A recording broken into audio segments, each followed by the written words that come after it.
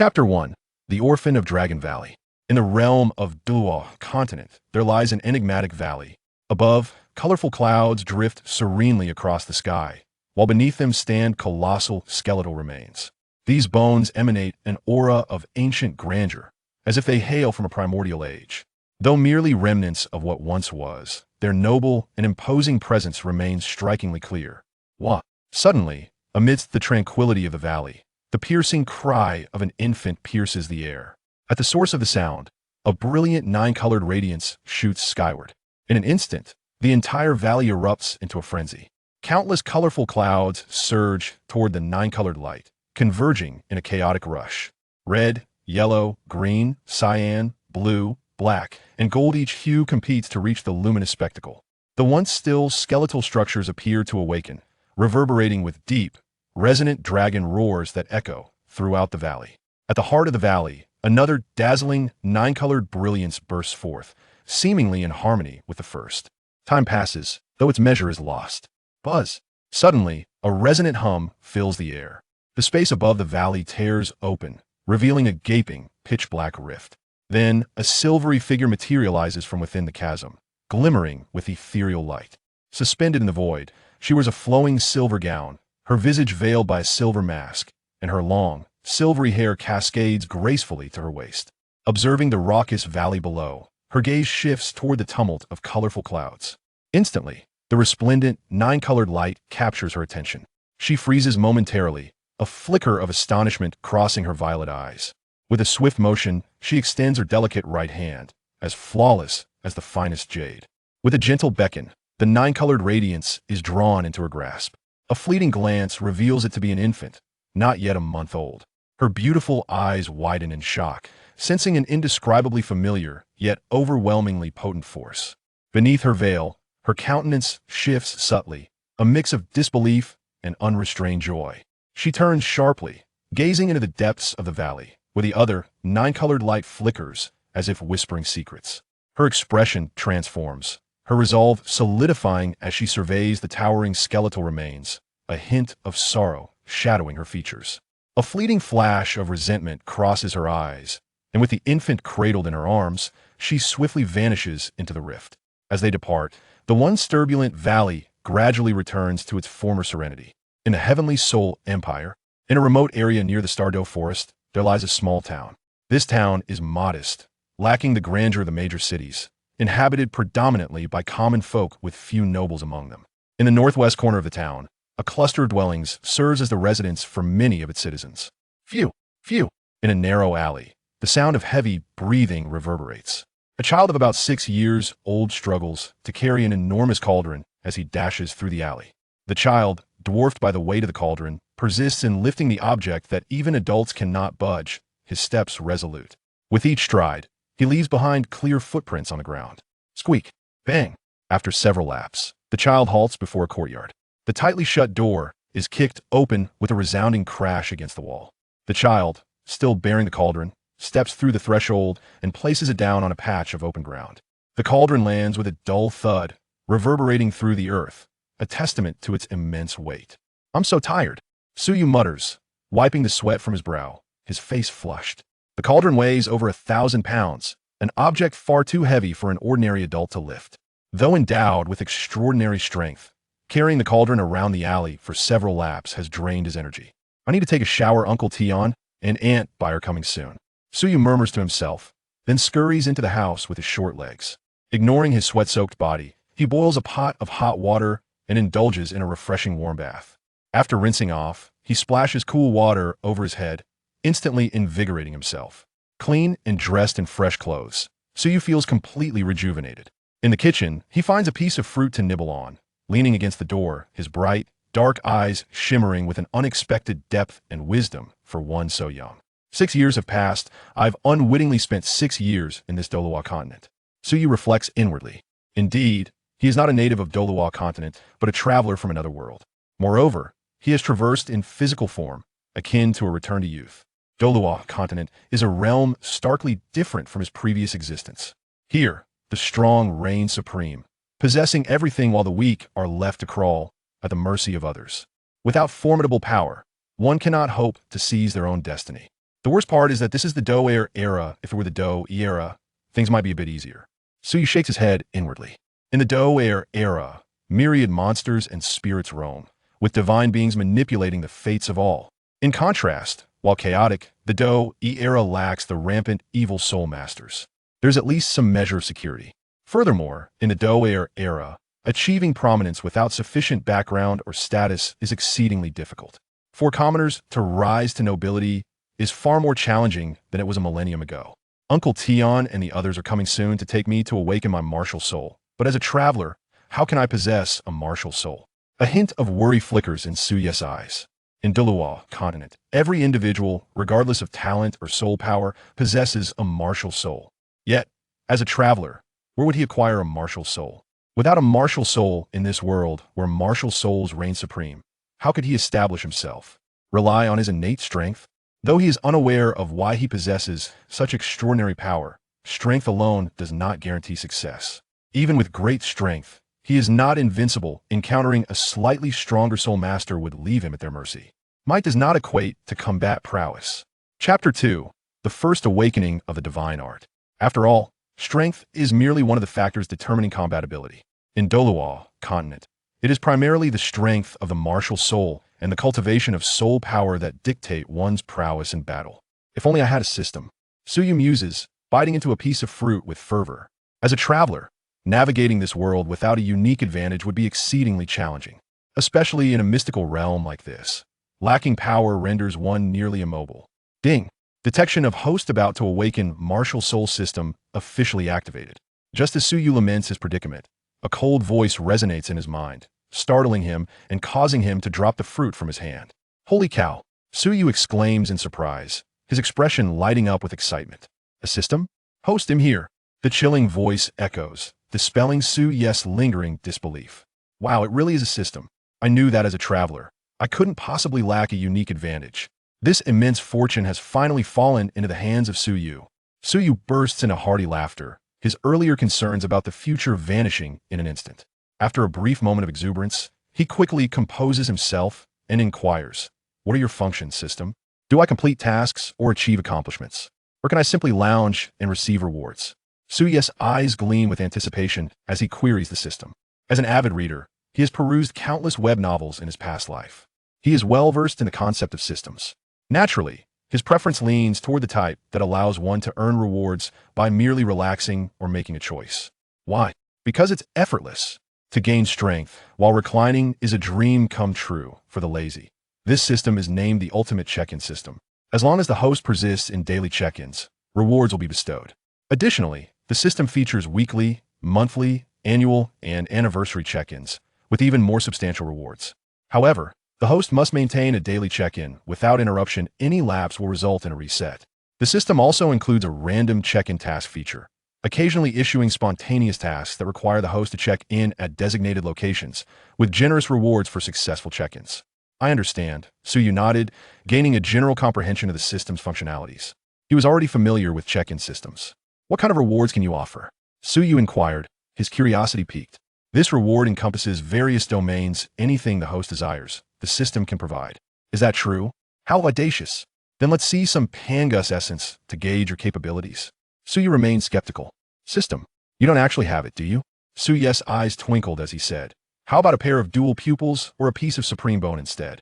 The more bones, the more paths, the more eyes, the easier the journey. System, host, do you believe these items would be appropriate within the Duluo continent?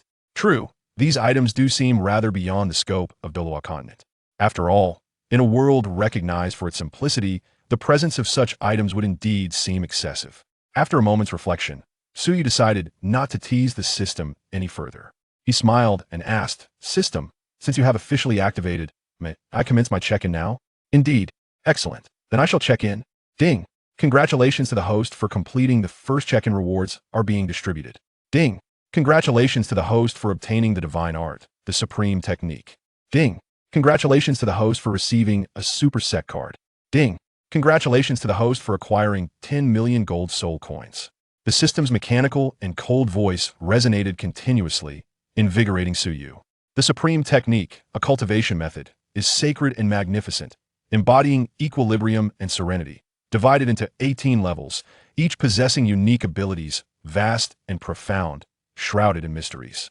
The Super Sect card, when utilized, grants the host an entire Super Sect, its power comparable to the local super forces. 10 million gold soul coins. As Suyu perused the system's descriptions, his gaze flickered with excitement. A cultivation method, a superpower. The true strength of the supreme technique was somewhat unclear to him.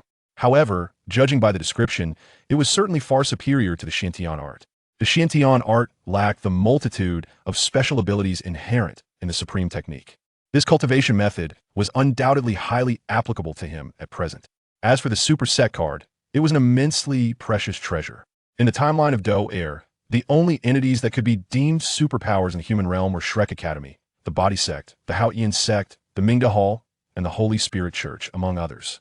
This Super Sect card undoubtedly provided Suyu with an elite background. It is known that in Dou Air's time, without a solid foundation, it was exceedingly difficult to intervene in the tumultuous world.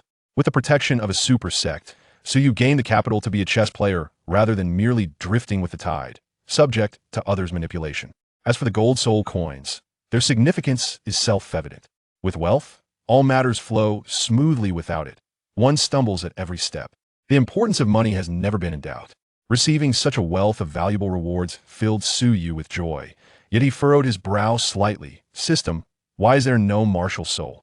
Without a martial soul, no matter how many items he received, they would be of little use. Due to the rules of the Doloa continent, one must possess soul rings to grow stronger.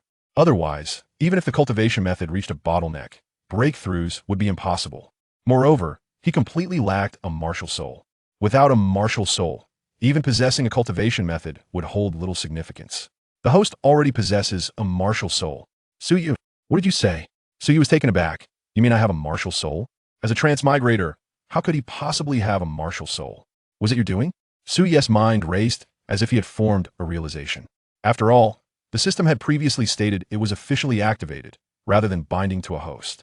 Could it be that this system had actually bound to him long before? The host may interpret it that way. The system replied. Suyu. Very well, then thank you. Although I am uncertain why you bound to me, I still appreciate it. After a brief pause, Suyu let out a long sigh and spoke.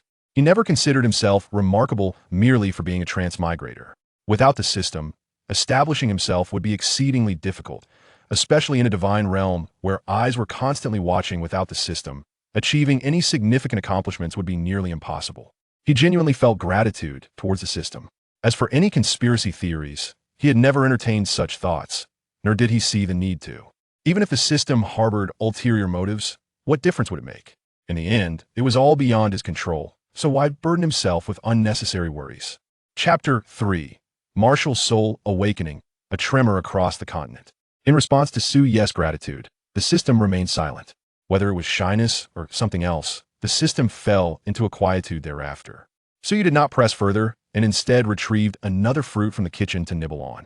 With his concerns alleviated and the future bright, Suyu's spirits soared. He found a fruit in his hand to be particularly sweet and fragrant. Simultaneously, Suyu began to claim his rewards from the system.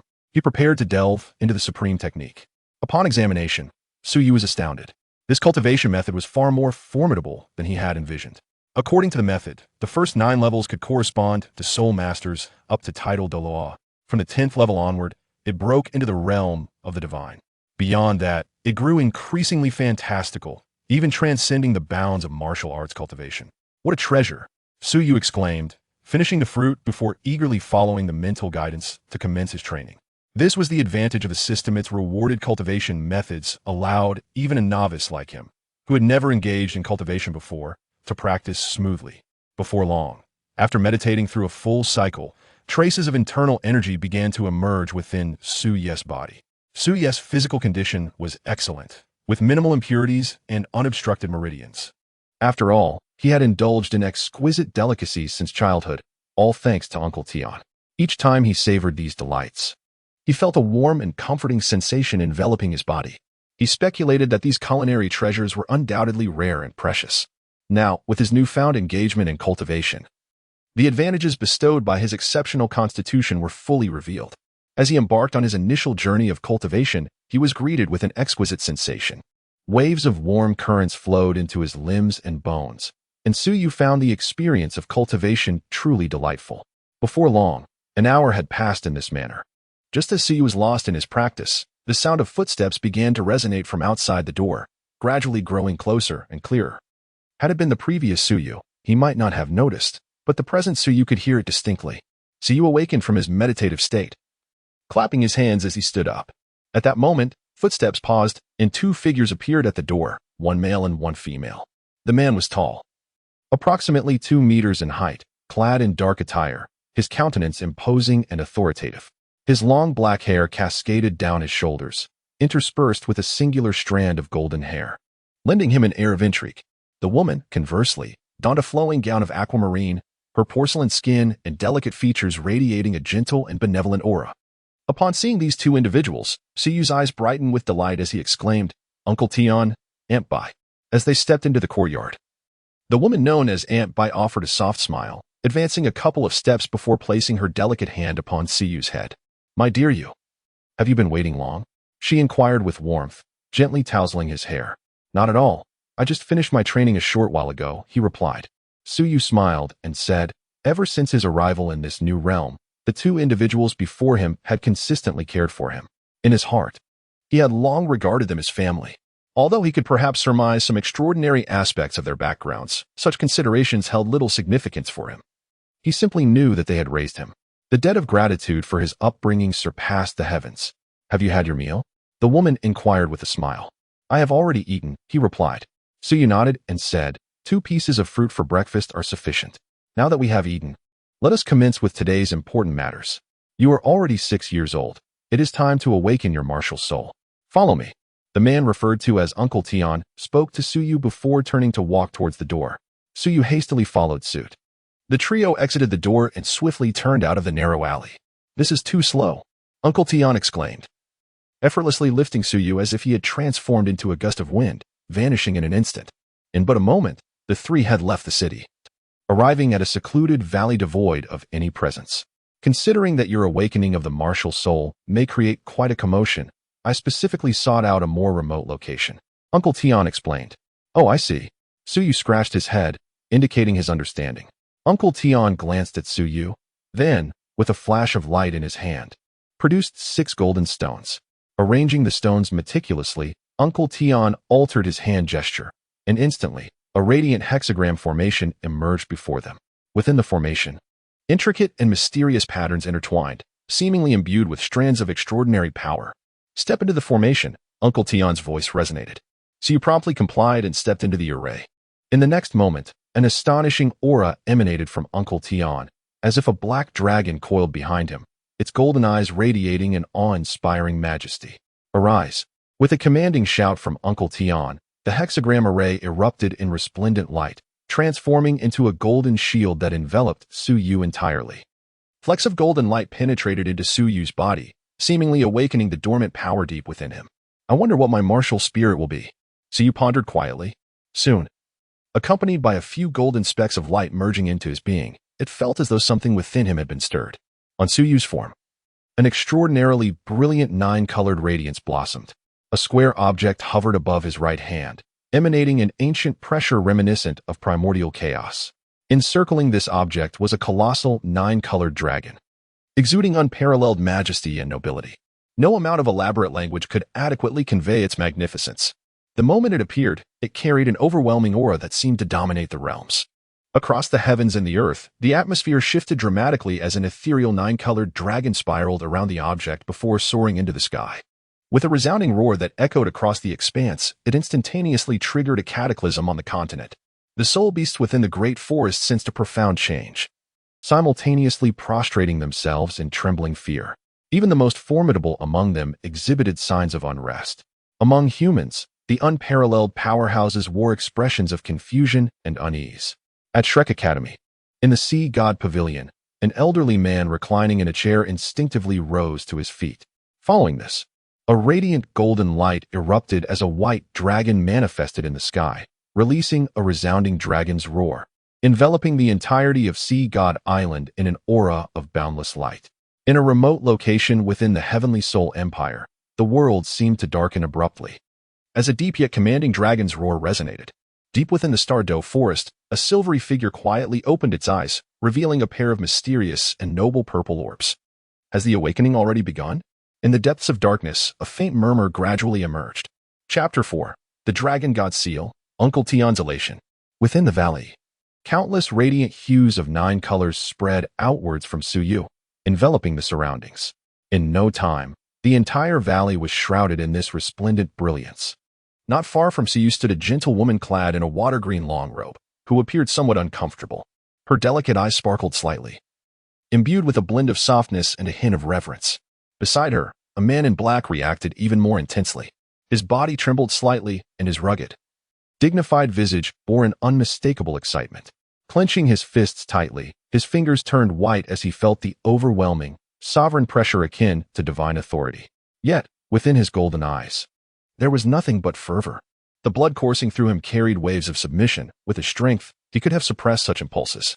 However, he knelt on one knee, his once proud head bowed, having wholly chosen to submit. Witnessing this act, the gentlewoman's expression shifted drastically. Yet, gazing at the man in black, she bit her lip and, after a moment of hesitation, also knelt down. Enveloped in the 9-colored radiance, Suyu remained oblivious to the happenings around him. He felt a warm current swirling within his body, an exquisite sensation. The internal energy he had cultivated through the supreme divine art had been but a trickle. Yet at this moment, it surged like a flowing stream, filling him with a sense of abundance. He sensed a barrier, a bottleneck obstructing his progress, yet could not break through it. Was this the innate soul power bestowed by the martial spirit? Could this sensation signify the attainment of innate full soul power? Suyu contemplated silently. Soon, with the complete awakening of the martial soul, the extraordinary phenomena in the world gradually faded away. Upon Suyu's right hand, the square object gradually revealed its true form. This object measured approximately 15 centimeters in width and height. It was entirely adorned in a resplendent 9-colored gold, with a magnificent dragon intricately carved upon its surface. Just gazing at it invoked an overwhelming aura of supremacy. Noble, enigmatic, ancient, majestic, and sacred. It was undoubtedly no ordinary item. Ethereal dragon shadows entwined around the object, while a brilliant halo of 9-colored radiance enveloped it. Yet, as Suyu beheld this artifact, he was taken aback. Could this not be a seal? A seal, an emblem of status, has been revered as an extraordinarily esteemed item throughout history. Indeed, a powerful seal possesses the capacity to govern the fortunes of an entire nation. The seal in Suyu's grasp was evidently no commonplace object. The 9-colored dragon shadows incessantly stirred within Suyu's mind. This artifact seemed to wield considerable influence. 9 colors, a colossal dragon, and immeasurable prestige. How intriguing. As a time traveler, he was not oblivious to certain truths. This object was rather remarkable. However, an inexplicable sense of incompleteness lingered within him. Suyu furrowed his brows, feeling a sense of confusion. His martial soul had already awakened, yet an unsettling feeling lingered within him, as if something was unresolved. Moreover, there was an inexplicable intuition urging him to head north. With a silent conjecture in his heart, Suyu stepped out of the magical formation. Once the formation no longer obscured his view, he immediately beheld 2 figures kneeling on one knee. Uncle Tion, Aunt Bai, what is the meaning of this? Suyu hurriedly stepped forward, intending to assist the 2 individuals, yet at that moment, the man clad in black rose to his feet unaided. Suyu had no choice but to support the gentlewoman with one hand, helping her to rise. Let me see your martial spirit. Uncle Tion spoke before Suyu could pose his question. Suyu immediately extended his right hand, revealing a seal that radiated resplendent hues. Uncle Tion reached out, seemingly tempted to touch it, but upon recalling something, he withdrew his hand. His golden eyes, imbued with an imposing authority, fixated intently on the 9-colored seal.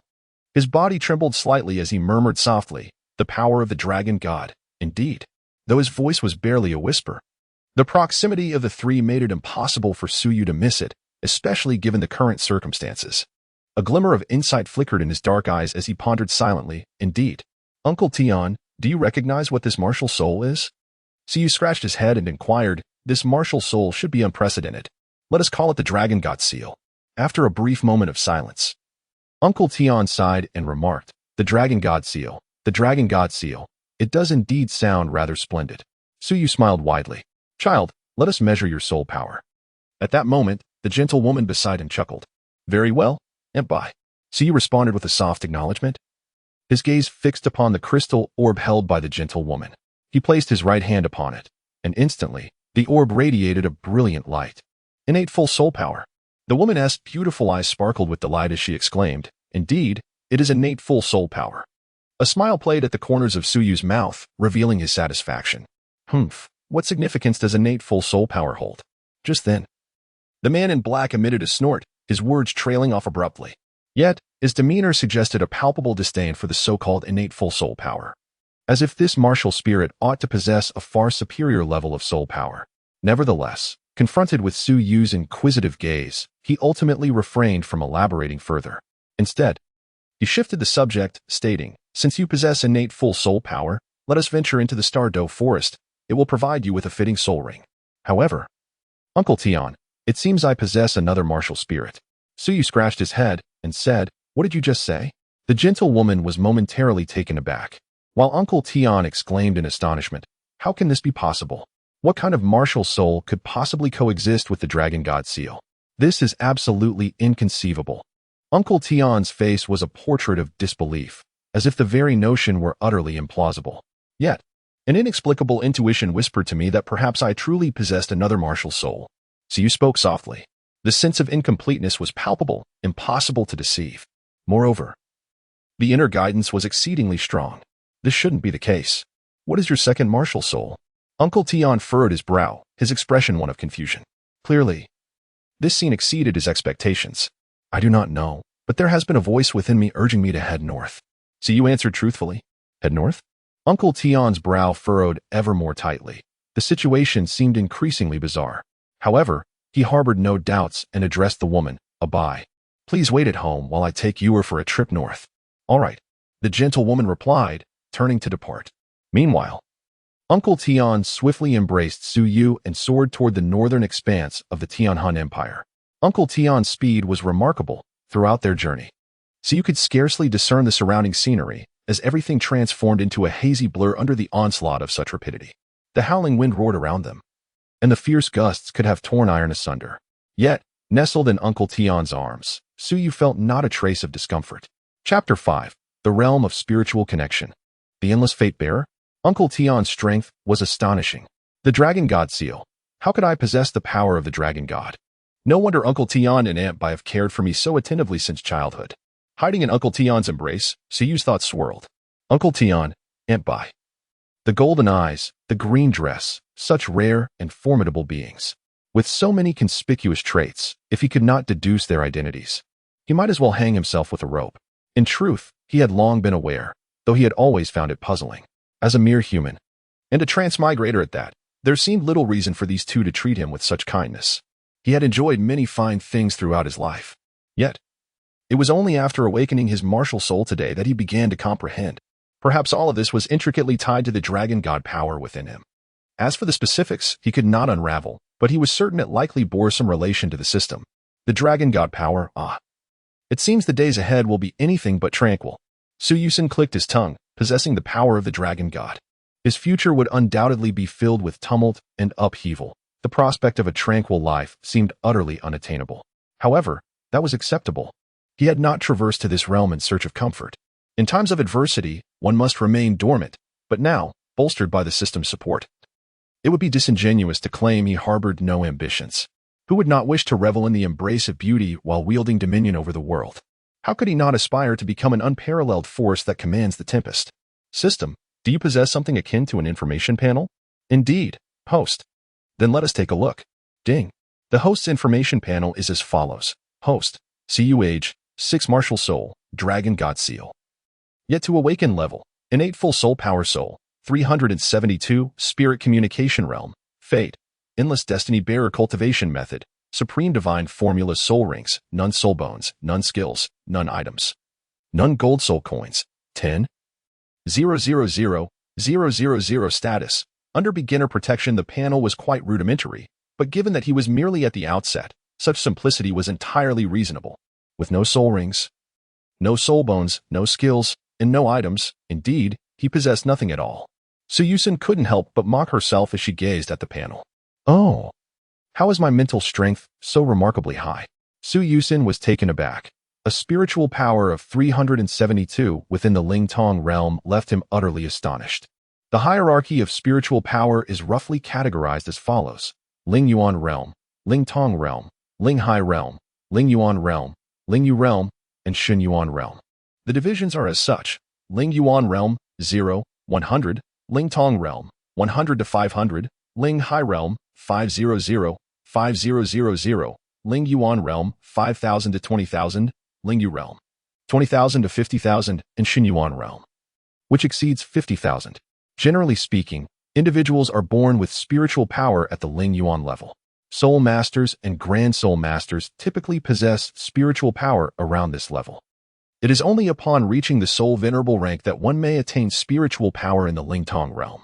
When Tang Wulin first acquired his initial soul ring, his value was merely 38, placing him at the Ling Yuan level. Yet, Su Yu's spiritual power soared to 372, almost reaching the high tier of the Ling Tong realm. Such strength is typically reserved for soul sect members, or even soul kings. It is undeniably formidable. Not only do I possess innate divine strength, capable of delivering a slap with force nearing 10,000 pounds, but now my spiritual power is also remarkably high. This is surely no mere coincidence. So you pondered deeply within, wondering if there were matters of which he remained oblivious, or perhaps he had encountered fortuitous opportunities that eluded his understanding. Otherwise, the current state of affairs was inexplicable. With lingering questions, he continued to peruse the information, and upon reaching the section on destiny, he was momentarily taken aback. The concept of the endless fate bearer, what could this possibly entail? Unable to contain his curiosity, he inquired within his mind. The endless fate bearer signifies that the host is endowed with a celestial destiny. The system elucidated. Does this imply that I am a son of destiny, a child of the world, or perhaps an heir of the epic? He ventured.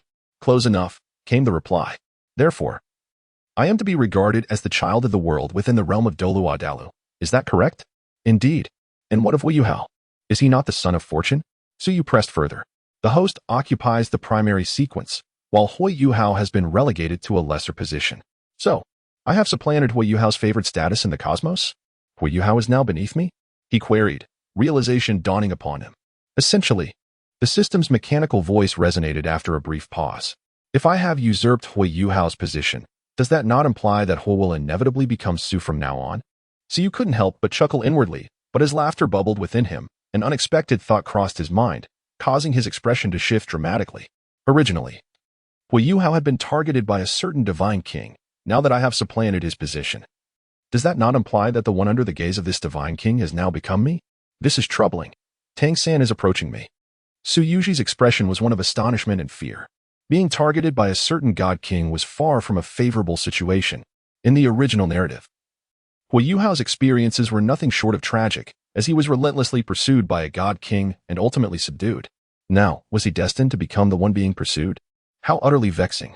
A sense of urgency welled up within Su Yu, for he had no desire to be taken advantage of. Do not fret, host, the system interjected. At present, you are under the protection of the novice period, and within the realm of the divine, no one can uncover your existence or any matters pertaining to you. Under novice protection? Su Yu let out a sigh of relief, not because he feared a certain divine king, but rather due to his current weakness. If he could wait until he had fully developed, then there would be no need for excessive apprehension. How long can the novice protection period last? Su Yu inquired about this concerning topic. Approximately 5 years. The system responded. Su Yu, time is still insufficient. 5 years is far too brief. It appears that one must prepare countermeasures well in advance. As Su Yu pondered, the intricate connections from the original text unfurled in his mind. He reflected on how the character Hui Yuhao was led through various experiences in the story, seeking to glean some wisdom from those encounters. Meanwhile, Uncle Tian had gradually guided Su Yu toward the northern reaches of the Heavenly Soul Empire. As they drew closer to this northern territory, the surrounding temperature began to drop significantly. The frigid air crept in, and the white mist exhaled from his nostrils instantly crystallized into frost, a testament to the biting cold. At that moment, Uncle Tian came to a halt and dispelled the protective barrier of soul force. Without Uncle Tian's shielding, the icy air rushed in, causing Su Yu to shudder involuntarily. Yar, it's so cold. Su Yu rubbed his hands together, clad in nothing but a single garment. While the temperature in this place was well below freezing, the biting wind that swept through was indeed formidable. Do you feel it? Uncle Tian inquired. Glancing down at Su Yu, we must continue our journey northward. Su Yu followed the sensation and spoke. Uncle Tion furrowed his brows, saying, "Further north lies the frigid expanse of the extreme north Icefield. Is it possible that your martial spirit possesses an ice attribute, awakening only in such icy realms?" Uncle Tion speculated. Chapter 6. The Extreme North Icefield. That could be the case. I am uncertain. Suyu chuckled softly. How could he possibly know what the forthcoming martial spirit would be? Upon hearing Suyu's words, Uncle Tion nodded and said, "In that case, let us continue our journey towards the far north." After speaking, he glanced at Suyu's flushed face, raising his brow, and remarked, "Still quite composed, aren't you?" Suyu broke into a smile. Although he had yet to enter the extreme northern land, the temperature here was already frigid enough to freeze water upon contact. For an ordinary person, even clad in a thick cotton coat, the biting cold would be unbearable. However, Suyu possessed an extraordinary physique, fortified further by his soul power. Thus, he could withstand the current chill. Yet, he knew that the temperatures in the extreme north would be far more severe. That realm was not one he was yet worthy to tread. Its cold was lethal enough to claim a life. "Put on this fur coat." His Uncle Tion insisted with a grave tone. "While I can shield you with my soul power, should anything unforeseen occur, I may not be able to protect you adequately. The extreme north has its own formidable essence. Without my soul power to guard you, the frigid temperatures could be fatal." Uncle Tion's demeanor reflected a deep respect for the dangers of the extreme north. As he spoke, he produced a stunning crimson fur coat and presented it to Suyu. The coat was exquisitely crafted, resembling a piece of art. The vibrant red fur glimmered brilliantly, emanating a comforting warmth. Suyu donned the leather coat, enveloping himself entirely within its embrace. Curiously, what initially appeared to be an oversized garment fit him impeccably, without an ounce of bulk. After fastening the belt, Suyu felt a delightful warmth enveloping him, providing unparalleled comfort. It was as if the frigid air from the outside world had been entirely repelled by the coat, with not a single chill able to seep through its seams. Suyu immediately recognized that this item was likely of considerable value. Given its quality, it must be crafted from the fur of a fire attribute soul beast that is at least 10,000 years old. However, what Suyu did not realize was that its worth surpassed even his expectations. This was no mere fur from a 10,000-year soul beast. "Let us depart." Upon seeing Suyu dressed, Uncle Tion nodded slightly and led him northward. Before long, a vast expanse of pristine white unfolded before their eyes. Looking around, they were surrounded by a boundless sea of snow, their footsteps crunching audibly as they traversed the snow-laden ground. The sound emanated from their shoes pressing down on the snow. As they formally entered the far north, the temperature dropped even further. The snow on the ground, too, deepened to the level of their knees as they continued onward. Roughly estimating, they had been walking for over half a day and had ventured more than 200 miles into the extreme north. Along the way, they encountered several soul beasts, but Uncle Tion effortlessly dispatched them. With a swift motion, he swatted away an ice bear that stood over 10 meters tall. Looking down at Suyu, he inquired, "How do you feel now?"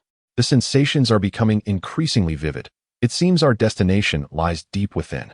Suyu pointed towards the depths and spoke, "The core area of the extreme north?" A glimmer of brilliance flashed in Tianshu's golden eyes, surprised that it would be located so deep within.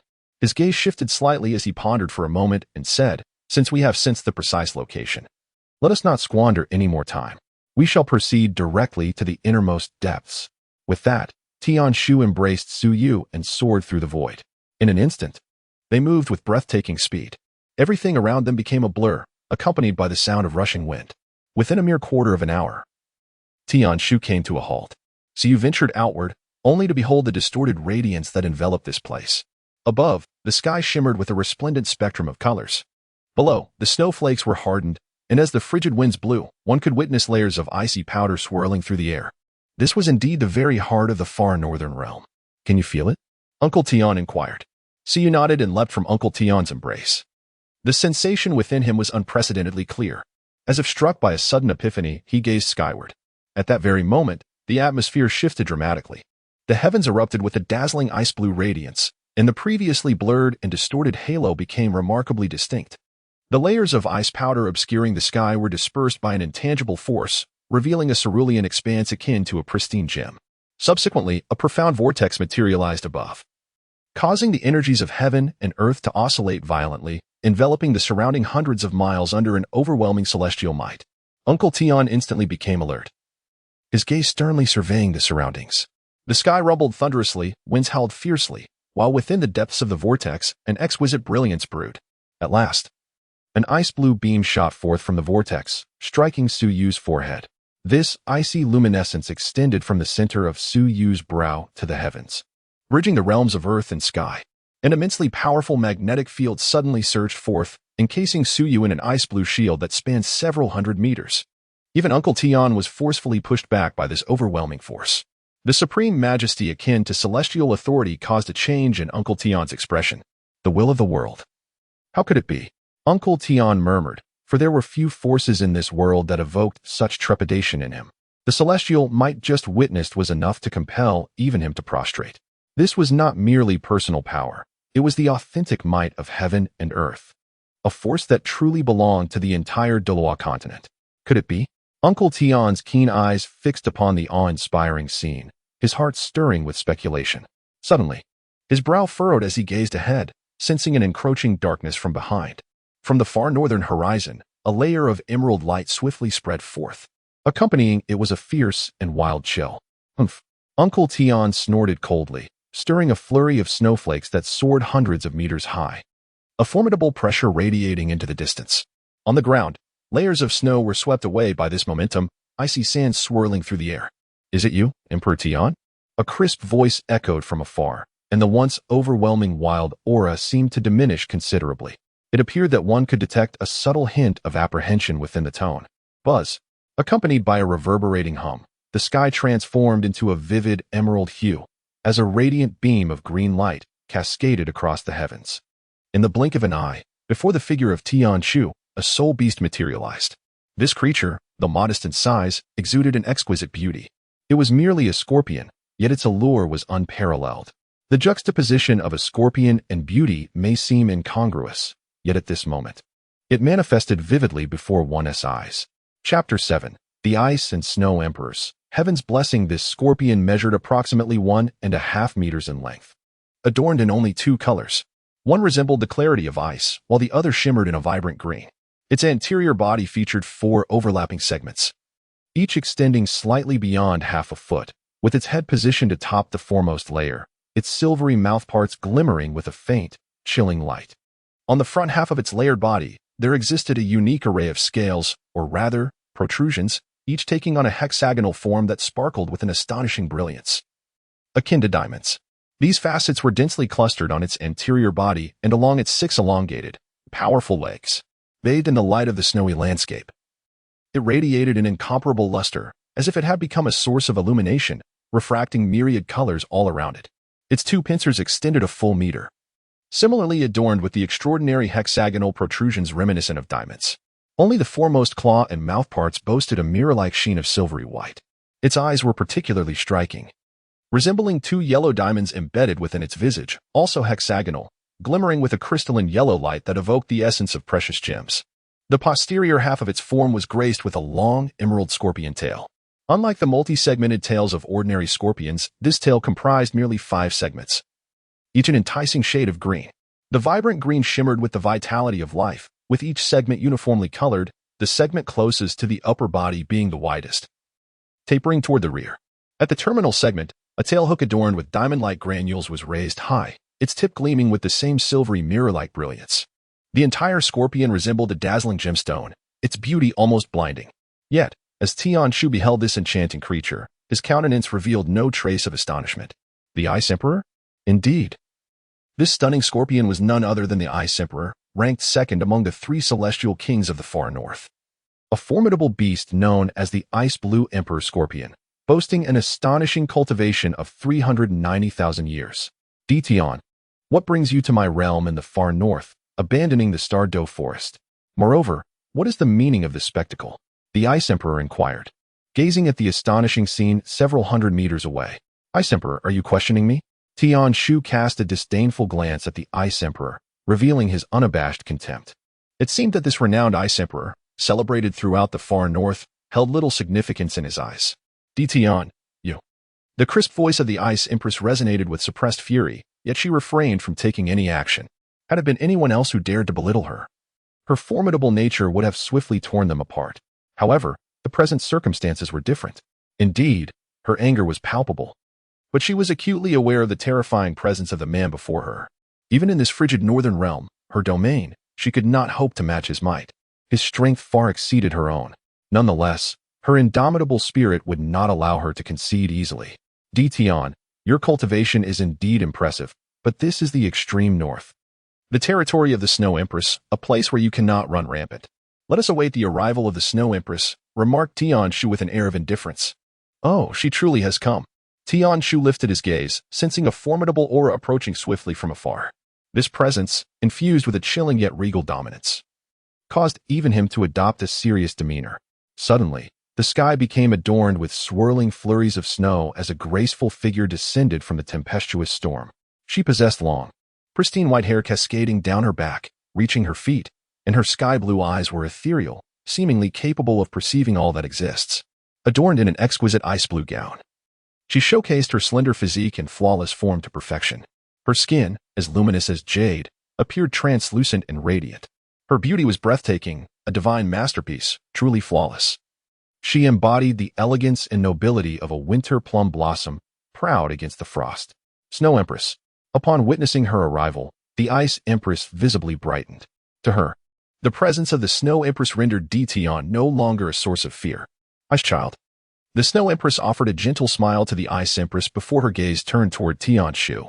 Beast God Tion. Ice and Snow Empress. The eyes of the Snow Empress met those of Tianshu. Tion, as the guardian of the Star Dou forest, what brings you to my realm of extreme north? The Snow Empress regarded Tianshu with a serious expression. The beast god Tion was a true top-tier powerhouse, and even she felt a sense of inadequacy in comparison. However, in her homeland, she felt emboldened against him. I have come for personal matters, Tianshu replied, his gaze shifting toward the ice-blue barrier not far away. Letting out a deep sigh, had it been the Ice Empress, he would have deemed it unnecessary to explain. But the Snow Empress was different.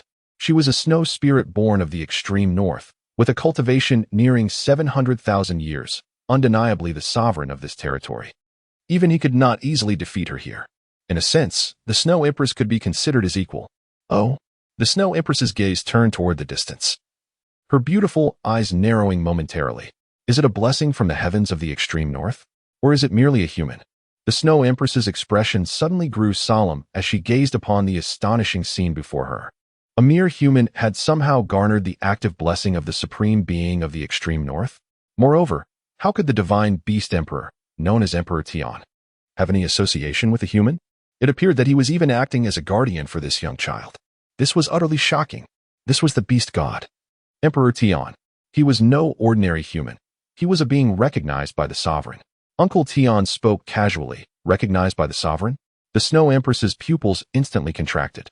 She was aware that within the Star Dou forest lay the true, great sovereign of the Soul Beast clan, the entity to whom all soul beasts owed their allegiance. At the critical moment, even she would have to abide by the commands of this great ruler. Hearing Emperor Tion's words now left her astounded. And what about him? The Snow Empress inquired. Uncle Tion, however, remained silent and replied coolly, Do not ask. Knowing too much is not beneficial for you. Does this mean even I do not have the privilege to know? The Snow Empress pressed. The fewer who know, the better, Uncle Tion asserted. As the Snow Empress was not of the direct lineage, there were certain truths he would not disclose. Upon hearing this, the Snow Empress furrowed her delicately embroidered brows and gazed thoughtfully at the icy blue barrier not far away. This human child likely harbored an immense secret. Furthermore, the extraordinary event of the extreme north bestowing its blessing was unprecedented. As the daughter and sovereign of the extreme north, how could she not be concerned about the emergence of such a unique individual as Suyu, who had captured the attention of the extreme north? Chapter 8. The Ice Emperor and the Life Soul Ring. The two stood in silence, fixated on the icy blue barrier, exchanging no further words. Even the previously indignant Ice Emperor directed his gaze toward it. His yellow crystal-like eyes flickered slightly, radiating a brilliant light. Meanwhile, within the icy blue barrier, Suyu was undergoing a profound transformation. An endless wave of refreshing energy poured into him from his brow, flooding through his being, from his soul to his meridians, and extending to every limb and bone. He felt as if he were being cleansed. His innate abilities, already exceptional, were being further enhanced. It was as if he had undergone a profound metamorphosis once again. His soul, akin to parched earth rejoicing in a long-awaited rain, greedily inhaled the refreshing essence. While his mind became as clear as a mirror, thoughts suspended in boundless tranquility. The meridians within his body, under the cleansing embrace of this cool aura, seemed to be enveloped in a shimmering ice-blue luminescence, expanding and growing more resilient. The impurities and filth lurking within his being were entirely expelled, crystallizing into ice shards that fell away from Suyu. His physical prowess grew increasingly formidable, his stature becoming ever more robust. This ice-blue radiance bestowed upon Suyu an extraordinary opportunity, a baptism from the extreme northern realms. The refreshing essence coursed through him, a nourishing and purifying flow from within to without, while behind him, a towering spectral figure gradually materialized. This apparition donned an ancient imperial robe of ice blue, adorned with flecks of snow and encircled by a colossal white dragon, its sharp fangs and fearsome claws exuding an air of majesty. Upon closer inspection, the robe was embellished with 12 distinct white patterns, harmoniously complementing the snowflakes and the dragon. The spectral figure wore an ice-blue crown, adorned with 12 streamers of the same hue, partially obscuring his features in a veil of mystery. Yet the overwhelming majesty of his imperial presence was unmistakably palpable. At the very moment the apparition emerged, an intense chill emanated from Suyu's being. Suyu instinctively shed his fiery red robe, and immediately, an icy blue radiance enveloped the area within several meters around him. Suyu's hair swiftly transformed from black to white, ultimately becoming a pristine white. His once jet black eyes morphed into a striking icy blue. In an instant, Suyu's demeanor underwent a profound change. Previously a vibrant and cheerful boy, he now exuded an air of chilling aloofness. Buzz. Soon after, icy blue light began to coalesce in the sky, and within the luminous sphere, countless icy blue orbs surrounded Suyu entirely. An infinite expanse of icy blue radiance started to merge, gradually forming a colossal halo of the same hue. This icy blue ring enveloped Suyu, emanating a rich wave of energy. Buzz. Buzz. Buzz. The icy blue halo resonated with a series of humming sounds, its color commencing a transformation. The icy blue halo flickered a few times, gradually shifting to white, then to yellow, and after yet another flicker, it transitioned into a mysterious purple. Once it turned purple, the icy blue halo shimmered slightly before ceasing its pulsation. It began to swiftly contract, ultimately enveloping the ethereal silhouette behind Suyu. Within Suyu's body, the previously saturated soul force finally transcended its limitations, ascending to a new echelon. As this transformation reached its culmination, the piercing ice-blue beam that connected heaven and earth gradually dimmed. In the sky above, the colossal vortex slowly dissipated, and the ice-blue aura enveloping Suyu began to fade as well. Meanwhile, a delicate snowflake mark appeared upon his brow. The Ice Emperor. Suddenly, Suyu murmured to himself as if struck by a moment of inspiration. Outside, upon witnessing the disappearance of the ice-blue barrier, Uncle Tion swiftly approached Suyu's side. "Are you all right?" he inquired with genuine concern. "I'm perfectly fine, Uncle Tion. I feel great at the moment," Suyu reassured him. Suyu smiled faintly and remarked that this time, he had truly reaped substantial benefits. The baptism of the extreme northern realm had facilitated an all-encompassing metamorphosis. Previously, his strength was estimated to be around 7,000 to 8,000 pounds, nearing 10,000. However, he now surmised that his strength had surpassed 10,000, having increased by several thousand pounds. Of course, the enhancement of strength was merely one facet. His overall physical constitution had undergone a comprehensive augmentation, extending beyond mere strength. Moreover, his mental prowess had also seen an elevation. While he may not have transcended to the spirit sea realm, he had at least ascended to the pinnacle of the spirit communication realm. Such gains were undeniably significant. However, the most remarkable acquisitions were his martial soul and soul ring. Though the bestowed martial soul lacked the enigmatic qualities of a divinely granted martial soul, its potency was nonetheless exceptional. While it may not rival the terrifying might of the dragon god seal, it stood as one of the most formidable martial souls in existence. During the second period of combat, few could be compared to this martial soul. As for the soul ring, it was treasured even more dearly. This soul ring essentially represented Suyu's innate soul ring, a ring capable of evolving alongside him, similar to Tang San's fifth soul ring of the Blue-Silver Emperor. The sole distinction lay in the fact that Suyu's soul ring possessed a higher upper limit. After all, Tang San's innate soul ring was merely a product of the Blue-Silver Emperor's bloodline, which ultimately was just a soul beast of 100,000 years. In contrast, Suyu's soul ring was a divine gift. Should this soul ring evolve to its utmost potential, it may very well possess the possibility of becoming a god-level soul ring. Presently, Suyu's soul ring was approximately 5,000 years old. The first soul ring being 5,000 years was not merely due to special means.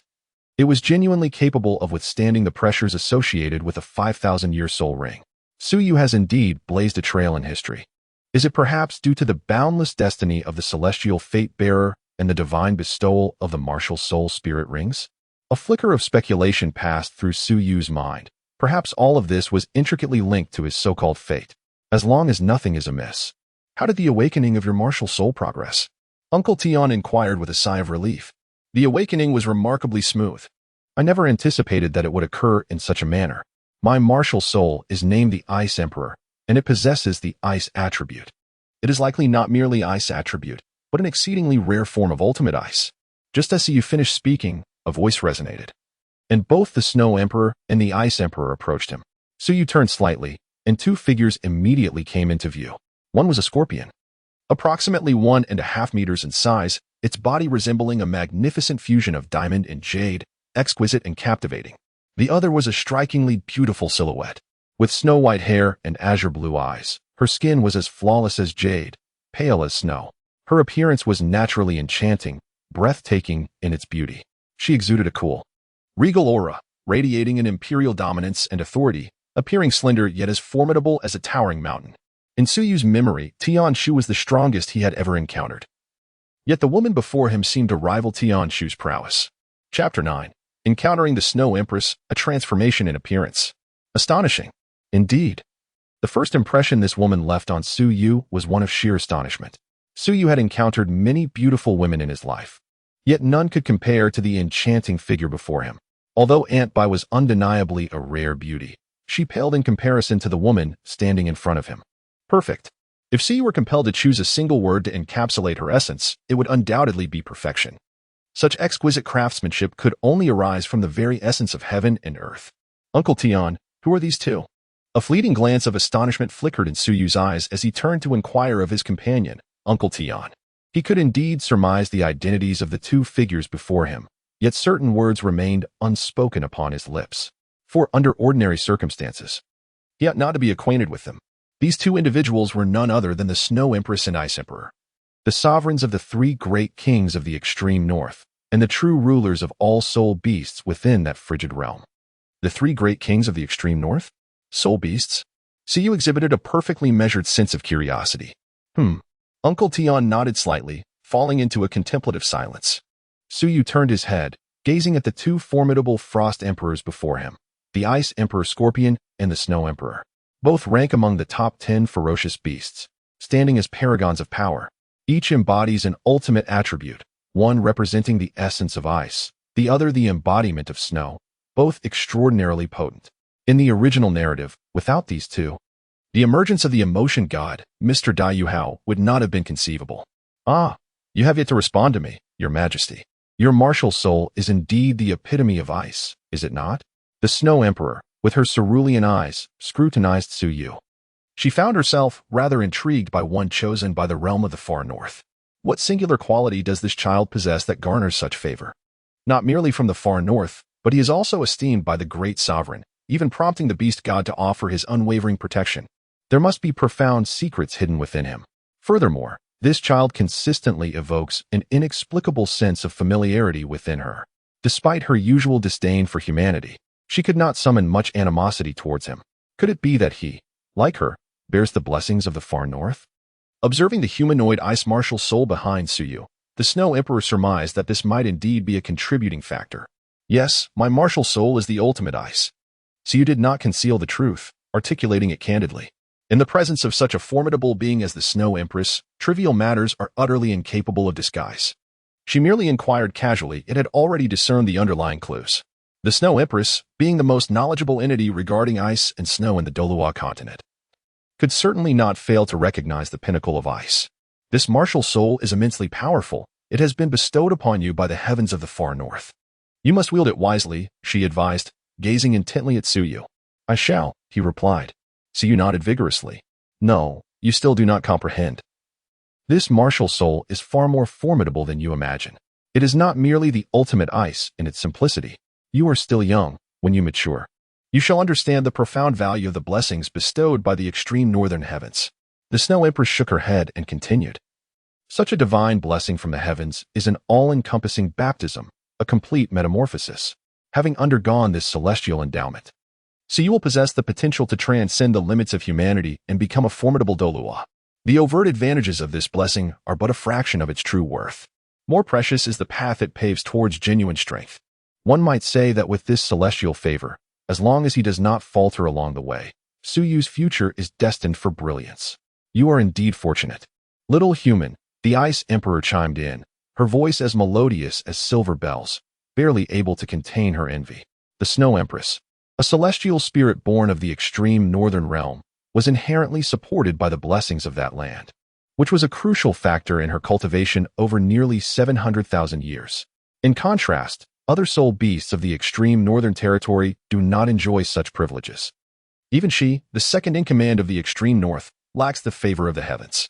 Were she to have received such blessings, she would have had the assurance to weather 2 more great tribulations without the looming dread of the impending calamity of 400,000 years.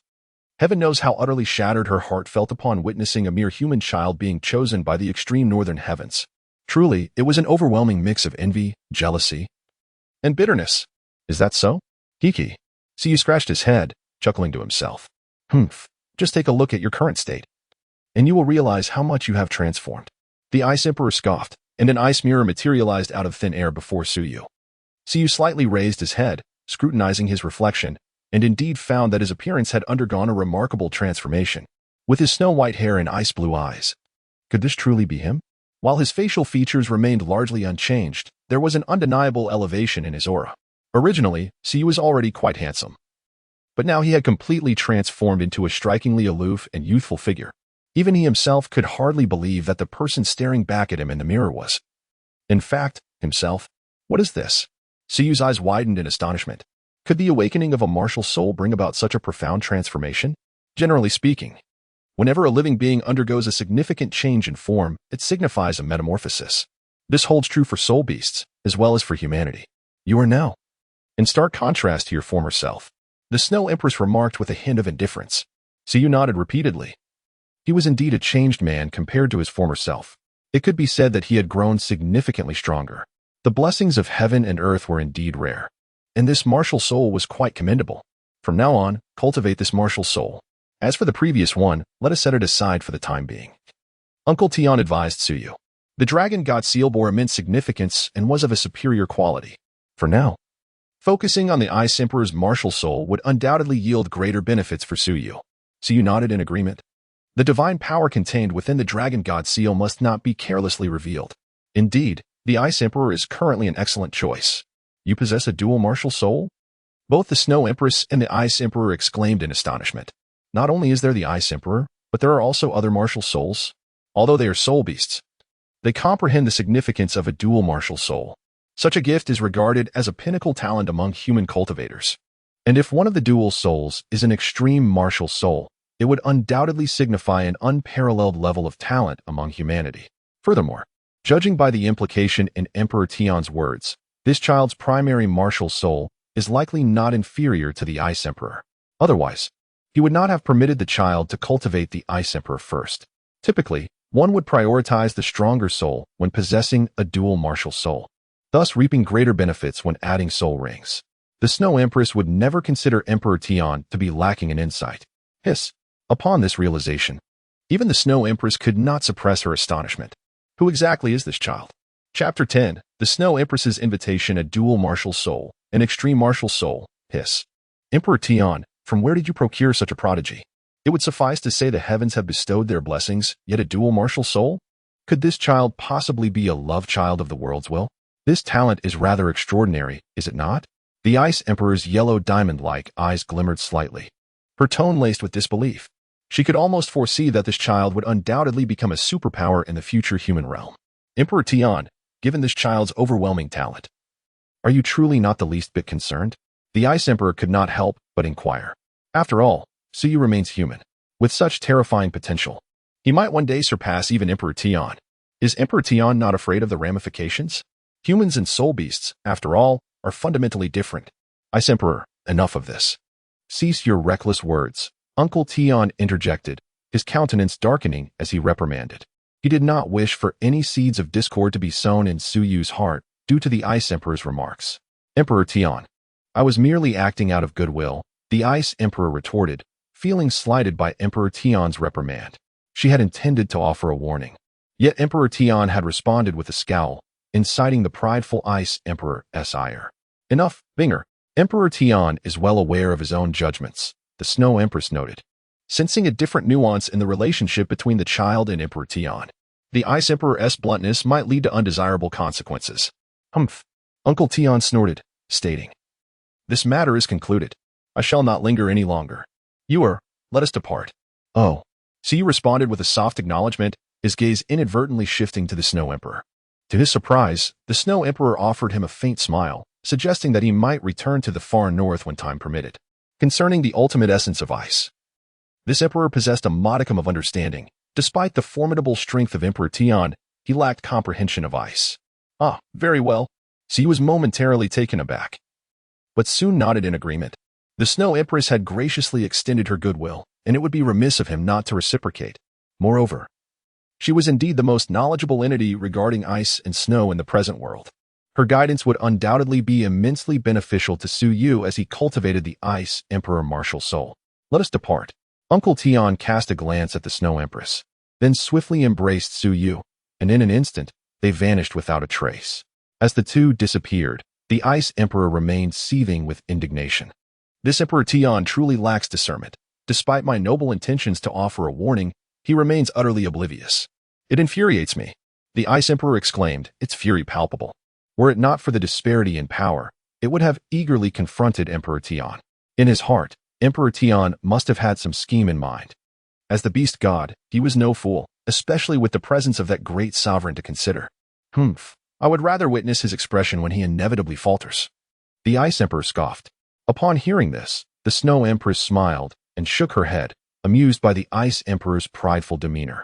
By the way, Snow Empress, why did you invite that human child to the extreme north?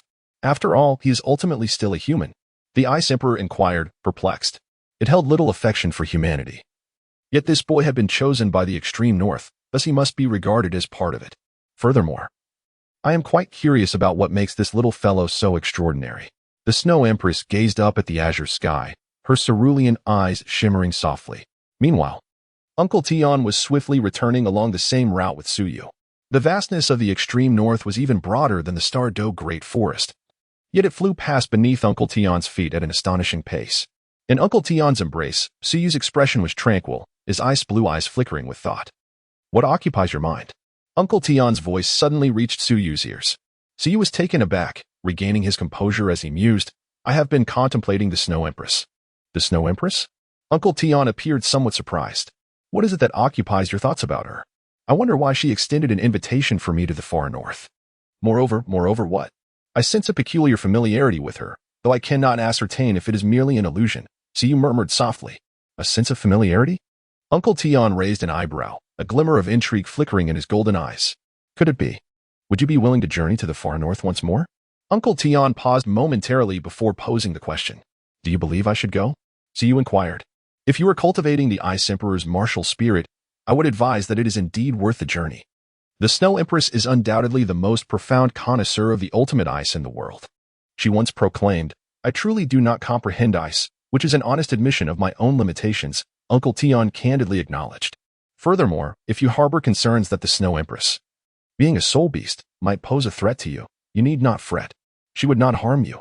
Besides, with my presence, she would not dare to. Uncle Tian's tone was calm, yet it resonated with a sense of pride and authority, as if it were an undeniable truth. Uncle Tian exuded an air of dominance. Su Yu raised his thumb. You rascal. Uncle Tian laughed heartily, embracing Su Yu as they swiftly soared through the air. By the time Uncle Tian returned home with Su Yu, the sun had already dipped below the horizon. Inside, the soul guide lights emitted a warm, orange glow. Faintly, a graceful figure could be discerned. Uncle Tian landed at the entrance, gently setting Su Yu down, and together they stepped into the courtyard. Upon hearing the commotion, Aunt Bai hurried out to greet them. Back already? She inquired, her gentle smile illuminating her face as she gazed kindly at the two. Yes. Su Yu nodded, responding with a smile. It's quite late. You must be famished. Come inside quickly. Aunt Bai has brought your favorite braised beef. Bai gently tousled Suyu's hair and led him into the house, followed closely by Uncle Tian. "Wow, what a splendid feast!" Suyu exclaimed, his eyes sparkling at the sight of the array of dishes on the table. As a true gourmet, he could never resist the allure of delicious food. "Then let us eat swiftly. It will lose its appeal if it gets cold," Bai said with a cheerful tone. "Indeed," Suyu acknowledged with a sound, and the three took their seats. Bai served Suyu 2 pieces of beef and also offered Uncle Tian 2 chopsticks of vegetables. "Uncle Tian, Bai, please enjoy your meal as well." Suyu uttered a few words before indulging in his meal. Having skipped lunch, he was indeed quite famished. Observing Suyu eat with such gusto, Bai displayed a tender smile. She then turned to Uncle Tian and inquired, "This journey has proven to be quite fruitful, has it not? The transformation in Yuer is remarkable. Surely it is of great significance." The transformation of Suyu is strikingly evident. It would not be an exaggeration to term it a metamorphosis, as it is clearly not merely a simple awakening of his martial soul. Indeed, it is a significant opportunity. Uncle Tian nodded slightly, and then succinctly recounted the events from the northernmost land. The blessings of heaven, the divine gifting of martial souls. Truly, these are monumental fortunes. Bai's expression also grew solemn. At their level of understanding, they grasped the preciousness of such celestial blessings more profoundly. Chapter 11. The Black Dragon Ring, Star Dou Forest. It appears our Yuer is indeed favored by fortune, blessed with auspiciousness. Bai smiled faintly, her gaze towards Suyu filled with warmth and tenderness. Suyu scratched his head and chuckled softly before returning to his diligent work. "Take your time eating, don't choke," Bai gently advised, as she served dishes to Suyu with her chopsticks. The meal concluded swiftly, and afterward, Bai prepared a cup of tea for herself. Suyu cradled the teacup, savoring a sip of the delicate brew, and felt an immediate sense of contentment. "Yuer, retire early tonight. We shall rise at dawn and venture to a certain place for your training," Uncle Tian remarked. "Where might that be, Uncle Tian?" Suyu inquired. "The Starry Forest." Uncle Tian replied in a calm tone. At these words, Suyu's expression remained unchanged, yet his heart trembled. At last, the time has come to journey to the Starry Forest. A myriad of emotions surged within Suyu, mingling curiosity with a subtle anticipation. Though stirred, he obediently nodded, acknowledging. "Understood, Uncle Tian." As he set forth towards the Starry Forest, it seemed that a new chapter of his life was about to unfold. The following day, dawn broke. After Suyu finished his morning ablutions, he typically consumed 2 pieces of fruit for breakfast. Subsequently, he stealthily entered his room, where a flurry of activity ensued. "Where's Yuer?" Uncle Tian inquired, casting a glance at Bai. At the entrance, Bai gestured towards Suyu's room, raising an eyebrow. Uncle Tian turned his gaze just in time to see Suyu emerging from the room, a letter in hand. "I left a note for Sister Xian, so she won't worry about finding me when she returns from her vacation." Suyu leaned against the door, waving the letter in his hand. It was essential to leave a note, as no one could predict how long his journey to the Starry Forest would last. Upon hearing this, Uncle Tian nodded in acknowledgement, indicating his understanding. Suyu chuckled softly and hurried back into the dining hall, placing the letter on the table. He then pressed down on the soul guiding lamp to prevent it from being blown away by the wind. After completing these tasks, Suyu stepped out of the room, closing the door behind him with a casual motion. "Is everything organized?" Bai inquired. "It's all inside," Suyu replied, raising his left hand with a cheerful smile. On his left thumb rested a ring, a gift from Uncle Tian. The ring was a deep black, subtly engraved with a dragon motif. This was a storage soul-guiding artifact, boasting an impressively large capacity. A mere ring could contain over 100 cubic meters of items, a truly precious possession. According to Uncle Tian, it was known as the Black Dragon Ring. Suyu expressed his fondness for the ring, stating that it would be convenient to carry some items. "In that case, let us embark," Uncle Tian promptly declared. Auntie Bai nodded in agreement, and the 3 of them exited the courtyard, closing the door behind them. They then proceeded towards the direction of the Star Dou Forest. The Star Dou Forest is the largest soul beast forest on the Dolua continent, home to some of the most formidable soul beasts on the continent. Among the 10 most ferocious beasts, 7 hail from the Star Dou Forest. While its area may not rival that of the extreme north, in terms of the overall quality and quantity of soul beasts, it far surpasses the extreme north. Around 9 o'clock in the morning, when the sun shone brightly, the trio arrived at the edge of the Star Dou Forest. A warning sign stood by the roadside, indicating that they were mere 50 miles away from entering the territory of the Star Dou Forest, where soul beasts roamed freely. The sign served as a reminder to exercise caution. Ahead lay the Star Dou forest. Suyu gently touched the ring on his thumb and took a deep breath. Do not be afraid. Aunt Bai seemed to sense Suyu's tension and spoke softly to reassure him. Aunt Bai, I am not afraid. I am merely exhilarated. I am truly curious. Indeed, apart from the Snow Empress and the Ice Emperor, he had never encountered any other soul beasts. Aunt Bai fell into a brief silence. Initially believing that the child was somewhat intimidated by the fearsome reputation of the Star Dou forest. To her surprise, it turned out to be excitement. This child possesses an inherently bold spirit. From the side, Uncle Tion's voice emerged. Suyu is unlike ordinary human children. He exhibits not only a heightened sense of responsibility, but also possesses courage that rivals that of adults. Observing Suyu's actions, it is evident that he is no typical child. Which child could bear the weight of a massive cauldron and run about effortlessly? He is, in essence, akin to a young, ferocious beast. Indeed, Aunt Bai smiled gently, and the three of them continued onward. As they drew nearer to the Star Dou Great Forest, even the surrounding air seemed to grow cooler, accompanied by an air of solemnity. The Star Dou Great Forest resembles a soul beast with a gaping abyssal mouth, awaiting the entry of youthful lives. No one knows whether what lies within is opportunity or the devouring of life itself. All three are extraordinary individuals, and thus their pace is swift. Within an hour, they had already entered the Star Dou Great Forest. The Star Dou Great Forest is divided into three distinct zones, primarily categorized by the strength of the soul beasts. The outermost region, encompassing a radius of 20 kilometers, is known as the Outer Zone. Generally, only soul beasts that are 10, 100, or 1,000 years old inhabit this area. The presence of 10,000-year soul beasts in the Outer Zone is exceedingly rare. Venturing deeper into the forest, approximately 40 kilometers in radius, one enters the Mixed Zone. This region boasts the greatest variety of soul beasts within the Star Dou Great Forest. Typically, 1,000-year soul beasts reside here, while 10,000-year soul beasts often rely on the strength of their kin for survival. The innermost area, with a radius of 40 kilometers, equating to a diameter of 80 kilometers, is referred to as the Core Zone.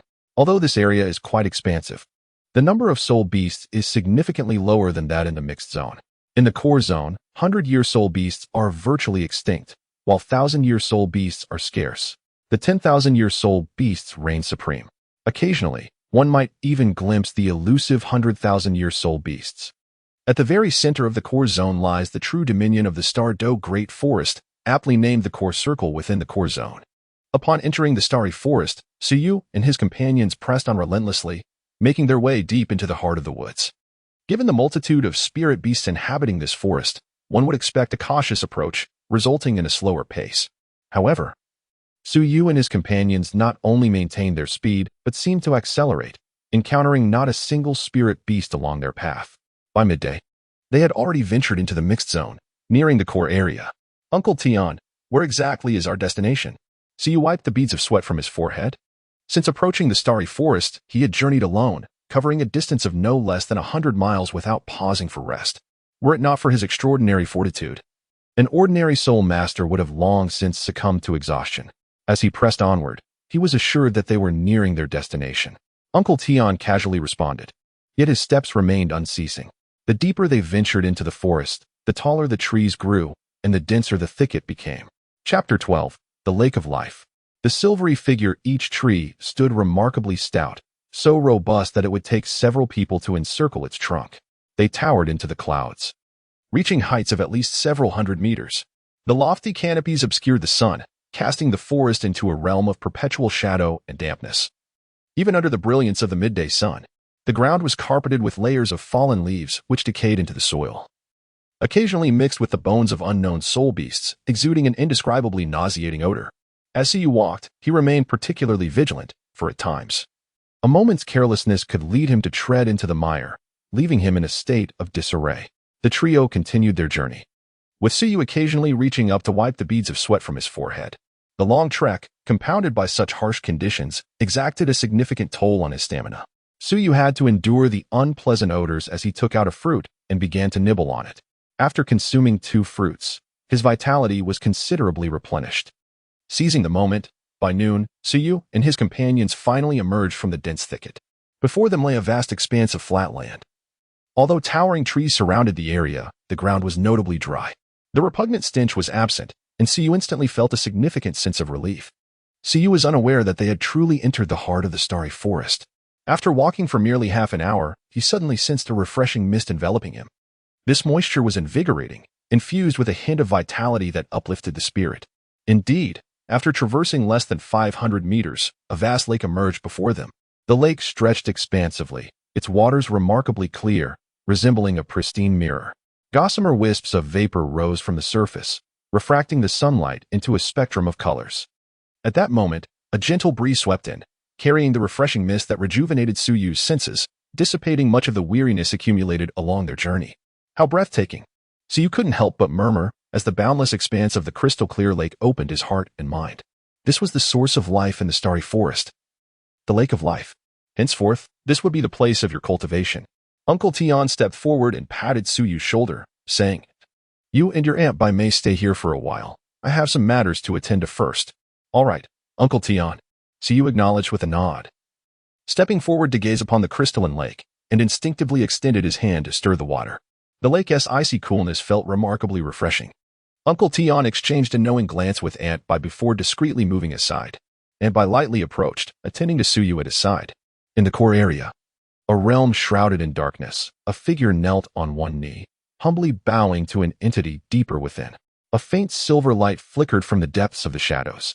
Emperor Tian pays his respects to the sovereign. The towering figure remained prostrate, his countenance regal, his eyes shimmering with golden irises. That familiar visage could only belong to Uncle Tian.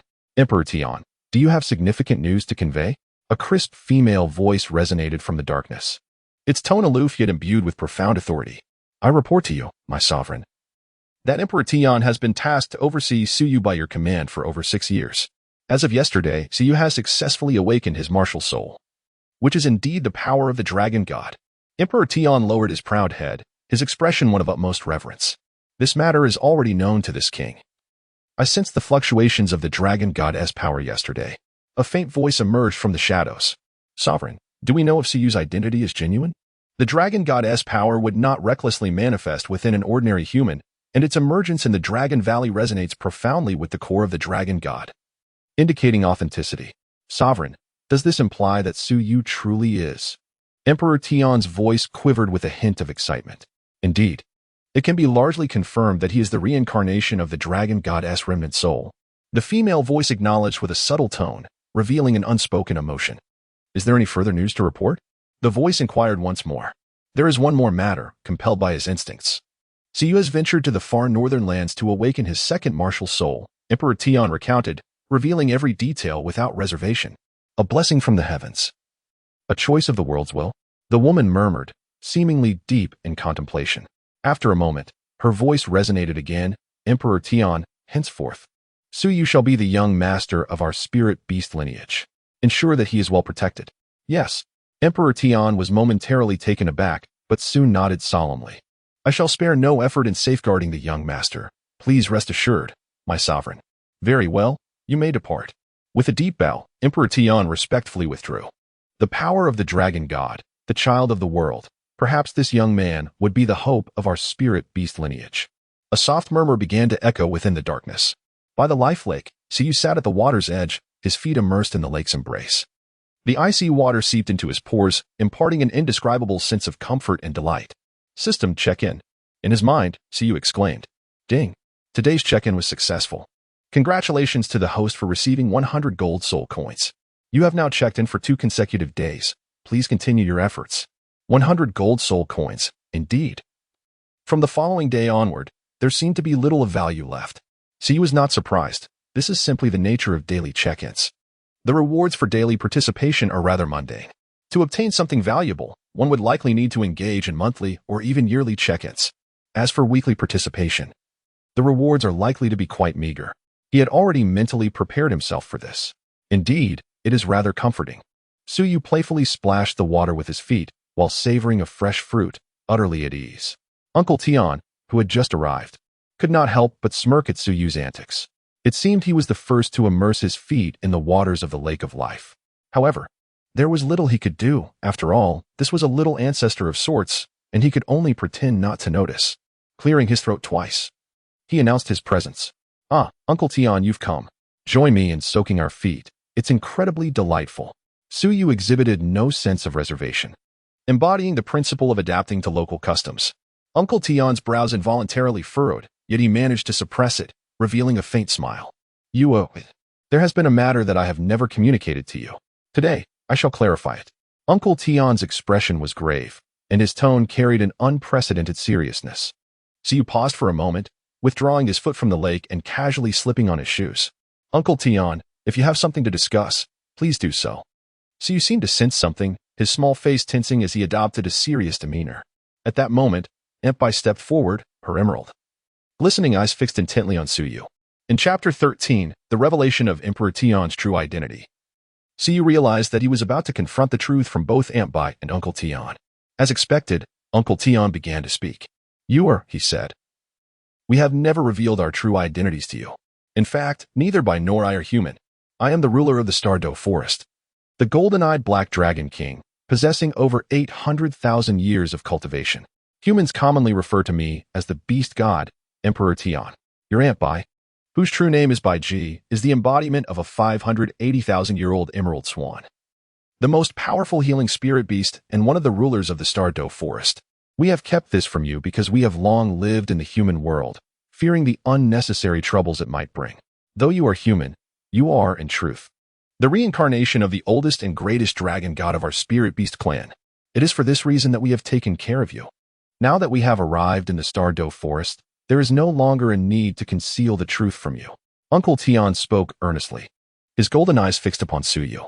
Suyu displayed an exquisite shock, his pupils slightly dilating. It turned out that this was the true identity of Uncle Tion and Empei. Suyu murmured somewhat absent-mindedly, as if the news had considerably impacted him.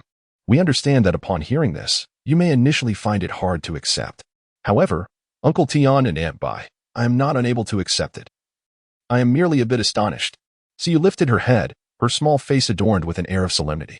Regardless of Uncle Tion's and Empei's identities, you are all my cherished family. Suyu's voice was resolute, imbued with an undeniable conviction.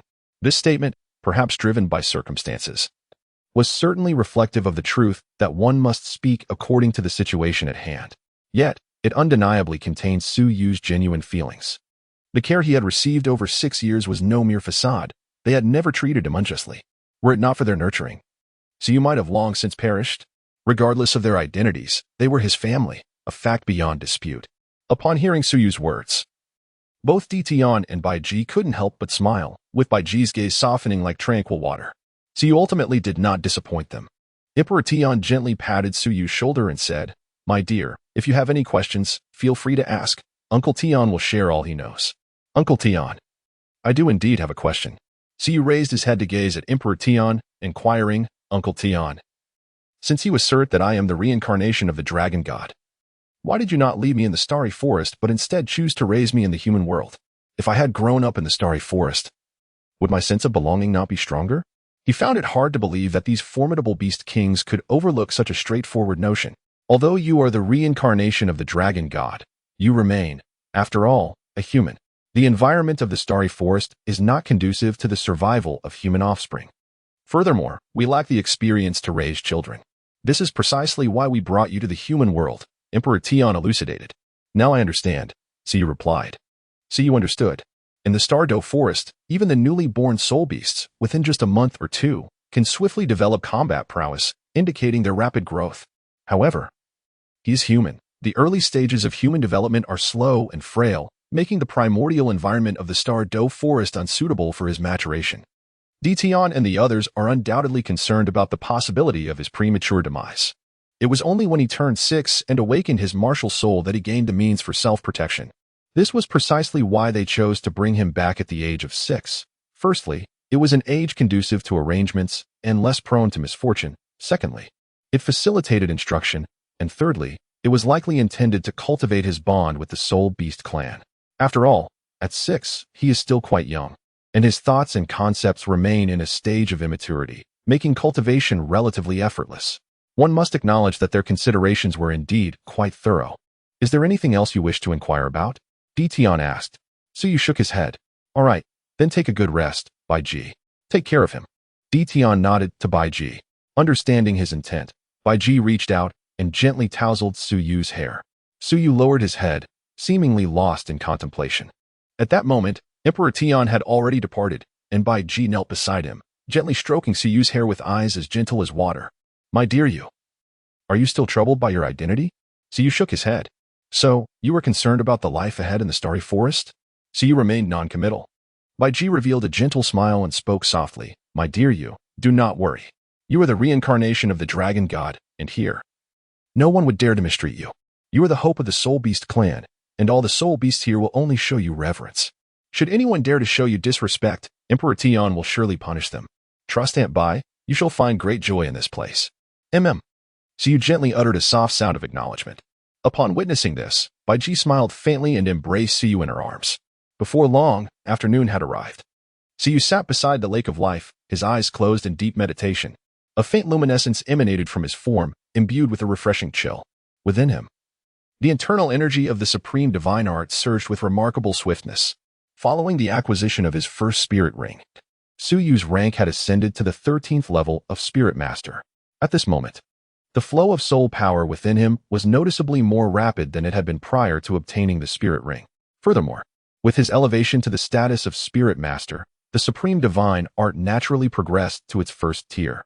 Each advancement in the supreme divine art bestows a unique ability, and the capability of the first tier is known as the pristine body. The term pristine body does not imply that one is entirely free from impurities. It is an undeniable truth that as long as one consumes food, one cannot claim to be devoid of any trace of contaminants within. The essence of the pristine body refers to a particular state of being. It is essential to understand that the human body is at its most unblemished state while still in the womb. Once born, it becomes tainted by the impurities of the external world, causing the innate vitality to gradually dissipate. The pristine body signifies a liberation from these external impurities, allowing one to revert to the primordial state of fetal breath experienced in the womb. In this state of fetal breath, cultivation becomes exceedingly efficient, and one's spiritual sensitivity is greatly enhanced. This encapsulates the true significance of the Supreme Divine Art's pristine body. The attributes of the pristine body within the Supreme Divine Art hold immense potential. While the effects may not be immediately apparent, over time, the benefits will become increasingly evident. Suyu is poised to create a significant gap between himself and others. As long as he remains steadfast in his cultivation over time, his prowess will naturally surpass that of his peers. One could assert that he has, from the very outset, secured a victory at the starting line. Chapter 14. The Gathering of Ferocious Beasts, the Soul Beast Young Master. After several rounds of recuperation, the soul power within him gradually calmed. Suyu emerged from his meditative state. It was neither the insufficiency of spiritual energy by the lake of life nor a lack of desire to continue his meditation that prompted this. Rather, he sensed an invisible pressure advancing toward him. In his state of pristine purity, Suyu experienced a remarkable enhancement in his spiritual perception. He could feel an overwhelming force, akin to a tidal wave, drawing near, not the auras of the Emperor Tian or Bai Ji, but that of an unfamiliar and formidable presence. Moreover, it was not a solitary individual, but rather a multitude of them. Suyu immediately became alert. Suyu opened his eyes and was comforted by the sight of Bai Ji quietly waiting beside him. He rose to his feet and gazed ahead, only to be startled as several figures emerged from the dense thicket.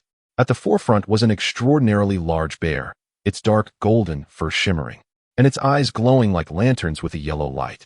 Towering at least 50 to 60 meters when standing, its body was enveloped in muscles akin to iron dragons, with powerful limbs and claws extending nearly 10 meters. The claws sparkled with a dazzling cold gleam, suggesting they could effortlessly rend the very heavens asunder. The initial impression it imparted was one of weightiness, quickly followed by an unparalleled ferocity. Trailing behind this giant bear was an extraordinary tree. Reaching hundreds of meters into the sky, its roots intricately intertwined and sprawling far beneath the earth. It possessed an otherworldly appearance, with a bizarre visage emerging upon its trunk, eyes gleaming with a sinister hue that sent chills down one's spine. Following closely was a fierce three-headed mastiff, its countenance menacing, exuding an aura reminiscent of flames. Though not as formidable as the preceding two, it still radiated a significant aura of intimidation.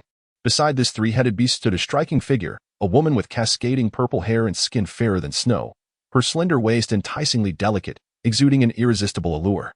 Her beauty rivaled that of Bai Ji, yet where Bai Ji embodied gentleness, this woman radiated fiery sensuality. Her long, slender legs seemed to stretch far beyond reason. And if Suyu were to encapsulate her essence in a single word, it would be luscious.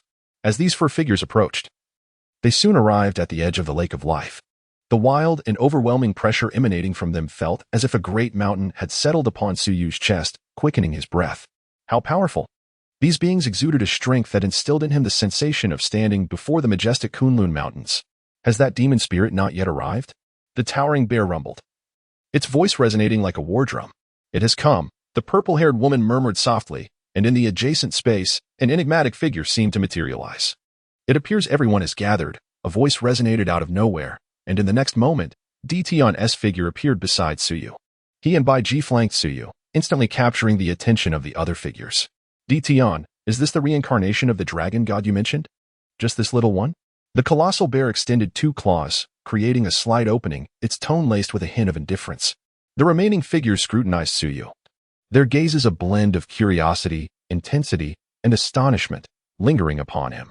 Release your dragon god seal martial spirit, Dtion instructed, turning to Suyu.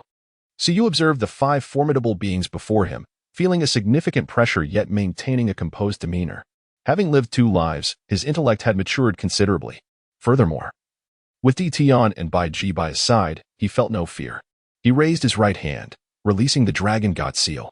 A 9-colored seal floated above his palm, its radiant hues illuminating the surroundings. Encircling the seal was the ethereal image of a colossal 9-colored dragon, which roared, unleashing an inexplicable wave of oppressive force. In an instant, the expressions of the 5 kings shifted, sensing an overwhelming aura of dominance. This was not merely a suppression of strength, given Suyu's current abilities. He could not withstand their might. Instead, it was a primal pressure emanating from the depths of his bloodline, causing their very essence to tremble. This force was profoundly tangible, a natural superiority exerted by a higher being over those beneath him. The 5 kings regarded Suyu with solemnity, their gazes growing increasingly fervent as they recognized the true essence of dragon goddess pressure. It was strikingly similar to the aura they had felt merely 2 days prior. Particularly, the violet-haired woman looked at Suyu with an intensity that suggested her desire to consume him. The fervor in her gaze made Suyu somewhat uneasy. Indeed, it was the power of the dragon god. The giant bear displayed a surprisingly human-like expression of astonishment, completely overpowered despite being one of the mightiest soul beasts. The dark golden claw bear. Even the bloodline of Dtion could not fully subdue it. Yet, Suyu accomplished this feat, a testament to the undeniable power of the dragon god. Did this imply that Suyu was truly the reincarnation of the dragon god? It seemed that everyone had sensed it, and Suyu's identity as the dragon god's reincarnation was beyond question, a fact confirmed by their leader. At that moment, Dtion presented a compelling affirmation. The leader had indeed verified it? Upon hearing this, the 5 kings immediately showed their reverence, their expressions devoid of any doubt. The leader had acknowledged Suyu's identity and issued a decree. Henceforth, Suyu would be recognized as the young master of the Soul Beast clan, and all members of the clan were to serve him diligently, with no room for negligence. As soon as the proclamation was made, Dtion knelt on one knee before Suyu, bowing respectfully. I, Dtion, pay my respects to the young master. Following suit, Bai Ji also knelt. I, Bai Ji, pay my respects to the young master. With Dtion and Bai Ji leading the way, Suyu's reincarnation as the dragon god was irrevocably confirmed. The remaining 5 kings exchanged glances before they too bowed in unison. We, Bear King, 10,000 Beasts, Crimson King, Violet Queen, and Spirit of Monsters, pay our respects to the young master. In the great forest of stars, the 7 kings simultaneously bowed, addressing Suyu as young master, leaving him momentarily bewildered. The turn of events was rather swift.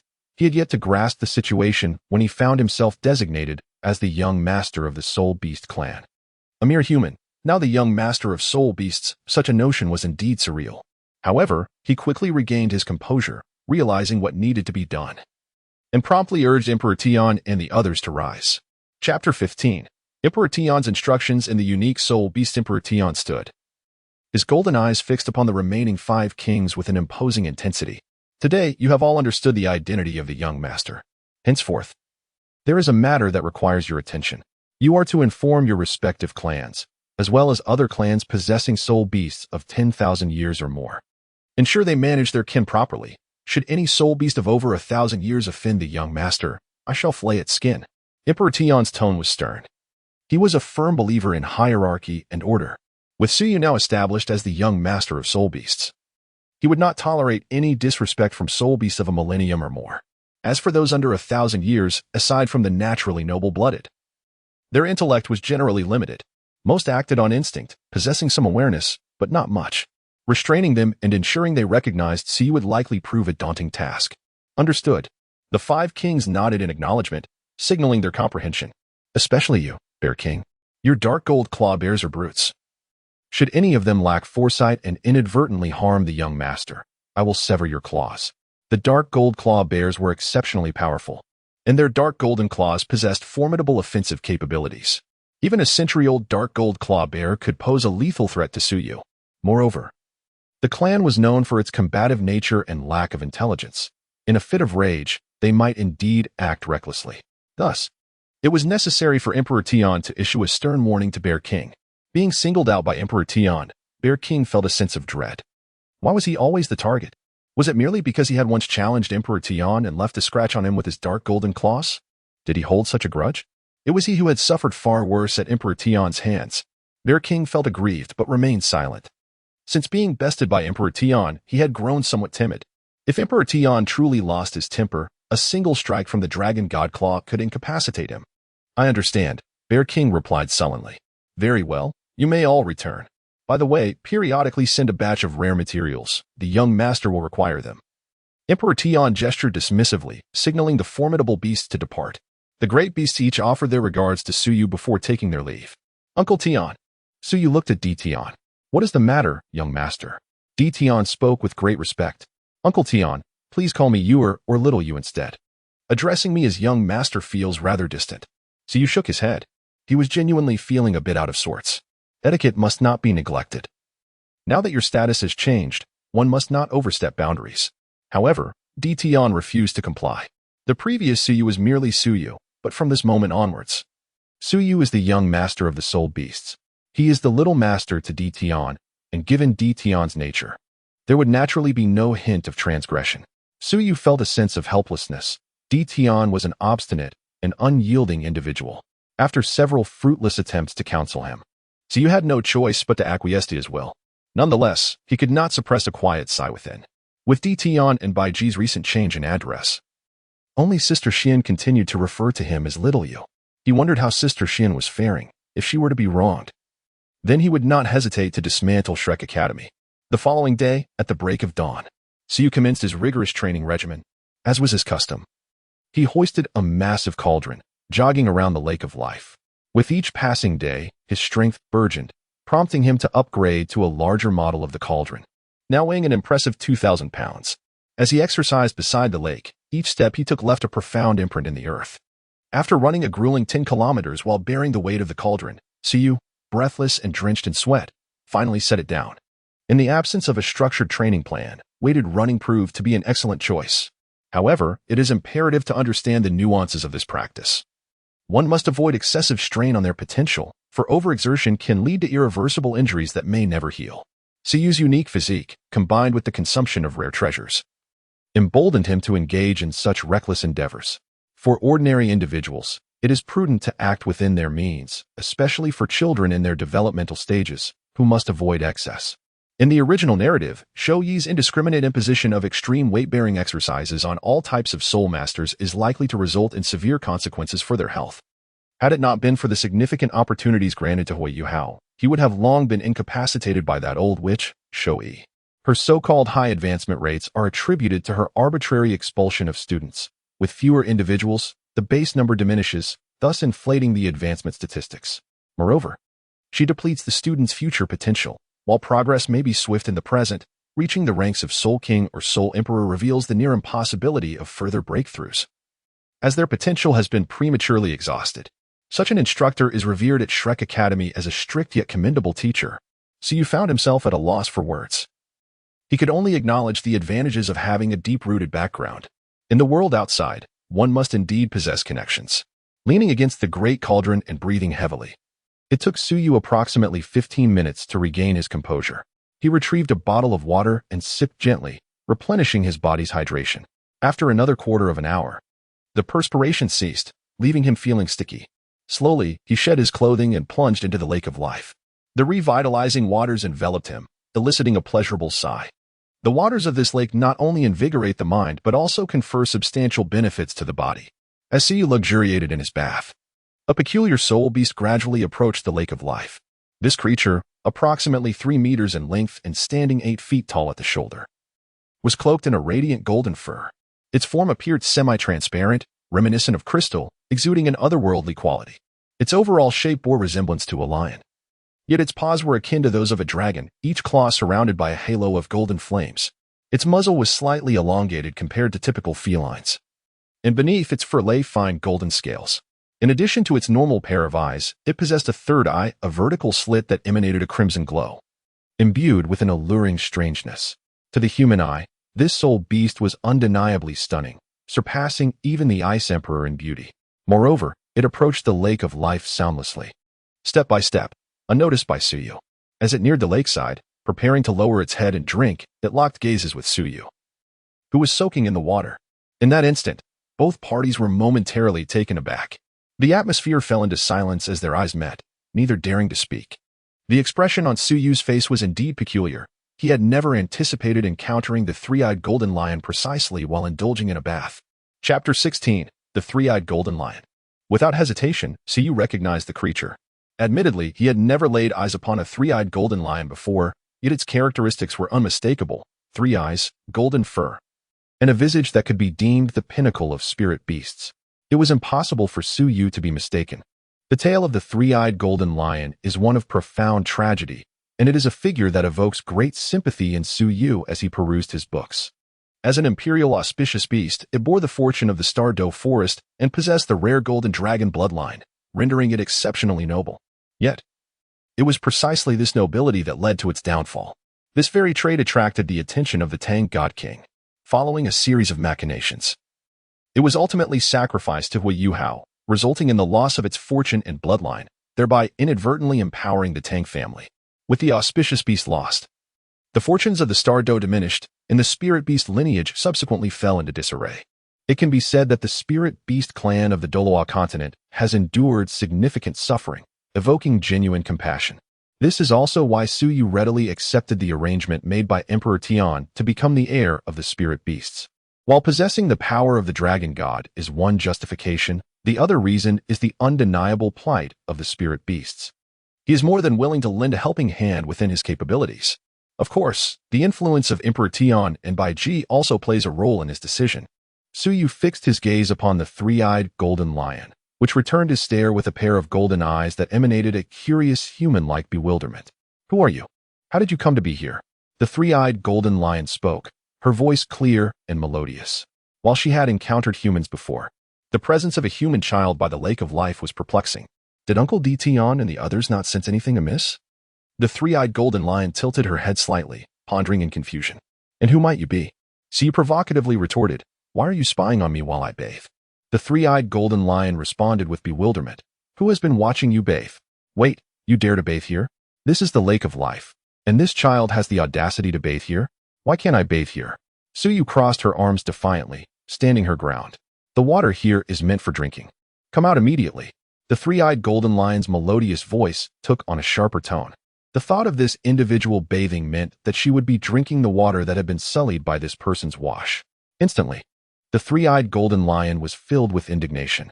"If I come out just because you say so, wouldn't that be quite humiliating?" "Absolutely not." Suyu raised his head, continuing to tease the three-eyed golden lion. The three-eyed golden lion, exasperated, seemed ready to plunge into the water to confront Suyu. Just then, a flash of azure light revealed the figure of Bai Ji.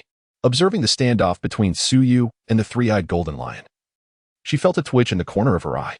How did these two troublemakers end up together? She hurried over, urging them to cease hostilities, reminding them that they were all allies. She feared that the divine beast might inadvertently harm Suyu. In his current state, how could Suyu possibly contend with a divine beast? Aunt Bai Ji, the three-eyed golden lion, complained as soon as Bai Ji arrived. "I was bathing in the lake of life when he insisted on coming out, but he wouldn't listen."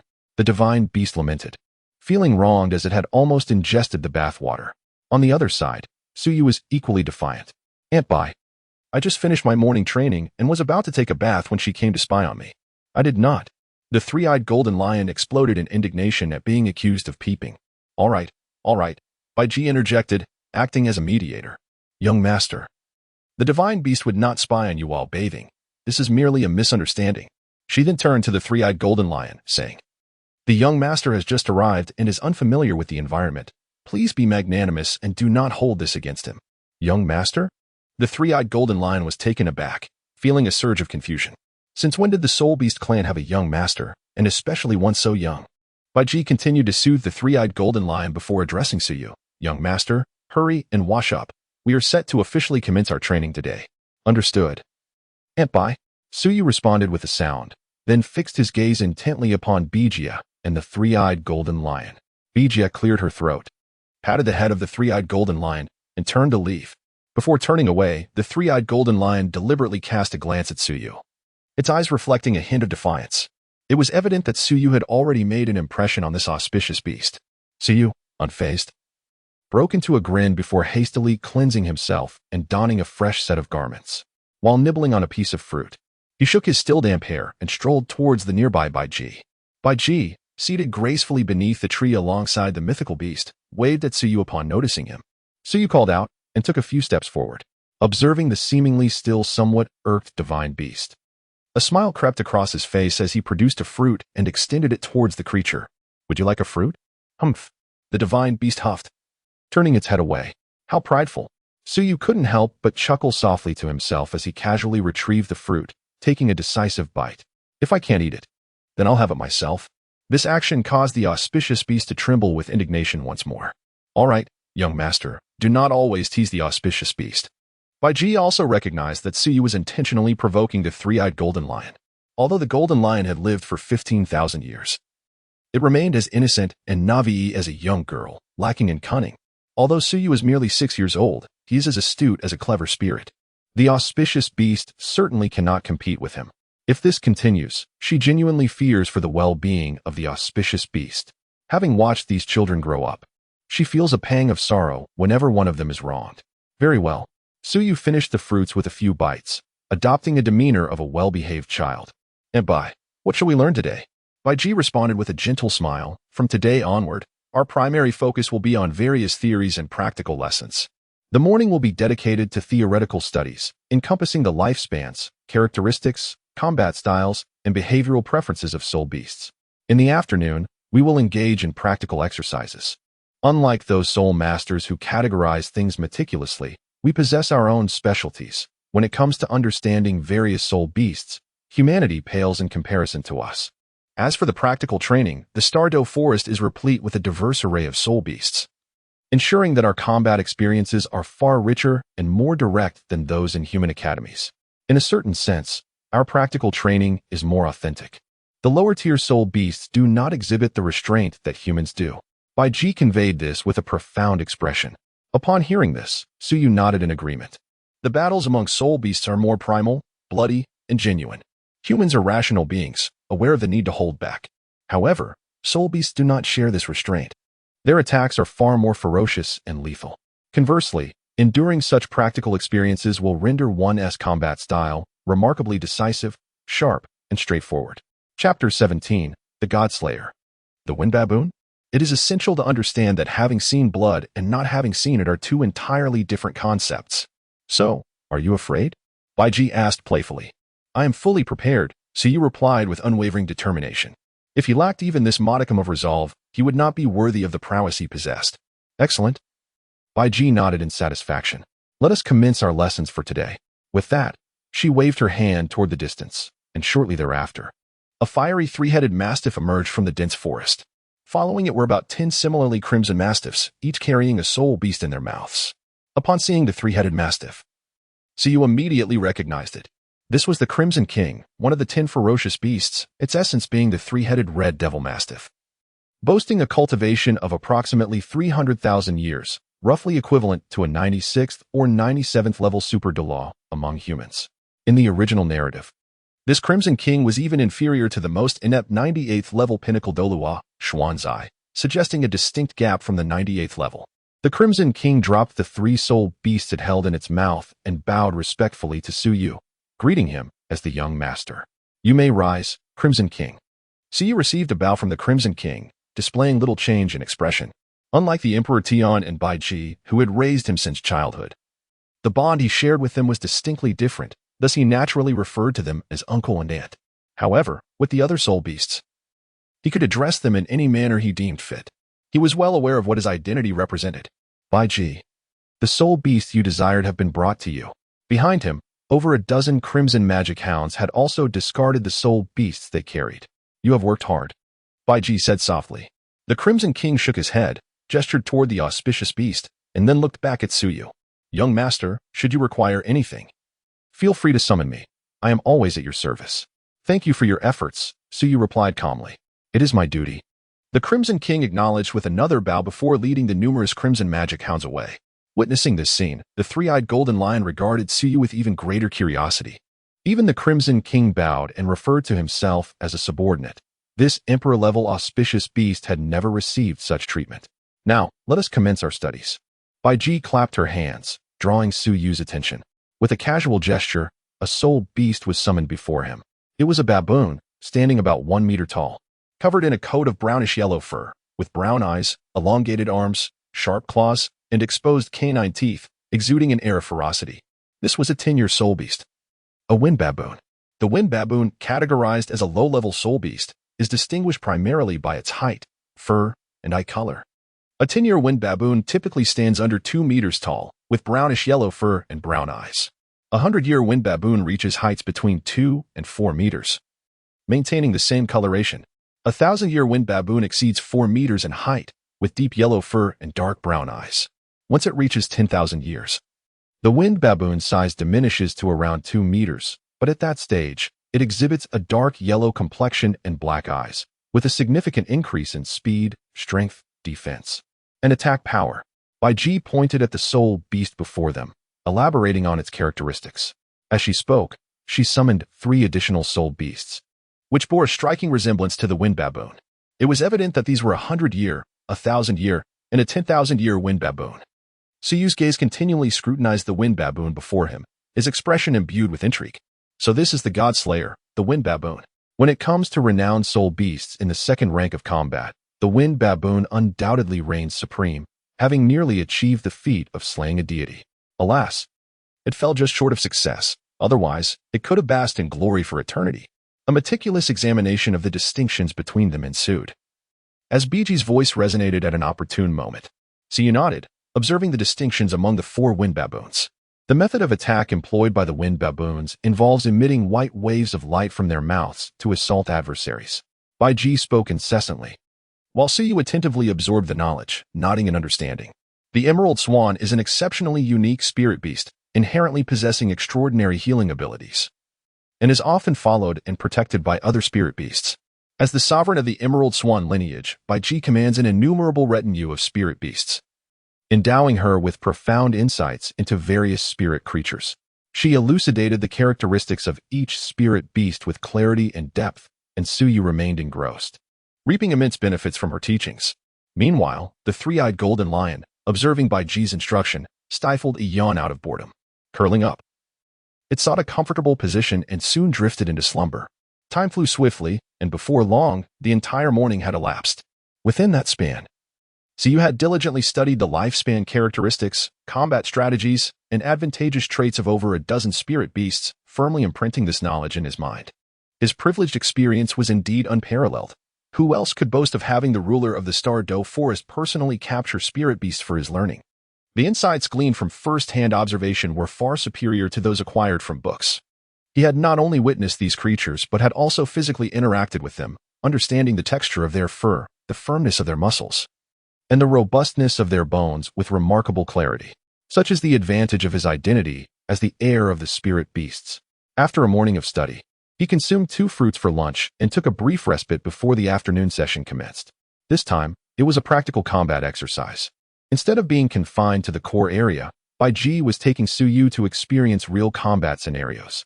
The surroundings and the spirit beasts were all authentic. Bai Ji swiftly guided Suyu to the peripheral zone, where, as a novice spirit master, he would find suitable opponents.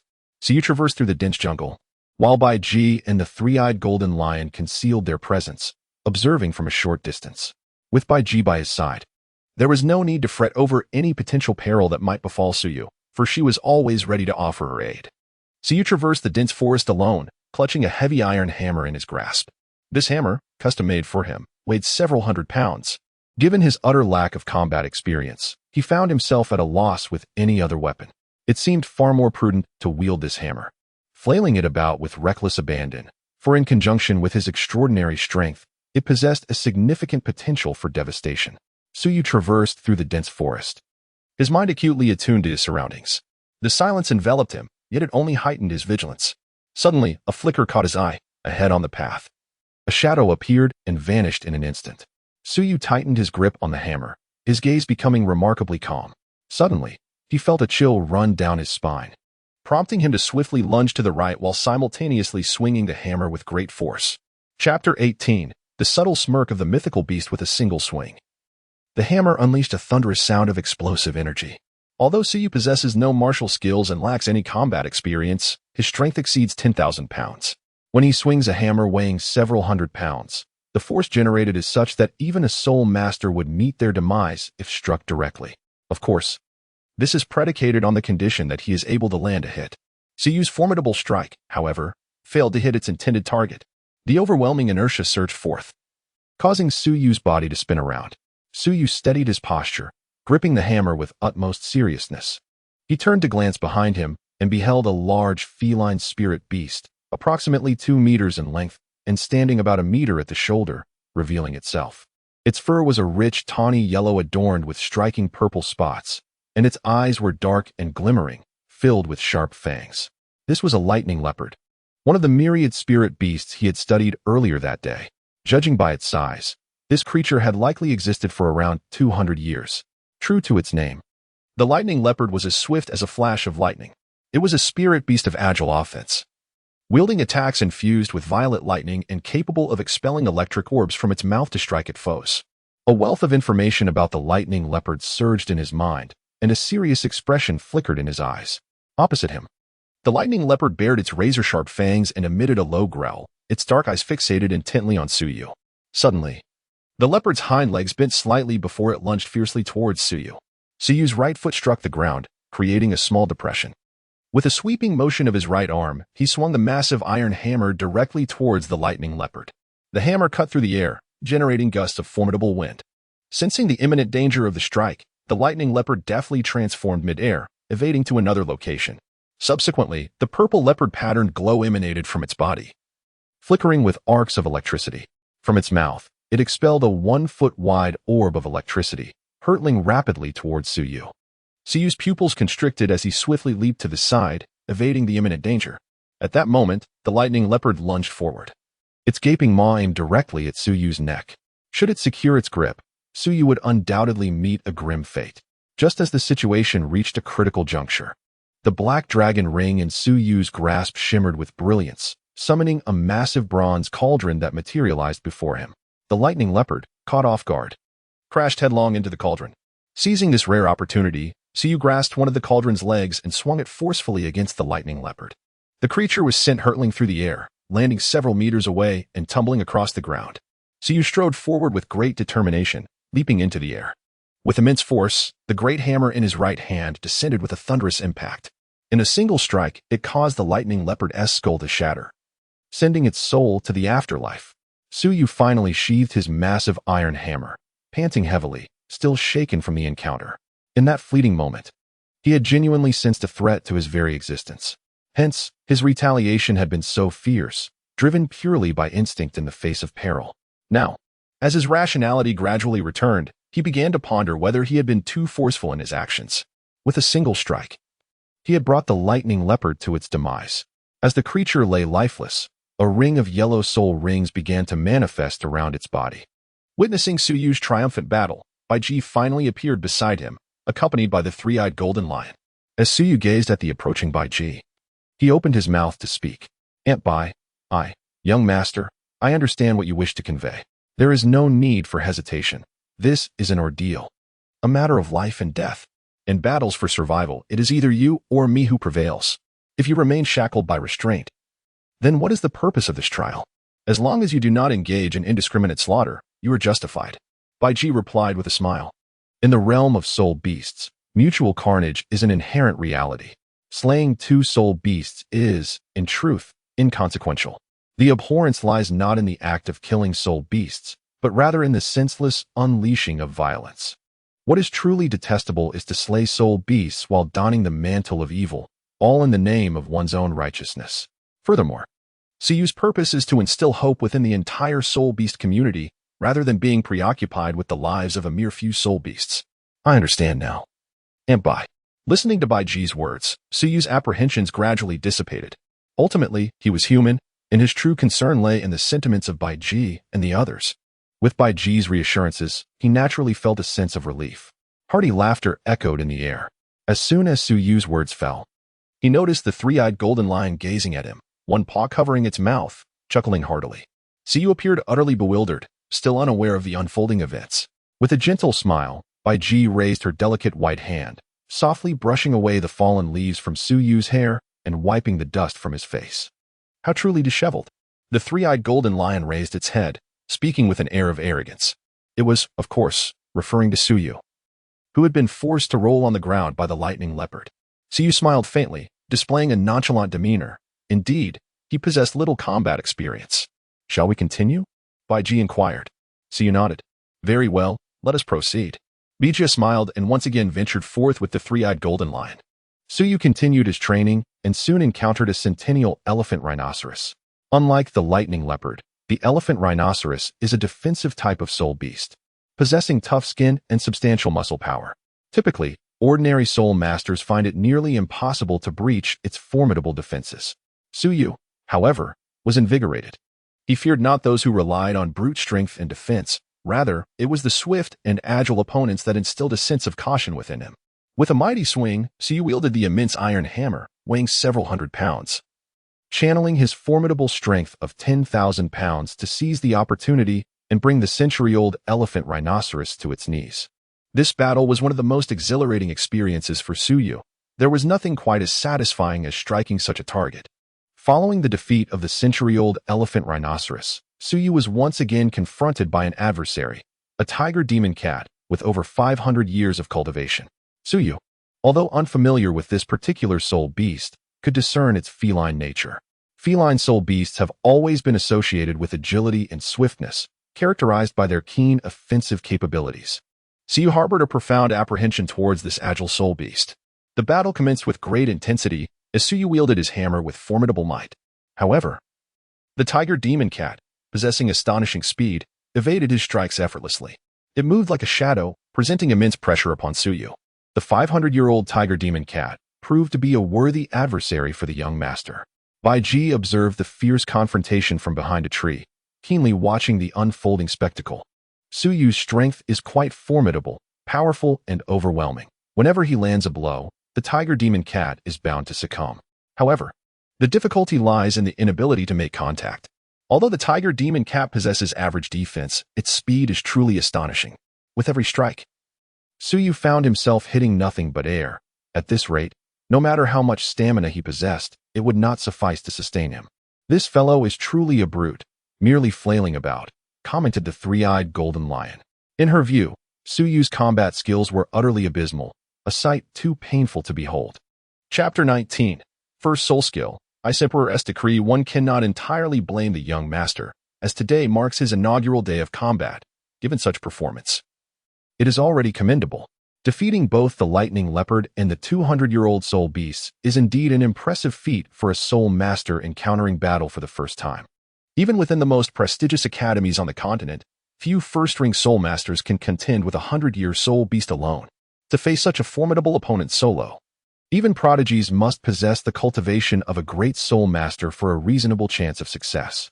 Moreover, let us not forget that the young master has yet to unleash his martial soul, remarked Bai Ji with a light laugh. Indeed, what could his martial soul be? The three-eyed golden lion inquired with curiosity. A human becoming the master of soul beasts is something I have never witnessed. You shall find out shortly, Bai Ji murmured, her gaze fixed on the distant battlefield. In the forest, Suyu was engaged in a fierce struggle with the tiger demon cat. This creature, no more than 2 feet in length and cloaked in a verdant hue, bore faint tiger stripes and possessed eyes of a sinister crimson. The tiger demon cat is a common feline soul beast, known for its aggressive nature, attributed in part to its dual attributes of wind and darkness. Though the tiger demon cat boasted small wings, they were insufficient for flight. However, they aided in swift directional changes during its rapid movements. This remarkable agility is why, despite the prolonged conflict, Suyu struggled to land a blow on it. Huff! Suyu took a deep breath, his gaze heavy with gravity. The tiger demon cat proved to be exceedingly elusive, as his hammer dance was impenetrable, yet he still failed to land a hit on this creature. Suyu understood that if he delayed any further, he would likely find himself in a precarious situation. There was no alternative. Murmuring softly, an icy blue radiance suddenly enveloped him. Within a 2-meter radius, a layer of white frost began to creep upward, and behind Suyu, the silhouette of a figure adorned in an ice-blue imperial robe materialized. Beneath him, a circle of purple soul rings shimmered with a lively undulation. The tiger demon cat, sensing the abrupt shift in Suyu's aura, narrowed its crimson eyes with a hint of wariness. Its back arched high, and its sharp claws emanated a greenish glow. It regarded Suyu, assuming a stance ready for attack. Moments later, a fierce glint flashed in its eyes, and it transformed into a blur, launching itself forward with great ferocity. However, Suyu did not continue to wield his hammer. Instead, a flash of the purple soul ring transformed the tiger demon cat's form into a crystalline sculpture of ice, which then plummeted from the air. It was astonishing to witness Suyu eliminate it with a single strike. Even Bai Ji and the three-eyed Goldenly, who had been observing from a distance, were taken aback. In the blink of an eye, the tiger demon cat had been subdued.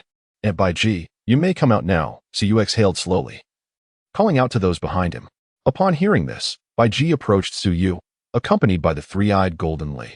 The three-eyed Goldenly curiously circled the ice sculpture of the tiger demon cat twice, its golden eyes reflecting a look of astonishment. "What a low temperature! This is the essence of ice," the three-eyed Goldenly remarked with surprise. As a mythical beast, it possessed the bloodline of the golden dragon, along with the supreme attributes of both ultimate light and ultimate fire. One could say its attributes were exceptionally formidable. The ice of Suyu, in terms of quality, is undeniably comparable to his utmost fire. She is convinced that Suyu embodies the essence of perfect ice. "How did you achieve this?" inquired the three-eyed golden lion, lifting its head and gazing curiously at Suyu. Even for the epitome of ice, such a display is somewhat astonishing. Prior to awakening his martial spirit, he struggled immensely. Yet upon its activation, he dispatched his opponent with remarkable swiftness. The contrast is indeed striking. Suyu smiled gently and remarked, "My first soul skill is named Frost, the Emperor's Decree. Much like the divine edict issued by a supreme monarch, it activates instantaneously, guaranteeing a 100% accuracy upon execution. With the added effect of mandatory freezing, opponents whose soul power does not exceed 2 ranks below mine will be forcibly frozen for 3 seconds. For those above this threshold, the duration of the freeze will be determined by the opponent's cultivation level. This feline soul beast is unfamiliar to me, yet it appears to be a century-old soul beast. A century-old soul beast, particularly one of the agile attack type, would have no chance of escape once frozen. Indeed, while the freezing duration of Frost, the Emperor's Decree is 3 seconds. Whether one can immediately break free thereafter depends on the specific circumstances. The attributes of Suyu are, after all, the epitome of ice. The freezing power of such ice is not easily escaped. At least, this tiger demon cat cannot. Instantaneous, infallible, and with a forceful freeze, such a formidable soul skill. The three-eyed golden lion could not help but exclaim in awe. The effects of this soul skill are indeed terrifying. Does this imply that once it is unleashed, the opponent will inevitably be controlled? Is the consumption of soul power substantial? The three-eyed golden lion inquired once more. "Fortunately, with my current soul power, casting it 10 times poses no significant issue." Suyu chuckled, exclaiming, "A divine skill." The three-eyed golden lion widened its eyes in astonishment. Such a remarkable ability carried surprisingly minimal consumption. The efficacy of this soul technique was utterly extraordinary. Indeed, only the term divine skill could encapsulate its essence. This particular skill could be deemed divine, as it enabled one to effortlessly dominate opponents of the same rank or even those of a higher tier. Bai Ji also offered her admiration, expressing her awe. With a serene smile, Suyu remained silent. Is this truly a divine skill? This ability can indeed be enhanced with the age of the soul ring. In other words, as the soul ring's age increases, the duration of the forced freeze will also extend.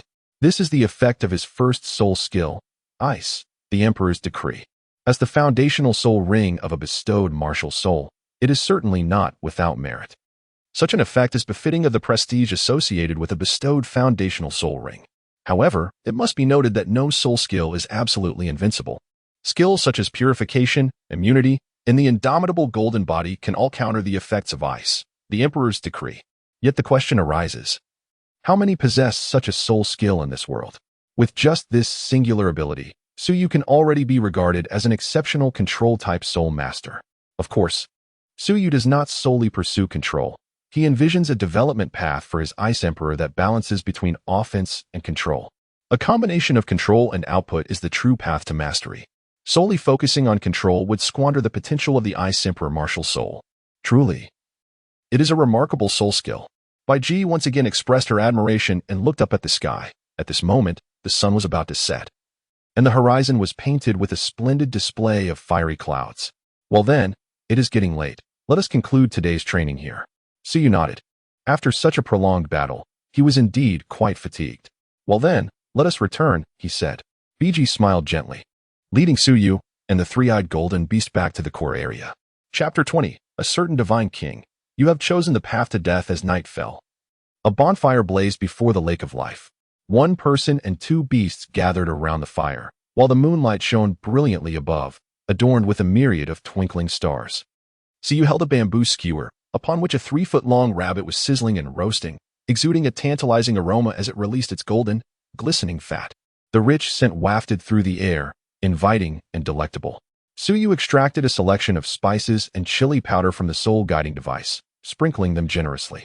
With a gentle stir over the flames, an indescribable and enticing aroma was further awakened. It was nearly ready. Suyu retrieved the bamboo stick and gently inhaled the aroma of the rabbit meat, unable to suppress a soft exclamation of delight. Delicious. He turned to Aunt Bai Ji and offered her a succulent rabbit leg. With a light laugh, Bai Ji accepted it graciously. Subsequently, Suyu waved the roasted rabbit tantalizingly before the three-eyed golden beast, teasingly inquiring, "What do you think? Are you tempted to indulge?" Before Suyu could finish his laughter, he abruptly uttered a curse. Before him, the three-eyed golden lion opened its mouth, swiftly grasping the entire rabbit, and then, with remarkable agility, took off running. Its graceful form transformed into a streak of golden light, racing away. "Hey, stop right there." Suyu quickly rose to his feet, his anxiety causing him to pace restlessly as he hurriedly pursued. Yet, the speed of the three-eyed golden lion was such that he could not possibly catch up before long. He had lost sight of it entirely. Very well, is this how we shall play? Suyu continued to murmur to himself, feeling helpless. With no other choice, he had to retrace his steps. Yet, before he had walked for long, a beam of golden light reappeared. Suyu turned his head and beheld the three-eyed golden lion, who was approaching him with remarkable speed. Before Suyu could react, he was unexpectedly bumped into, causing him to fall unceremoniously onto the ground. The three-eyed golden lion looked at him, regurgitating a pile of bones, its golden eyes glinting with a hint of mockery and pride. It raised its paw to cover its mouth, letting out a couple of chuckles, before swaggering away. The triumphant taunt left Suyu both exasperated and amused. This creature certainly held a grudge. After a moment, Suyu couldn't help but laugh. The three-eyed golden lion was exacting revenge for the earlier teasing. Truly, vengeance does not wait for the night to pass. Very well, there is ample time ahead. Let us see who can outplay whom. Suyu let out a soft hum, then patted his backside and retraced his steps back to the Lake of Life. In the realm of Doluwa continent, within the divine realm, stood a magnificent temple where a solitary figure was quietly poised. This individual possessed a cascade of water-blue hair that flowed to the ground, making it difficult to discern their gender from the rear. Clad in an opulent blue robe that appeared to ripple like water, they emanated an endless azure hue. Their visage was strikingly beautiful, almost feminine, with deep-set eyes that occasionally flickered with a hint of purple. Gazing down upon the mortal realm, a slight furrow formed on their brow. 6 years prior, Doluwa continent had been graced by the emergence of a new star, yet suddenly, a more resplendent star had appeared, radiating brilliance. This nascent star was imbued with immense fortune and would undoubtedly exert a significant influence on the divine realm in the future. As the divine king, how could I remain indifferent? It is imperative to guide this individual onto the correct path. However, 6 years have elapsed, and he seems shrouded in a veil of mystery. Not only is his identity indeterminate, but even matters related to him are difficult to investigate. Could it be the deliberate obfuscation by the world's will of Doluwa continent? This world has already paved its path to demise. The blue-clad man let out a cold snort, a fleeting glimmer of murderous intent flashing in his eyes. "Their brother." A gentle call echoed, and a figure stepped forth from the ethereal realm, approaching the blue-clad man and tenderly looping her arm around his. It was as if this had been done countless times before, executed with utmost familiarity. She wore a flowing pink gown, her long hair styled into a delicate braid that cascaded down. From a side view, one could admire her exquisitely elongated neck, while the gown cinched at the waist, perfectly outlining her enchanting silhouette. "Sha Wu." The man slightly turned his head, concealing the murderous intent in his gaze, and looked at the woman beside him with tenderness and affection. This individual was none other than the sea god, the god of Shura. Known for his purity and grace, King Tang San. "Third brother, why are you suddenly so upset? Is it again because of matters concerning Doluo continent?" Xiao Wu leaned against Tang San, her tone laced with concern. Tang San gently ruffled Xiao Wu's hair and replied, "It's nothing.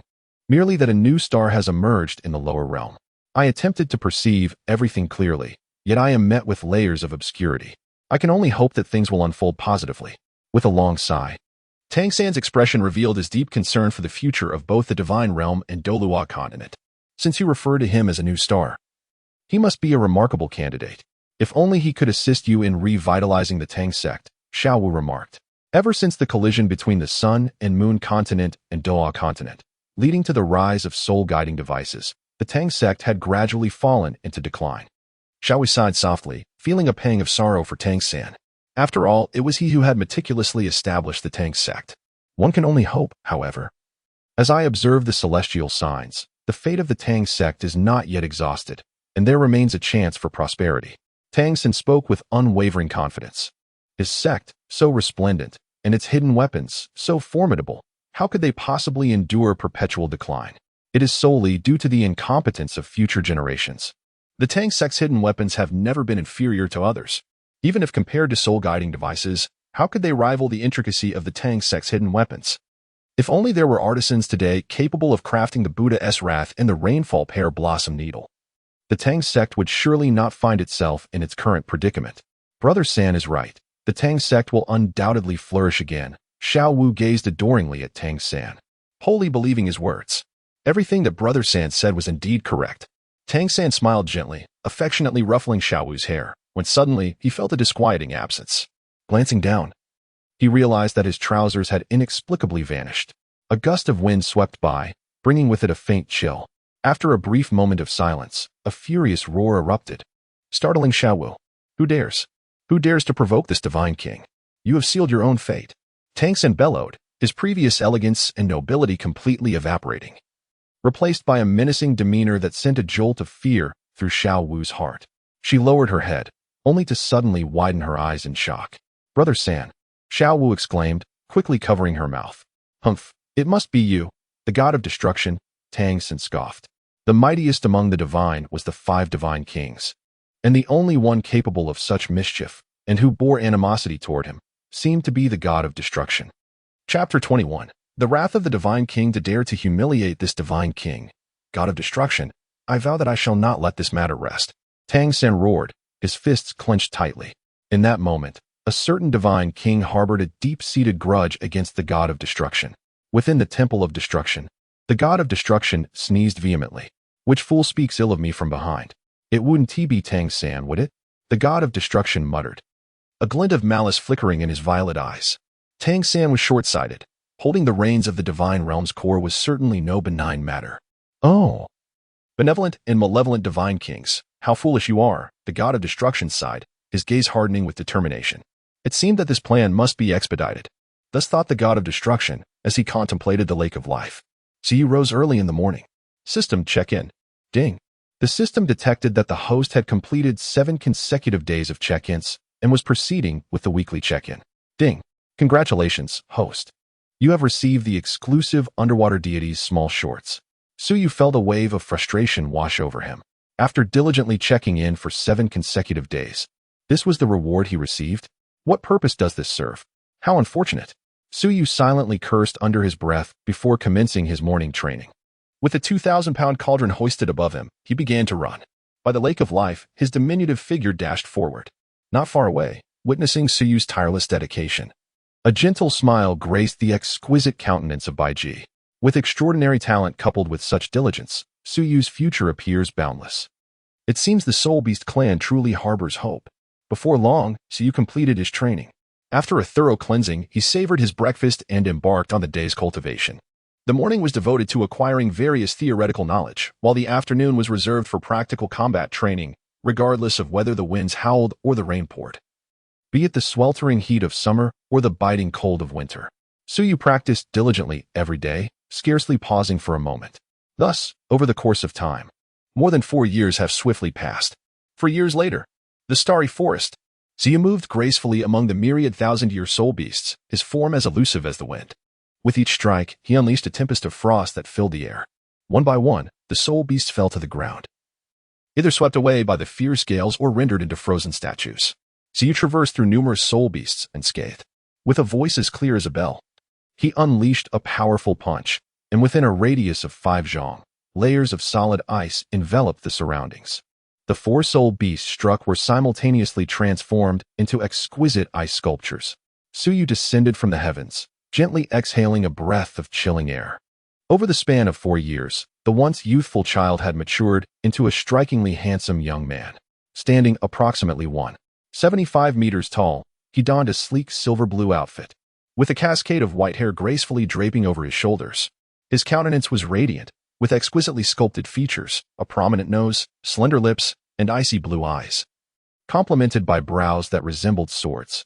At the center of his forehead lay a snowflake insignia, further enhancing his aura of ethereal nobility. Now nearing 11 years of age, Suyu's prowess was no longer comparable to that of over 4 years ago. The transformation he underwent within this time could only be described as earth-shattering. Indeed, to remain so composed amidst the assault of over a dozen thousand-year-old soul beast attests to his significant advancement. At his side, Emperor Tian applauded, expressing admiration for Suyu's formidable strength.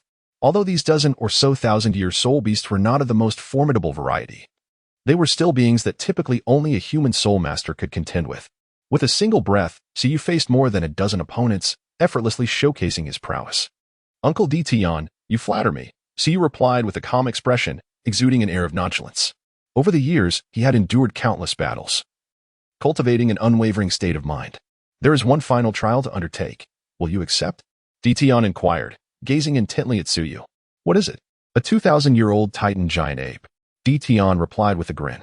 Upon hearing this, Suyu immediately lifted his head, his eyes glinting with sharp brilliance.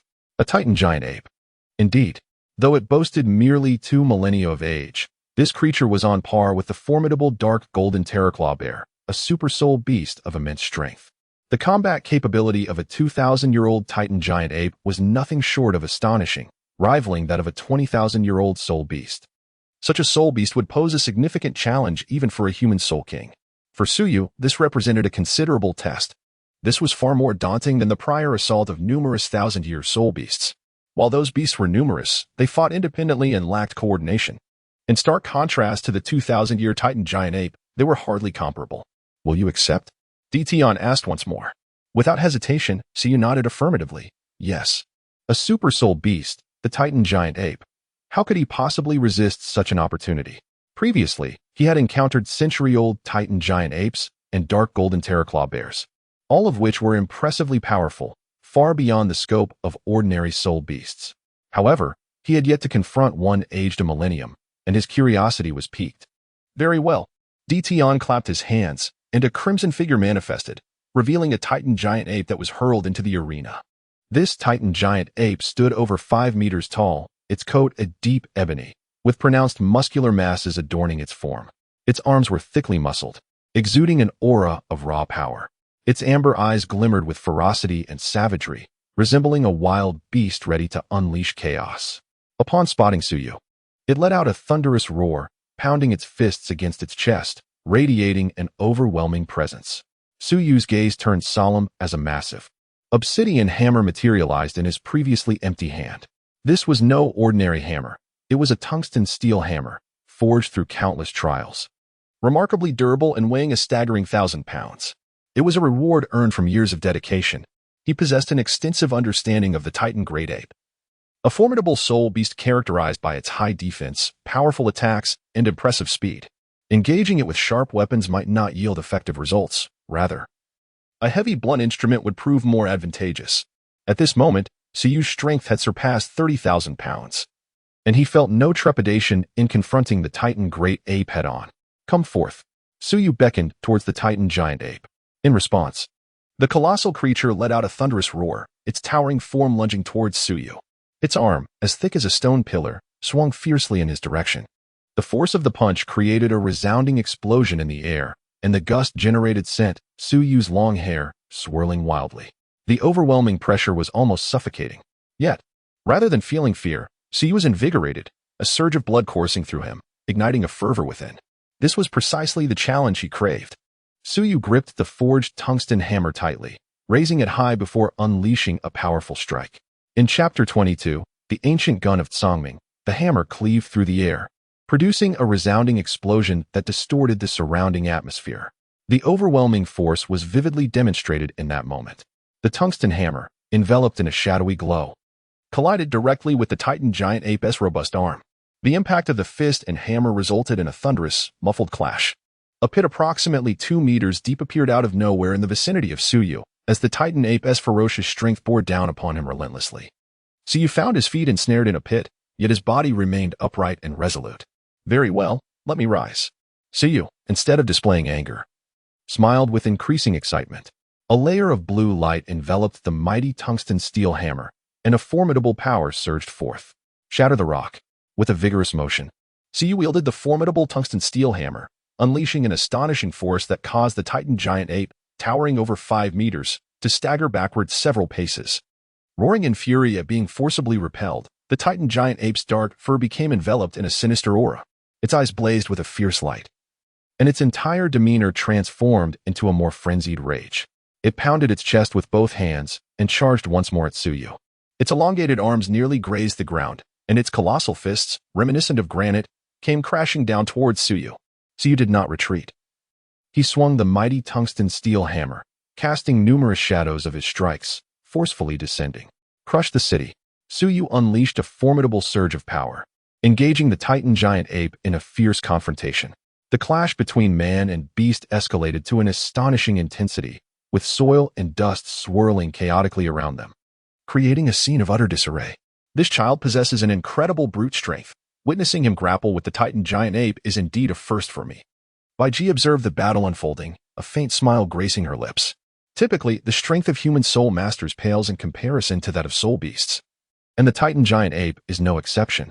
Renowned for its immense power even among soul beasts, the Titan giant ape is a force to be reckoned with. Even the dark golden terraclaw bear relies on its overwhelming offensive capabilities to contend with the Titan giant ape. To compare one's strength with the Titan giant ape is akin to courting disaster. Yet, Suyu defies convention, insisting on matching brute force with the Titan giant ape. If this child were to employ his soul abilities, victory would likely be within his grasp. Bai Ji shook her head, unable to comprehend Suyu's peculiar penchant. "Isn't this a true display of direct combat? And Bai Ji, do you not find it exhilarating?" Interjected the three-eyed golden lion. "Oh, didn't you previously assert that such a fighting style was too reckless for the young master? What has prompted this change of heart?" Bai Ji replied with a playful smile, her gaze sharp. Over the past 4 years, Suyu and the three-eyed golden lion had wreaked considerable havoc in the Star Dou forest. This duo, akin to the little tyrants of Star Dou, left chaos in their wake wherever they roamed. Yet, due to their noble status, none dared to confront them. Even a mere dog on the roadside would face repercussions if their mood soured. Surely, Wang has experienced this firsthand. However, the relationship between this man and beast has evolved from a playful rivalry to one of remarkable harmony. "I never claimed such a thing. Do not slander me." The three-eyed golden lion vehemently denied, asserting it had never made such a statement. "Hiki." Bai Ji chuckled lightly, choosing not to press further. At that moment, the battle had reached a fever pitch. With a thunderous roar, Suyu struck the ground with his hammer, unleashing a terrifying shockwave. Where the mighty tungsten steel hammer landed, the earth within a 10-meter radius began to fracture, splitting apart in numerous fissures. The formidable tremor reverberated across the ground, rebounding directly upon the Titan giant ape. The creature was hurled backward over 10 meters, tumbling twice upon the ground and becoming encrusted with dust. In a fit of fury, the Titan giant ape let out a primal roar. It raised its right arm high, a flicker of yellow light illuminating the air, which appeared to warp and compress around it. With a mighty punch, the ape unleashed an invisible shockwave. The sound resonated like cannon fire. As a terrifying force surged towards Suyu. This was none other than the Titan giant ape's ultimate technique, the Titan Sky Cannon. Its power was utterly formidable. Even a defensive Soul King, should they be struck, would likely suffer severe injury or even face death. Suyu's gaze grew solemn as he swung the formidable tungsten steel hammer, conjuring a myriad of hammer shadows. Duanyu. Jinhai. With a swift motion, Suyu unleashed the second form, his hammer forged from 10,000 folds of tungsten steel, trailing a dark, ominous flame. It struck with an unstoppable force, resonating through the air with a thunderous crack. The atmosphere was instantly filled with explosive sounds, reverberating in a series of deep, resonant hums. The invisible waves of energy surged forth, releasing their pent-up power. Suyu's figure was forcefully propelled away, causing even the mighty tungsten hammer in his grasp to be violently dislodged from his hold. Meanwhile, the Titan ape was similarly toppled to the ground by this terrifying eruption of power. Suyu seized the opportunity, his figure advancing with the swiftness of the wind. In his hand, a brilliant light flashed, and a 3-meter-long azure ancient spear materialized before him. Suyu's spear and essence melded into one, exuding an overwhelming and fierce momentum. With the might of a conqueror, he thrust his spear directly into the underbelly of the Titan gorilla, his arms straining with visible veins. "Rise for me." With a furious roar, Suyu lifted the Titan gorilla effortlessly. Harnessing the power of his weapon, he sent the colossal creature soaring several dozen meters into the air. Unmatched in prowess, Suyu leaped several dozen meters into the air, his ancient firearm transforming into countless afterimages, striking directly upon the Titan great ape. With a resounding crash, the Titan great ape was forcefully brought to the ground by Suyu, sending a cloud of dust billowing into the air. Suyu, swift and agile, thrust his spear with deft precision, piercing the shoulder of the Titan ape and pinning it firmly to the ground. At this juncture, the battle was effectively concluded. Suyu has achieved the ultimate victory. Applause. Emperor Tian clapped his hands and walked out with Bai Ji from a short distance away. "Well, splendid. Your current prowess has not disappointed me." A look of satisfaction adorned Emperor Tian's face. Being able to confront and defeat a 2,000-year-old Titan giant ape head-on is ample proof of Suyu's strength now. Suyu offered a faint smile, gently exhaling a breath of fatigue. Overcoming the Titan giant ape had proven to be a formidable challenge. He had employed the Wind God Leg for agility, the Tremor Heaven Strike for power, and the Overlord Spear technique for precision, aside from not utilizing his soul skills. He had exerted nearly all his strength to achieve this hard-won victory. It is only fitting to acknowledge that the Titan giant ape, a truly exceptional super soul beast, lived up to its reputation. At this moment, he felt considerably drained. The Tremor Heaven Strike and Overlord Spear technique were not easily wielded. "Allow me to extract the spear. I shall administer healing to this Titan giant ape," came the gentle voice of Bai Ji. Suyu nodded and withdrew the gun. This weapon, known as the Songming Ancient Spear, measures 10 feet in length and is entirely adorned in a deep azure hue. It is a reward bestowed by the system, rumored to be forged from a remarkably rare metal known as sea blue iron essence. The Songming Ancient Spear weighs 1,200 pounds and possesses characteristics such as armor-piercing capabilities, resilience, wave surging, and corrosion resistance. Furthermore, wielding it enhances the potency of spear techniques.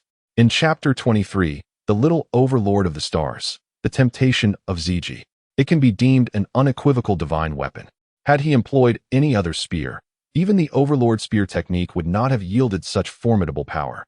Speaking of the Overlord Spear technique, akin to the heaven-shaking hammer technique, it is a skill acquired over the past few years. The Overlord Spear technique is comprised of 4 forms. Overlord lifts the cauldron, unrivaled under heaven, strength that uproots mountains and rivers, and burn the boats. The heaven-shaking hammer technique, on the other hand, consists of 7 forms: shatter rock, destroy city, split abyss, sever peak, pacify sea, overturn earth, and shake heaven. Both the Overlord Spear technique and the heaven-shaking hammer technique possess tremendous power. Even Suyu, at present, finds it challenging to unleash their full potential. He can only harness a fraction of their might. Regrettably, Suyu's cultivation has yet to reach such heights. Suyu retracted the ancient spear of Songming, stepping aside to retrieve the previously fallen tungsten steel hammer. Meanwhile, Biji had already commenced her healing. The Titan giant ape had sustained severe injuries. Suyu's assault had been as relentless as a torrential storm. Coupled with his superhuman strength, the Titan giant ape had suffered multiple broken ribs and internal trauma. Notably, a gaping wound the size of a bowl on its shoulder oozed blood profusely. However, Biji, being the most formidable healing spirit beast, could revive nearly any creature as long as it still clung to life. Enveloped in her radiant light, the Titan giant ape's wounds began to mend swiftly. Let us go out and play. At that moment, the three-eyed golden lion approached Su Yu, gently tugging at the sleeve of his garment with its mouth. Su Yu cast a glance at Tion, who could not help but twitch his lips, yet he gestured dismissively, indicating that it was time to depart. The day's training had reached its conclusion. With Tion's acquiescence, Su Yu no longer hesitated and swiftly mounted the back of the three-eyed golden lion. In an instant, the majestic creature transformed into a streak of golden light, vanishing swiftly into the depths of the dense forest. The speed at which the three-eyed golden lion galloped was nothing short of astonishing. Su Yu sat atop the magnificent beast, the sound of the wind howling in his ears. The fierce gust of wind tousled his hair, causing it to dance wildly. This unrestrained sensation brought an exhilarating delight. Within the expansive starry forest, riding the mythical creature with such carefree elegance, it seemed that none other than he could enjoy such a privileged experience. Where shall we venture? Su Yu lowered his head and inquired beside the ear of the three-eyed golden lion, I desire roasted meat. The three-eyed golden lion slowed its pace, and a melodious voice echoed in response. Su Yu was momentarily taken aback, but then he broke into a radiant smile. Let us go find a few uncles to enjoy the autumn breeze. They are sure to have delightful treasures. Very well, let us proceed. The three-eyed golden lion's eyes sparkled with enthusiasm, and without hesitation, they set off. Their familiarity with the task suggested this was not their inaugural adventure. The first individual they encountered was the Crimson King. Upon seeing the duo before him, the Crimson King felt a throbbing headache manifest in all three of his heads. Uncle Crimson King, the three-eyed golden lion called out with a playful tone. Greetings, young master. The Crimson King responded with a respectful bow, then bellowed towards the back. Instantly, two crimson demon hounds emerged, carrying with them a century-old black jade sheep and a millennium-old Urhorn rhinoceros. The meticulous preparation of such offerings spoke volumes. Su Yu smiled brightly as he collected the black jade sheep and the millennium horned rhinoceros. Thank you, Uncle Chi Wong. The three-eyed golden lion called out sweetly, then swaggered away with Su Yu. Chi Wong shook his three heads in unison and instructed the red demon hounds behind him, go catch a few more. The two red demon hounds nodded in acknowledgement, indicating their understanding. Su Yu and the three-eyed golden lion departed from the territory of the Crimson King, continuing their journey. As they ran, the three-eyed golden lion inquired, how shall we consume this black jade sheep and the millennium horned rhinoceros? Su Yu stroked his chin thoughtfully and mused. The tender meat of the black jade lamb would be delightful roasted. How about a whole roasted lamb? As for the millennium horned rhinoceros, its dorsal meat is exquisite, perfect for steaks. The tendons and hooves can be used for a rich broth, while the brisket is ideal for braising, and the leg meat lends itself beautifully to grilling. The shank, on the other hand, is best prepared in a savory marinade. Su Yu spoke incessantly, elaborating on the 900 culinary methods of preparing the rare and exotic rhino. As San Yin Jin and I listened, it could not help but feel an overwhelming salivation. Accompanying Su Yu was an unparalleled joy. In the past, it had only feasted upon the brains of luminous and psychic spirit beasts. The contrast with its current experience was simply incomparable. What Su Yu spoke of sounded utterly delectable. Let us proceed. We must inquire with the other uncles and gather additional materials. The three-eyed golden lion's eyes glimmered with longing, as she was truly craving. Very well. The pair, one human and one beast, continued their journey and soon arrived at the territory of the King of 10,000 Demons. The King of 10,000 Demons is the most formidable plant-type spirit beast in the starry forest. Here, one can find an abundance of rare herbs and precious treasures. Upon seeing Su Yu and the three-eyed golden lion, the King of 10,000 Demons wasted no time in presenting a collection of spiritual herbs and various spices. As for why the King of 10,000 Demons had amassed such spices, those in the know would understand. Once again, the duo departed, this time with their sights set on Ziji. Ziji, ranked 9th among the 10 fearsome beasts, is a hell dragon king with an age exceeding 200,000 years. Nearing 300,000 years of cultivation. Belonging to the hell dragon lineage, she may not be as pure as the Emperor Tian. Yet she is nearly considered a true dragon. Her strength is formidable, and as a dragon, her combat prowess is undeniable. In terms of true power, she is not significantly inferior to the Crimson King. Upon their arrival at Ziji's domain, they found her perched upon a branch, casually swinging her two snowy long legs, radiating an astonishing brightness. Sister Ziji, Su Yu, and the three-eyed golden lion gradually approached, gazing at the purple maiden perched upon the tree. Suyu called out, addressing the male as uncle, but for the female, it was imperative to refer to her as sister. Bai Ji was truly the sole exception. Upon hearing the voice, the purple maiden turned, her exquisitely beautiful face breaking into a delightful smile. Young master, what brings you to my humble abode today? She inquired, gracefully darting to stand before Suyu. She towered at nearly 180 centimeters, slightly surpassing Suyu in height. Her attire was strikingly scant, with violet sheer fabric merely concealing her most vital areas. Her slender waist and fair, elongated legs were unabashedly exposed to the air. Before her, the alluring fullness was nothing short of audacious. Sensual, fiery, passionate, and enchanting, this Hell Dragon Queen, Purple G, was undoubtedly a siren capable of ensnaring one's very essence. Sister Purple G, we have come to request some spiritual fruits from you. So you dared not gaze too long and casually remarked, spirit fruit? Is it only when the young master desires spirit fruit that he remembers me? How truly disheartening. ZG lowered her head, feigning a pitiful and wrong demeanor. She took a step closer, and Suyu was enveloped by an intoxicating fragrance that captivated his senses. Suyu felt a flush creep across his face, unable to suppress a cough. This woman is truly enchanting. Chapter 24. The Wicked Woman. ZG dressed in attire that was already quite revealing. Her figure was undeniably alluring. As she slightly lowered her head, her fair complexion dazzled the eyes, coupled with an intoxicating fragrance that seemed to penetrate the very depths of one's heart. Even Suyu found himself momentarily captivated. After all, he was no longer the 6-year-old boy of yesteryear. In just 2 months, he would be 11. Children in the Dolua continent mature earlier than usual, and Suyu had already reached a height of 175 meters. It was entirely natural for him to harbor a few thoughts. Any man encountering a breathtaking beauty like ZG would undoubtedly experience similar sensations. This was not about anything else. It was merely a primal instinct. Young master, why do you look so flushed? ZG teased, leaning closer to Suyu with a playful smile. As she approached, the alluring scent surrounding her intensified, leaving Suyu momentarily dazed. ZG, please stop teasing. Suyu pressed his hand against ZG's face, pushing her away slightly. In his childhood, it was tolerable, but as he approached 10 years of age and grew taller, this ZG began to take great pleasure in teasing him. After all, he was still quite young. One could only wonder if she would dare to tease him when he reached 15 or 16. If she did, he would certainly respond in kind. Ahem, I digress. Does the young master truly dislike others getting close to him? Such behavior is truly heart-wrenching. ZG pouted playfully. Her eyes filled with a sense of lingering melancholy. The enchanting gaze imbued with sorrow caused Suyu's lips to twitch uncontrollably. It was unbearable, truly unbearable. This enchantress. Giggle. The young master has grown up. After a bout of playful banter, ZG chuckled lightly, her delicate white hand gently pinching Suyu's cheek. She relished the sight of his shy, blushing face, finding it particularly amusing.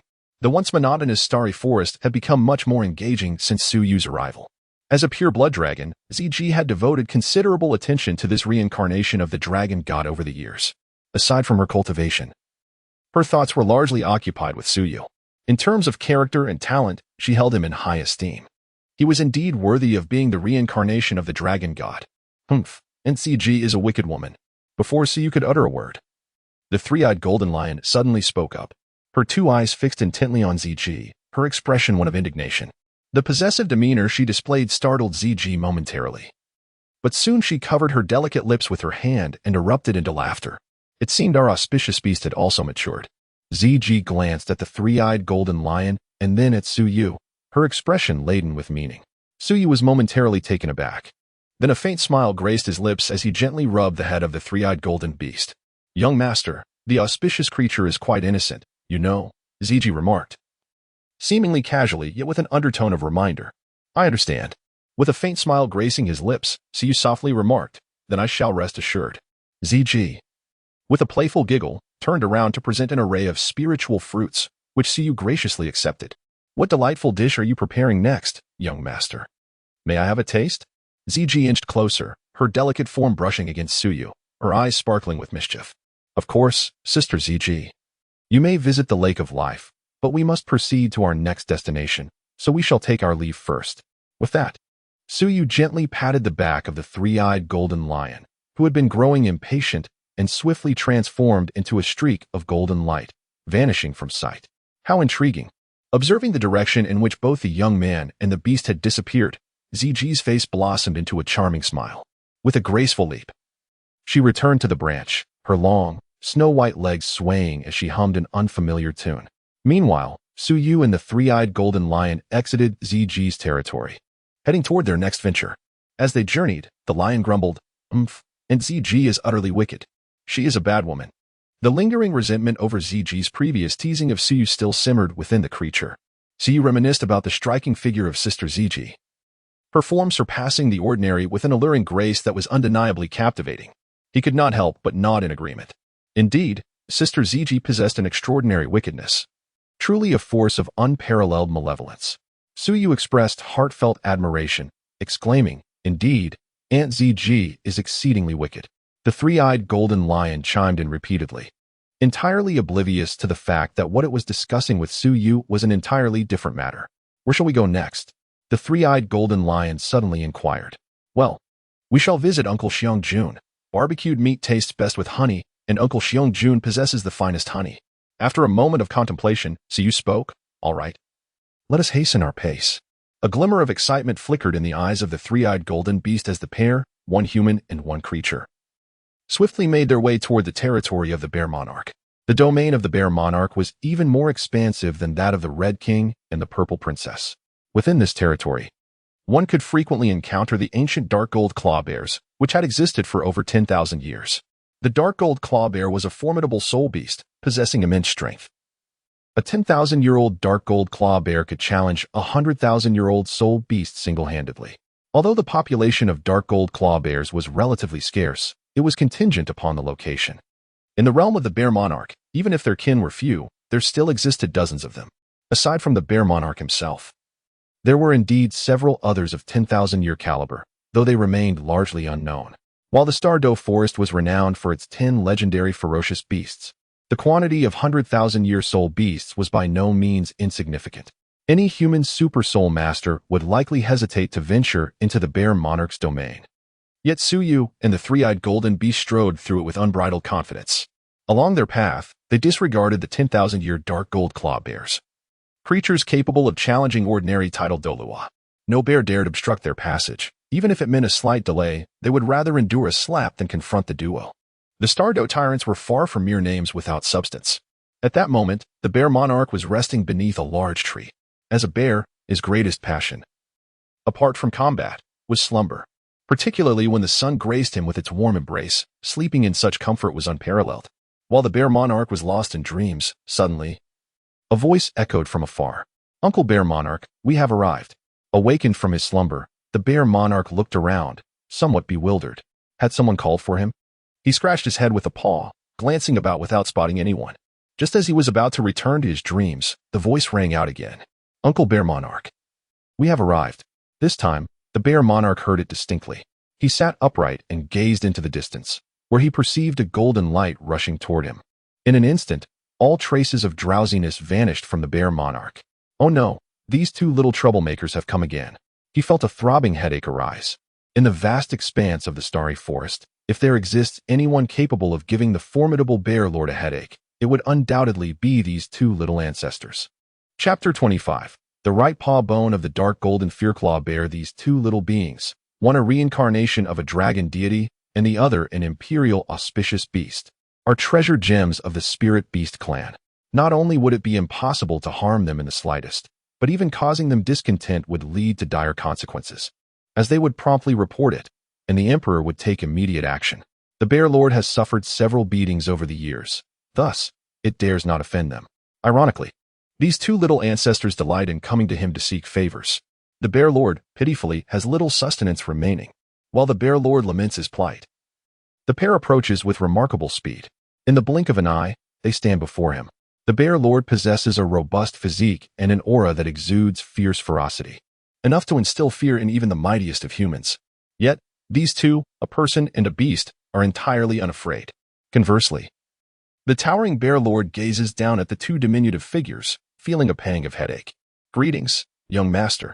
The Bear Lord bows and continues, "What brings you, young master and auspicious beast, to my humble abode?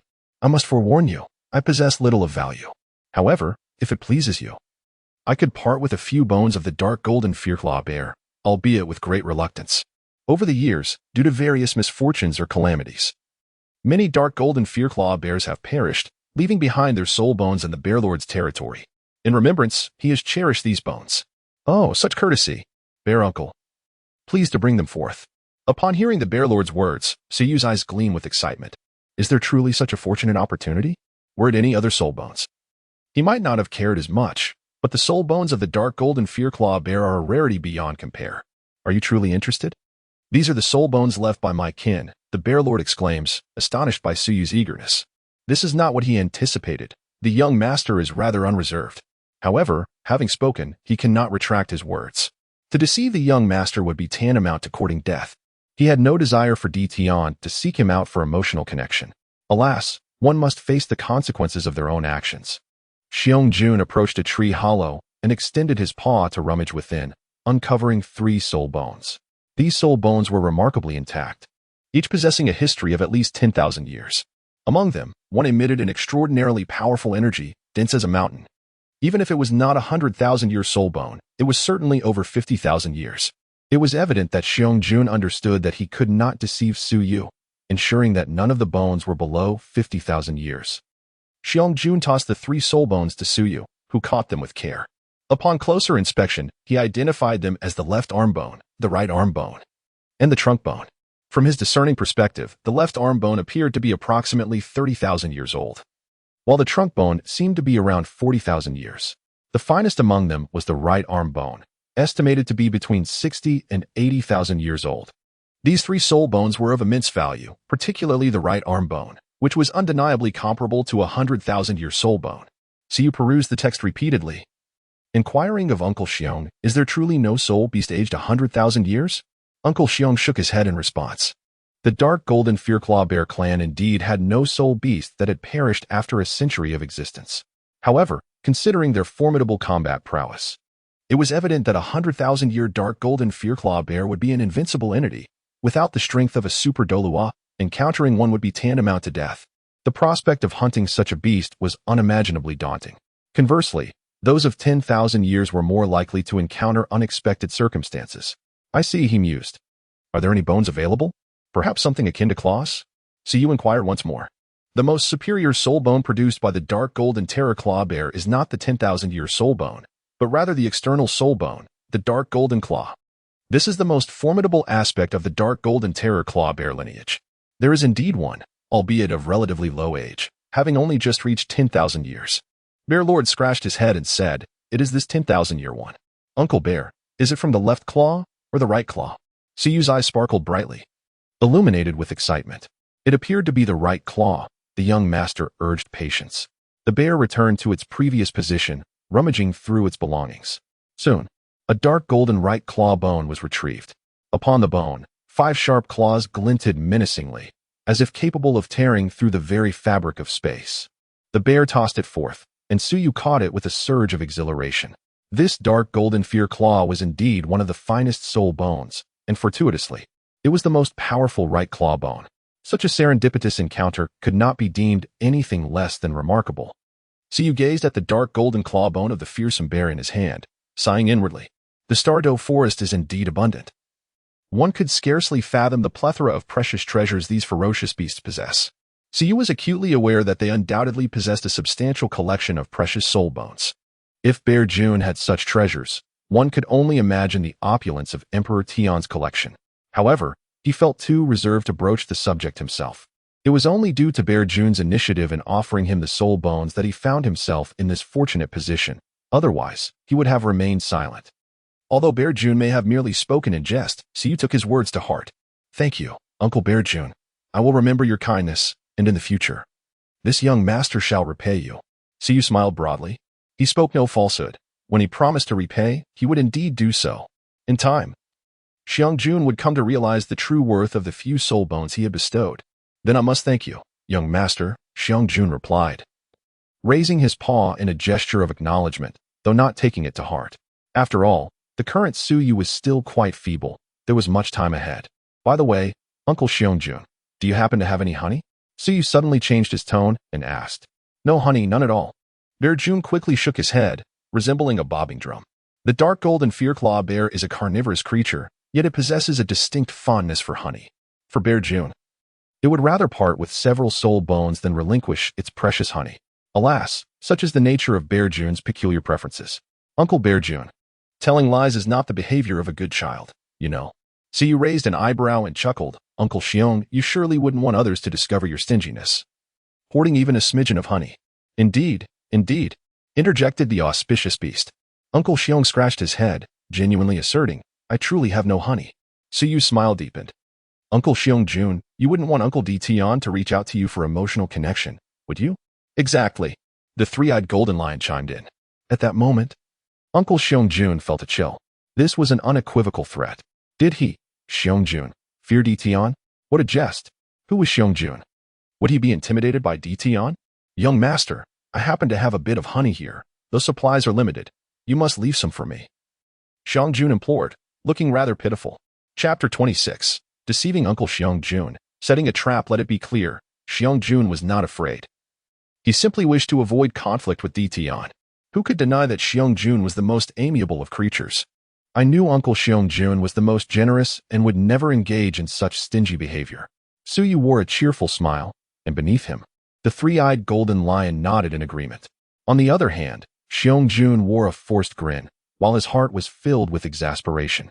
Encountering these two little tyrants, it was indeed a stroke of misfortune for him. Throughout his life, who would dare to extort Xiong Jun, unless they wished for their own demise? Yet, in the presence of these two little overlords, even Xiong Jun dared not exhibit the slightest hint of negligence. Thus, with no other choice, Xiong Jun lowered himself.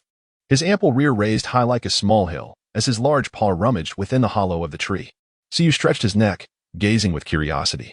This tree hollow must be Bear Jun's treasure cave. One can only wonder what treasures lie within. Before long, Bear Jun produced a beehive approximately 3 meters in size. Cradling it in his hands with a reluctant expression. Young master, this is all I can give you. As for the rest, I must keep some for myself. Bear Jun lamented, his face betraying a sense of loss. No need to worry, was the reply. Suyu swiftly darted through the air, instantly returning to his original position. However, in his arms, he now cradled a beehive towering over 3 meters. An extraordinarily fresh and sweet aroma wafted forth from the hive. Suyu focused his gaze on the honeycomb, where the golden nectar appeared exceedingly tempting. It was evident that this was exquisite honey, perhaps even a rare treasure of nature. Is this honey from the golden dragon bee? Suyu remarked with astonishment. The golden dragon bee is a rather unique type of soul beast. Its name signifying a trace of draconic lineage. Not only is the golden dragon bee fierce, but its honey is also renowned as the sweetest and most precious among all soul beast honeys. Consuming the honey from the golden dragon bee can significantly enhance physical prowess and offer remarkable benefits for nourishing the meridians and improving one's foundation. Its value is comparable to that of some rare spiritual herbs and fruits. This honey, produced by the millennia-old golden dragon bee, is indeed a treasure. Xiong Jun's eyes still reflected a trace of reluctance. This was his cherished collection. With such limited quantities, Suyu's partaking felt like a lost dam. Xiong Jun, you are truly generous, Suyu exclaimed, giving a thumbs up. Despite Xiong Jun's seemingly possessive demeanor, he was indeed willing to share. And what he offered was nothing short of exceptional. Xiong Jun is truly a pillar of our soul beast clan, standing just below the pinnacle. It is this capable beast king who will shoulder the future responsibilities of our soul beast tribe. Suyu casually flattered, feeling somewhat guilty for not uttering a few kind words after receiving so many wonderful items from Xiong Jun. You flatter me, young master, Xiong Jun said, scratching his head in an apparent display of humility. However, the grin on his face was as radiant as a lotus blossom, with his upturned lips nearly impossible to suppress. Even the young master, the reincarnation of the dragon god, acknowledged him as the pillar of the soul beast clan. Just look at that. The young master truly has an eye for talent. Unlike D Tian, who incessantly berates him as foolish and reckless. Huh? What does he know? One day, when his divine skills reach their pinnacle, he will surely bring D Tian down a notch. He, Xiong Jun, is destined to be the foremost beast king beneath the master and the young master. With just 2 sentences from Suyu, the bear, Xiong Jun, had already begun to envision a splendid future. Observing the bear's foolishly cheerful demeanor, Suyu couldn't help but smirk subtly. No wonder Emperor Tian often remarked on Xiong Jun's foolishness, Its intelligence was indeed not readily apparent. It was not an exaggeration to say that it possessed a brawny physique paired with a simplistic mind. It became evident why the dark gold Fearclaw Bear clan was filled with such Na'vi creatures, as it all seemed to stem from their leader. Gazing at the merrily oblivious Xiong-jun, an idea suddenly sparked within Suyu. He deliberately let out a deep sigh. "Oh, young master, why the sudden sigh?" Xiong-jun inquired curiously. "I just recalled something unexpectedly." Suyusha spoke earnestly. "During my travels across the mainland, I encountered a formidable warrior with whom I engaged in a profound conversation. When we broached the subject of the 10 fearsome beasts, I remarked that although the mightiest creature in the Star Dou Great Forest is the beast god Emperor Tian, the one with the most potential is, in fact, the leader of the Dark Golden Terror Claw Bear clan, Bear Lord. The Dark Golden Terror Claw and the rending Sky Claw of this clan are unparalleled in the world. I asserted that, given time, Bear Lord might very well ascend to become the most fearsome beast in the Star Dou Great Forest." Upon hearing Suyu's words, Xiong-jun nodded repeatedly, affirming his admiration for the young master's discerning eye for talent. "Truly, I, Xiong-jun, am brimming with potential. Our clan, the Dark Golden Terror Claw Bears, is undeniably formidable." "However, what do you mean, however?" Xiong-jun swiftly inquired. "However, that powerful individual holds a differing opinion. He claims that within the Star Dou Forest, aside from the beast god Emperor Tian, all other soul beasts are utterly weak. Especially you, Xiong-jun, who he deems as nothing more than a mindless fool." At this proclamation, I could no longer contain my indignation.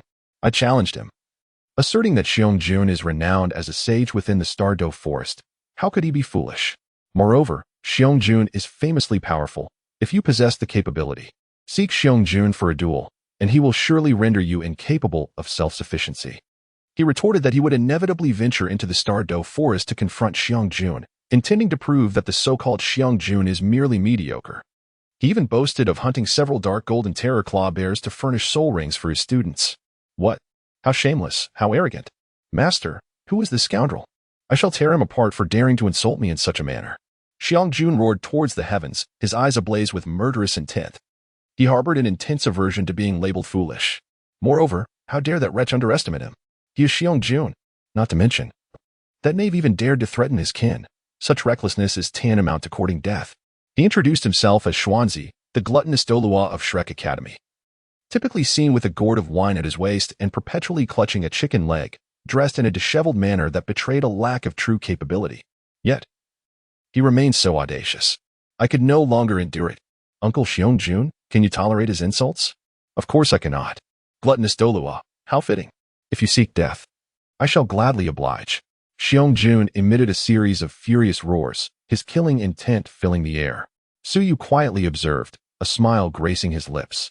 His deliberate provocation was a sudden whim. In truth, during his travels across the continent, he had encountered some friction with Shrek Academy. As for who instigated it, that could certainly not be attributed to him. He had no penchant for trouble. Moreover, Shrek Academy's motto, which states that those who avoid conflict are mediocre, did not resonate with him. Additionally, he had never harbored any fondness for Shrek. Even when perusing the original text, he found himself disliking the academy. In Chapter 27, Duke's Mansion, Daihuabin, within Shrek Academy, Xuanzi was among those he held in the least regard. It was evident that he was destined never to befriend Shrek Academy, so causing them a bit of annoyance would pose no issue. Furthermore, during the original narrative, Xuanzi's bullying of the three-eyed golden lion was nothing short of outrageous, even inflicting a grave injury upon it, nearly leading to its demise. Suyu was inherently protective, and even if the incident had yet to transpire, the thought alone irked him. He had never claimed to be a virtuous individual if he could not bear to bully the three-eyed golden lion himself. How could the old scoundrel Xuanzi presume to do so? If he did not strip Xuanzi of his skin, he would not be known as Suyu. Bear King's tearing claws could even injure Emperor Tian. How could the mere Xuanzi stand a chance against Bear King? Among all the 98th level Super Doluos, Xuanzi was undoubtedly the weakest, that much is certain. Uncle Bear King, the devouring Dolua, is after all affiliated with Shrek Academy, and it would be wise to exercise caution, at least to avoid recklessness. Suyu expressed his concerns with a hint of unease. He truly feared that Xiong-jun, in a fit of rage, might storm into Shrek Academy. The academy was not only home to the severely injured moon but also fortified by the ancient golden tree. It would be unwise for Xiong-jun to confront them alone, as it would likely lead to his own downfall. Rest assured, young master, Xiang Jun replied, a wicked grin spreading across his face. I am not foolish enough to assault Shrek City directly. I shall await their arrival in the Star Dou forest. Should they dare to come. Ha ha ha. His laughter was laced with a fierce determination, his murderous intent unabashedly evident. Su Yu's gaze was peculiar. One might say that Bear Jun is clever, for it can be easily deceived into losing its way with just 2 sentences. Yet, if one were to deem it foolish, it still possesses the wisdom to wait patiently for the rabbit, a cunning being indeed. Su Yu truly found himself at a loss for words to express his sentiments. By the way, Uncle Xiong, if one day you encounter individuals from Shrek Academy, and among the crowd there is a young female soul master, please do not harm her. She holds great significance to me. Su Yu took out a painting depicting a beautiful young girl with flowing black hair, exuding a tranquil and gentle elegance. Xiang Jun lowered his head, scrutinizing it closely, and then patted his chest reassuringly. Rest assured, young master, I shall not harm her. Su Yu is capable of remembering such a small request. The young master can rest assured now. Su Yu smiled as he carefully folded the painting and said, Come. Uncle Bear, let us venture to the lake of life. I shall treat you to some roasted meat. Then I shall not be polite, replied Uncle Bear, his eyes lighting up at the invitation. Su Yu's culinary skills are renowned, and the aroma is simply irresistible, leaving one utterly captivated. I have had the fortune of savoring it twice, and the memory of that exquisite flavor lingers on, truly tantalizing. There is no need for formality with this young master.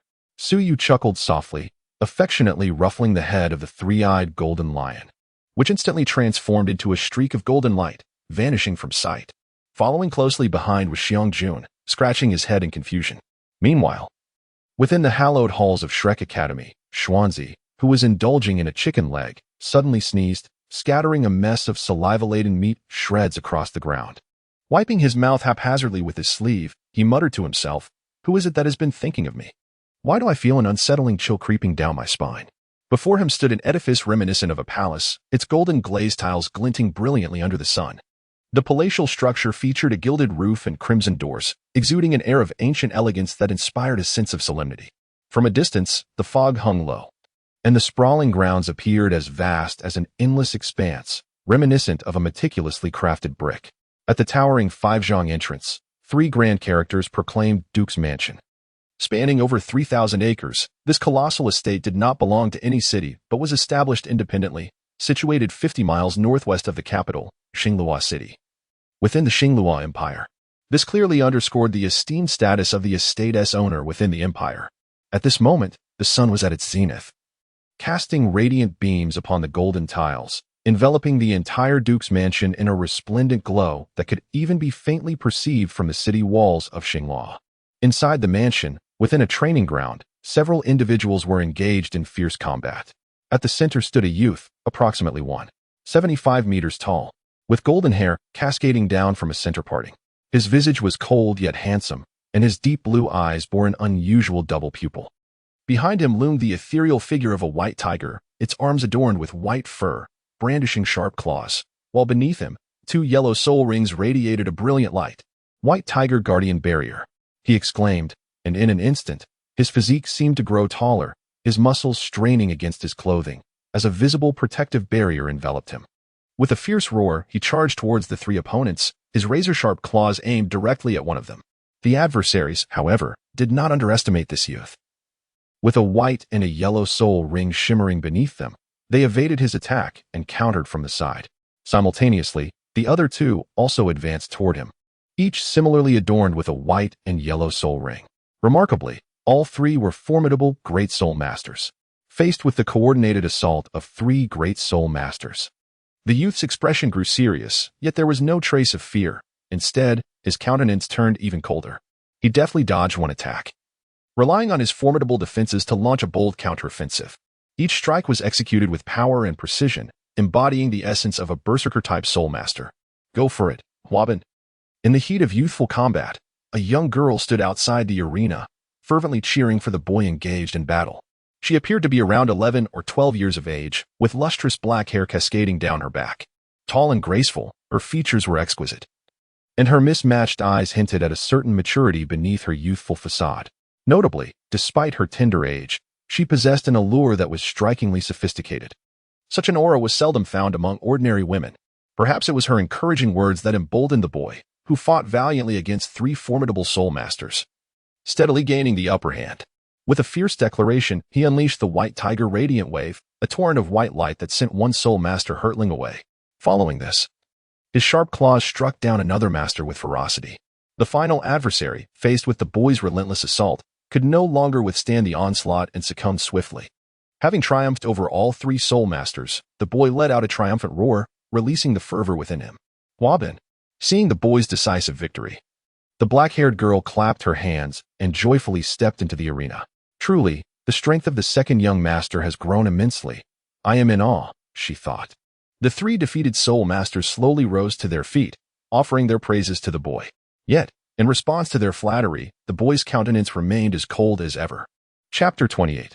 The resentment of Dai Huabin towards Yu Hao's gaze, frigid and laced with an undercurrent of resentment, revealed that this victory was insufficient.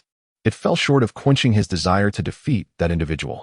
Dai Huabin's expression darkened, tinged with a hint of malice, as his fists clenched tightly, the tendons in his arms visibly straining. He had always held himself in high regard, but at the tender age of 8, he had encountered the greatest humiliation of his life. That white-haired boy had effortlessly pinned him to the ground with a single hand, subjecting him to a merciless beating. Despite his desperate attempts to unleash his martial spirit and summon all his strength, it had proven futile. That individual had subdued him without even employing his own martial spirit. Born of noble lineage, he had never before been subjected to such degradation. He vowed to exact revenge. Now, more than 2 years later, his soul power had risen to the rank of 29th level soul master. With just a bit more time, he would surely break through to soul venerable. He swore that he would make that individual pay a heavy price. Huabin, with your extraordinary talent, you will surely defeat him. And with my support, we shall prevail. With our martial spirit fusion technique, no matter how strong he may be, he will inevitably fall before us. The dark-haired maiden approached gently, offering words of comfort. This girl was none other than Dai Huabin's fiancée, hailing from the Zhu family, and her martial spirit was the ethereal spirit cat. Together with Dai Huabin, they possessed the martial spirit fusion technique known as the ethereal white tiger. Since the original Shrek's 7 devils ascended to divinity a millennium ago, this fusion technique has gained considerable renown, instilling Zhu Lu with a profound sense of confidence. Upon witnessing Zhu Lu's consolation, Dai Huabin's expression softened slightly, though his gaze remained icy. If given the choice, he would prefer not to rely on external forces. However, despite his rapid advancements, he lacked absolute confidence in his ability to defeat that individual. The impression left by that person was indelibly etched in his mind, nearly transforming into his inner demon. That individual was not much older than him, possibly even of the same age. As he progressed, it was inevitable that the other would also advance. Thus, he felt compelled to prepare for all contingencies. Regarding Zhu Lu, he harbored no genuine affection for her. Their engagement was merely a consequence of the ethereal white tiger fusion technique. The Dai and Zhu families had intermarried for generations, and his union with Zhu Lu was steeped in familial interests. Though he was reluctant, he found himself unable to defy his family's will. Furthermore, the ethereal white tiger was undeniably a formidable power, especially as they ascended in rank. Its significance would only amplify. He was loath to relinquish such strength, as it constituted one of the crucial advantages that could enable him to surpass his elder brother. Noticing the slight softening of Dai Huabin's demeanor, Zhu Lu smiled sweetly. Huabin, you have been training diligently for quite some time. It is essential to relax a bit. Let us take a stroll through Xinglua City. One cannot always remain so tense. Over the past 2 years, Dai Huabin's training had been exceedingly rigorous, almost obsessive, prompting her to feel a pang of sympathy for him. Who was that wretch responsible for this turmoil? If she were to discover their identity, she certainly would not let them escape unscathed. Dai Huabin nodded slightly, not declining her suggestion. Offering Zhu Lu a modicum of sweetness was also a means to maintain their relationship. With his affirmative response, Zhu Lu's face blossomed into a radiant smile as she linked her arm with his and led him outside, while the servants attending to him cleared the way. The second young master is leaving. Make way. A throng of individuals surrounded Dai Huabin as they marched toward the entrance. The servants within the manor hastily retreated, unwilling to obstruct his path, for who in the manor was unaware of the second young master's temper? At that moment, a young boy clad in patched clothing entered from the opposite end of the path, appearing frail as he carried a basin of freshly laundered garments. He fortuitously collided with the sycophants clearing the way. You little brat, get out of the way. Don't block the path. One of the lackeys shoved him aside. causing the frail boy to tumble to the ground, his wooden basin overturning and spilling clothes all over the floor. What just happened? At that moment, behind him, Dai Huabin sensed something amiss and furrowed his brows. Return, second young master. It is merely a foolish boy from the manor who dares to obstruct your path. The young servant, grinning shamelessly, offered a sycophantic smile to Dai Huabin. Such a lack of decorum deserves punishment. Strike him. Dai Huabin waved his hand dismissively. His mood was already sour, and it was intolerable that someone would dare to cross his path. Yes, second young master. A group of henchmen grinned menacingly, advancing upon the frail youth and unleashing a flurry of punches and kicks. The slender boy could only curl up defensively, shielding his vital areas with his hands, emitting muffled groans as the crowd continued to pummel him. Let us depart. Dai Huabin did not cast even a fleeting glance in that direction, taking the remaining individuals with him as they departed. Meanwhile, the lackeys of Dai Huabin mercilessly pummeled the youth for several minutes before spitting in disdain and cursing as they made their exit. Left behind was the boy, sprawled on the ground, his body occasionally convulsing. It was not until after a considerable half-hour that the frail youth seemed to regain his composure, trembling as he rose unsteadily from the earth. At that moment, he was covered in dirt, his clothes and hair disheveled, with traces of blood at the corner of his mouth. The weakling moved laboriously, gathering his soiled garments before dragging his heavy steps into a shabby woodshed. The shed was remote and cramped, lacking even a proper bed and bedding. Few would anticipate such a meager existence within the Duke's estate. The boy closed the door, setting a wooden basin aside, and sat down upon a stone at the threshold. Finally lifting his perpetually lowered head, he revealed a rather ordinary face, at best, slightly delicate, but far from handsome. His complexion bore a youthful pallor, tinged with an unhealthy shade, suggesting a frail constitution. Particularly after the recent brutal beating, he coughed persistently, blood evident in his sputum. His eyes, a deep blue, sparkled with an unusual brilliance not commonly found in others. These eyes were indeed remarkable. The boy was named Yu Hao, and his martial soul was embodied in his eyes, known as the spirit eye. The spirit eye, a primary martial soul, possessed a mental attribute. Logically, possessing a primary martial soul would classify Yu Hao as an extraordinary talent. However, the reality was quite the opposite. Yu Hao was born with a frail body, and upon the awakening of his martial soul, he exhibited an innate soul power of merely one level, indicating a dismal aptitude. Such limitations foretold a painfully slow cultivation rate. Furthermore, mental-type soul beasts were far rarer than ordinary ones, making the search for a suitable soul ring exceedingly challenging. Consequently, Yu Hao's spirit eye garnered little attention. Given these two constraints, it was almost predictable that Yu Hao's future would hold little promise. Chapter 29, from today on. My surname is Hua. However, Yu Hao's identity was far from simple. His mother was, in fact, the personal maid of Duke Baihu, having grown up alongside him. The role of a personal maid needs no elaboration. Thus, on a stormy night, everything unfolded as expected, leading to Yu Hao's birth. With the privilege of maternal lineage, Yu Hao ultimately became a descendant of Duke Baihu, acquiring a modest courtyard of his own. Although his circumstances were not exceptionally favorable, they were certainly not dire. Yet, as Duke Baihu ventured off to war, seldom returning, the affairs of the estate fell entirely under the control of the Duchess. When Yu Hao reached the age of 6, he had not awakened the martial soul of the Baihu lineage, but rather the spirit eye with an innate soul power of only one level. Thus began the misfortune that would befall Yu Hao and his mother. Perhaps it was due to Yu Hao's mother's beauty and her long-standing companionship with Duke Baihu that incited jealousy in the Duchess. They were driven from their independent courtyard, forced to reside in the woodshed, and stripped of all financial support. Yu Hao's mother, already in frail health, endured constant oppression from the Duchess's servants, exacerbating her condition. 2 years prior, when Yu Hao was unjustly accused by Dai Huabin's minions and beaten mercilessly, his mother suffered a brutal assault while trying to protect her young son. After enduring for 2 years in her weakened state, she ultimately succumbed to her ailments and passed away. From that moment, Yu Hao harbored a profound hatred for the Duke's estate. Today, having been assaulted once more by the underlings of Dai Huabin, his latent resentment surged to the surface. The deep blue of his eyes revealed an intense loathing, and his youthful face twisted in anguish. Dai Huabin, the Duchess, the Duke's estate. One day, I shall ensure you all pay for your transgressions. In the depths of his heart, Yu Hao was engulfed by a profound hatred at this moment. Thoughts of departing from the Duke of White Tiger's residence began to take root in his mind. After more than 4 arduous years of cultivation, He had finally attained the 9th level of soul power, with only a single step remaining to reach the coveted 10th level. Achieving this milestone would enable him to absorb a soul ring and become a soul master.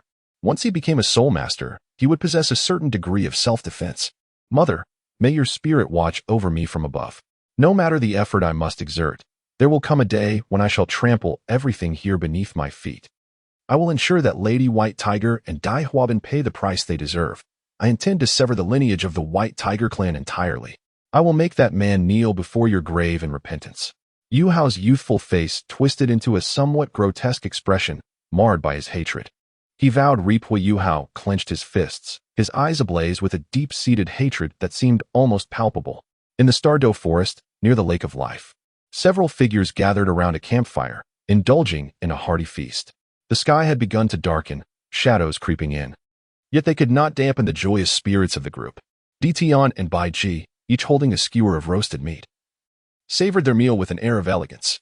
Beside them, a robust man with dark golden hair devoured his food with the ferocity of one who had not eaten for days. As he ate, he exclaimed in delight, "Delicious, delicious. The meat roasted by the young master is truly exquisite. Xiangjun, could you perhaps exhibit a bit more decorum while eating?" A stunning beauty with flowing purple hair, dressed in a breezy attire, slightly curled her lips in disdain as she leisurely savored a skewer of grilled meat. The burly man with dark golden hair paid no heed to her remarks, utterly engrossed in his indulgence of the delectable barbecue. A true gourmand. The violet-haired beauty uttered a playful remark, then parted her lips slightly, delicately biting into a piece of meat, savoring it momentarily before revealing an enchanting smile. However, the roasted meat prepared by the young master indeed possessed a unique flavor. She leaned closer to Suyu, her head grazing his ear, and giggled softly. A gentle breeze caressed his ear, sending a tingling sensation through him. "Then, dear sister Ziji, you must indulge yourself further," he said as he playfully pushed her aside and swiftly placed a spirit fruit into her mouth, silencing her words.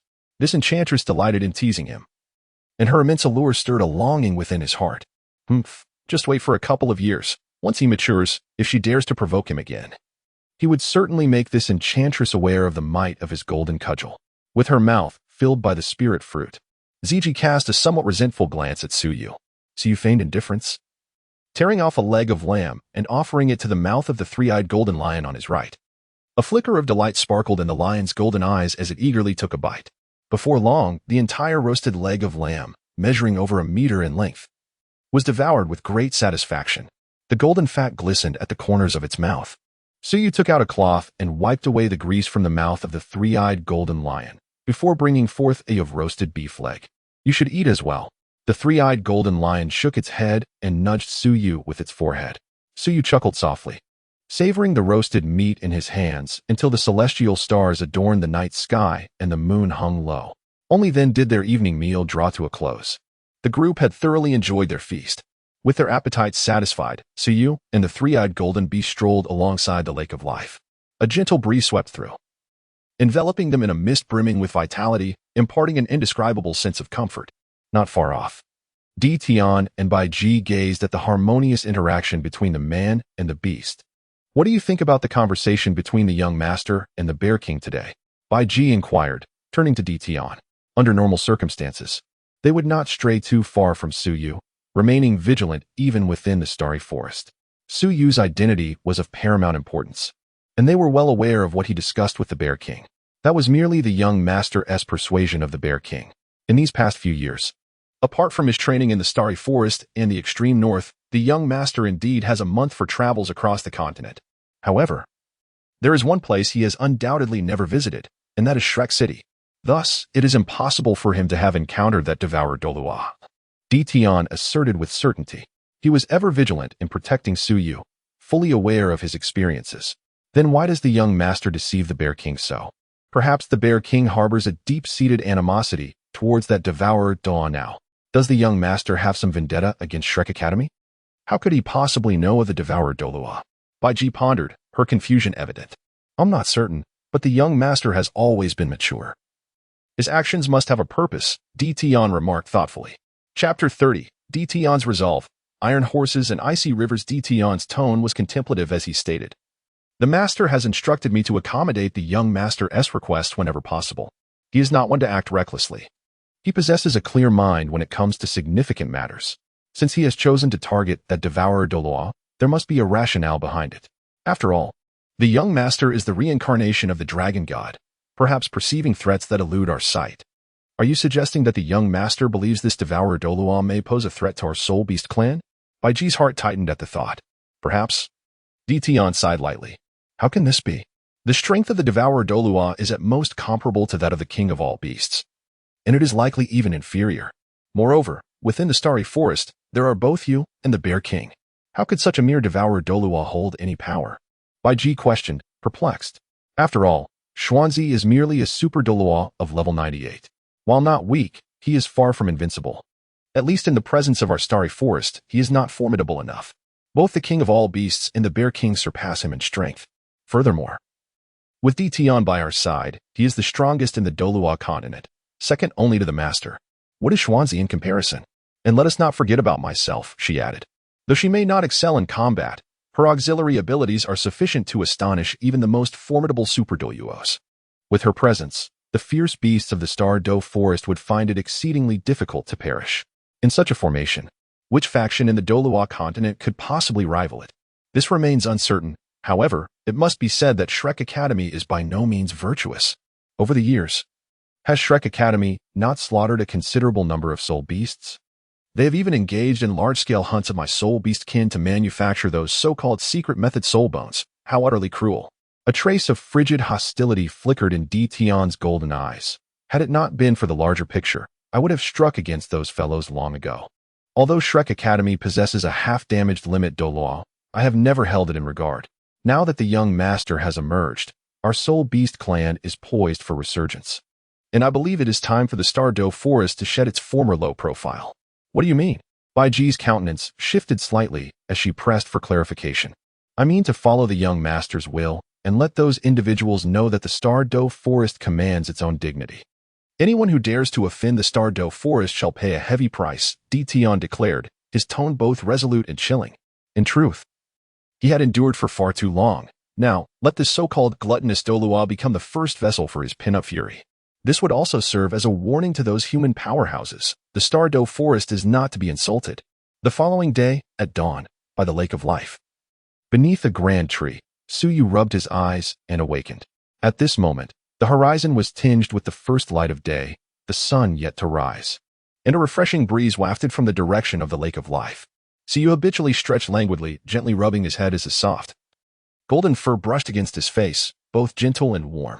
Suyu sat up, gazing at the slumbering three-eyed golden lion beside him, a gentle smile gracing his lips. Last night, he had shared his slumber with the three-eyed golden lion, its soft belly serving as a most agreeable pillow. Indeed, one could hardly articulate the comfort of a three-eyed golden lion as a cushion. Yet, in all likelihood, he was the sole individual in the world to savor such an experience. Noticing that the three-eyed golden lion remained in peaceful repose, Suyu chose not to disturb her. Instead, he distanced himself slightly, stretched his limbs, and commenced his daily morning exercises. In but a few strides, he plunged directly into the Lake of Life. Suyu moved like the wind, effortlessly gliding across the water's surface, showcasing the remarkable finesse of his technique. This exemplified the supreme agility of the wind god leg's ultimate skill, the art of capturing wind and shadows, which is the very first stance of the wind god leg. Suyu stood above the Lake of Life, radiant light emanating from his hand, as a long sword materialized before him. The sword hovered in midair, its aura surging, causing the surrounding water to swiftly freeze. In no time, within a span of several dozen feet, the surface transformed entirely into solid ice. This phenomenon was solely attributed to the inherent sword intent of this blade. Suyu raised his hand to grasp the sword, and an overwhelming aura of icy sword intent surged forth with fervor. A chilling aura surged within Suyu, resonating with the longsword, causing the surrounding temperature to plummet once more. Suyu raised his sword, initiating a practice session upon the icy surface. The frigid sword aura radiated outward, each glimmer of light seemingly intent on shattering everything in its vicinity. This blade, known as the Iron Horse on the Icy River, possesses a remarkable heritage. Originating from the world of Xiaoga, it ranks third on the esteemed list of renowned swords, heralded as the coldest sword in existence. Its first master was the Kunlun sword immortal, Li Changsheng, followed by the Snow Moon sword immortal, Li Hani. True to its name, the Iron Horse on the Icy River embodies a chilling sword energy, with an imposing momentum akin to an iron steed trampling across desolate plains. It is also fearsomely lethal. Unsheathing the sword can sever the snowflakes in the sky. The sheer power of the iron horse on the icy river, when combined with Su Yu's mastery of ultimate ice, creates an unparalleled synergy. In fact, this sword stands as Su Yu's most formidable weapon, even surpassing the ancient Songming spear. It is worth noting that while the world of Shaoge is steeped in martial arts, the realm of Douluo, though fantastical, does not reach such exaggerated extremes beneath the divine level. Comparing the two, it is indeed challenging to ascertain which is superior. As for the origins of the iron horse on the icy river, it is naturally the result of Su Yu's endeavors over the years. However, in the eyes of figures like Emperor Tian and others, it is perceived as a fortuitous acquisition during Su Yu's travels across the continent. Sometimes, the credibility of such artifacts is enhanced by a fitting backstory. As Su Yu executed each move, the sword energy surged forth, and at this moment, the three-eyed golden lion and Bai Ji had also awakened. From outside the lake of life, they gazed at Su Yu, who was gracefully wielding his sword at the center of the lake. The sword bestowed upon the young master was indeed a remarkable weapon, and his self-created soul technique was equally impressive. Bai Ji couldn't help but exclaim in admiration, clearly perceiving Su Yu's swordsmanship as an original creation. The three-eyed golden lion, however, remained silent, merely observing intently. As the sun ascended, the nascent rays of dawn illuminated the ice surface, causing it to shimmer brilliantly, as if it had come to life. Su Yu stood with his sword in hand, exhaling gently. In the next moment, his figure transformed into the wind, leaving behind fleeting shadows. In the blink of an eye, he swiftly arrived ashore from a distance. "Aunt Bai," Su Yu called out, "Young master, please freshen up and have your breakfast." Bai Ji replied with a gentle smile. Su Yu nodded, and after a brief ablution, he shared breakfast with the three-eyed golden lion. Once the meal was concluded, Su Yu commenced his serious endeavors. He settled cross-legged beneath a large tree, and in his hand, a radiant glow emerged, revealing a dark golden bone adorned with sharp claws. Chapter 31. Absorbing the right claw bone of the dark golden fearsome claw bear. Merely gazing upon it, one could sense the ferocity and sharpness emanating from this bone. The soul bone of the dark golden fearsome claw bear, revered for its exceptional quality, was indeed formidable. However, the challenge of absorption was correspondingly immense. In the original tale, Xiao Xiao had once attempted to absorb a 2,000-year-old right claw of the dark golden fearsome claw bear, but was overwhelmed by its pressure, nearly resulting in the loss of her entire right arm. Consequently, she had to allow Wei Yuhao to take on the task. Even with the body bone of the Ice Emperor Scorpion and the essence of living gold, Wei Yuhao endured tremendous suffering while absorbing that 2,000-year-old right claw. Yet now, the right claw bone Su Yu held was not merely 2,000 years old. It was an authentic 10,000-year relic. The disparity between 2,000 years and 10,000 years was colossal. If a 2,000-year-old dark golden fearsome claw bear posed a threat to a soul emperor, then a 10,000-year specimen would compel even a typical title Douluo to retreat. The sheer ferocity of the dark golden fearsome claw bear lineage was indeed staggering. Even a soul sage would find it exceedingly difficult to absorb its right claw bone unscathed, as the bloodline power of the dark golden fearsome claw bear was notoriously tenacious. However, Su Yu remained undeterred, for with the dragon god seal in his possession, he could subdue any defiance. He grasped the 10,000-year right claw bone of the dark golden fearsome claw bear and, channeling his soul power, began to merge with it. Under the influence of his soul power, the claw bone transformed into a golden liquid, seeping into his right hand. At first, Su Yu felt a sense of comfort, as if a warm liquid enveloped his hand. However, this warmth swiftly morphed into searing heat. Despite his soul power operating at high velocity, it could not penetrate the fusion of the right hand soul bone. The heat intensified, and soon his entire right hand glimmered with a dark golden hue, as if something were striving to break free from within. A piercing pain radiated from his hand, accompanied by a torrent of frenzied thoughts as if a life force were struggling to escape. Subsequently, an incredibly sharp and violent aura surged from his hand into Su Yu's body. This tumultuous energy seemed poised to tear apart his veins and flesh, inflicting unparalleled agony upon him. Even the smallest of beads shone brightly. Feeling an excruciating pain coursing through his hand, Su Yu let out a cold snort. In the next moment, a 9-colored seal floated majestically in the air, its vibrant hues enveloping the surroundings for several yards. Bai Ji and the three-eyed golden lion simultaneously awakened, gazing at the resplendent 9-colored radiance with eyes filled with reverence and trepidation. As the dragon god seal made its appearance, The ancient and supreme majesty of the dragon god radiated outward. Within Su Yu's body, the essence of the dragon god surged forth, and in an instant, the dark golden terror claw bear's bloodline was utterly subdued. The previously chaotic thoughts within the soul bone vanished without a trace, replaced by an unparalleled sense of ease. The initial sensation of searing heat swiftly transformed into a warm and comforting feeling, as if the power of the dark golden terror claw willingly embraced him.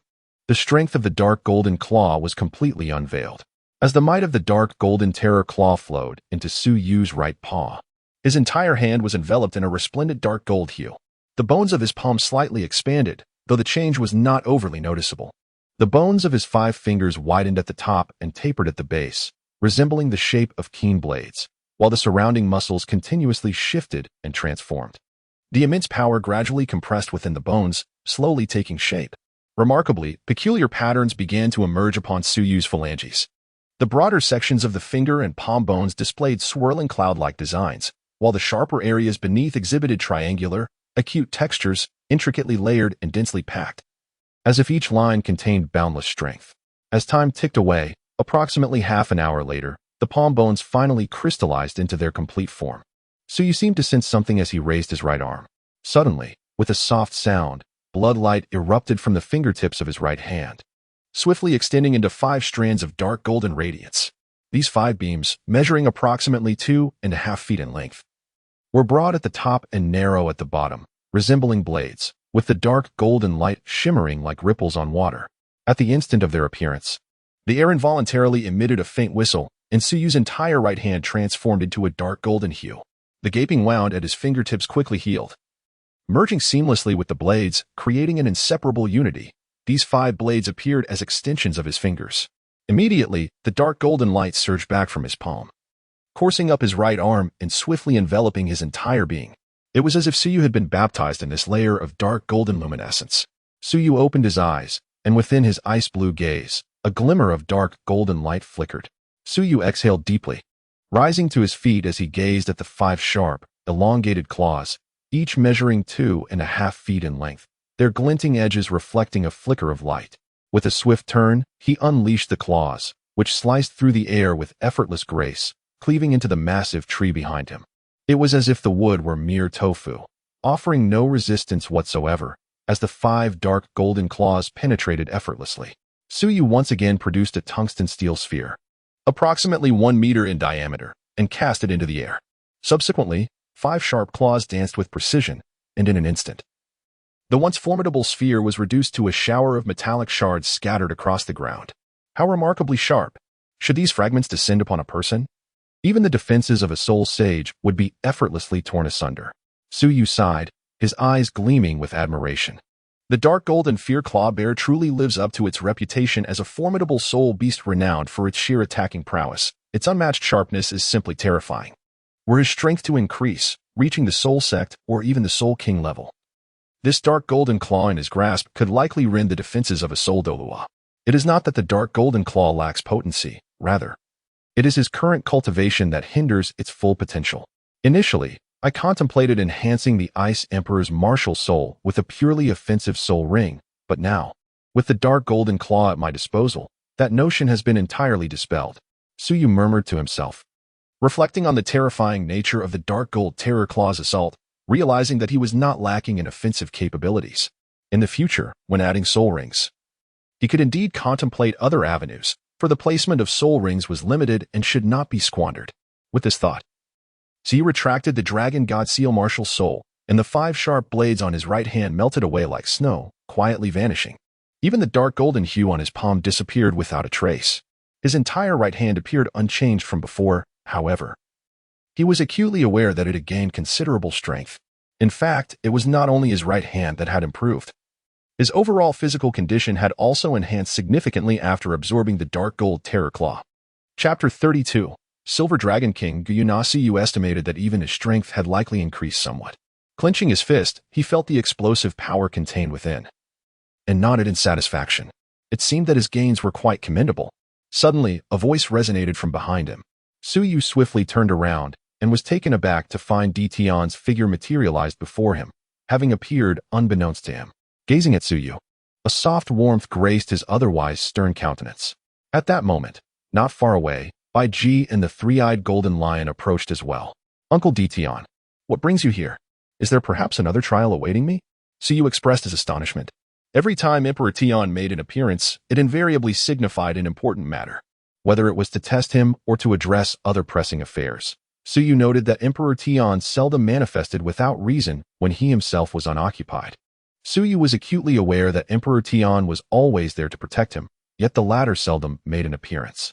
You haven't engaged in much training recently, Emperor Tian remarked, shaking his head. I brought you here to meet someone, and, by the way, to assist you in acquiring your third soul ring. You've lingered at level 30 for quite some time. Upon hearing this, Su eagerly nodded in agreement. Had he not indeed been stuck at level 30 for an extended period? He had achieved that milestone at the tender age of 9. However, Emperor Tian had advised him not to rush, assuring him he would find a suitable soul ring. Thus, Su had suppressed his desire to venture to the extreme northern lands in search of the third soul ring. After all, his soul power would not stagnate simply because he had not acquired a new soul ring. It would resurface once he obtained the third one. Therefore, postponing the pursuit did not seem so burdensome. Little did he expect that this delay would stretch into more than a year. Now, was he finally on the brink of obtaining his third soul ring? He wondered what Emperor Tian had prepared for him. Was it in accordance with the master's wishes? At that moment, a gentle voice floated through the air. It was Bai Ji, who, along with the three-eyed golden lion, gradually approached Su and his companion. Su habitually stroked the fur of the three-eyed golden lion, yet his heart trembled. Master? Could it be that the emperor intends to introduce him to someone? In an instant, Su's emotions wavered. Indeed, the time has come. The emperor uttered a soft acknowledgement, gazing at Su as he spoke. Bai Ji cast a glance at Su and, after a brief moment, nodded in agreement. It was indeed time for the young master to be informed. Informed of what? The three-eyed golden lion appeared bewildered. However, neither the emperor nor Bai Ji provided an answer, merely directing their attention towards Su. Young master, let us depart, the emperor declared. Su uttered a soft acknowledgement. All right. Where are you headed? The three-eyed golden beast clung stubbornly to the corner of Su's garment. Rest assured. My dear beast, there is no danger. They shall return shortly, Bai Ji reassured while tugging at the fabric of Su's clothing, soothing the golden creature. Meanwhile, Su gently stroked the fur of the three-eyed beast before following Dition deeper into the recesses of the realm. Soon, their figures faded from view. The two journeyed to the depths of the Lake of Life, where suddenly Dition opened a pitch-black spatial passage. The passage loomed dark and unfathomable. Young master, let us proceed, Dition urged, leading the way, with Su following closely behind. Upon entering the spatial corridor, the surroundings were engulfed in complete darkness. After an indeterminate span of time, a brilliant light finally pierced through the depths of their vision. Su could not help but quicken his pace. Two figures, one after the other, stepped into the luminous circle at the end of the passage. A flash of white light enveloped him, and instinctively, Su closed his eyes. When he opened them again, the surroundings had undergone a remarkable transformation. Before him lay an expanse of space, the ground strewn with a multitude of precious gemstones. A radiant light, emanating from an unknown source, illuminated the entire area. Su curiously surveyed his surroundings, while Dition swiftly advanced and then knelt on one knee, declaring, Dition pays his respects to the sovereign. Upon hearing this, Su hastily shifted his gaze toward Dition's direction. There, at the far end of the space, loomed a colossal entity, a magnificent silver dragon. Its size was incomprehensibly vast, resembling a towering mountain, making it exceedingly difficult for Su to discern its entirety at a single glance. Although Xiangjun was already quite imposing, he appeared as a mere child in the presence of this magnificent dragon. Su estimated that this colossal dragon must be at least 1,000 feet in length. Currently, it lay prostrate. Should it rise, one could only imagine the awe-inspiring majesty it would command. The dragon's silvery scales did not exhibit the ferocity typically associated with its kind. Rather, it possessed an elegance and grace. Indeed, as Su beheld this magnificent creature, he found it to be quite beautiful. Whether it was the shimmering silver of its wings, the razor-sharp claws, or the gleaming silver horns adorning its head, each feature conveyed a sense of perfect harmony. Instead of instilling fear, it evoked a sense of familiarity within Su. This same warmth he had previously experienced in the presence of the Snow Emperor. As if responding to the voice of the Emperor, the dragon quietly opened its eyes.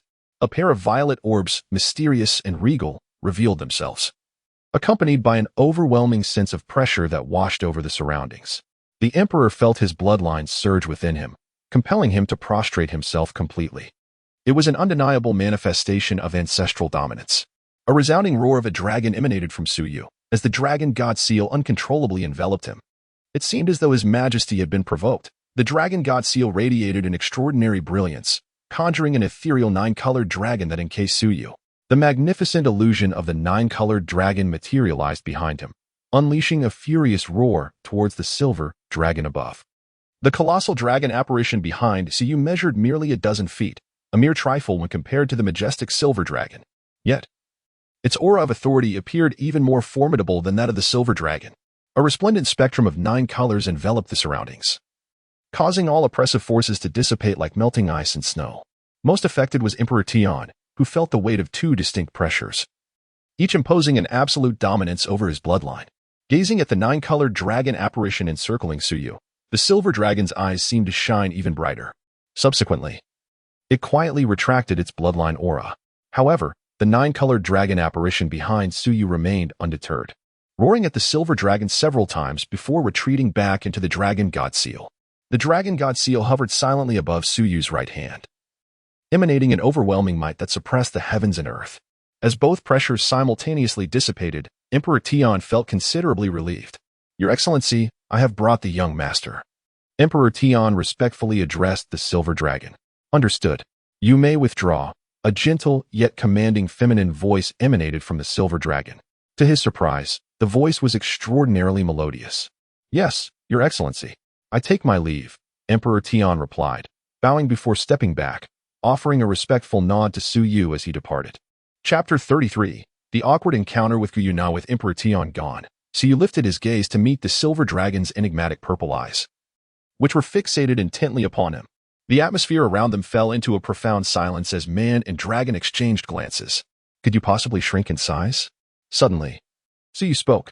The silver dragon was taken aback, clearly unprepared for Su Yu's unexpected statement. "Why?" the silver dragon inquired, seemingly intrigued. "I do not favor looking up at others." Su Yu spoke softly, seemingly imbued with an enigmatic significance. A flicker of human-like astonishment crossed the eyes of the silver dragon, followed by a moment of realization as it gazed deeply at Su Yu. Remarkably, it nodded, and in an instant, a blinding silver radiance enveloped its entire being. Su Yu could not help but raise his hand to shield his eyes. As the radiant light gradually dissipated, a tall figure emerged from the silver glow. She possessed long, silvery hair cascading over her shoulders, reminiscent of a dazzling galaxy. Her figure was slender and exquisitely curved, embodying an enchanting grace. A layer of silver gauze enveloped her flawless form, through which one could faintly glimpse her skin, as pristine as frost and snow, and her delicate waist, easily grasped. Her long legs captured Su Yu's heart instantly. He had previously thought that ZG's legs were unparalleled, yet here was someone even more formidable. While he could indulge in ZG's legs for a year, these legs could captivate him for a lifetime. As his gaze trailed upward, traversing the majestic snow-capped mountains, it settled upon her immaculate face. This visage, a divine creation, featured exquisitely defined features, perfect in every regard. Her violet eyes added a touch of mystery and rarity. Even for someone like Su Yu, accustomed to beauty, this face rendered him momentarily spellbound. Truly breathtaking, it could easily be deemed the most beautiful woman he had ever encountered. So enchanting that words faltered in their attempt to describe her. No wonder she was heralded as the most beautiful woman in the Dolua continent. Her reputation was indeed well-deserved. The silver-haired woman approached Su Yu step by step, and upon closer inspection, one could see that she was barefoot. Her immaculate feet graced the ground, enveloped in a silver glow, moving with a grace untouched by dust. She paused about a meter before Su Yu, and at this proximity, he could discern the fine details of her delicate eyelashes. An alluring fragrance wafted towards him, intoxicating in its allure. The silver-haired woman gazed at the dragon god seal in Su Yu's hand, unable to resist the urge to reach out and touch it. However, before her fingers could make contact, the dragon god seal erupted with brilliance, and a 9-colored dragon figure roared to life. The silver-haired woman quickly withdrew her hand. Indeed, the dignity of the dragon god is not to be trifled with. She murmured softly, then shifted her gaze back to Su Yu. Both the previous surge of the dragon god seal's power and the current spectral dragon's roar conveyed a singular truth. The majesty of the dragon god is inviolable. Even she was met with the seal's rejection. Moreover, this child before her was not as simple as he appeared. Within him lay a profound defiance and immense ambition. Could it be said that he is indeed the reincarnation of the dragon god? The silver-haired woman smiled gently, her expression radiating warmth like the blossoming of spring. She was untroubled by the notion of Suyu lacking ambition, but rather feared that he might not possess the heart of a true warrior. This child must become formidable in the future, whether for his own sake or for the Soul Beast clan. She hoped he would grow strong, perhaps even surpassing her own strength, which would be ideal. The power of the dragon god seal is immense. It must be wielded wisely. The silver-haired woman regarded Suyu, her lips parting slightly. I understand. Suyu gazed intently at the silver-haired woman and nodded slightly. It was I who asked Dition to bring you here. She said slowly. I also wish to see you. Since the day you were taken from Long Valley, this is our first encounter. You are my sister. And it was you who took me away back then? Suyu was utterly astonished. All along, he had believed that it was Dition who had rescued him. To his surprise, it was she who had first taken him away, and from the Dragon Valley no less. In that moment, he seemed to comprehend why he possessed innate divine strength and such elevated mental prowess. With the power of the dragon god coursing through him, it was only natural that he would reap countless benefits within the Dragon Valley. No wonder. No wonder. Suddenly, Suyu experienced a moment of profound realization. Indeed, I brought you back from the Dragon Valley to the Star Dou forest and entrusted you to Emperor Tian and Bai Ji, so they could care for you in human society. Although you are the reincarnation of a dragon god, you are but an infant, too fragile for the Star Dou forest. The human world is better suited to nurture you. Once you awaken your martial soul, we shall bring you back. Little did I anticipate, however, that you would be chosen by the will of the Dolua continent. The silver-haired woman spoke softly. Upon hearing this, Suyu scratched his head. The silver-haired woman gazed at Suyu and said, being chosen by the will of the world is both a blessing and a curse. The favor of fate and the world's attention undoubtedly bring advantages, yet it also renders one susceptible to the scrutiny of the divine realm. Given that you possess the power of the dragon god, attracting the attention of the divine realm is not a favorable situation. Therefore, it is best to refrain from cultivating the dragon god seal for the time being. We will revisit this matter in the future. I understand, sister. Suyu replied with a smile. You are the reincarnation of a dragon god. There is no need to call me sister. My name is Guyuna. You may simply address me by my name, Guyuna stated. Then I shall call you Na, sister. Suyu chuckled. Guyuna shook her head in resignation. Very well, suit yourself. By the way, Na, sister, my name is Suyu. Suyu hurriedly introduced himself. I know I have been observing you for quite some time. Ever since you arrived at the Starry Forest, I have been watching you. For instance, your fondness for teasing the spirit beasts, your penchant for collecting protection fees from the ancient soul beasts, your audacity to seek out the Scarlet King and his companions for a share, and even your delight in bathing bare-chested in the lake of life.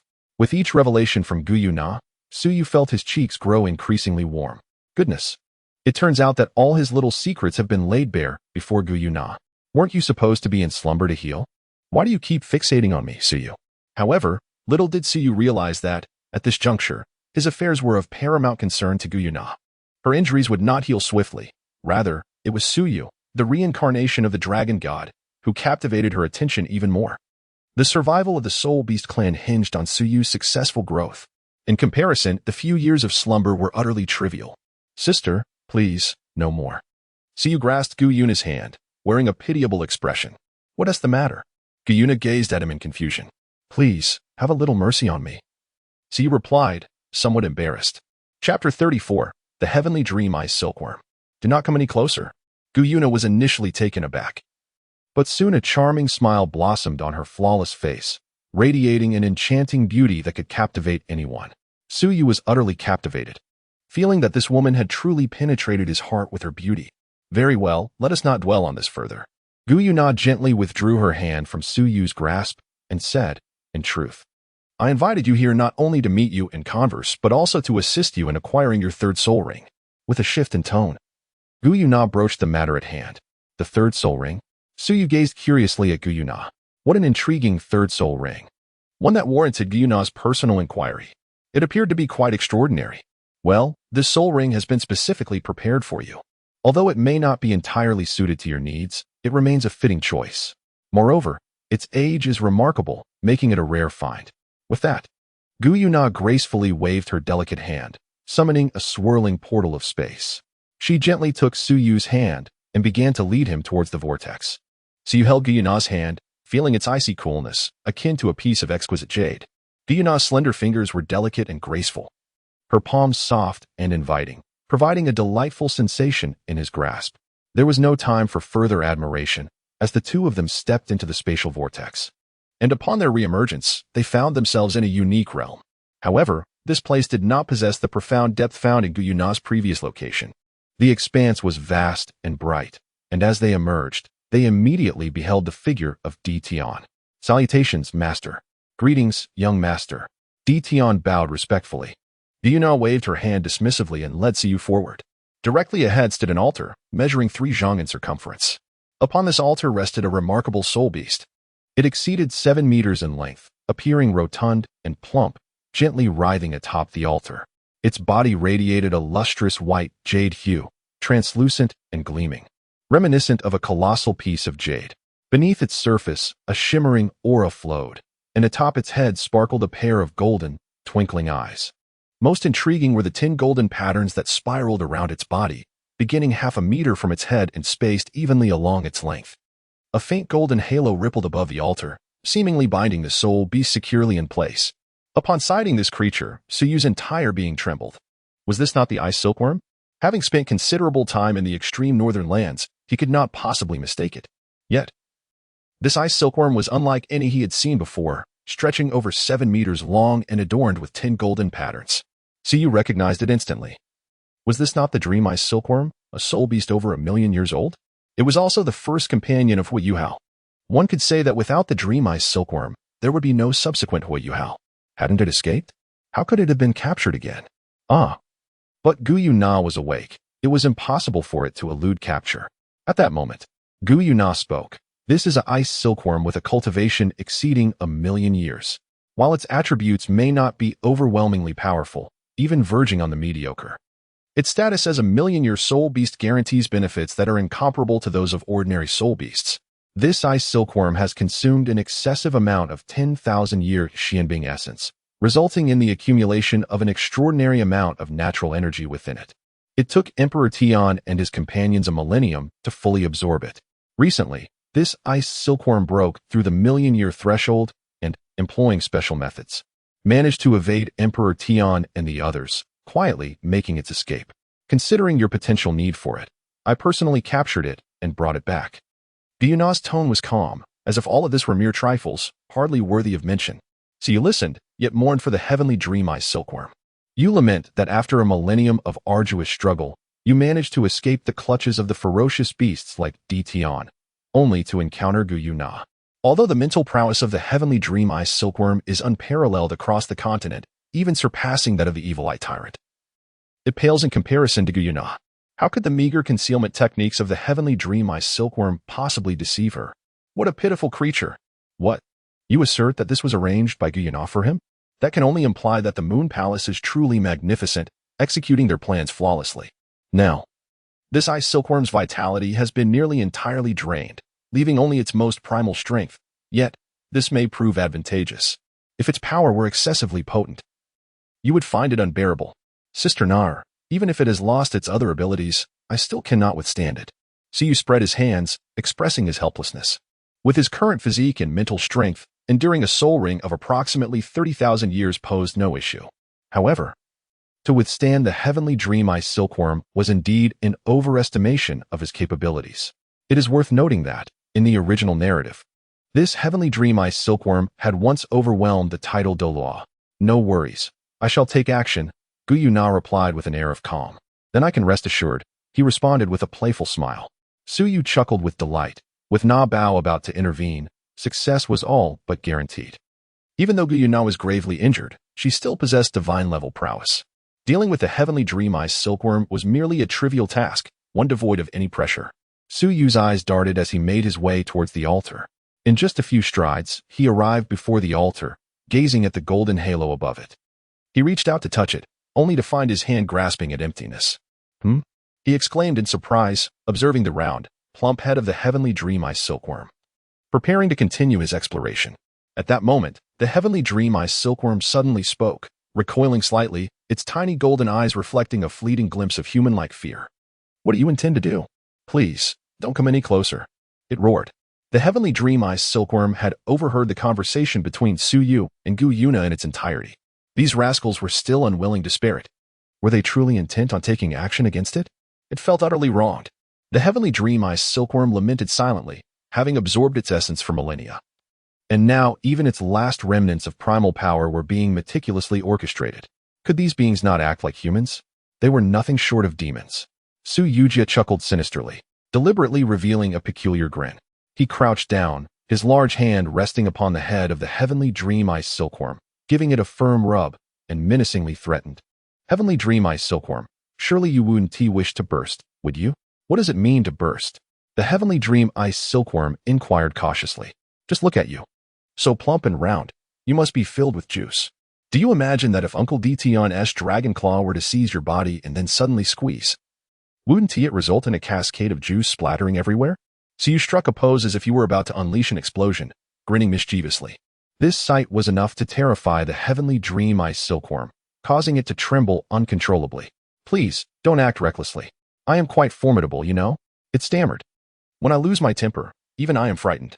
I am a million-year-old soul beast, so do not provoke me, or I shall retaliate fiercely. The heavenly dream ice silkworm quivered at the thought of explosive scenes, its already timid heart now thoroughly shattered. Chapter 35. Heavenly dream, do you not wish to call me brother? Whose brother are you, heavenly dream ice silkworm? You possess quite the audacity. Su Yu grinned widely, delivering a playful slap to the head of the heavenly dream ice silkworm. Do you truly wish to burst forth? You dare compete with us? Do you possess the strength to do so? Su Yu spoke, delivering yet another slap upon its head. Su Yu possessed an extraordinary strength, surpassing 30,000 pounds. With a single strike, even the most formidable 10,000-year soul beasts would wail in despair. The moment Su Yu delivered two powerful slaps, the heavenly dream ice silkworm grimaced in pain. Brother, you are my brother. Please stop. Please. It pleaded hastily. What kind of upbringing has this child had? Such pain from a mere strike. Is this truly a human? It must be a fearsome beast in human form. Are you still willing to compete, heavenly dream ice silkworm? Su Yu inquired with a smile. No more competition, no more. The heavenly dream ice silkworm quickly shook its head, recognizing the wisdom of yielding. By the way, how did you know my name is heavenly dream ice silkworm? It asked curiously, gazing at Su Yu. Heavenly dream is the name I chose for myself. In the Star Dou forest, there shouldn't be many who know it, right? How does this little one know my name? I have some connections to the northernmost lands, and I have heard of you. Su Yu replied casually. Really? Do you know the Ice Emperor? The heavenly dream ice silkworm's eyes sparkled with excitement as it inquired eagerly. Of course, I know him quite well. He even taught me how to control ice. Su Yu responded. As Su Yu spoke, an intense chill emanated from him, releasing a frigid aura. Controlling ice, the pinnacle of frost. Feeling that icy sensation. The heavenly dream ice silkworm quivered suddenly. This familiar sub-zero temperature. Wasn't this the epitome of ice? You are indeed the epitome of ice? The eyes of heavenly dream sparkled, fixated on Su Yu. What is the matter? Su Yu shot at a sidelong glance. No problem at all. The tone of the heavenly dream ice silkworm shifted to a somewhat obsequious manner. By the way, brother, how is the Ice Emperor faring?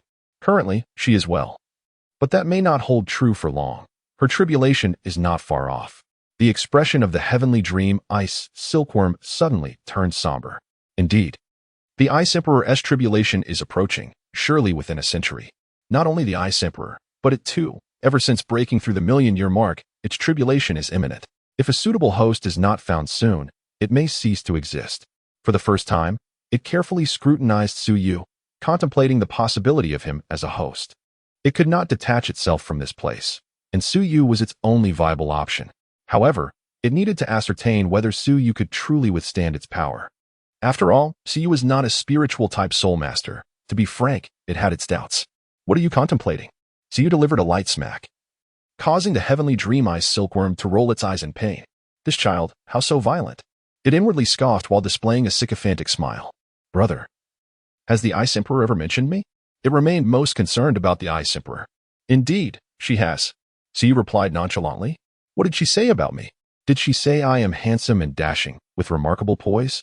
The heavenly dream ice silkworm proclaimed with a self-satisfied expression. You are overthinking it. Suyu rolled his eyes. She remarked that it would be a pity for you, a mere bloated worm, to escape. Otherwise, if she consumed you, she would surely surpass the Snow Emperor.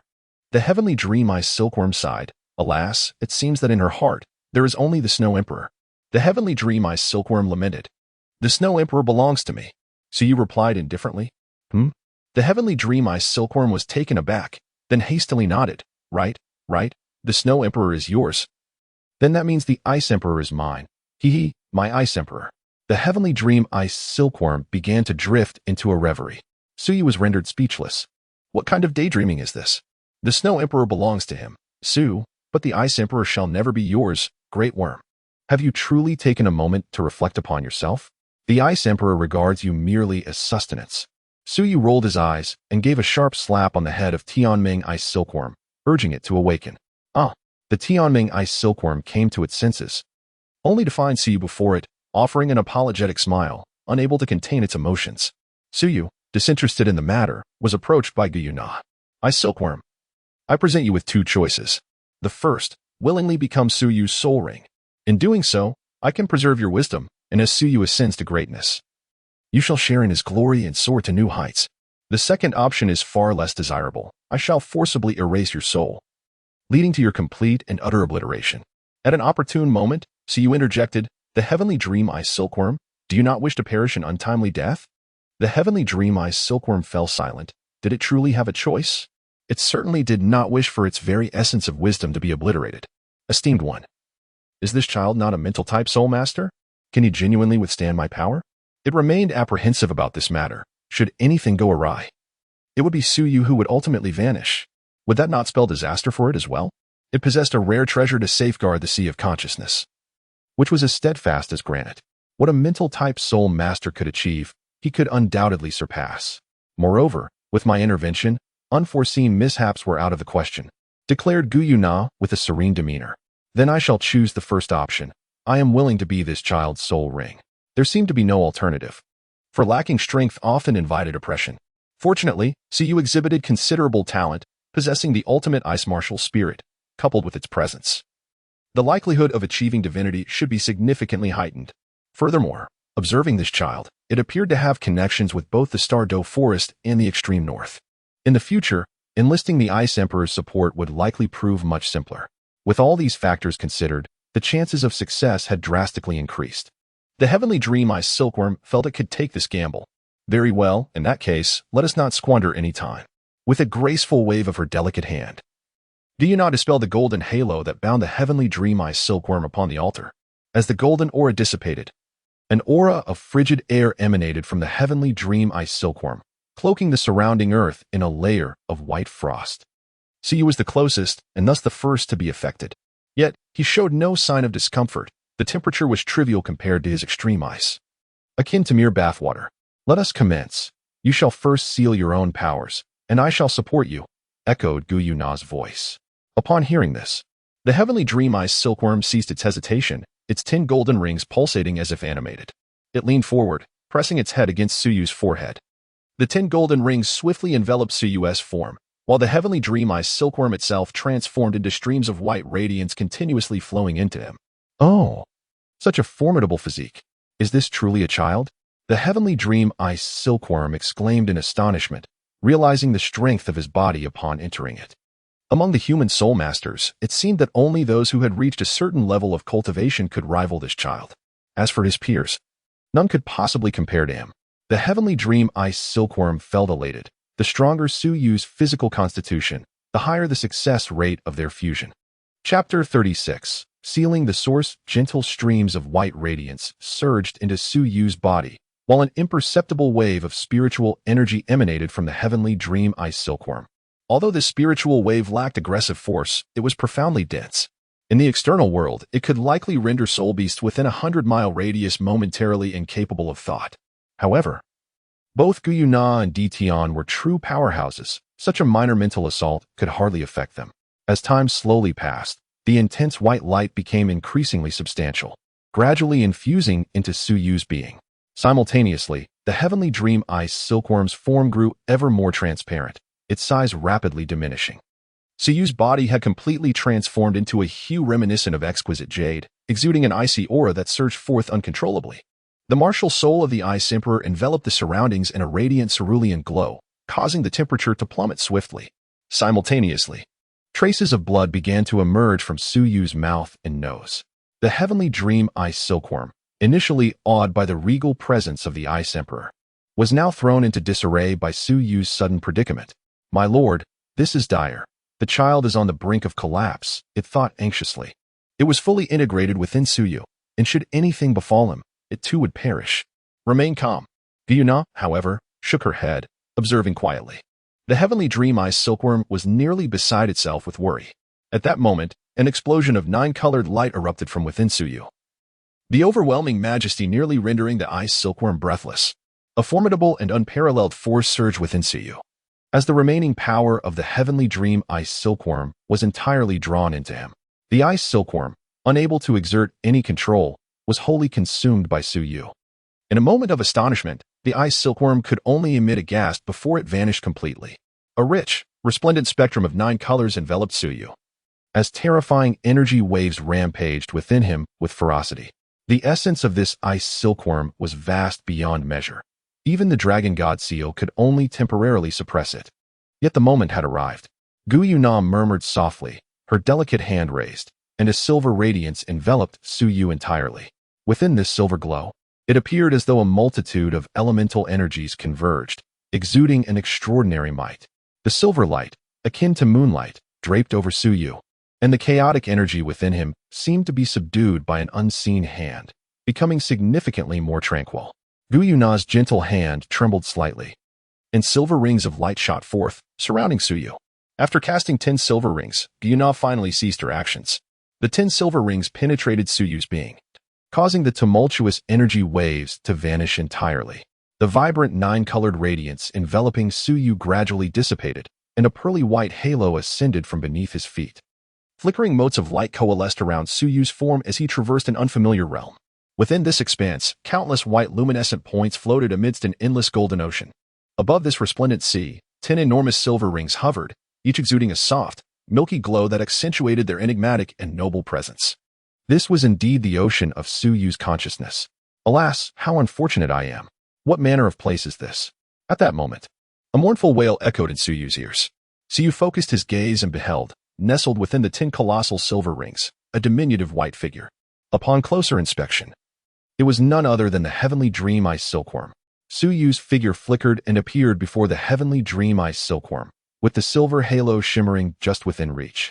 Suyu could even sense the terrifyingly pure energy contained within the halo. "You have finally arrived."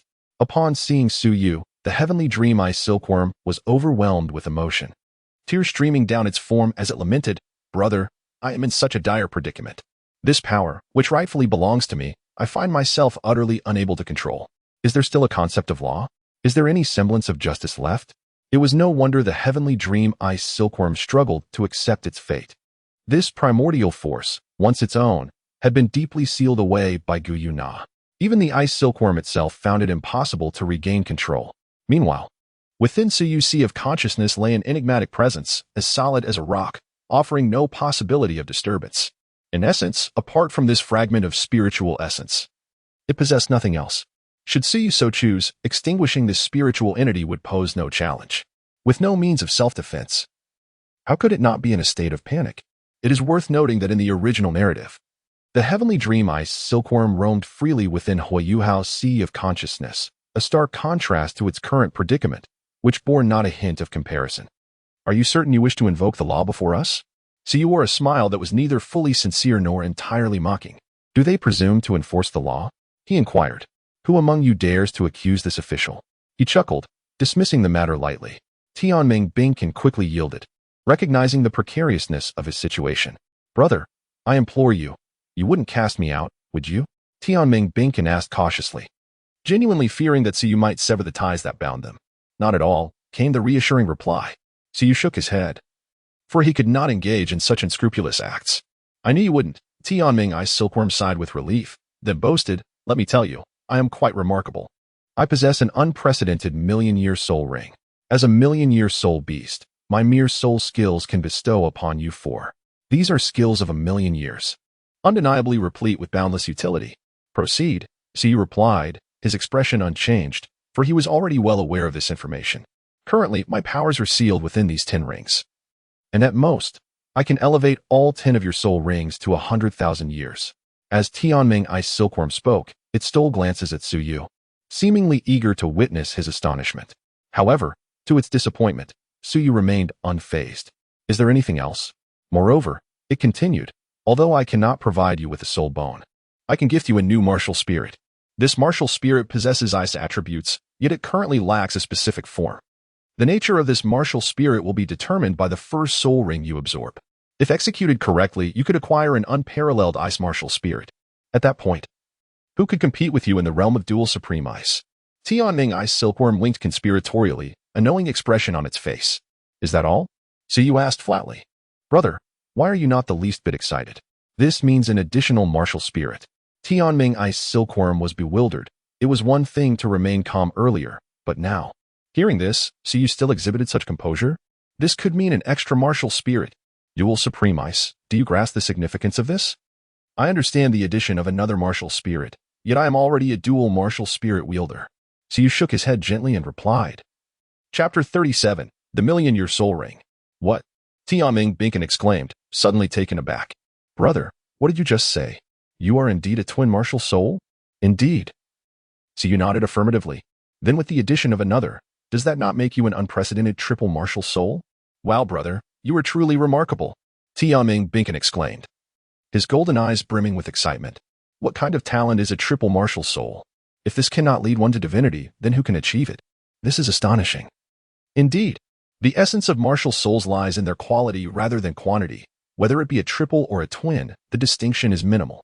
Su Yu shook his head, stating that 2 martial souls were sufficient, one being the Ice Emperor and the other the Dragon God Seal. The presence of an additional soul was inconsequential. How can this be the same?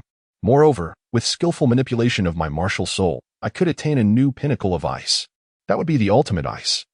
A martial soul of unparalleled quality promptly countered the heavenly dream Ice Silkworm. Although dual martial souls were rare, they were not unheard of. However, a triple martial soul was utterly unprecedented and distinctly superior. Su Yu did not engage in an argument, but instead countered with a question. You're not contemplating the Ice Emperor, are you?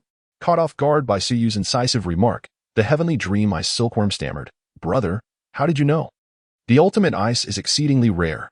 Only the Ice Blue Scorpion clan and the Snow Emperor possess it in the entirety of the extreme north. Moreover, judging by your demeanor, it is evident that you are quite fond of the Ice Emperor. Is it really so difficult to deduce? You are merely using the pretext of searching for a martial soul to draw the Ice Emperor into your fold, aren't you? This way, you would have the chance to be in close proximity to her, correct? Su Yu spoke with a playful tone. The heavenly dream Ice Silkworm cleared her throat awkwardly. How could matters concerning the martial soul be construed as ill intentions towards her? I am merely acting in her best interest. When I call you foolish, it appears you truly lack wisdom. Have you forgotten that I am, after all, the embodiment of the ultimate ice martial soul? Su Yu rolled his eyes. Was it not the case that his Ice Emperor martial soul could absorb the Ice Emperor's spirit rings? Indeed, he was the epitome of ice. And how delightful it was to embody such purity. Tianming began to smile foolishly, his infatuated expression causing Su Yu's lips to twitch in annoyance. You should take it easy. The Ice Emperor has never held you in high regard. The Ice Emperor had always looked down on Tianming's Ice Silkworm, a fact evident in the original narrative where a certain divine king's grotesque manipulation forced an unwanted union in the Valley of Love and Destiny. It was an abhorrent act, to say the least. He would never allow such a thing to transpire. To think one could manipulate his fate? Not a chance. Sooner or later, he would bring these characters down. They reveled in playing with the fates of others. Let them be toys in return. As long as I do not give up, Ice will eventually come to cherish me. Though Ice may torment me 1,000 times, I shall treat her as my first love. Such is my unwavering devotion. Tianming, lost in fantasies of a future with the Ice Emperor, was nearly drooling at the thought. Su Yu's eyelids twitched, and he couldn't help but curse under his breath. Damn it, what a sycophant. Why is it so challenging to play in the domestic server? It is precisely because there are too many sycophants. I never expected to encounter one even in the Dolua continent. With such infatuation written all over your face, may the sycophants meet a wretched fate. Su Yu cursed under his breath, and with a wave of his right hand, a nine-colored seal soared forth from the golden ocean, radiating a dazzling array of hues. The reason for the unparalleled stability of Su Yu's sea of consciousness lies in the formidable presence of the dragon god seal's spiritual essence. The dragon god seal exerts its influence over the sea of consciousness, enabling Su Yu to withstand the majority of psychic assaults. With a commanding force, the dragon god seal swelled to the size of a small mountain, descending directly upon the heavenly dream eye silkworm. What is this? No, brother. The heavenly dream eye silkworm cried out in despair as it was forcefully submerged into the golden ocean below. With the removal of this troublesome entity, an immediate tranquility enveloped the sea of consciousness. I shall suppress you for a few days, allowing you to regain your clarity. Su Yu exhaled softly, casting his gaze upon the 10 silver halos above. At that moment, a faint crack had manifested upon the first halo. A milky white aura seeped out in delicate strands, gradually being absorbed by Su Yu's sea of consciousness. Although this absorption was slow, over time, his mental power would burgeon remarkably. Without lingering any longer, Su Yu's figure flickered and vanished from sight. In the outside world, Su Yu, who had kept his eyes tightly shut, suddenly opened them. A glimmer of milky white flashed through his ice-blue gaze before it transformed back into its original hue. His power seemed to have increased significantly. It appeared that the strength of his third soul ring was around 30,000 years. Su Yu assessed the strength of his soul ring, which was approximately 30,000 years. Throughout the years, he had diligently maintained his daily training regimen, consuming rare spiritual substances capable of enhancing physical prowess, such as 10,000-year whale gelatin, dragonbone grass, and blood essence fruit. Additionally, through the rigorous process of body tempering in the frigid northern glaciers, he had assimilated the right paw bone of a 10,000-year dark golden terror claw bear. This arduous effort had barely allowed him to elevate the threshold of his third soul ring to 30,000 years. It was evident that the enhancement of one's physical limits was no simple feat yet. He remained uncertain of his current statistics. Su Yu murmured in his mind, "System. Open my information panel." Ding. The host's information panel is as follows. Host, Cu age, 10 years martial soul, dragon god seal. Ice Emperor level, 36th rank soul master soul, 3598, spirit sea realm, destiny, infinite fate bearer cultivation technique, supreme divine art soul rings, black, purple, white, gold, soul bones, 10,000-year dark gold terror claw bear right claw talent, autumn water bright, eyes weapons, iron horse ice river, 10,000 forged tungsten steel hammer, Songming ancient spear martial skills, overbearing sword technique, heavenly frost fist, wind god leg, tremor hammer technique, overlord spear technique, spirit link finger, among others items, supersect card, black dragon ring, dark gold terror claw bear left arm bone, right arm bone, torso bone, various soul guidance devices, various medicinal pills, weaponry metals, etc. Gold soul coins, 980. 008, 800 status, under novice protection. Su Yu surveyed the information panel and nodded to himself. His soul power had reached the esteemed rank of Soul Master at level 36. At just a month shy of turning 11, this achievement was indeed commendable. However, upon reflection, he recalled that he had attained level 30 at the tender age of 9. Excluding the inherent level granted by a soul ring, the enhancement from the right paw bone of the dark golden terror bear should account for an additional level. Thus, it could be deduced that over the course of a little more than a year, he had only advanced by 4 levels. Admittedly, he had invested considerable effort in various other endeavors, yet this pace felt rather sluggish. It is often said that for exceptional martial souls, the rate of soul power enhancement slows significantly after reaching level 30. However, Su Yu had not anticipated that he himself would be so profoundly affected. Chapter 38, The Spirit Sea Realm. Sister Nar, you are truly beautiful. This pace is excessively slow. Su Yu furrowed his brow, realizing why the original text emphasized that the cultivation speed of an extraordinary martial soul slows down after reaching level 30. The degree of this deceleration is indeed astonishing. Achieving level 30 at the tender age of 9 speaks volumes about his exceptional talent for cultivation. He is undoubtedly among the elite. However, after more than a year of training post-level 30, he has only managed to elevate his soul power by a mere 4 levels, which is evidently insufficient. It appears he must dedicate more effort to the cultivation of his soul power. Su Yu murmured to himself. Over the years, it cannot be said that he lacked diligence in his cultivation. Rather, he devoted most of his time to acquiring diverse knowledge and mastering various martial arts techniques. Now, regarding the soul beasts of the Star Dou forest and the extreme northern lands, He recognized at least 80 to 90% of them, if not all.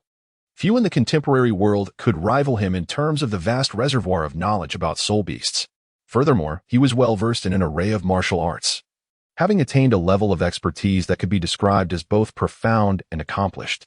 This proficiency is undoubtedly a significant factor contributing to his formidable combat prowess. However, given the current circumstances, it is imperative that he shifts his focus towards enhancing his soul power in his future cultivation. His mental strength is commendable. Having reached the advanced realm of the spiritual sea, Su Yu's eyes sparkled with delight. His mental prowess truly exceeded his expectations. Over the years, through steady and methodical efforts, his mental strength had indeed advanced remarkably smoothly. His mental acuity and physical fitness progressed in tandem. The autumn water glistened in his bright eyes, indeed a rather effective asset. Su Yu nodded. The bright autumn waters in her eyes represented a unique talent, allowing her to perceive the most minute details, even the intricate flow of soul power within her opponent's body. This ability proved invaluable, both in combat and in the study of soul-guided devices. Su Yu even utilized it to assist in barbecuing, thereby mastering the control of heat with remarkable finesse. What remained were various martial techniques, such as the frosty fist, wind god leg, and the all-encompassing swordplay, all of which were rewards from the system.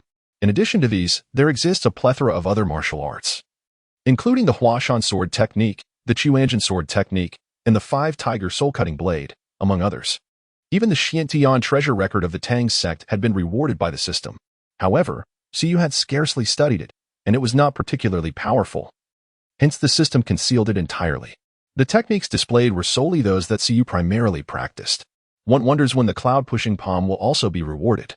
For then I could cultivate the 3 parts return to origin chi through my own efforts. 3 parts return to origin chi, 7 parts depend on hard work. Su Yu couldn't help but chuckle to himself as he took one last glance before retracting the information panel. He was indifferent to the golden soul coins. The system rewarded them daily, rendering him quite affluent. Stretching with a sense of ease, he summoned the Ice Emperor's martial spirit.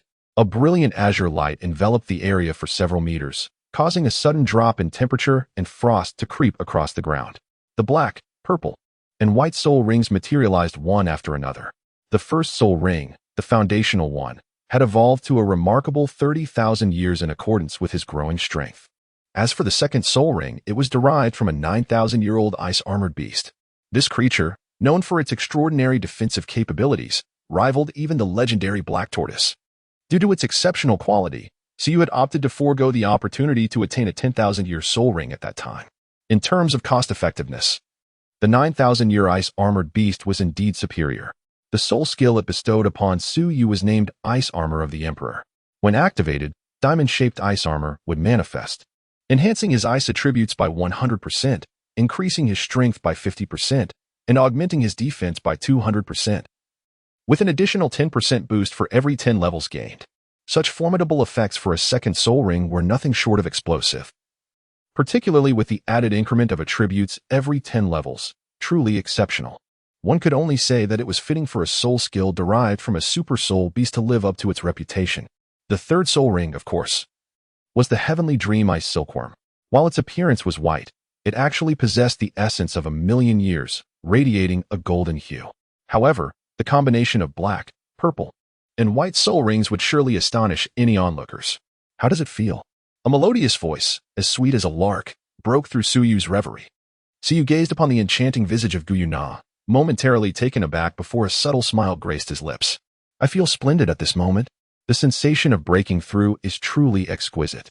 At level 36, as a soul master, I find it satisfactory, yet there remains much room for further endeavor. Guyuna regarded Su Yu, nodding in acknowledgement. Thus far, she has recognized his progress. I am aware of it. Su Yu responded with a single word, his eyes igniting with brilliance. What significance did this modest achievement hold? His aspirations soared towards the stars and the vast ocean beyond. Very well, let us return, he said. With a casual wave, Guyuna conjured a rift in space. One by one, they stepped through. Upon their return to the subterranean realm, Guyuna imparted a few more instructions to Su Yu. Should you require anything, simply instruct Dition to attend to it. As the reincarnation of the dragon god and the leader of all spirit beasts, you need not be overly courteous with them, she advised softly. The hierarchy among spirit beasts was far more rigid than one might imagine.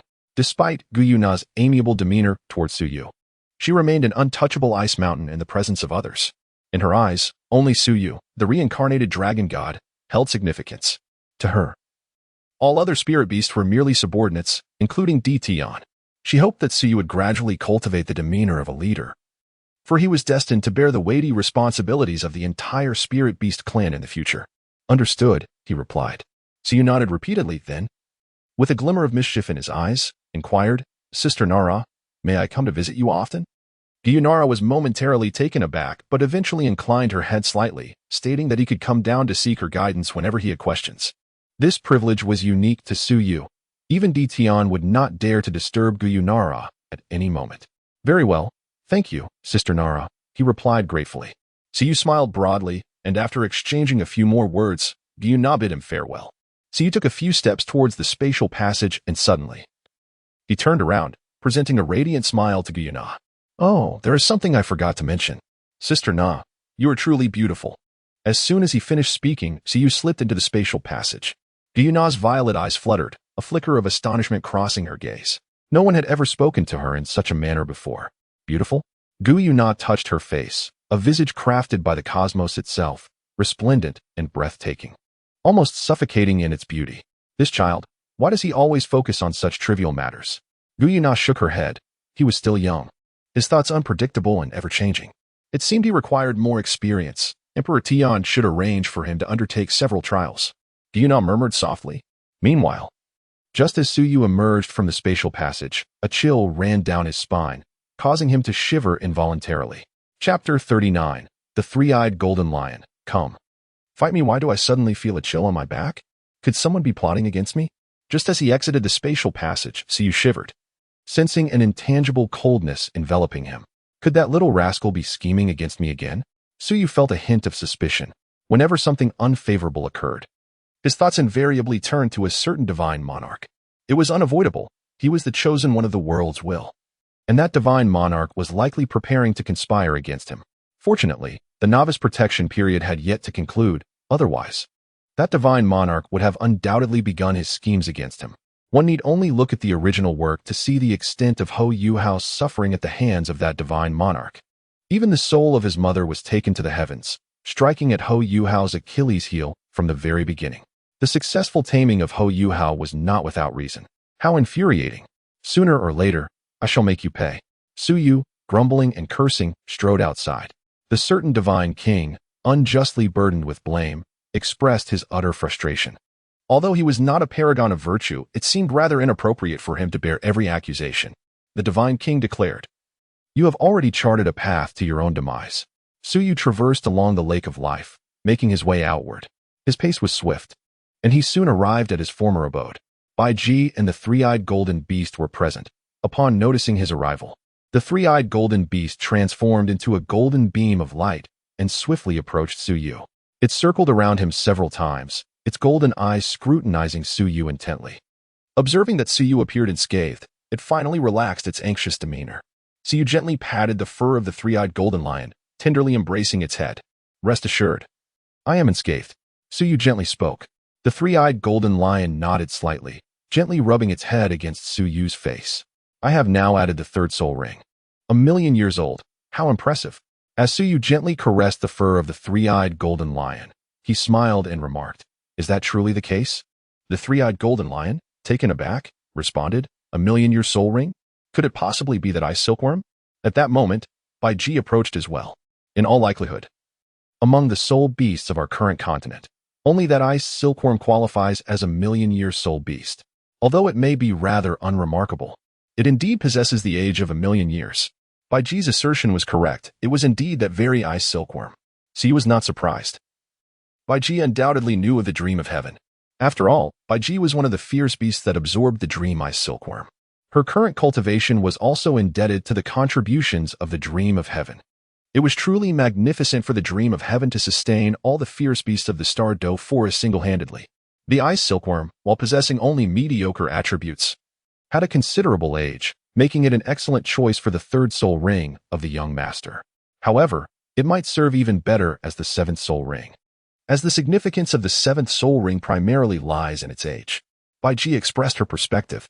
Perhaps, but I am currently only a level 36 Soul Master. It will take at least 6 or 7 years to reach Soul Sage, even though I am confident in my abilities.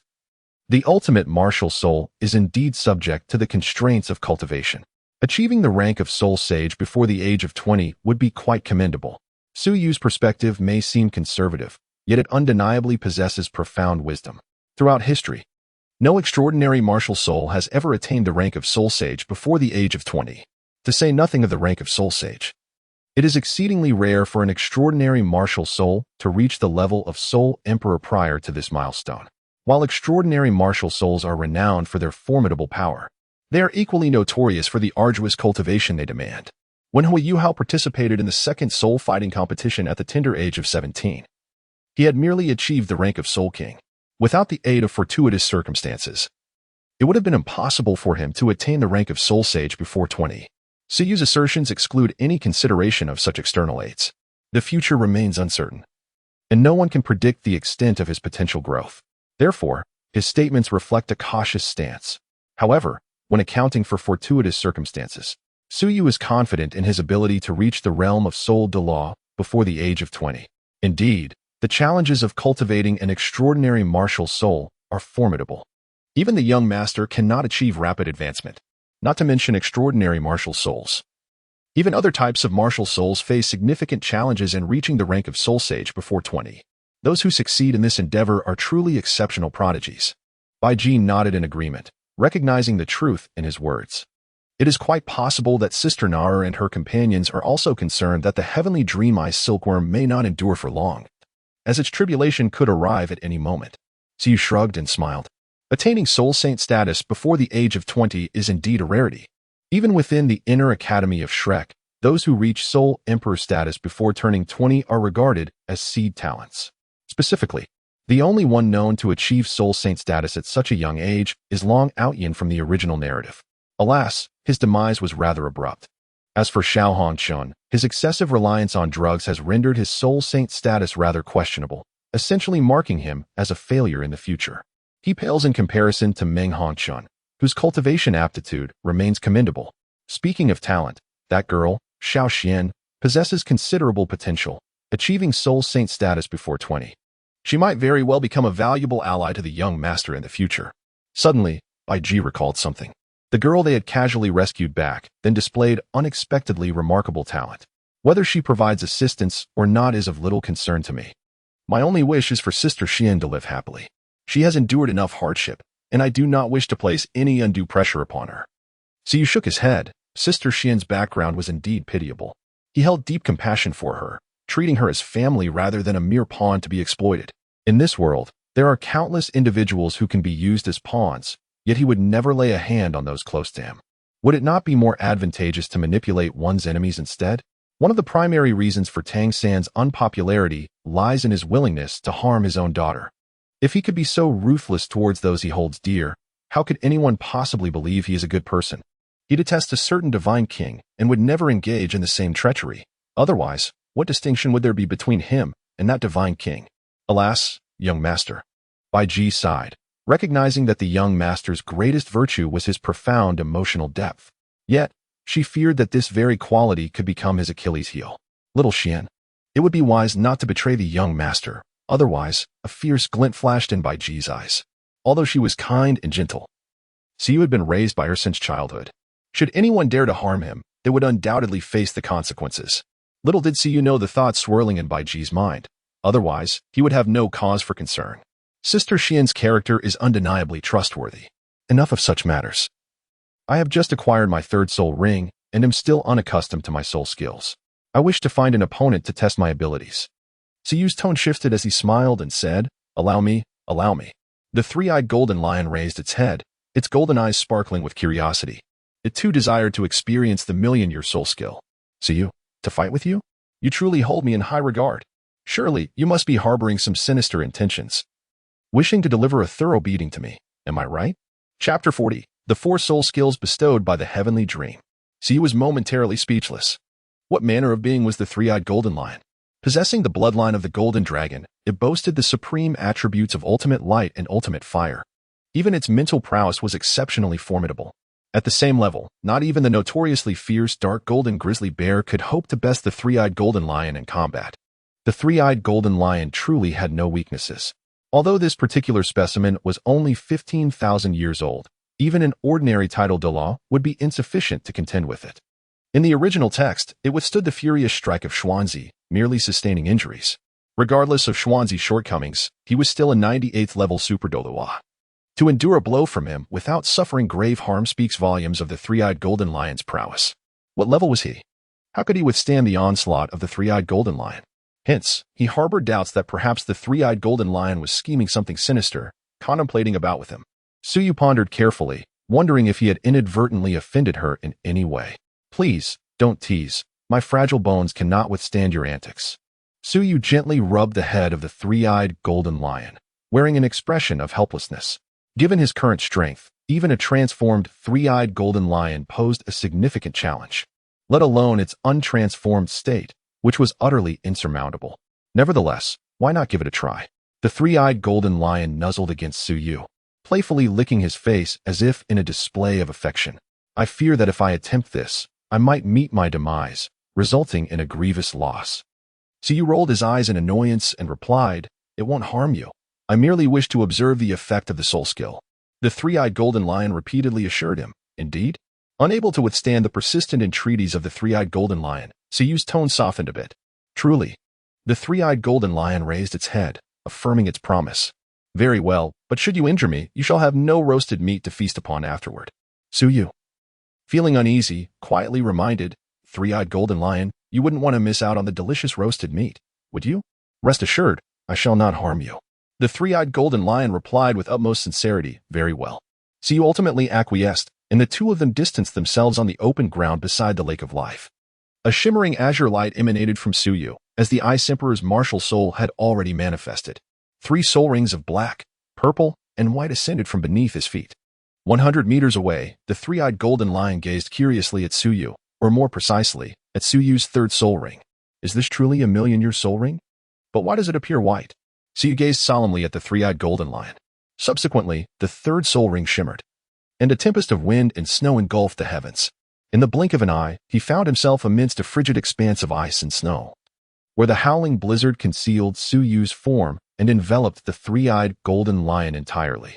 This was the ice domain of the Emperor, one of the 4 soul techniques bestowed upon Suyu by the Dream Ice Silkworm. It was a domain-type soul skill, saturated with an abundance of ice and snow, over which Suyu held absolute dominion, enabling him to perceive every movement within this realm. Moreover, within the swirling snowflakes, he could obscure his presence, significantly diminishing the efficacy of mental detection and similar abilities. This domain skill was primarily supportive, with relatively low offensive power. However, when combined with other techniques, it could yield remarkably different effects. "Eh?" The three-eyed golden lion exclaimed in surprise. Ever since this domain materialized, she had lost her sense of Suyu. It seemed this domain could diminish the capacity for mental attribute detection. Concurrently, countless strands of ice appeared around her. These ice strands were exceedingly fine, yet remarkably resilient. Upon their emergence, they ensnared her limbs. She could feel an icy aura spreading towards her body, and if left unchecked, it might induce sluggishness or even freeze her entirely. Suddenly, the three-eyed golden lion's body trembled, and with a burst of golden light, the ice strands within a 5-meter radius were instantly obliterated. Suyu embodies the essence of ultimate ice, yet she also encapsulates the quintessence of light and fire, coupled with a significant disparity in levels. She finds herself utterly unable to exert control. Not far away, concealed within her domain, Suyu observed this spectacle, shaking her head in dismay. The three-eyed golden beast was overwhelmingly powerful, rendering any testing futile. It merely stood there, impervious to her efforts. In the next moment, Suyu's gaze shifted, and an imperceptible wave of energy surged forth. The three-eyed golden beast felt as though it had been pricked, followed by an excruciating chill emanating from the depths of its very soul, as if it sought to freeze its essence entirely. However, its mental fortitude was formidable, allowing it to forcibly suppress the encroaching frost. Subsequently, a brilliant golden light erupted around it, resembling a miniature sun, which forcefully shattered Suyu's domain. In an instant, her eyes gleamed, transforming into a streak of golden light as she lunged in a particular direction. Within the blink of an eye, she had overpowered Suyu, bringing her crashing to the ground. In Suyu's eyes, there was nothing but helplessness. Despite his considerable strength, it paled in comparison to the formidable presence of the three-eyed golden lion, which bore the bloodline of the golden dragon. With a mere gesture, it had subdued him effortlessly. "I have triumphed," declared the three-eyed golden lion, licking Suyu's face with a tone of haughty arrogance. Indeed, you have won." Suyusen felt utterly speechless. It was utterly laughable. He simply could not control the situation. The disparity was insurmountable. Observing Suyu's dejected expression, the three-eyed golden lion chuckled lightly and nuzzled against Suyu's face. "That soul skill is quite impressive. What is its name?" The three-eyed golden lion inquired with curiosity. "That domain skill is called Ice Domain, Sovereign's Realm. As you have seen, within this domain, everything lies within my perception." Suyu elucidated that perhaps due to the influence of the heavenly dream ice silkworm, this domain leans towards assistance. However, this does not imply a lack of strength. Domain-type abilities have always been rare, and their manifestation in the third spirit ring is even more extraordinary. Furthermore, this is merely the domain soul skill bestowed by the heavenly dream ice silkworm. He undoubtedly possesses his own innate domain as well. If even the blue-silver emperor has an innate domain, how could his divinely gifted martial soul lack one? It is only that it is yet to reach the level of awakening. He has a premonition that the innate domain of the Ice Emperor martial soul will likely wield considerable power. Then there is that icy silk, and the ability that directly assaults the soul. The three-eyed golden lion inquired, particularly regarding the soul attack skill, which is immensely potent. Had it not been for its formidable mental strength, it would have succumbed long ago. This skill is known as Ice Binding of the Emperor. Capable of releasing icy silk that envelopes a certain area, once ensnared by this silk, it induces a slowing effect, and when the binding reaches a certain extent, it will be entirely frozen. The ice silkworm releases icy silk? The three-eyed golden lion tilted its head. Essentially, as for the ability that directly targets the soul, it is the sole offensive skill among those granted by the heavenly dream ice silkworm, named Ice Radiance of the Emperor. This skill can directly assault the soul, freezing it. This skill is quite intriguing, the three-eyed golden lion affirmed. But what of the fourth skill? You mentioned 3. There should be another one. A million-year spirit ring possesses 4 soul skills, does it not? Under 100,000 years, there is 1 soul skill. A 100,000-year spirit ring possesses 2 soul skills. Following this pattern, the three-eyed golden lion deduced that the heavenly dream ice silkworm should bestow 4 soul skills. The 4th soul skill is called Ice Blessing of the Emperor, a purely supportive soul skill. Observe. As he spoke, Siyu activated the ice domain of the Emperor once more. The realm of ice and snow re-emerged. Subsequently, Siyu unleashed Ice Blessing of the Emperor, and the three-eyed golden lion suddenly felt as though the entire vista before it had transformed. Everything within the domain resonated, and it could perceive everything with clarity. The effect of this skill is to grant those within the domain a perspective identical to mine. Siyu remarked. In a certain sense, this soul skill is exceptionally powerful, particularly when assisting allies. The three-eyed golden lion expressed admiration, noting that this perspective, akin to having opened the heavenly eye, is truly delightful. It is merely her overwhelming strength that leaves Siyu at a loss. Otherwise, in this realm, even an ordinary 10,000-year soul beast would be insufficient to contend with him, as they wouldn't even be able to locate him. These 4 soul skills are commendable, yet they seem somewhat unworthy of the illustrious title bestowed by a million-year soul ring. In my opinion, they pale in comparison to your first soul skill.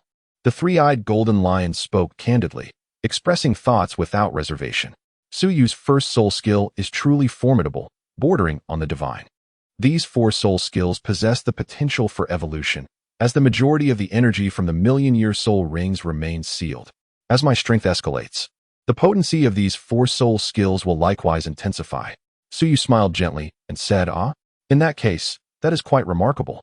The three-eyed golden lion suddenly understood. No wonder. She had thought that a million-year soul ring could not be so easily attained. Your strength has indeed increased significantly. The three-eyed golden lion felt a sense of joy for Suyu. Perhaps so. Suyu chuckled softly, then gently patted the paw of the three-eyed golden lion. "Are you still unwilling to move your paw aside, reveling in my delight?" Suyu cast a sidelong glance at the three-eyed golden Nyo and remarked, "You've ridden on me countless times. What harm is there in me stepping on you just once?" The three-eyed golden Nyo grumbled in response, yet it nonetheless retracted its claw. Suyu executed a graceful leap, rising to his feet with agility. He brushed off the dust from his attire and smoothed the sleek fur of his three-eyed golden lion. "Let us venture forth," he declared, eager for a moment of respite after absorbing the soul ring. Excellent, we shall go. Upon hearing this, the three-eyed golden lion's eyes sparkled with enthusiasm. It clamped onto Suyu's arm and, with a gentle toss, he found himself atop its back. In an instant, the three-eyed golden lion transformed into a streak of golden light, vanishing from sight. Observing this fleeting figure, Baiji chuckled softly and shook her head. Recognizing that the soul beasts within the Star Dou forest would soon find themselves disturbed once again, time flowed like water, and several months slipped by in the blink of an eye. Outside the city of Xinglua, at the Duke's residence, the back door on the northern side of the estate creaked open quietly, revealing a slender figure that stealthily slipped out. It was a boy, seemingly around 11 or 12 years of age, with a well-proportioned physique clad in simple, clean gray garments, carrying a modest bundle on his back. His short black hair was tidy, and though his youthful face might not be conventionally handsome, it bore an expression of determination that surpassed that of his peers. This was none other than Hui Yuhao, the possessor of the spirit I martial soul. Gently closing the door behind him, Hui Yuhao took a few swift steps before abruptly halting, turning back to gaze at the Duke's residence. His deep blue eyes radiated a profound animosity. Mother, watch over me from above. With all my might, I shall bring ruin to the entire White Tiger Duke's household and avenge you. His fists clenched tightly, his heart brimming with unrelenting resentment. Months had passed, and he was now 11 years old. At last, he had elevated the power of his spirit I martial soul to the 10th level. With only one soul ring, he would ascend to the esteemed status of a true soul master. The dream he had long yearned for beckoned him.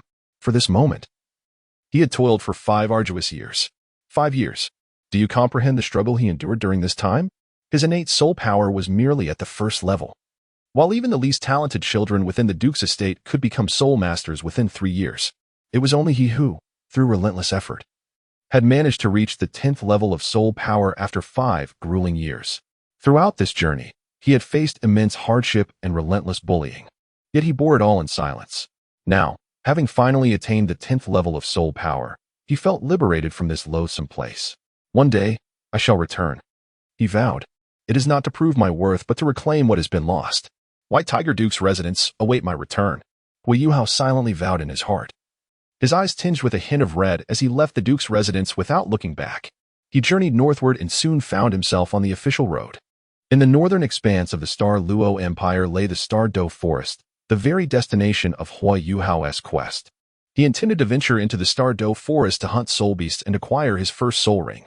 In the heart of the Star Dou forest, by the Lake of Life, a campfire flickered in a clearing ahead. Suyu was tending to it, holding a stick upon which 2 golden-brown rabbits were roasting. The golden fat dripped tantalizingly onto the flames, creating an enticing aroma.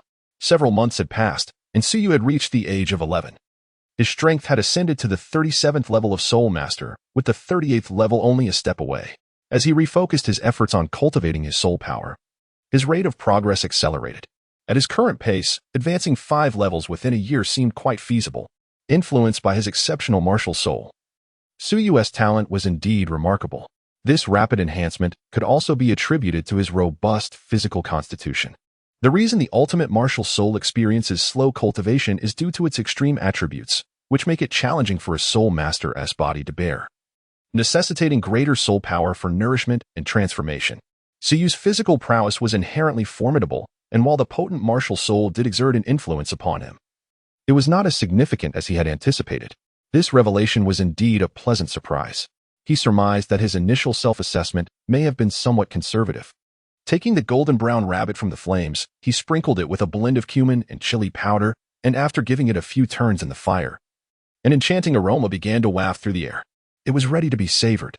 Suyu took out a rabbit and offered it to the mouth of the three-eyed golden Qilin. It was best enjoyed while warm, and undoubtedly it was delicious. However, the usually gluttonous three-eyed golden Qilin did not exhibit the anticipated eagerness. Instead, she gazed at the roasted rabbit without making a move, her golden eyes fixed on Suyu. With a melodious tone laced with a hint of reluctance, she inquired, "Are you truly going to leave the starry forest?" Recently, Suyu had announced his intention to venture into the human world for an extended period of study, which tugged at her heartstrings. Chapter 42. The Divine Beast, Emperor Mingli. Over the past 5 years, she had accompanied Suyu on countless adventures, marking the happiest days of her life. In the past, Suyu had often ventured out, but those excursions were brief, typically lasting only a few months. This time, however, He indicated that his absence would span at least years. Having grown accustomed to Suyu's companionship, she felt a profound sense of loss. Upon hearing her words, Suyu paused, and after a moment, he sighed softly. To become stronger, there is no alternative. I have acquired most of the necessary knowledge from the soul beasts here, but to continue my growth, it is essential to learn from the humans. You may not realize it, but there are numerous formidable beings among humanity. There are several at the level of extreme duel, individuals who can contend with Uncle Deition. If I do not strive to become stronger, how can I protect you in the future? This was a falsehood, or rather, not entirely true. Suyu was in a state of urgency to depart from the starry forest, for his novice protection period was nearing its end. He could not allow a certain deity to discover his connection to the starry forest. Otherwise, it was likely that this deity would begin to scheme in the shadows once more. Furthermore, he must ensure that this deity remained oblivious to his identity within the Soul Beast clan, for that would truly place him in peril. Possessing the power of the Dragon God and suspected to be a reincarnation of the Dragon God was something that the Divine Realm could never tolerate. Humph. I don't need your protection. Rather, it is I who shall safeguard you. The three-eyed golden lion snorted, raising its head in a display of haughty defiance. Suyu couldn't help but chuckle softly, gently stroking its head. All right. You protect me. You are the most formidable of all. Now, indulge in some roasted rabbit meat. This is the exquisite tender meat of the Rubone rabbit, exceptionally succulent and delightful. Suyu offered a piece of rabbit meat to the mouth of the three-eyed golden beast. Smiling warmly as he said, I shall grant you this favor. Do indulge. The three-eyed golden beast feigned pride and a touch of aloofness, which elicited a chuckle from Suyu. It opened its mouth and swiftly devoured half of the meat. The tender flesh of the rabbit, combined with Suyu's exceptional culinary skills, was indeed a remarkable delight. As the three-eyed golden beast savored its meal with earnestness, a hint of reluctance seemed to linger in its golden eyes. Suyu tore off a rabbit leg and began to chew it heartily. After consuming 2 legs, he felt nearly satiated. The remnants were all stuffed into the maw of the three-eyed golden beast. The creature, substantial in size, possessed a hearty appetite. Before long, the 2 roasted rabbits were entirely devoured by the man and his beast companion. Suyu rolled up his sleeve, wiping the grease from the mouth of the three-eyed golden lion. The creature gazed intently at Suyu, its golden eyes reflecting his figure. It's all right, I will return. I shall have the opportunity to come back again. Suyu seemed to discern its thoughts, gently stroking its golden fur with a smile, and remarked, whether you choose to return or not, who truly cares? The three-eyed golden lion, with a facade of indifference, retorted with a chuckle. Suyu chuckled softly, affectionately rubbing the warm golden fur, reveling in the exquisite sensation beneath his fingers.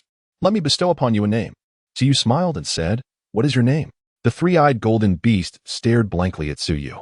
Indeed, I cannot simply refer to you as the auspicious beast indefinitely. Just look at Uncle Deition and the others. They all possess names. Suyu spoke in a gentle tone. The three-eyed golden lion pondered for a long while, then nodded. All right, then, please bestow upon me a name. However, if it is unpleasant to the ear, I shall refuse it. Suyu's lips curled slightly in a smile. What of that Emperor Mingli? Emperor Mingli? The three-eyed golden lion was perplexed. Suyu elucidated. The imperial beast of auspiciousness naturally bears the surname of the emperor. The term Ming signifies the sun and the moon. When the sun and the moon illuminate the heavens, they cast their radiance upon the mortal realm. You, endowed with the fortune of the starry great forest, hold a status among soul beasts that is akin to the sun and moon in the sky, noble, resplendent, and unparalleled.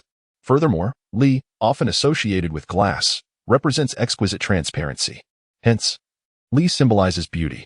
Your countenance, strikingly beautiful and unparalleled among soul beasts, is aptly captured by the character Li. Suyu provided a meticulous explanation, and the three-eyed golden lion nodded in agreement. There was indeed some merit to it. Di Mingli, from now on. I shall call you Di Mingli. The golden eyes of the three-eyed lion gleamed with a hint of excitement as it spoke. It was quite pleased with this name. From now on, I shall call you Mingli. Suyu gently caressed her head, a smile gracing his face. The three-eyed golden lion tilted its head, softly nuzzling against Suyu's cheek. The harmony between man and beast was palpable. At the bottom of the lake of life, 2 figures emerged. One clad in a blue robe, with white hair and blue eyes. The other shrouded in silver gauze, possessing silver hair and purple eyes. Their beauty was of such rare magnificence that it was almost unparalleled in the world. The only flaw, perhaps, lay in the youthful visage of the white-haired youth. which still bore a hint of naivety. Is it true, as Tian mentioned, that you are preparing to depart from the Star Dou forest? Guyuna, with her cascading silver hair that flowed down to her waist, possessed a flawless and enchanting face akin to that of a celestial goddess, radiant and striking. I intend to venture into the human realm to pursue my studies, for the human world harbors its own unique wonders, particularly the thriving soul guide devices of today, which wield immense power. I have a premonition that these soul guides will, in the future, likely become mainstream, posing a potential lethal threat even to beings of Uncle Tian's caliber. Suyu's expression was grave as he spoke. He was not merely speaking frivolously. The power of the soul guiding device should not be underestimated. Not to mention, the 12th level god-slaying soul guiding artillery shell from 10,000 years hence could even send down a peak demigod like Yun Ming, who had forged his own demigod status. Just during the second phase of the battle, that deathly soul guiding device posed a significant threat to Emperor Tian. The might of the soul guiding device is truly formidable. Are you serious? Guyuna inquired, somewhat astonished. Siyu nodded vigorously. He was astonished that over the years, these seemingly frail humans had made such significant advancements. Guyuna also expressed her surprise, pondering whether this was indeed the essence of human creativity. Do you believe this soul guidance device poses a threat to deities? Guyuna inquired once more. Indeed, if this trajectory of development continues, in less than 20,000 years, humanity's weaponry may very well possess the capability to slay gods. Suyu stated with utmost certainty. Guyuna furrowed her delicate brows, assuming a contemplative demeanor. So, you wish to learn about these soul-guiding devices? I may choose not to, but I cannot afford to be ignorant of them. Suyu responded with unwavering determination. This was a decision he had long contemplated. He had no intention of attending Shrek Academy, at least not in the immediate future. Who could say if some divine being had orchestrated a series of traps around Shrek Academy for him? He was even less inclined to assist Shrek Academy in flaunting its prowess, especially with the upcoming soul-fighting competition that was merely 2 years away, where Shrek incessantly boasted of its so-called glory while engaging in unsavory deeds. He certainly did not wish to become a part of that. It would be utterly repugnant. It would be far more intriguing to join forces with Shrek's adversaries and ultimately thwart them. Chapter 43. The Silver Dragon's Reverse Scale. So, you tout Shrek's glory, do you? Then let me shatter your so-called honor completely. He harbored no fondness for Shrek Academy. In the original narrative, Shrek was not merely distasteful. It was notorious for its cheating in competitions, bullying the weak while cowering before the strong, and this had occurred on numerous occasions. Even in their treatment of their own, they were hardly commendable. What kind of treatment had Hui Yuhao endured at Shrek Academy? Despite winning the championship in the freshman competition, he could not even secure a single core disciple. They had called his team Hui Yuhao's team, only to deliberately alter it to Wong Dong's team during the awards ceremony. Was this not an act of sheer malice? Yet, upon discovering Hui Yuhao's ultimate ice martial soul, their attitude changed in an instant. Their insincere countenance was utterly nauseating. Hui Yuhao was indeed talented. Just a few words from others could move him profoundly. A mere hint of kindness rendered him tearfully grateful. They shamelessly proclaimed that everything he had was bestowed by the academy. How absurd. Were not all his achievements the gifts of the heavenly dream Ice Silkworm and the Ice Emperor Scorpion? Without them, what was Hui Yuhao worth? Could Shrek truly regard him with esteem? Shrek had effortlessly brainwashed Hui Yuhao, leading him to incessantly declare that the academy was his home, and anyone who harmed the academy would face his wrath. He had been thoroughly subdued by Shrek Academy. It can only be said that Hui Yuhao's character was inherently flawed, rendering him susceptible to manipulation. Nevertheless, Shrek Academy's capacity for indoctrination was undeniably formidable. Just how many individuals had been swayed by the phrase Shrek's glory? However, he was not Hui Yuhao. He was not so easily deceived. You speak with reason, but human society is fraught with peril. To learn, you must inevitably enter the esteemed institutions of humanity. At that time, even Tian may not be able to protect you at all times. You must understand this. Guyuna regarded Siyu with a serious expression. This journey carries risks. Sister Nar, I am aware of that, but I have never feared risks. Suyu smiled broadly and remarked, he possesses a supreme sect card. What is there to fear? Very well, it seems I can no longer dissuade you. Here, take this. Guyuna gracefully lifted her delicate hand, and a silver dragon scale, as large as a basin, materialized before them. In the next instant, the scale rapidly diminished in size, transforming into something that could fit in the palm of one's hand. This silver dragon scale emanated a formidable elemental aura, subtly exuding an ancient majesty. Suyu remained unfazed by the overwhelming pressure. casually retrieving the silvery dragon scale. The scale shimmered with a flawless sheen, smooth as a mirror, and when held, it exuded a chilling sensation. Yet, the divine energy pulsating within indicated that it was far from an ordinary object. "This is my reverse scale," Guyuna softly declared, her lips parting slightly. "Carry it with you, for it shall safeguard your life in moments of peril." This silvery dragon's reverse scale was the most resilient of her scales, impervious to any force below the level of extreme Dolua. Under normal circumstances, it would remain dormant, only activating in the face of lethal threats against Suyu, at which point she would be instantly aware and ready to intervene. However, she chose not to disclose this to avoid instilling a sense of dependency in him. Moreover, this reverse scale would also suppress the leakage of your dragon god aura. At present, you are incapable of properly wielding the divine power of the dragon god. Although Suyu does not typically employ the dragon god seal as his martial soul, the majesty of the dragon god instinctively retaliates when provoked. This fact has already been demonstrated. He remains unaware of how many formidable warriors with dragon lineage exist in the outside world, nor does he know whether he will encounter them. However, if he does, as long as those with dragon martial souls dare to unleash their oppressive aura, the dragon god seal will automatically counteract, potentially exposing Suyu's martial soul. Such an early revelation of this martial soul is far from advantageous. Upon hearing Guyuna's words, Suyu's eyes sparkled with delight. This is splendid news. He need not worry about the dragon god seal being exposed. "Sister Na, your kindness to me knows no bounds, and I am at a loss for how to repay you. Perhaps I could offer myself in gratitude?" Suyu stepped forward a couple of paces, leaning towards Guyuna with a cheeky grin. Guyuna was momentarily taken aback, followed by an overwhelming sense of speechlessness. This audacious little brat dared to speak to her in such a manner. Yet, she found herself utterly powerless to reprimand Suyu. After all, he was the reincarnation of the dragon god, the beacon of hope for the Soul Beast clan. This little fellow seemed to indulge in whimsical thoughts all day long. Guyuna tapped Suyu lightly on the head, adopting a stern expression as she began to impart her wisdom. Suyu seized Guyuna's hand, clasping it firmly within his own, as disbelief flickered in her eyes. Suyu gazed at Guyuna with an unprecedented seriousness in his eyes. "Sister Nahr, when the day comes that I am invincible in this world, would you do me the honor of marrying me, whether deemed reckless or audacious?" Suyu felt this declaration was necessary. Over the past few months, he and Guyuna had spent considerable time together. His affection for her was genuine. Guyuna, with her stunning beauty, could be regarded as the most enchanting woman in the Dolua continent. It was perfectly natural for him to harbor such feelings. Even if he were not enamored, one could not help but be captivated by her figure, which he could only imagine to be utterly alluring. Moreover, there was another reason: Guyuna's personality. Despite her typically frosty demeanor, resembling a goddess of chastity, she possessed a romantic disposition. Once in love, she seemed to lose all sense of direction. In the third battle of Dou, when Guyuna fell for Tang Wulin, the betrayal of Tian was tragically profound. He did not wish for Guyuna to stab him in the back while he industriously labored for the Soul Beast clan. That would render him a mere jester. Indeed, although he might be overthinking, it was always prudent to prepare for the unforeseen. He disliked the idea of events spiraling beyond his control. This potential bomb, ready to explode at any moment, needed resolution.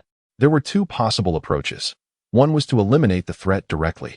Yet, considering he was no match for Guyuna, and given that she had saved him from the Dragon Valley, it would be a grave betrayal to harm her. Tian and Bai Ji were also under her guidance to care for him. Surely, Guyuna deserved credit for her nurturing. To act against her would be no different than being ungrateful. Thus, he had to resort to the second option, to make Guyuna fall in love with him.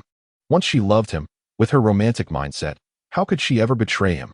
As for his advantages, he indeed possessed one. The identity of the dragon god reincarnate was his greatest asset. He had the audacity to confess his feelings to Guyuna, knowing he had nothing to fear. This was his skill. Had it been anyone else, they would have long since perished. Chapter 44. The pact with Guyuna. To win Guyuna's heart, he first needed to capture her attention, compelling her to focus on him. In this regard, Suyu was undoubtedly confident. "Little one, do not be foolish," Guyuna gently chided, shaking her head. "Sister Nahr, I am not being foolish. I speak with the utmost sincerity." Suyu fixed his gaze intently upon Guyuna, his expression imbued with utmost seriousness. He needed her to comprehend that he was not jesting.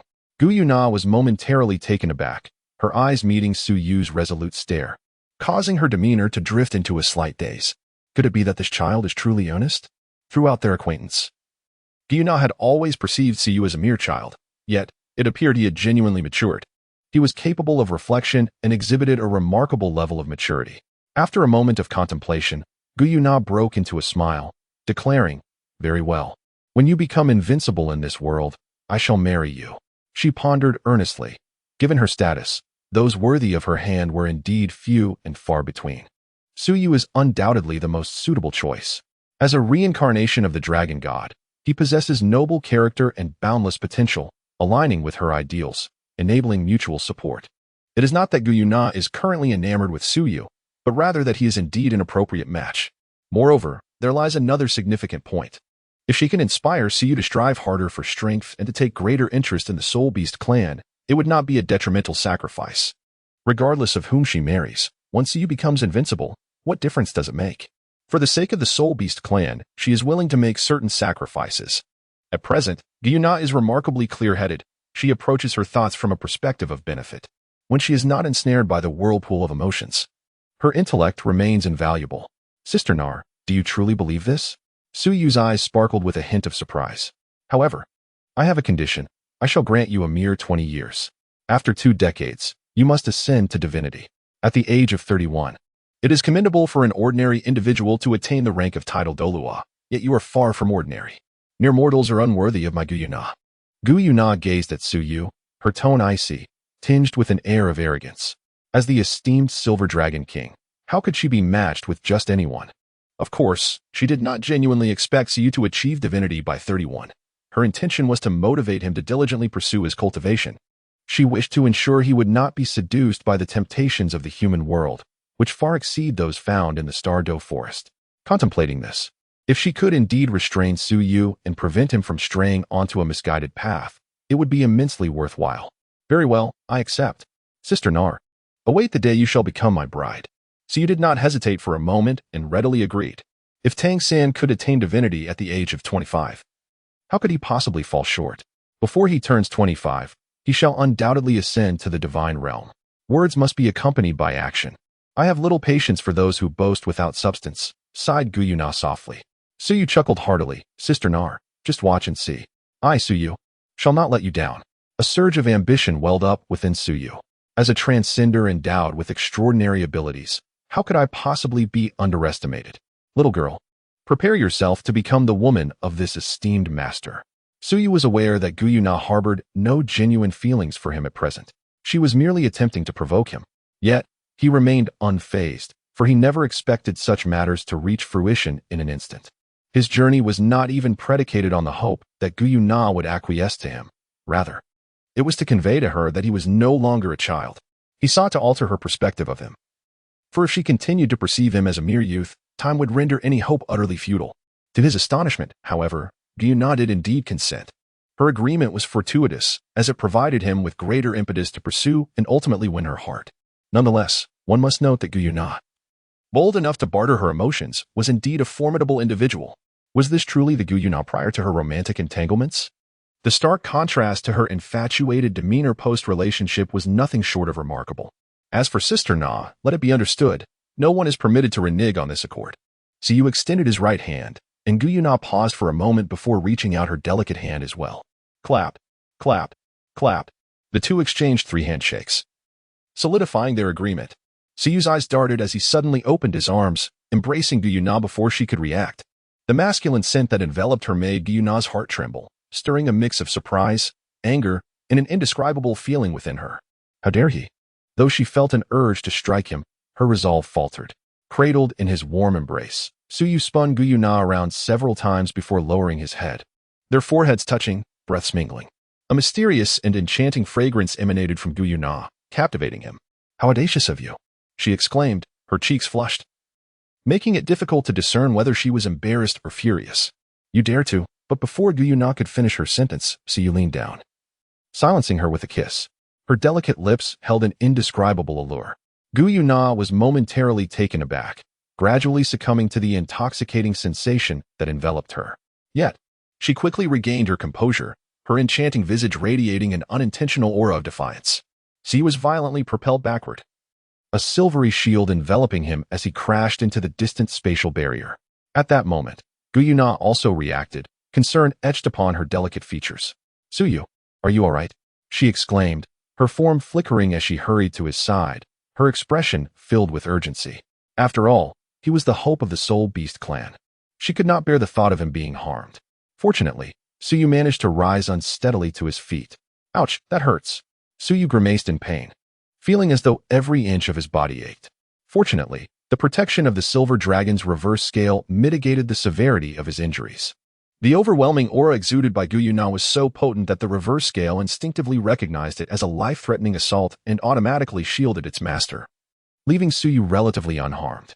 Upon closer inspection and finding Suyu unscathed, Guyuna felt a slight sense of relief, but in the next moment, a tide of anger surged within her. "You little rascal, have you lost your mind engaging in such reckless behavior?" she scolded, tugging at Suyu's ear with one hand, her voice laced with a playful reprimand. Usually composed and serene, Guyuna found her defenses nearly shattered by Suyu's antics. If something were to happen to Suyu, she truly would be at a loss for what to do. "Hiki," despite being scolded by Guyuna. Suyu merely chuckled. "Still laughing, are we?" Guyuna felt her frustration boiling over, and with her other hand, she slapped Suyu. "Does he not value his life? Do you not understand how perilous this is?" Guyuna's heart was filled with trepidation. Fortunately, she had given Suyu the reverse scale earlier. Otherwise, he would have been reduced to a mere heap of flesh by now. This little rascal dared to ambush her, demonstrating a recklessness that knows no bounds. Chapter 45. Wei Yuhao battles the wind baboon. Even she couldn't have anticipated that the first to trigger the reverse scale's defense would be herself. Guyuna was nearly speechless, wondering how such a little rascal could exist. Does he not know his own strength? How dare he attempt to kiss her forcefully? How dare he act so recklessly? After a thorough reprimand, Guyuna wore a stern expression, glaring fiercely at Suyu. "Dare he?" Suyu nodded, offering a reassuring response. "You." Guyuna was almost laughing in exasperation, questioning whether he truly had no regard for his own life. To die beneath the peony blossoms is to embrace a spirited afterlife. Suyu grasped Guyuna's hand, his gaze filled with tender affection. Guyuna trembled, unable to meet Suyu's eyes, and instinctively turned her head away. For reasons unknown, a peculiar emotion surged within her heart, causing a flutter of anxiety. Suyu, seizing the opportunity, stepped forward and embraced Guyuna. Instinctively, Guyuna wished to struggle, yet recalling how her previous resistance nearly cost Suyu his life, she resolutely suppressed this impulse. Suyu gently turned Guyuna's head back, gazing deeply into her violet eyes with an expression brimming with affection. Their eyes locked in an intense stare. At that moment, the inexplicable emotions swelling within Guyuna surged even more fiercely. Research has shown that when a man and woman maintain eye contact for over a minute, there is a potential for unusual feelings to arise. Not to mention, Guyuna was already stirred by Suyu's playful demeanor. Thus, this shared gaze amplified her emotions instantaneously. Furthermore, the aura of the dragon god emanating from Suyu held a captivating allure for Guyuna. Being somewhat inexperienced in matters of love, she found herself unable to suppress the fluttering of her heart. Those familiar with Doloa 3 know that while Guyuna may appear aloof, she is, in truth, quite easy to captivate. Suyu raised his right hand, gently caressing the cheek of Guyuna, as though he were tenderly stroking an exquisite treasure of unparalleled beauty. With a tender gaze, Suyu looked at Guyuna and gently lifted her chin, boldly kissing her. After all, Guyuna would not harm him. There were very few things that Suyu truly dared not do. Guyuna's beautiful eyes widened in surprise, seemingly taken aback by Suyu's audacity. Suyu boldly leaned in and kissed her, unabashedly deepening the embrace. Guyuna wished to resist, yet feared causing him harm. Gradually, she found herself surrendering once more to the intoxicating moment. Lost in their fervent kiss, Suyu held Guyuna tightly around her waist. Their bodies entwined in an intimate embrace.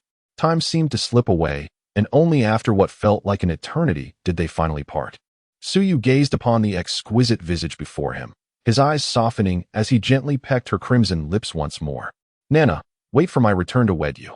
Having spoken, Suyu turned and departed. Guyuna stood in a daze, watching Suyu step into the spatial passage, vanishing from sight, yet remaining utterly motionless. Her heart was in turmoil. Beyond the Star Dou forest, a slender figure clad in gray cloth gradually emerged. He possessed an unremarkable appearance, yet his eyes sparkled with an unusual brilliance absent in others. 50 miles ahead lay the entrance to the Star Dou forest, where soul beasts roamed. Caution is advised for safety. Hui Yuhao gazed at the wooden sign in the distance, a surge of excitement swelling within him. He had indeed not taken a wrong turn. However, soon after, a wave of anxiety washed over him as he touched the white tiger dagger at his lower back, his expression solidifying with determination. Retreat was not an option. Becoming a soul master was his soul path. He needed to seek justice for his mother and avenge the Duke of the White Tiger's estate. He had to grow stronger. Motivated by these thoughts, Hui Yuhao pressed onward. As he drew nearer to the Star Dou forest, the air grew cooler. Soon, he arrived at the vast expanse of the Star Dou forest, a colossal woodland that loomed like an abyss, concealing untold terrors within its depths. Hui Yuhao swallowed hard, steeling himself as he stepped into the Star Dou forest. Upon entering, the tension and fear that had gripped him began to dissipate, replaced by the verdant surroundings that exuded a refreshing ambience, easing his spirit. Contemplating the first soul ring that awaited him, a surge of exhilaration coursed through him. With excitement propelling him, he quickened his pace. As he advanced, Hui Yuhao suddenly sensed something amiss, a sharp prickling in his eyes. He swiftly channeled his soul power, concentrating it in his spirit eye. As a faint current swirled around his gaze, he perceived a shadow darting past on the left side of the path. As an exceptionally rare mental-type mutated martial soul, the spirit eye possessed formidable precognitive abilities. The sense of impending danger sharpened Hui Yuhao's reflexes. He instinctively dove to the left while his right hand swiftly drew the white tiger dagger. A dark figure flashed past where he had just stood, landing nearby, and Hui Yuhao quickly discerned its form. It was a baboon, approximately 1 meter tall, covered in tawny fur, with brown eyes. Its arms were remarkably elongated, and its claws bore sharp talons, with canine teeth protruding from its lips, its gaze radiating ferocity. This soul beast was none other than the infamous God Slayer, the Wind Baboon. Having missed its strike, the Wind Baboon let out a low growl, its powerful hind legs propelling it toward Hui Yuhao once more. Although the Wind Baboon's speed was not overwhelming, Hui Yuhao's soul power was insufficient. Even with the assistance of his spirit eye, he found himself somewhat flustered. As the baboon lunged at him, already on the ground, Hui Yuhao rolled to the left, narrowly evading the attack. However, before he could rise, the baboon's claw was already swiping toward him. Hui Yuhao could not retreat in time, and the sharp talons grazed his waist, tearing away flesh and leaving him in agony. Cold sweat beaded on his forehead, but he had no time to lament his pain. He scrambled to his feet, positioning the white tiger dagger at his chest. His heart raced with intensity, aware that this was his first encounter with an adversary. The searing pain in his side was nearly unbearable, blood seeping through his garments and staining them crimson. Yet, he dared not glance down, for the Wind Baboon was watching him with predatory intent. Hui Yuhao understood that he was facing a fierce battle.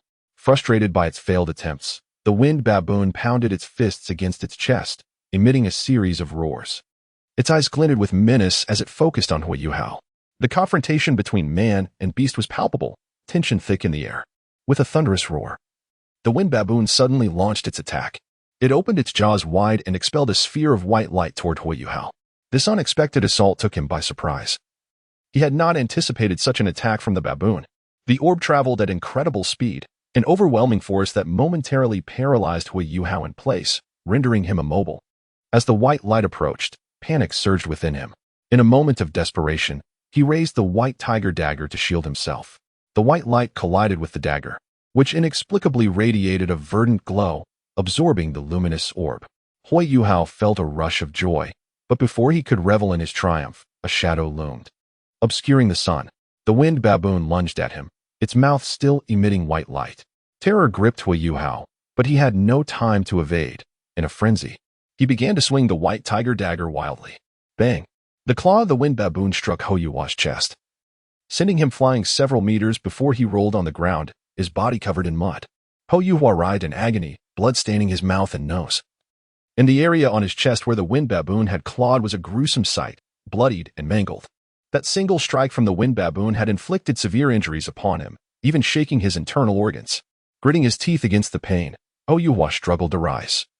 Gripping his white tiger dagger tightly, his gaze warily fixed ahead. To his astonishment, the Wind Baboon had fallen silent. Upon closer inspection, he noticed that it had become frozen in place, a white soul ring hovering above its body. Had the Wind Baboon met its end? Hui Yuhao felt a flicker of confusion as he recalled the events that had transpired. In his moment of panic, he had flailed the white tiger dagger, and it seemed he had indeed struck something vital. With this realization, he finally felt a sense of relief, collapsing onto the ground. He gasped for breath, reflecting on the perilous situation he had just endured. Had he not inadvertently pierced the wind baboon's critical point, it might have been his life that was lost. In terms of genuine strength, he was still no match for the wind baboon. The claw wounds on his waist and chest continued to bleed. If he did not staunch the flow soon, he would only grow weaker. From his satchel, Ho Yuhua retrieved a clean cloth to wipe the area around his wounds, then applied hemostatic herbs. Over the years, he had endured numerous beatings, and he always kept some pain-relieving and blood-stopping herbs on hand. After tending to his injuries, he bandaged them up, drenched in sweat by the time he finished. The 2 wounds on his waist and chest, along with the internal shock to his organs, left him in a precarious state. Continuing forward could very well lead to disaster.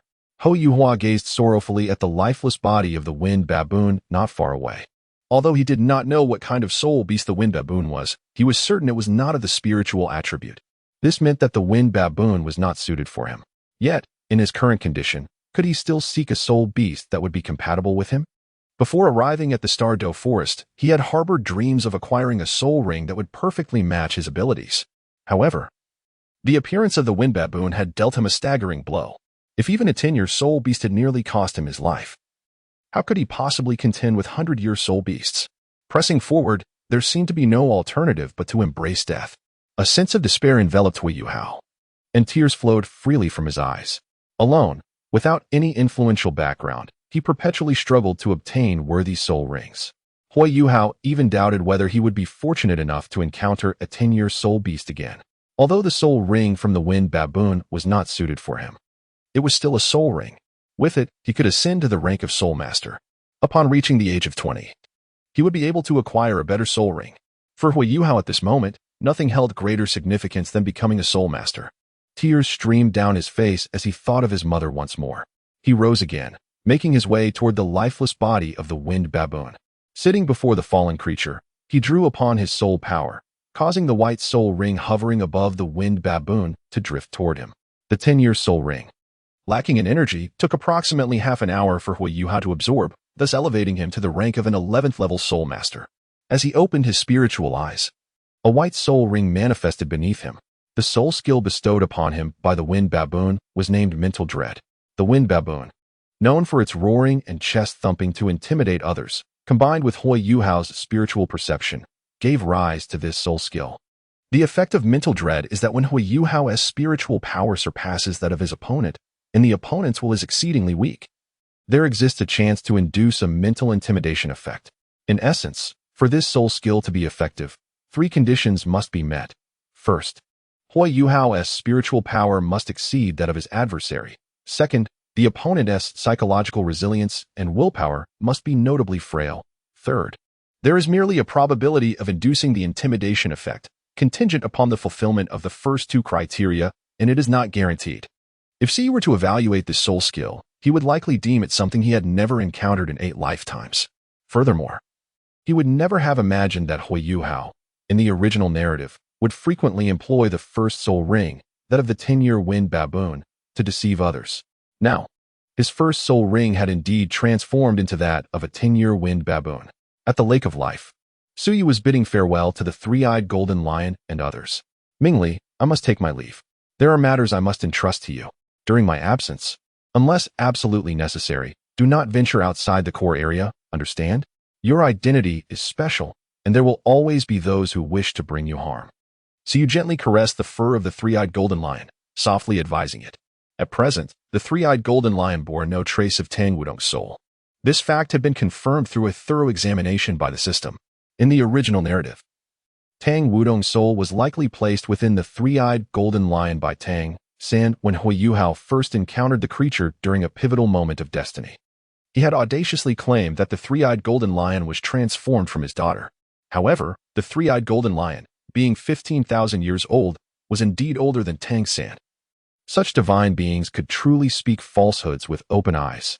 Nonetheless, it was indeed true that the 3-eyed golden lion was destined to face a calamity, a trial set forth by the world's will, targeting the child of fate. Today, as the child of destiny himself, he was naturally the focus of that trial.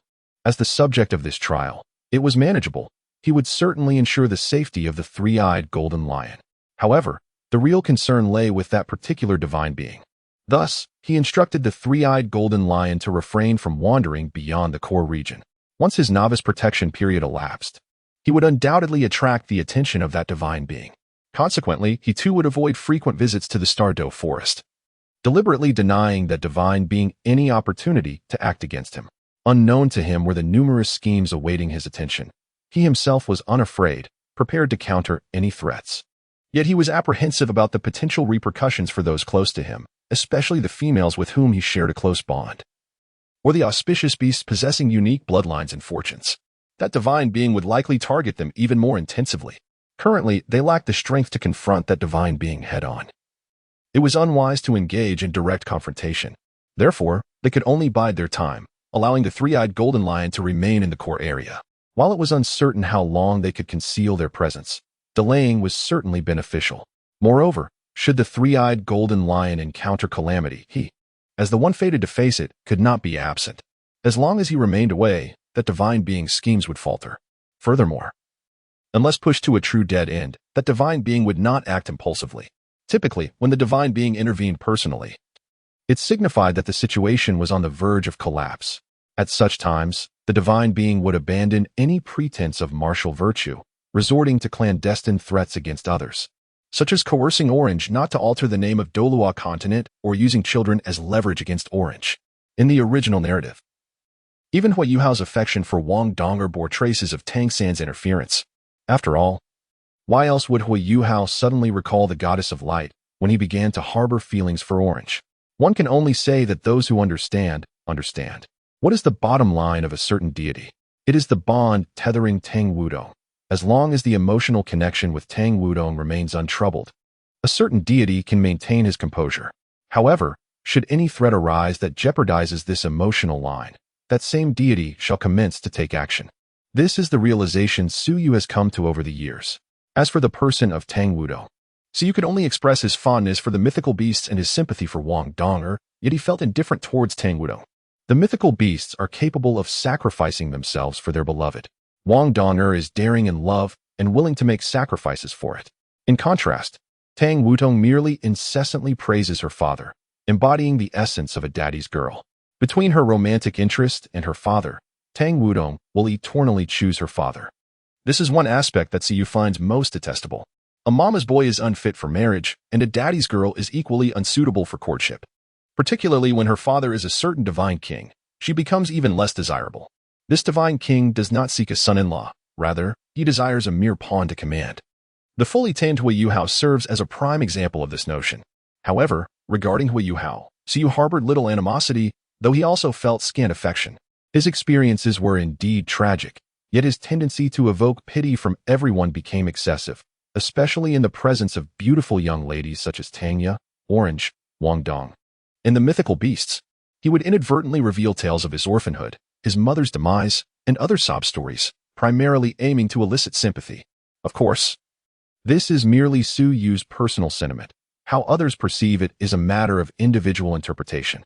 Nevertheless, the fact that Hui Yuhao eventually changed his surname to Dai, completely forgetting about Yalaikizi, is indisputable.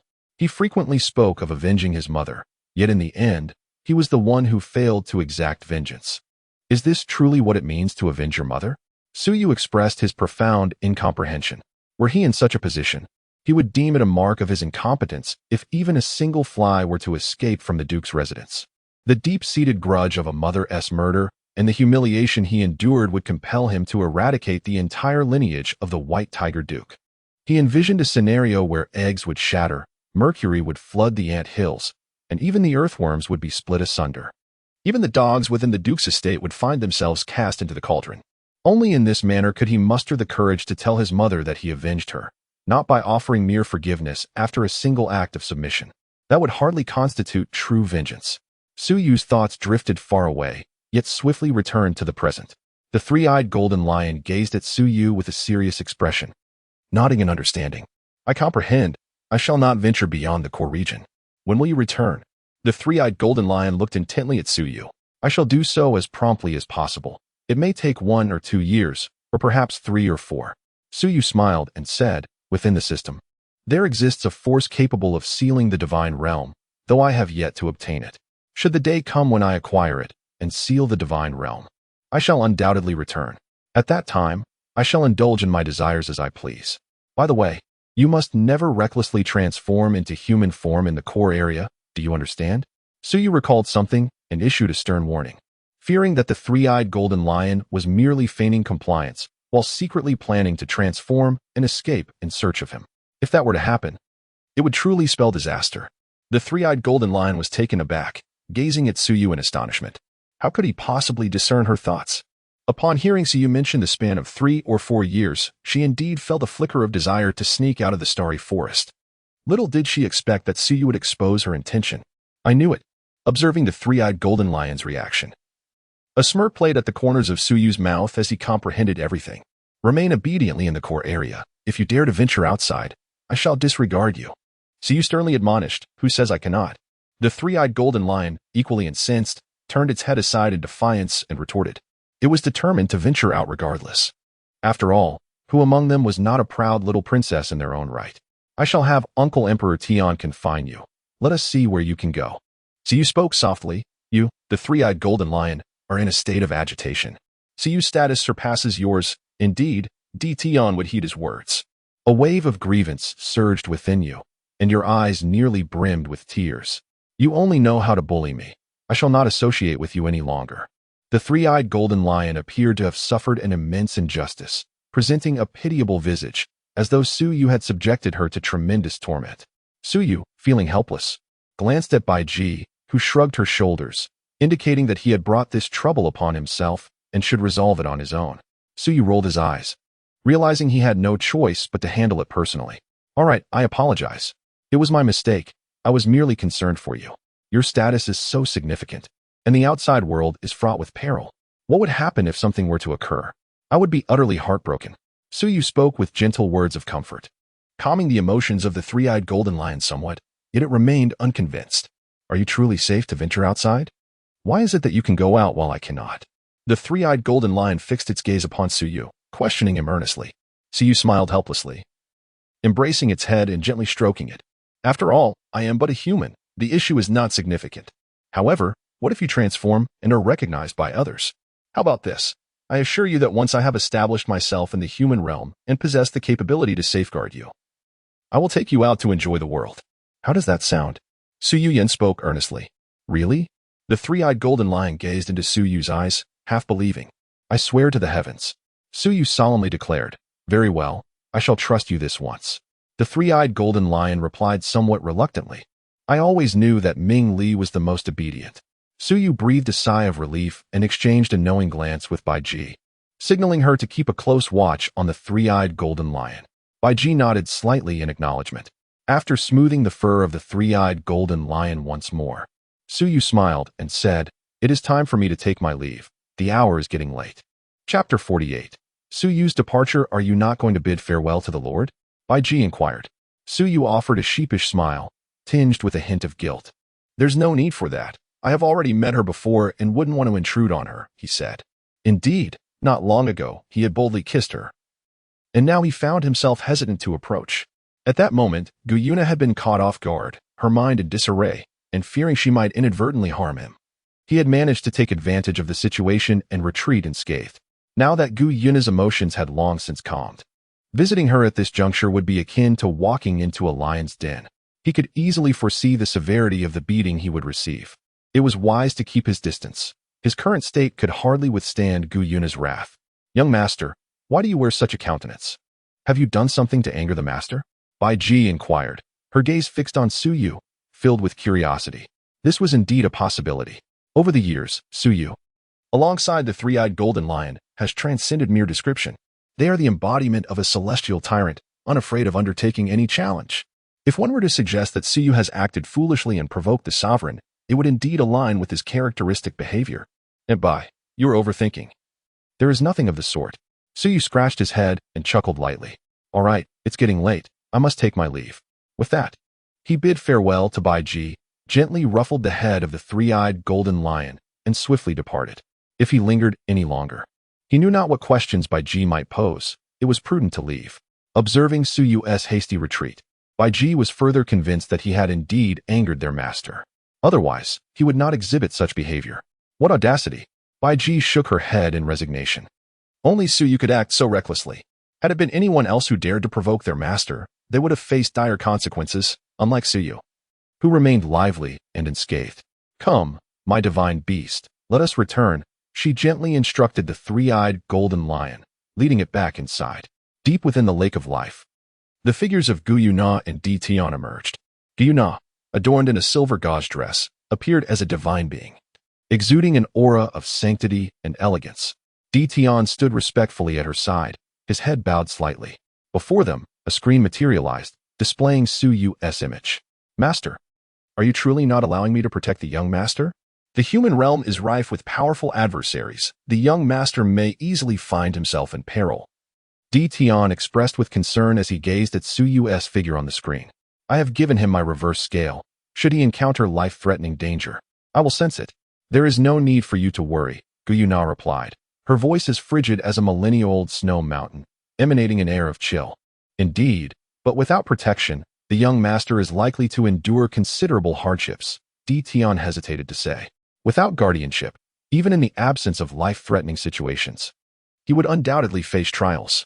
Youth must endure hardships, Guyuna observed Suyu on the screen, her voice tranquil yet imbued with an inexplicable sense of vehemence. But the young master is still so young. Still young? Guyuna felt a surge of frustration mixed with irony. He had dared to kiss her forcefully at such a tender age. What would happen when he grew older? It would be chaos. This little rascal should indeed face more challenges in education. Otherwise, he would never learn to behave. Enough, you need not say more.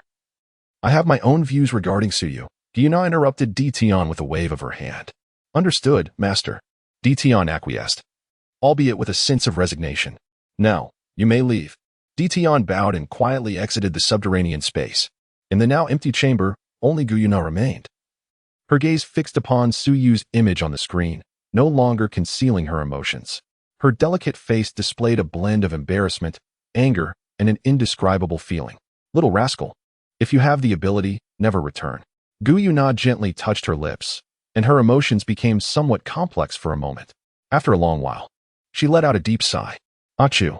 Suddenly, Suyu, who was traversing through the jungle, let out a loud sneeze. In that instant, he felt a chill creeping down his back. Without a doubt, he knew that Guyuna was thinking of him. Perhaps, at this very moment, she was watching him intently. Suyu touched his nose, feeling a tinge of embarrassment within. His actions towards Guyuna were undeniably somewhat ignoble. To put it plainly, he had taken advantage of her naivety in matters of the heart, deliberately employing tactics to pry open her emotions and plant a seed within her. Although Guyuna had lived for a considerable time, she remained utterly innocent when it came to matters of love. As the first to boldly claim her maiden kiss and the first to confess his feelings, Suyu indubitably holds a special place in her heart. Guyuna, confined beneath the lake's depths, has scarcely engaged with the outside world. In essence, she finds herself devoid of occupation and steeped in monotony. In such solitude, where loneliness is her only companion, memories of that moment frequently resurface. The more she reflects upon it, the more, almost imperceptibly, she begins to harbor distinct emotions towards Suyu, whether it be love or something else entirely. Suyu will undoubtedly leave a profound imprint in Guyuna's heart. At the very least, Guyuna will indelibly remember Suyu. To be candid, such a tactic is rather despicable. However, Suyu finds himself with no alternative. He is genuinely fearful. Suyu shook his head in resignation. Guyuna's conduct in the third round of the battle was exceedingly foolish, with their leader betraying them. Who could withstand such treachery? He, too, found himself unable to endure it. The Emperor Tian in the third round was nothing short of a gullible fool and a mere jester. Once Guyuna fell in love, the Soul Beast clan became a distant memory, forgotten in the clouds. After all, Guyuna was a love-stricken individual. Rather than allowing her to fall for another and betray the Soul Beast clan, dragging them down in the process, it would be far better for her to develop affections for him.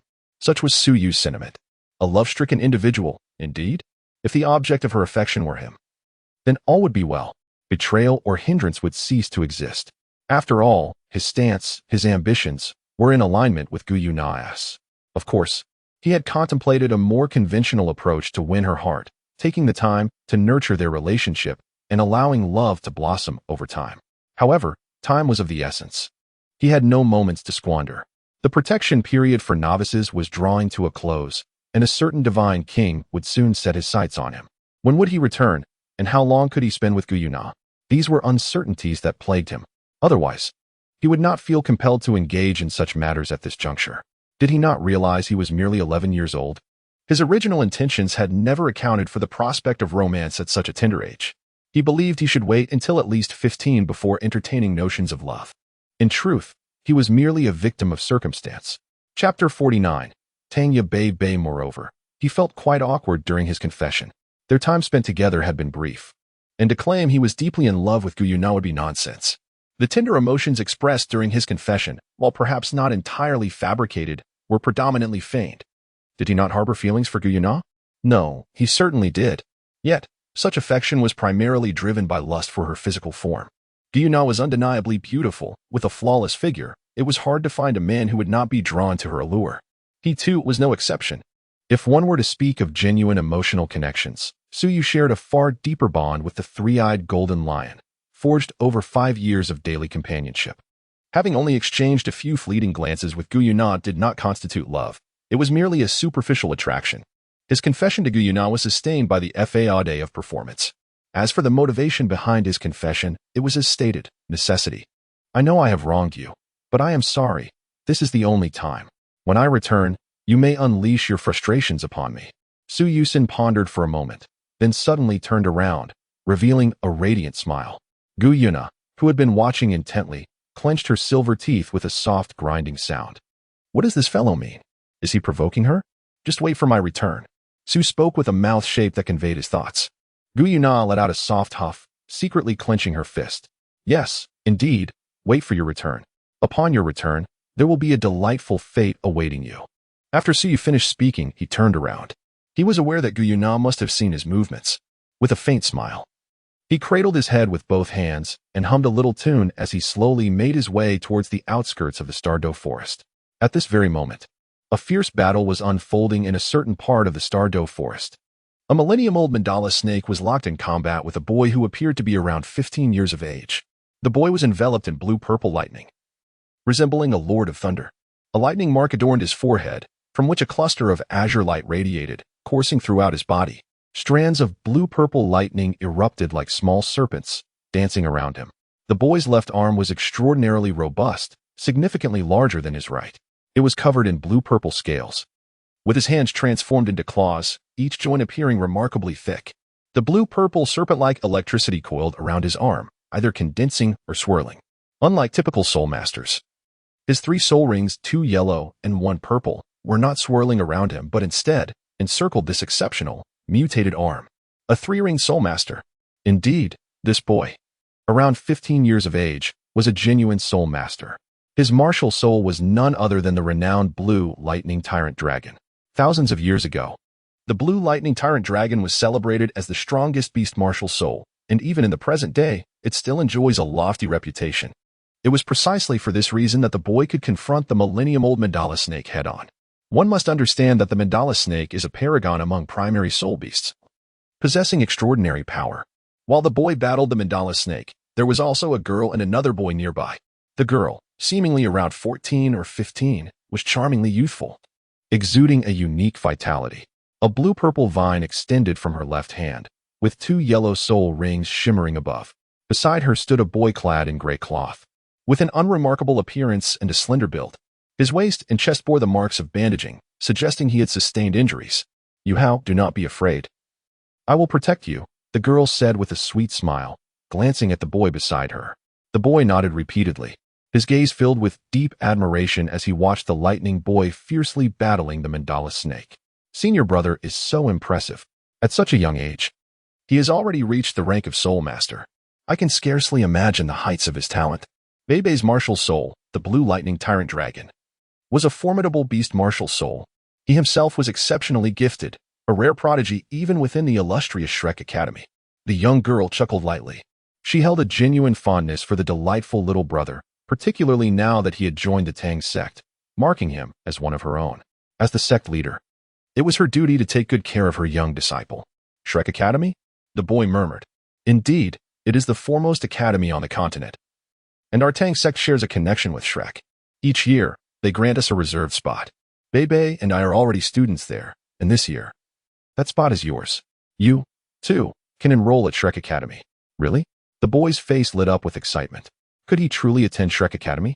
It was the top institution on the continent. Gaining the guidance of Shrek Academy would undoubtedly enhance his abilities, and he would finally have the opportunity to avenge his mother. His emotions surged with exhilaration.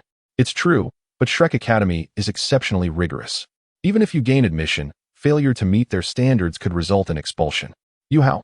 You must study diligently. I will, Teacher Tanya. The boy nodded earnestly, making a promise. The girl smiled and turned her gaze back to the arena, where the battle had already reached a fever pitch. Bebe, give it your all and secure the victory. The young girl cried out, cheering on the boy amidst the fray. A subtle smile graced the boy's lips as he was enveloped in a dazzling blue-violet electric glow. With a swift motion, he unleashed a thunderous dragon claw towards the mandala serpent. Simultaneously, the second soul ring on his right arm illuminated, amplifying countless electric serpents that transformed into bolts of lightning, weaving a thunderous net that ensnared the mandala serpent. As the electric net closed in, the mandala serpent exhaled a billowing cloud of pink mist, releasing a rich, sweet aroma into the air.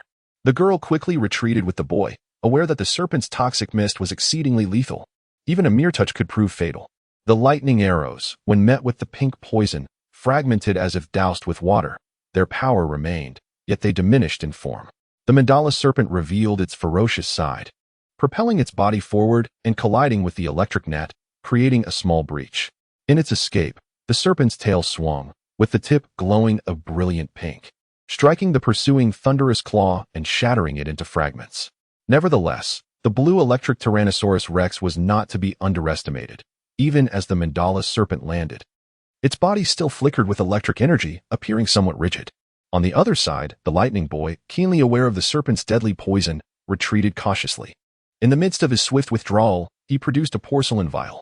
As he poured out a medicinal pill, he hurled the vial towards the girl nearby. She caught it deftly, dispensing 2 pills, which she and the boy promptly consumed. Bebe, let me assist you, she declared eagerly after swallowing the pill. Not necessary. This creature is quite formidable, and it may take some time to subdue. I will handle it alone. This is the Star Dou forest, and soul beasts roam these woods. You must stay alert and protect How, the lightning boy replied, shaking his head. The girl opened her mouth, poised to protest, when suddenly her expression shifted. Bebe, look out.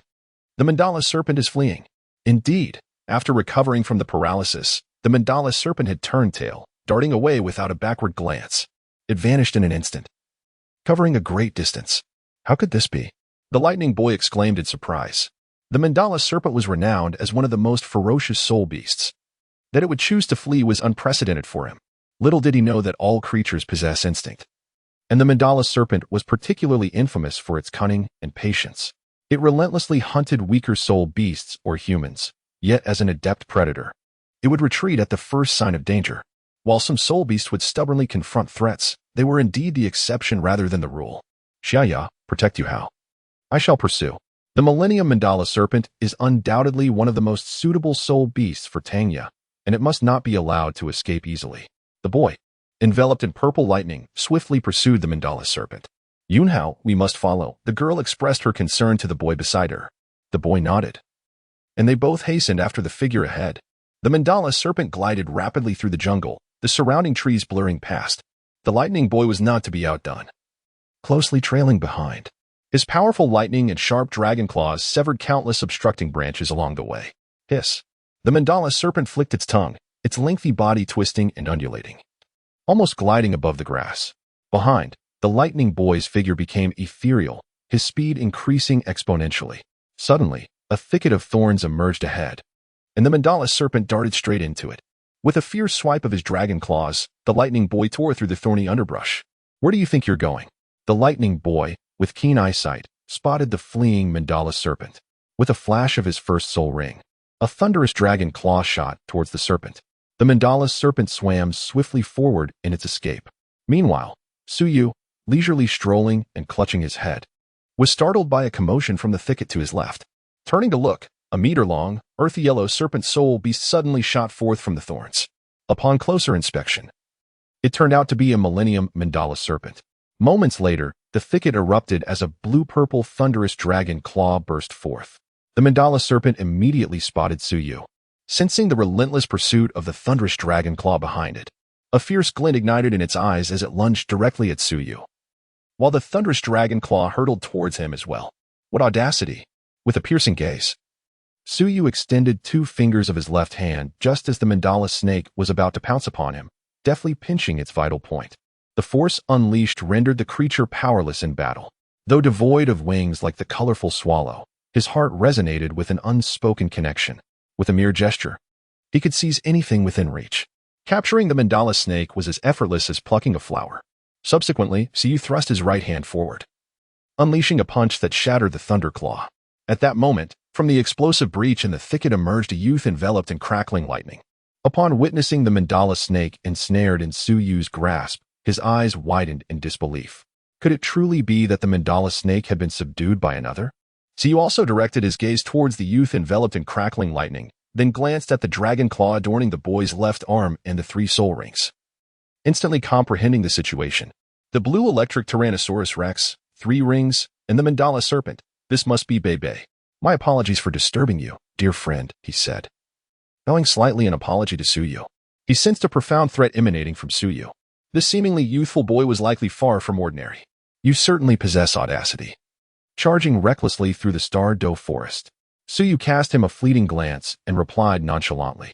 Bebe displayed a resigned smile and responded, I did not anticipate that the mandala snake could escape so adeptly. For a moment, I became somewhat reckless. Indeed, the mandala snake is perfectly suited for Tangya. Otherwise, I would not have pursued it with such fervor. This behavior is, without a doubt, exceedingly perilous within the starry forest. He clasped his fist once more and implored, My friend, could you possibly return the mandala snake to me? I would be immensely grateful. Oh, return it to you? But I captured it. What I have captured is rightfully mine. Suyu chuckled lightly and remarked, However, we arrived first. We have been pursuing it for quite some time. At that moment, a young girl hurriedly arrived, pulling along a boy. Upon hearing Suyu's words, she immediately retorted, her voice filled with defiance. Suyu shifted his gaze to a young maiden with a charming visage, her hair tied in a playful ponytail. Her complexion radiated a delicate rosy hue, exuding a vibrant aura of youthfulness. However, at this moment, the maiden fixed her eyes on Suyu with an expression of indignation. Beside her stood a youth clad in simple gray garments, possessing an unremarkable appearance and a faint aura of spiritual energy. Suyu recognized her at a glance. The young girl was indeed Tangya, and the boy must be Huayuhao. Tangya was certainly pleasing to the eye, though merely so. Besides Suyu, there exists not the flawless and enchanting Guyuna, nor the captivatingly mature beauties by Ji and Ziji. In comparison, Tangya truly pales in significance. Recalling the original narrative, where Bebe would rather choose Tangya than Zhang Lishuan, Suyu couldn't help but feel bemused. A woman as exquisitely beautiful and gentle as Sister Xian is indeed a rarity in this world. How could one possibly choose Tangya? That lad Bebe is akin to a wild boar unable to savor fine grain. As for Huayuhao, a mere glance sufficed before he was disregarded. Without the identity of the child of destiny, Huayuhao's talents seem insufficient for grand achievements, rendering him unworthy of further attention. Suyu gazed at Tangya with a playful expression and remarked, After pursuing for so long, does this creature truly belong to you? Has its name been etched upon the head of this mandala serpent? The soul beasts here are ownerless. Despite your lengthy chase, you failed to capture it, which reflects your lack of capability. Yet, upon my intervention, I seized it effortlessly, thus demonstrating that this mandala serpent rightfully belongs to me. Chapter 51. Defeating Bebe Barehanded. Soul beasts are inherently unclaimed, and whoever lays claim to them possesses them. Bebe and his companions neither inflicted significant damage upon it nor succeeded in capturing it. It was Suyu who subdued the mandala serpent, and in a certain sense, his assertion of ownership is not entirely unfounded. You are being unreasonable, Tangya retorted. Her delicate face flushed with indignation. She had never encountered someone so shameless. We arrived first, and your claims are utterly unjustifiable. Huayuhao echoed her sentiments, filled with dissatisfaction. He was determined to defend his teacher Tangya and his senior brother, for they had been the kindest to him since the passing of his mother. Suyu cast a fleeting glance at him and remarked, When adults are speaking, children should refrain from interjecting. What do you know? Though they were of similar age. Suyu was perhaps only a few months older than Huayuhao. However, Suyu stood at least half a head taller than Huayuhao. The latter's physical prowess was significantly inferior to that of an average soul master, let alone in comparison to Suyu, whose physique was exceptionally remarkable, akin to that of a soul beast. You. Hui Yuhao's face flushed with indignation, leaving him at a loss for words. Meanwhile, Tangya, protective of her friend, comforted Hui Yuhao and, with a fierce demeanor, challenged, "Are you looking for a fight? Do you dare to confront this young master?" Suyu cast a glance at Tangya, curling his lip in disdain. Blue silvergrass, a worthless martial spirit. Tangya was truly incensed by his words. Bei, teach him a proper lesson. How dare he declare that blue silvergrass is a worthless martial spirit? Such a statement is a grave disrespect to the esteemed masters of the Tang sect throughout history. Tangya could no longer endure this affront. Friend, you have gone too far. Bei stepped forward, realizing the gravity of the situation. Tangya was genuinely furious. It is merely a statement of fact. Blue silvergrass is universally acknowledged as a worthless martial spirit across the continent. Suyu shrugged nonchalantly and remarked, "I, the first-generation leader of the Tang sect, Tang San, ascended to greatness through the cultivation of the blue silvergrass, ultimately even transcending to divinity and becoming a legendary figure of the continent for millennia. How dare you claim that the blue silvergrass is a worthless martial soul?" Tangya retorted defiantly. "Our ancestor of the Tang sect, Tang San, was indeed the blue silvergrass, yet he was invincible across the world." "Oh, is that so? Was Tang San truly just an ordinary blue silvergrass?" The smile of Suyu was laced with a hint of sarcasm. As she beheld his derisive grin, Tangya found herself momentarily speechless. Indeed, Tang San was not an ordinary blue silvergrass. He was the sovereign of his kind, the blue silver emperor. This was recorded in the ancient texts of the Tang sect, yet the prevailing narrative in the outside world merely referred to Tang San's martial spirit as blue silvergrass. How did this fellow come to know such a detail? Left without retort? Nevertheless, this young master remains indifferent, be it blue silvergrass or blue silver emperor. It bears no allure for me. My interest lies with the blue lightning tyrant dragon. Should this individual's strength prove satisfactory to me, I may consider parting with the mandala snake. With that, an aura of extreme cold emanated from Su Yu's left hand, instantly encasing the mandala snake in ice. He regarded the 1,000-year-old serpent with disdain. What intrigued him more was the prowess of Bei, being one of the most outstanding students in the Outer Academy. Understanding his capabilities would essentially reveal the baseline strength of the Outer Academy. Moreover, he indeed held a keen interest in the blue lightning tyrant dragon. It would be prudent to gain some insight. Bei glanced at Tangya, sensing her encouragement. Bei, give it your all and make him regret crossing paths with you, Tangya urged, her gestures animated as she sought vengeance through him. My friend, it seems this battle is inevitable. With a grave expression, Bei fixed his gaze on Suyu, arcs of lightning crackling around him. Come forth, and remember to exert your utmost strength, otherwise, the mandala snake will not be so easily claimed. Suyu's right hand curved gracefully, and the corner of his mouth lifted slightly. Will you not unleash your martial spirit, my lord? If you possess such strength, I certainly shall. A gentle voice floated forth from Suyu. Bei's expression was far from pleasant. Despite his calm and composed nature, being so underestimated inevitably stirred discomfort within him. My lord, tread carefully. In that instant, the lightning mark upon his forehead erupted in a dazzling blue glow, and in the next moment, layers of electric radiance encircled Bei. He took a step forward, the first soul ring shimmering as the thunder dragon claw lunged directly towards Suyu. With a graceful movement, Suyu effortlessly evaded Bei's onslaught. Unperturbed, Bei skillfully maneuvered the thunder dragon claw in a swift arc, aiming for Suyu's back. This technique, known as controlling the crane and capturing the dragon, is one of the exquisite skills of the Tang sect. Bei's attack seamlessly integrated the profound arts of the Tang sect. Concurrently, his second soul ring illuminated, and a bolt of lightning materialized, unleashing a net of electricity that enveloped Suyu. This was none other than his second soul skill, Thunderous Might. With the lightning net ahead and the thunder dragon claw behind, Bei executed a formidable dual assault, compelling Suyu to unleash his martial spirit. This was indeed intriguing.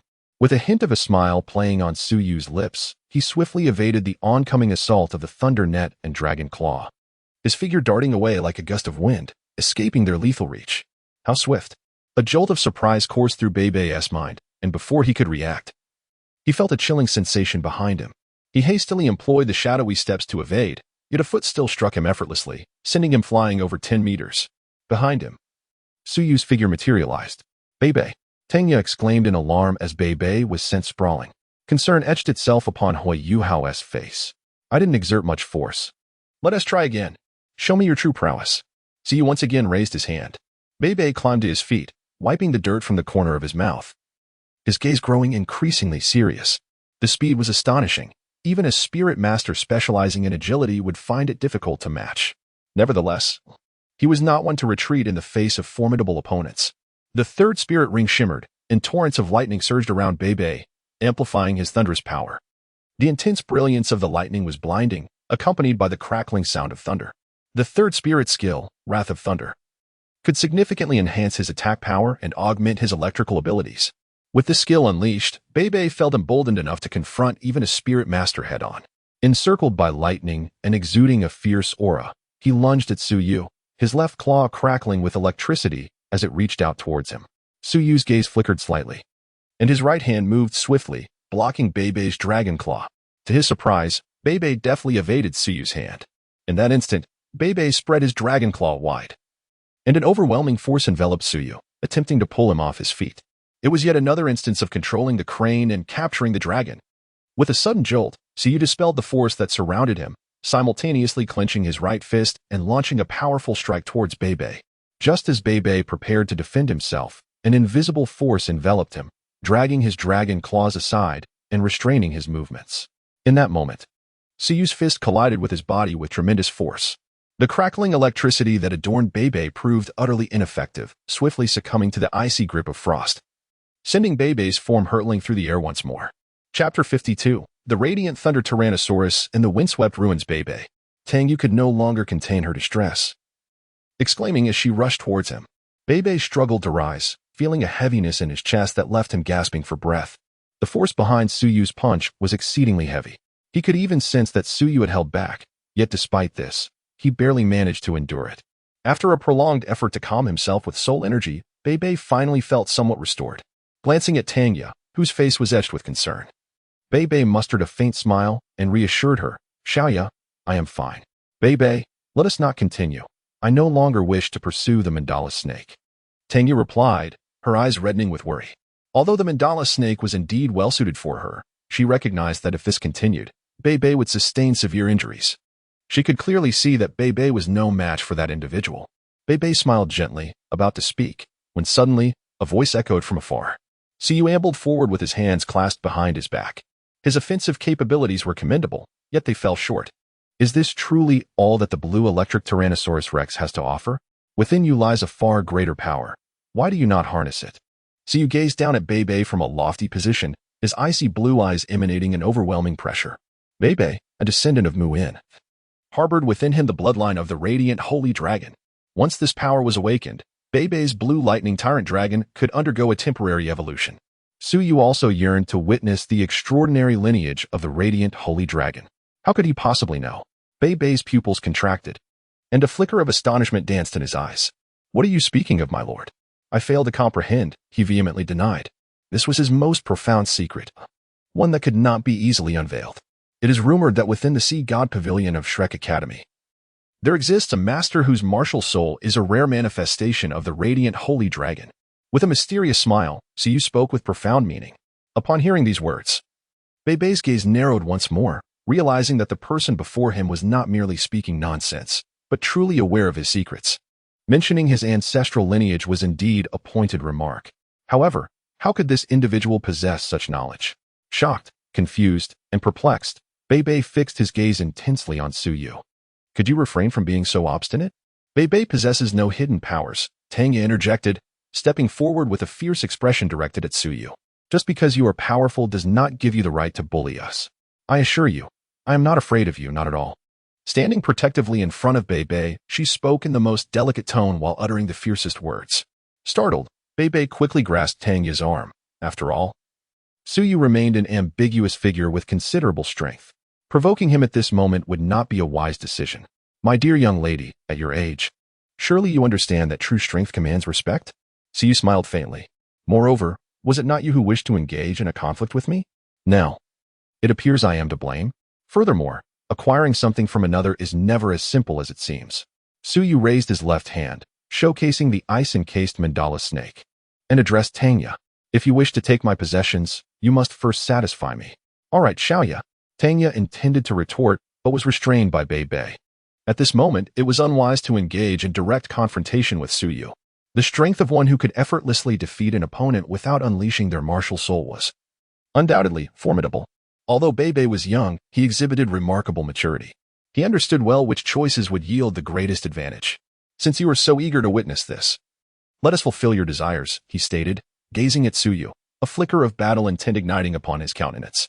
Suyu has mentioned his ancestral lineage, which indicates that he possesses considerable knowledge. At this juncture, concealing the truth serves no purpose. It would be better to take a risk. Perhaps he may emerge unscathed and simultaneously acquire the mandala snake. This brother is quite forthright. Young lady, take note and learn well. Suyu cast a glance at Tanya and chuckled. Who are you calling a little girl? Are you older than I am? Upon hearing Suyu's remark, Tanya erupted in indignation. Bei quickly stepped in, attempting to pacify her. Tanya retreated to the side, yet continued to mutter in annoyance. Meanwhile, Yu Hao, approaching with a sycophantic demeanor, chimed in occasionally. Be careful, my lord, he cautioned. Suddenly, Bei's expression turned grave, and with a thunderous roar, he unleashed his power. As he shouted, a brilliant golden radiance enveloped him, transforming the surrounding lightning into a resplendent gold. A dazzling golden aura coalesced above his head. In this state of thunderous fury, the dragon scales on Bei's left arm swiftly spread, soon enveloping his entire form, signifying a monumental transformation in his aura. It exuded an air of superiority and dominion, imbued with an indescribable force and regal presence.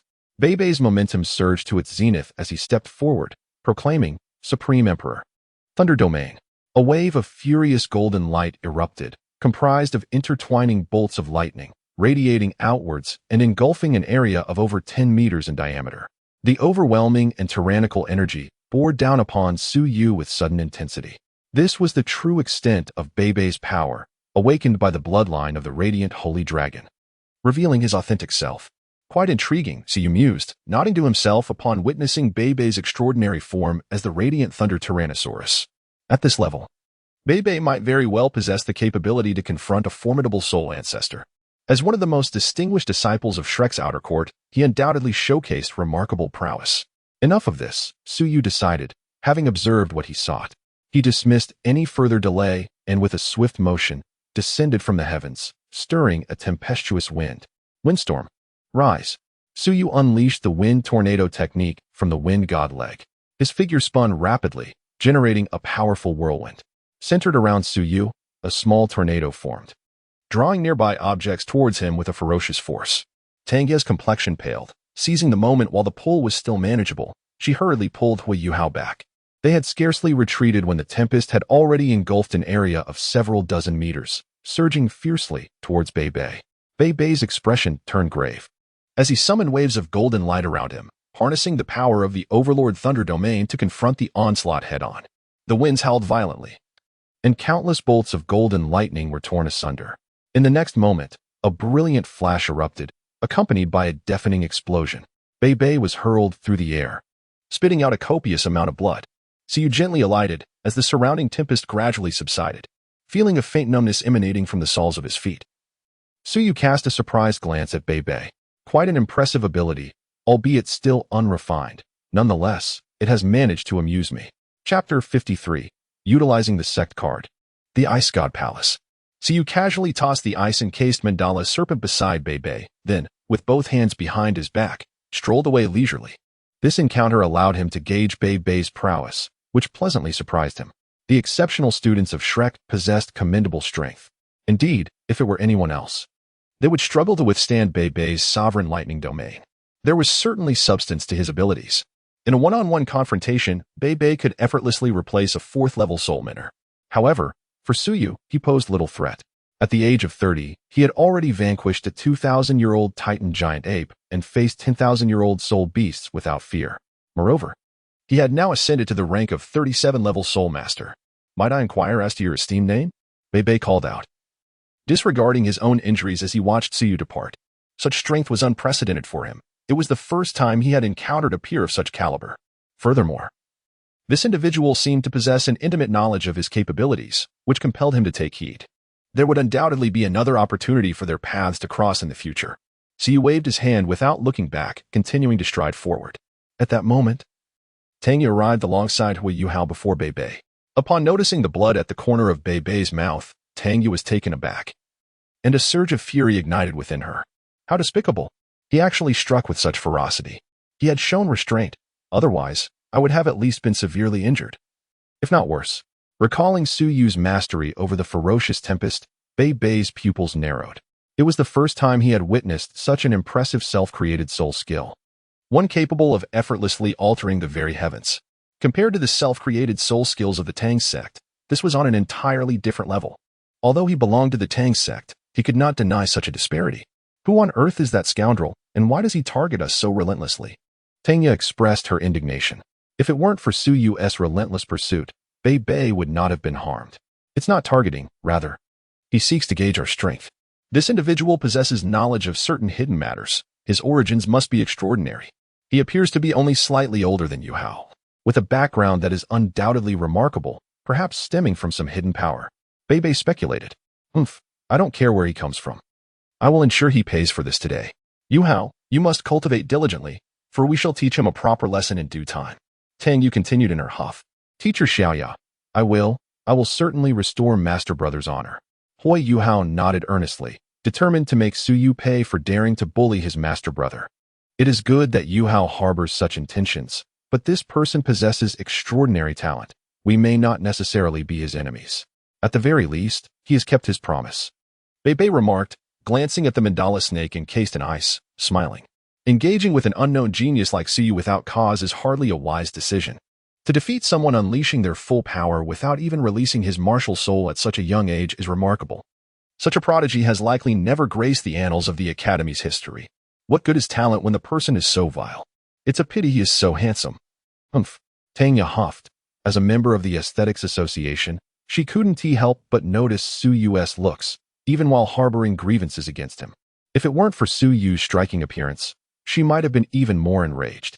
Bei Bei twitched the corner of his mouth. I've just been beaten, and you still have the leisure to concern yourself with his appearance? Bei Bei suddenly felt relieved that Su Yu was not from Shrek Academy. Had they been from the same academy, with Tang Yi's demeanor, wouldn't he be in peril? Could he possibly compete with Su Yu? Ahem. Bei Bei cleared his throat, hastily changing the subject. Teacher Xiaoya, I've been injured and feel somewhat weak. I fear that for the foreseeable future, we shall be unable to restore our true strength. Please, hasten to absorb the soul ring of the mandala serpent, and let us swiftly depart from the Star Dou forest. Otherwise, lingering too long may bring peril. Upon hearing these words, Tang Yi ceased her complaints and nodded earnestly. Subsequently, Tang Yi dispatched the mandala serpent with a single stroke and began to absorb the soul ring. Meanwhile, Su Yu also made his way towards the outskirts of the Star Dou forest. Having tested Bei Bei's strength, he had gained a fundamental understanding of the prowess of Shrek's outer academy. Su Sanchi's abilities should be comparable to Bei Bei's. This rascal shall receive a proper lesson when time permits. A glint of coldness flashed in Su Yu's eyes. Indeed, he had once mentioned that during his travels across the continent, he had encountered a confrontation with a student from Shrek Academy, that very individual being Su Sancher. Su Sancher was known for his overbearing and unreasonable demeanor, adhering to the Academy's adage that those who shy away from trouble are merely mediocre. On one occasion, he directly provoked Su Yu. Could he endure such an affront? Could he tolerate this indignity? Without uttering a word, he resolutely delivered a thrashing to Su Sancher, leaving him with a bruised visage. At that time, Su Sancher had yet to undergo his second awakening, rendering him quite feeble. Su Yu struck it as one would strike a dog, not too effortlessly. Even now, when Su Yu delivered his blows, it remained a matter of ease. Of course, since he arrived in this world, he had altered certain occurrences with a mere flick of his hand. The incident involving Jiang Nanan's sacrifice had not transpired again. In fact, his previous residence was quite close to Jiang Nanan's, and he not only knew her but was also acquainted with her mother. Jiang Nanan's mother suffered from a heart ailment, which Su Yu had remedied with a spiritual potion. Consequently, Jiang Nanan was naturally spared from engaging in such activities. As for Su Sancher, the details of his second awakening, in which unfortunate girl was involved, remained unknown to him. However, he was aware that Su Sancher was a pest he would confront each time they met. Among the Shrek 7 monsters, Su Sancher was undoubtedly the one he despised the most. Had Su Sancher been present today instead of Bei Bei, he would have effortlessly dispatched him without a second thought. With just over a year remaining until the Continental Academy Soul Fighting Competition, perhaps an opportunity would arise to strike a blow against Shrek Academy. Suyu gently stroked his chin, murmuring to himself. The Shrek Academy in the original text, while incessantly proclaiming their pursuit of glory, simultaneously resorted to deceit. It is utterly shameless. To counter them could prove quite intriguing.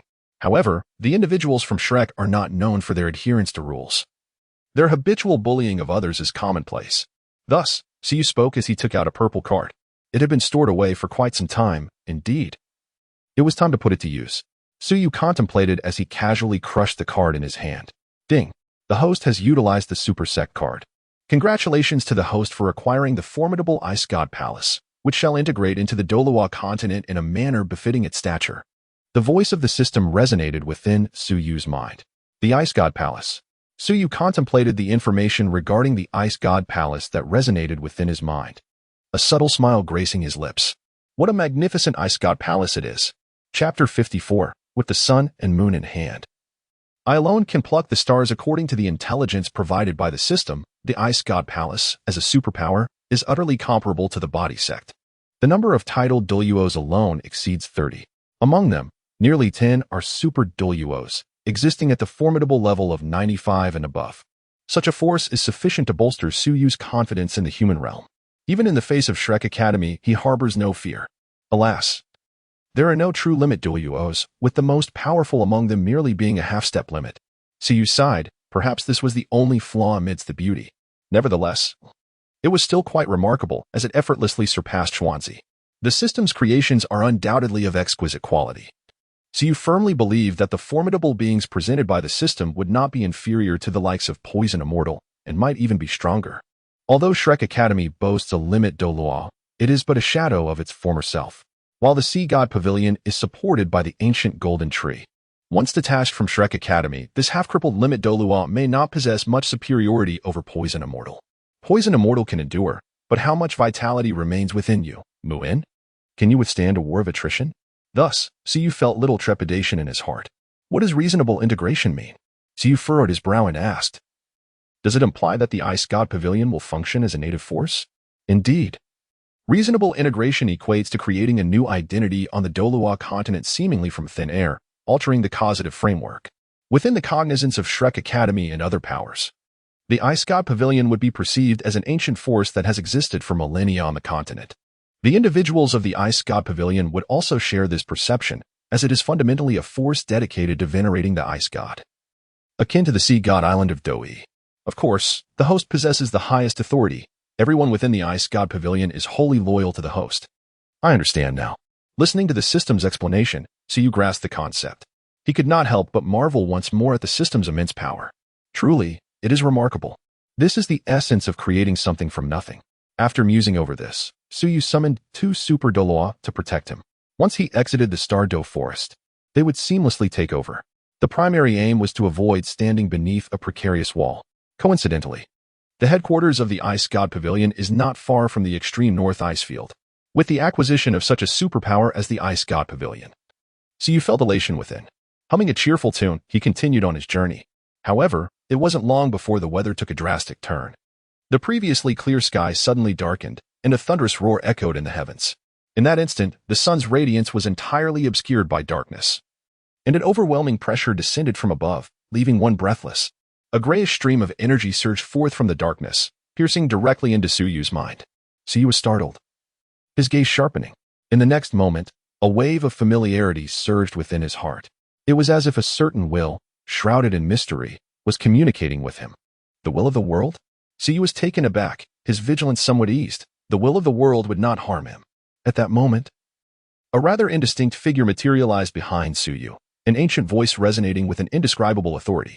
With the ability to grasp the sun and moon and pluck stars from the heavens, there exists no one like me in this world. I never anticipated that an ounce of my residual soul could endure. Boom.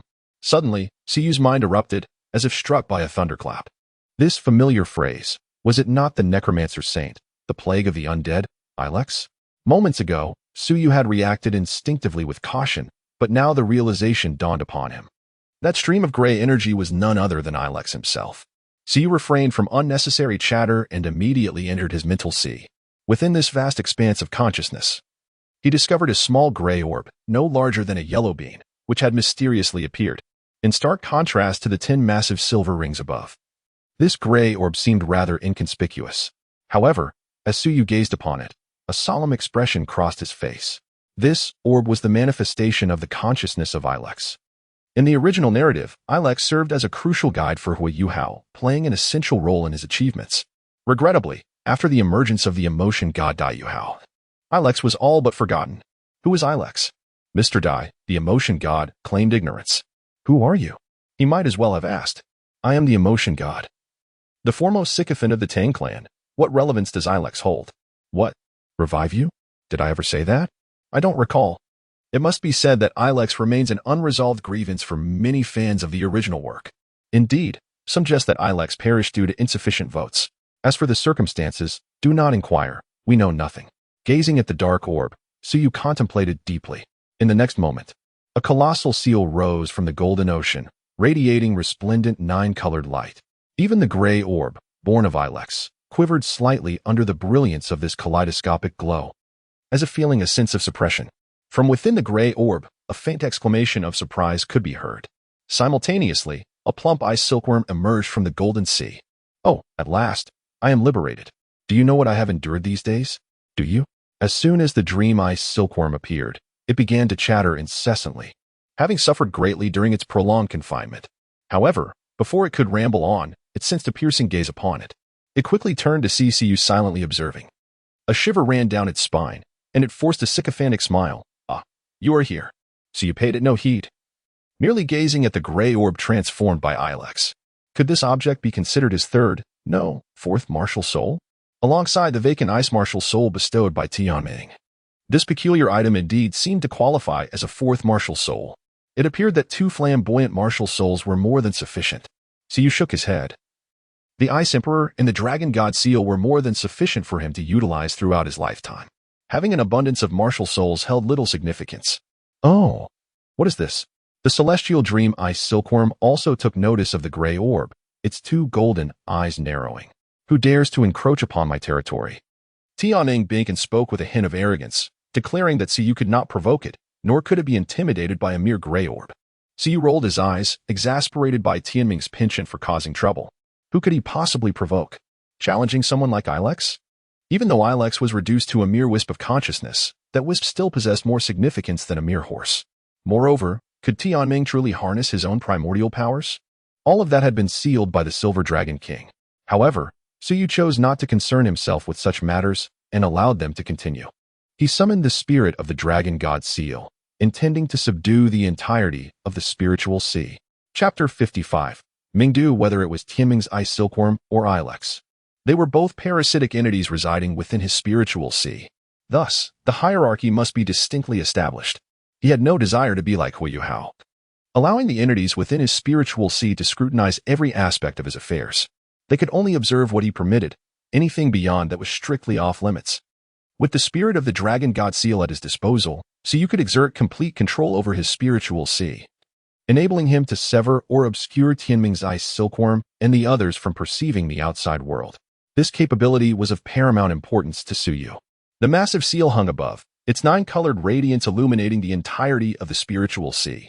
Suyu nodded in satisfaction before withdrawing from the sea of consciousness. After departing from the Star Dou Great Forest, he proceeded directly westward towards the Sun and Moon Empire. Indeed, his choice was the Royal Soul Master Academy of the Sun and Moon Empire. The reasoning behind this decision was rather straightforward. The schemes of a certain divine king undoubtedly revolved around Shrek Academy and Tang's sect. Wasn't the original protagonist, Hui Yuhao, similarly misled? Thus, taking the first step, he chose to diverge entirely. Regardless of the intricate plots laid out at Shrek and Tang's sect, he opted not to engage with them. To triumph over a certain divine king, one must not be led by the nose. As for the rationale behind not attending the Academy of Heavenly Soul Empire or the Academy of Star Luo Empire, it is just as simple. The 3 major empires of the continent all sought to curry favor with Shrek Academy and would not easily antagonize it. If he intended to target Shrek Academy, it was imperative to select an institution that harbored disdain for it. Naturally, the Royal Soul Master Academy of the Sun and Moon Empire was the most critical of Shrek Academy. This institution, in terms of its talent system, is far more progressive than that of the 3 major empires of the original Doloa continent. Jing Hongchen, too, is a figure who deeply appreciates and values talent. Suyu's perception of the bustling world reflected in the mirror is hardly lacking. Moreover, he has the opportunity to learn about soul-guiding devices, which is indeed an advantage of the Royal Soul Master Academy of the Sun and Moon Empire. He feels that the academies of the three great empires of the continent offer little of value to him. His understanding of soul master knowledge is quite extensive. When it comes to soul-guiding devices, they cannot possibly compare to those of the Sun and Moon Empire. Of course, the Sun and Moon Empire's collusion with evil soul masters is far from commendable. However, this has no bearing on Suyu, as he is there to learn about soul-guiding devices, not to pledge his loyalty to the Sun and Moon Empire.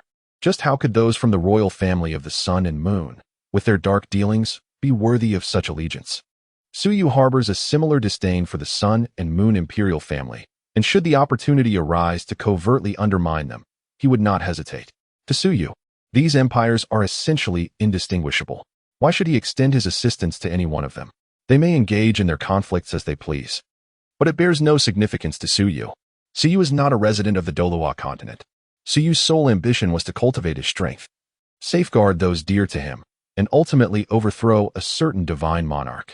The affairs of the empires, muddled as they were, held no significance for him. As long as they did not provoke him, he cared little for their existence. Should anyone dare to challenge him, regardless of their imperial affiliation, he would not hesitate to sever their heads from their shoulders. With sufficient power, what did an emperor truly represent? Accompanied by two formidable super duelos, Suyu traversed the distance from the Star Dou forest to the Sun-Moon Empire with remarkable swiftness, accomplishing the journey in merely a day or two. The capital of the Sun-Moon Empire, known as Sun-Moon City, also referred to as the Ming capital, served as the political and economic heart of the empire. Its vast expanse eclipsed that of any other city in the Dolua continent. Even when combined, the capitals of the Star Luo, Heavenly Soul, and Dou Ling empires could not rival the grandeur of Ming capital. As Suyu and his companions entered the vicinity of Ming capital, night had already fallen. A sweeping gaze revealed an ocean of buildings stretching endlessly beneath them. Among these structures, a significant number surpassed 5 stories, and he even beheld towering edifices reaching over 10 floors. This was not an isolated occurrence. Countless such buildings adorned the distant skyline. The myriad lights illuminated the city, casting it in a dazzling brilliance. This was the most magnificent city Suyu had encountered since his arrival on the Dolua continent. Although it may not have matched the elite metropolises of his past life, it was unparalleled within this realm. Regrettably, this vibrant Ming capital had suffered devastation at the hands of Huiyuhao, resulting in the tragic fallout affecting countless innocent civilians. Such an act was utterly disgraceful, akin to Tang San's tacit approval of Dong Guobo's massacre. Su Yusin secretly shook her head. War inevitably results in casualties. However, implicating innocent civilians is utterly unforgivable. If one possesses the capability, let them confront the military. What merit is there in slaughtering innocent lives? Is this what you deem justice? The Empire of Sun and Moon refrains from razing cities, yet you, the embodiment of righteousness, take it upon yourself to bombard urban areas? Indeed, you are a hypocrite, espousing one doctrine while practicing another. It is clear that your disdain is directed towards Shrek Academy. Of course, the higher echelons of the Empire of Sun and Moon are no paragons of virtue either. Their collusion with the Holy Spirit Church is enough to condemn them. If it merely involved exterminating these individuals, Suyu would gladly extend both hands in welcome. Let us proceed to find a hotel for the night. We shall register tomorrow. Suyu addressed the individual beside him. This person was a formidable super Dolua of the 97th rank, known as Lu Yuan, whose martial spirit was the Titan Snow Demon, and he held the title of Snow Demon Dolua. His strength was exceptionally formidable. Yes, young master, Lu Yuan replied, guiding Suyu to a secluded location where they descended and subsequently checked into a hotel. After a night had passed, the following morning, Suyu completed his morning routine and enjoyed breakfast before setting off towards the Sun Moon Royal Soul Master Academy, located to the south of the Mingdu. The academy's grounds were expansively hexagonal in shape. Despite being merely an academy, its area rivaled that of a medium-sized city. As the premier institution within the entire Sun Moon Empire, the Sun Moon Royal Soul Master Academy was currently bustling with crowds, particularly during the enrollment season. The admission requirements for the academy were relatively lenient. As long as one reached the 10th level of soul power before the age of 12 and possessed a soul ring, they could apply for admission. Furthermore, there were no restrictions on the applicants' backgrounds. in contrast to the Shrek Academy, which demanded a recommendation letter from the main city. The Sun Moon Royal Soul Master Academy appeared to be considerably more accommodating. Testing one's soul power was a straightforward process, as there existed a specialized crystal ball for this purpose. Simply placing a hand upon it would reveal whether one had passed the assessment. Suyu did not make a grand display. He simply stood in line like everyone else. When it was his turn, he casually placed his hand upon the crystal ball. Suddenly, the crystal orb erupted with an unprecedented brilliance, followed by an array of cracks that caused it to shatter into countless fragments. The teacher in charge of registrations was momentarily taken aback, gazing at Suyu in astonishment. After a prolonged silence, he inquired, "My dear student, does your soul power exceed level 30?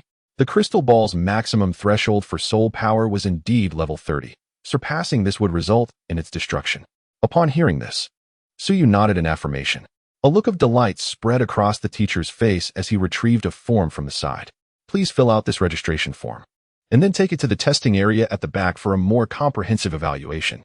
Upon passing the test, you will need to pay a registration fee, and you shall be enrolled as a student of our Sun and Moon Royal Soul Mentor Academy." The teacher was evidently pleased, considering Suyu's considerable soul power. However, this was merely the beginning. The first stage was only to eliminate those with insufficient soul power, while the subsequent assessments would truly be the main event. "Thank you, teacher," Suyu expressed gratefully. Suyu picked up the pen and swiftly filled in his name, place of origin, and background. After giving a slight nod to the teacher once more, he proceeded towards the temporary testing area within. Although there were quite a number of individuals present, it was still less crowded than outside. There were always those lacking in spiritual energy, attempting to deceive their way through. Such individuals can be found everywhere. Suyu stood at the back of the line, observing the prospective students undergoing tests ahead of him, his gaze tranquil. In comparison to the Shrek Academy, the caliber of students at the Sun Moon Royal Soul Engineer Academy appeared to be somewhat inferior. However, their levels were not to be underestimated. Thus far, Suyu had encountered several soul masters of the second ring. Reflecting on the Academy's tradition of utilizing medicinal substances, he found himself at ease. For them, consuming such substances was a commonplace affair. Unlike soul masters, soul engineers relied on amplifying their soul power through their soul rings, with soul tools serving as their means of attack. Their pursuit is for increasingly formidable soul tools, which necessitate greater soul power.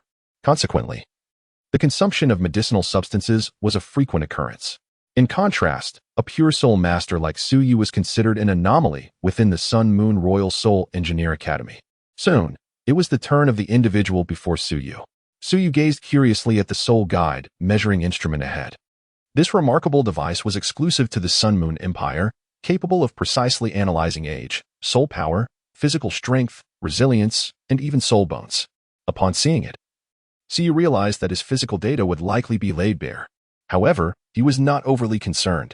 Exposure was merely a minor inconvenience. With the protection of the Ice God Palace, his safety remained assured despite this revelation. As long as the Dragon God Seal and the Heavenly Dream Eye Silkworm were not disclosed, there would be no significant issues. Moreover, the Royal Soul Master Academy of the Sun Moon Empire had a penchant for nurturing talent. He was not there to act as a spy. So what was there to fear? Soon, it was Suyu's turn. Suyu set aside the Black Dragon ring and handed the registration form to the teacher beside him. The teacher, upon noticing Suyu's place of origin and identity, let out a soft exclamation, for he was indeed from the Heavenly Soul Empire. However, he was not overly surprised, as it was not uncommon for individuals from the three nations of the mainland to pursue their studies at the Royal Soul Master Academy of the Sun and Moon. This was not an isolated incident. Suyu approached the instrument and gazed at it.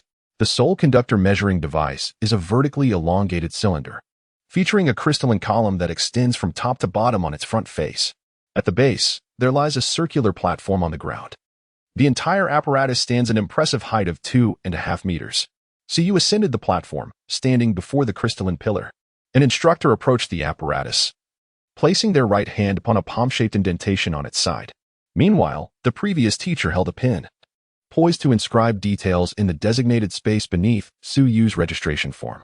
"Do not be anxious, dear student," they reassured. "In a moment, a beam of light will sweep across you, capturing your physical data. Rest assured, the entire process will pose no harm to you." Suyu nodded slightly, signifying his understanding. "Relax, the process is about to commence." At that moment, another instructor spoke up, suddenly emanating a potent wave of soul energy, most conspicuously from his arm, where a luminous white halo flickered.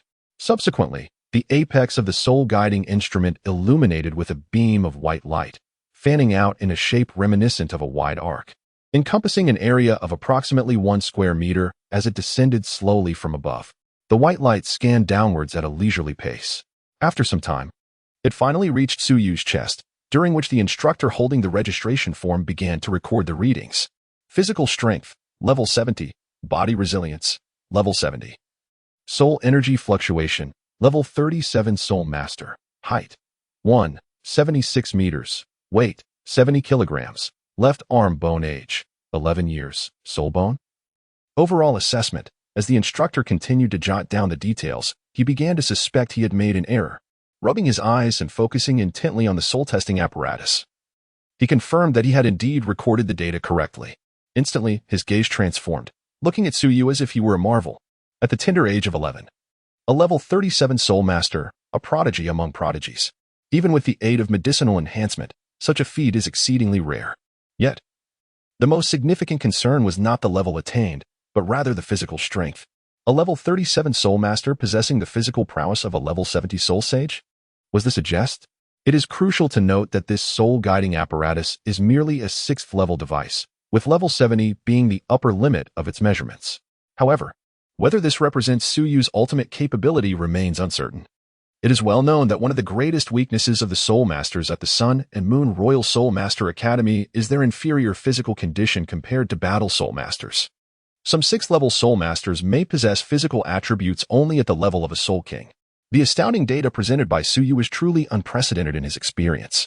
With such remarkable physical prowess, he could hardly fathom the extent of power he would possess when utilizing a soul-guiding device. Many formidable soul-guiding devices impose significant requirements on physical capabilities. "Teacher, is everything ready?" Su Yu inquired, breaking the teacher's momentary reverie.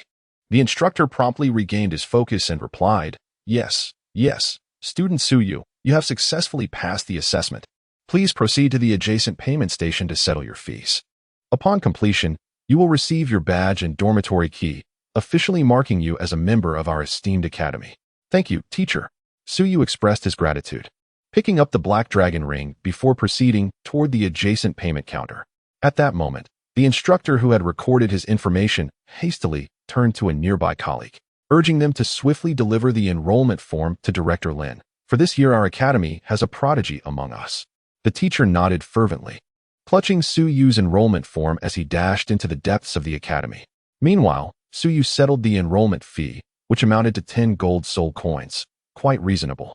Considering the opulence of the Sun and Moon Royal Soul Master Academy, they likely regarded such a fee as trifling. This cadre of soul masters possessed considerable wealth.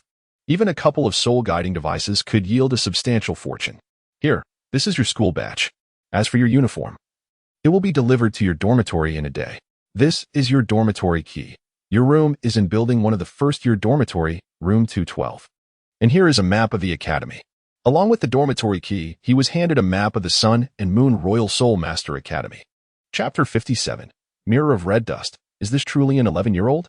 The map is quite straightforward, depicting the Royal Soul Master Academy of the Sun and Moon, which is primarily divided into 3 significant areas: the teaching zone, the dormitory zone, and the experimental zone.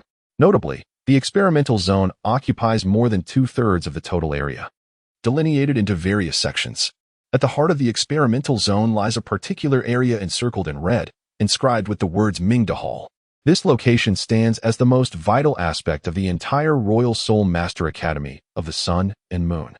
Only the most elite Soul Masters are permitted entry into Mingda Hall, where the soul-guiding devices produced are coveted by the outside world. As the saying goes, products from Mingda Hall are invariably of exquisite quality, underscoring its esteemed reputation. Conversely, the map for the teaching and dormitory zones is more detailed.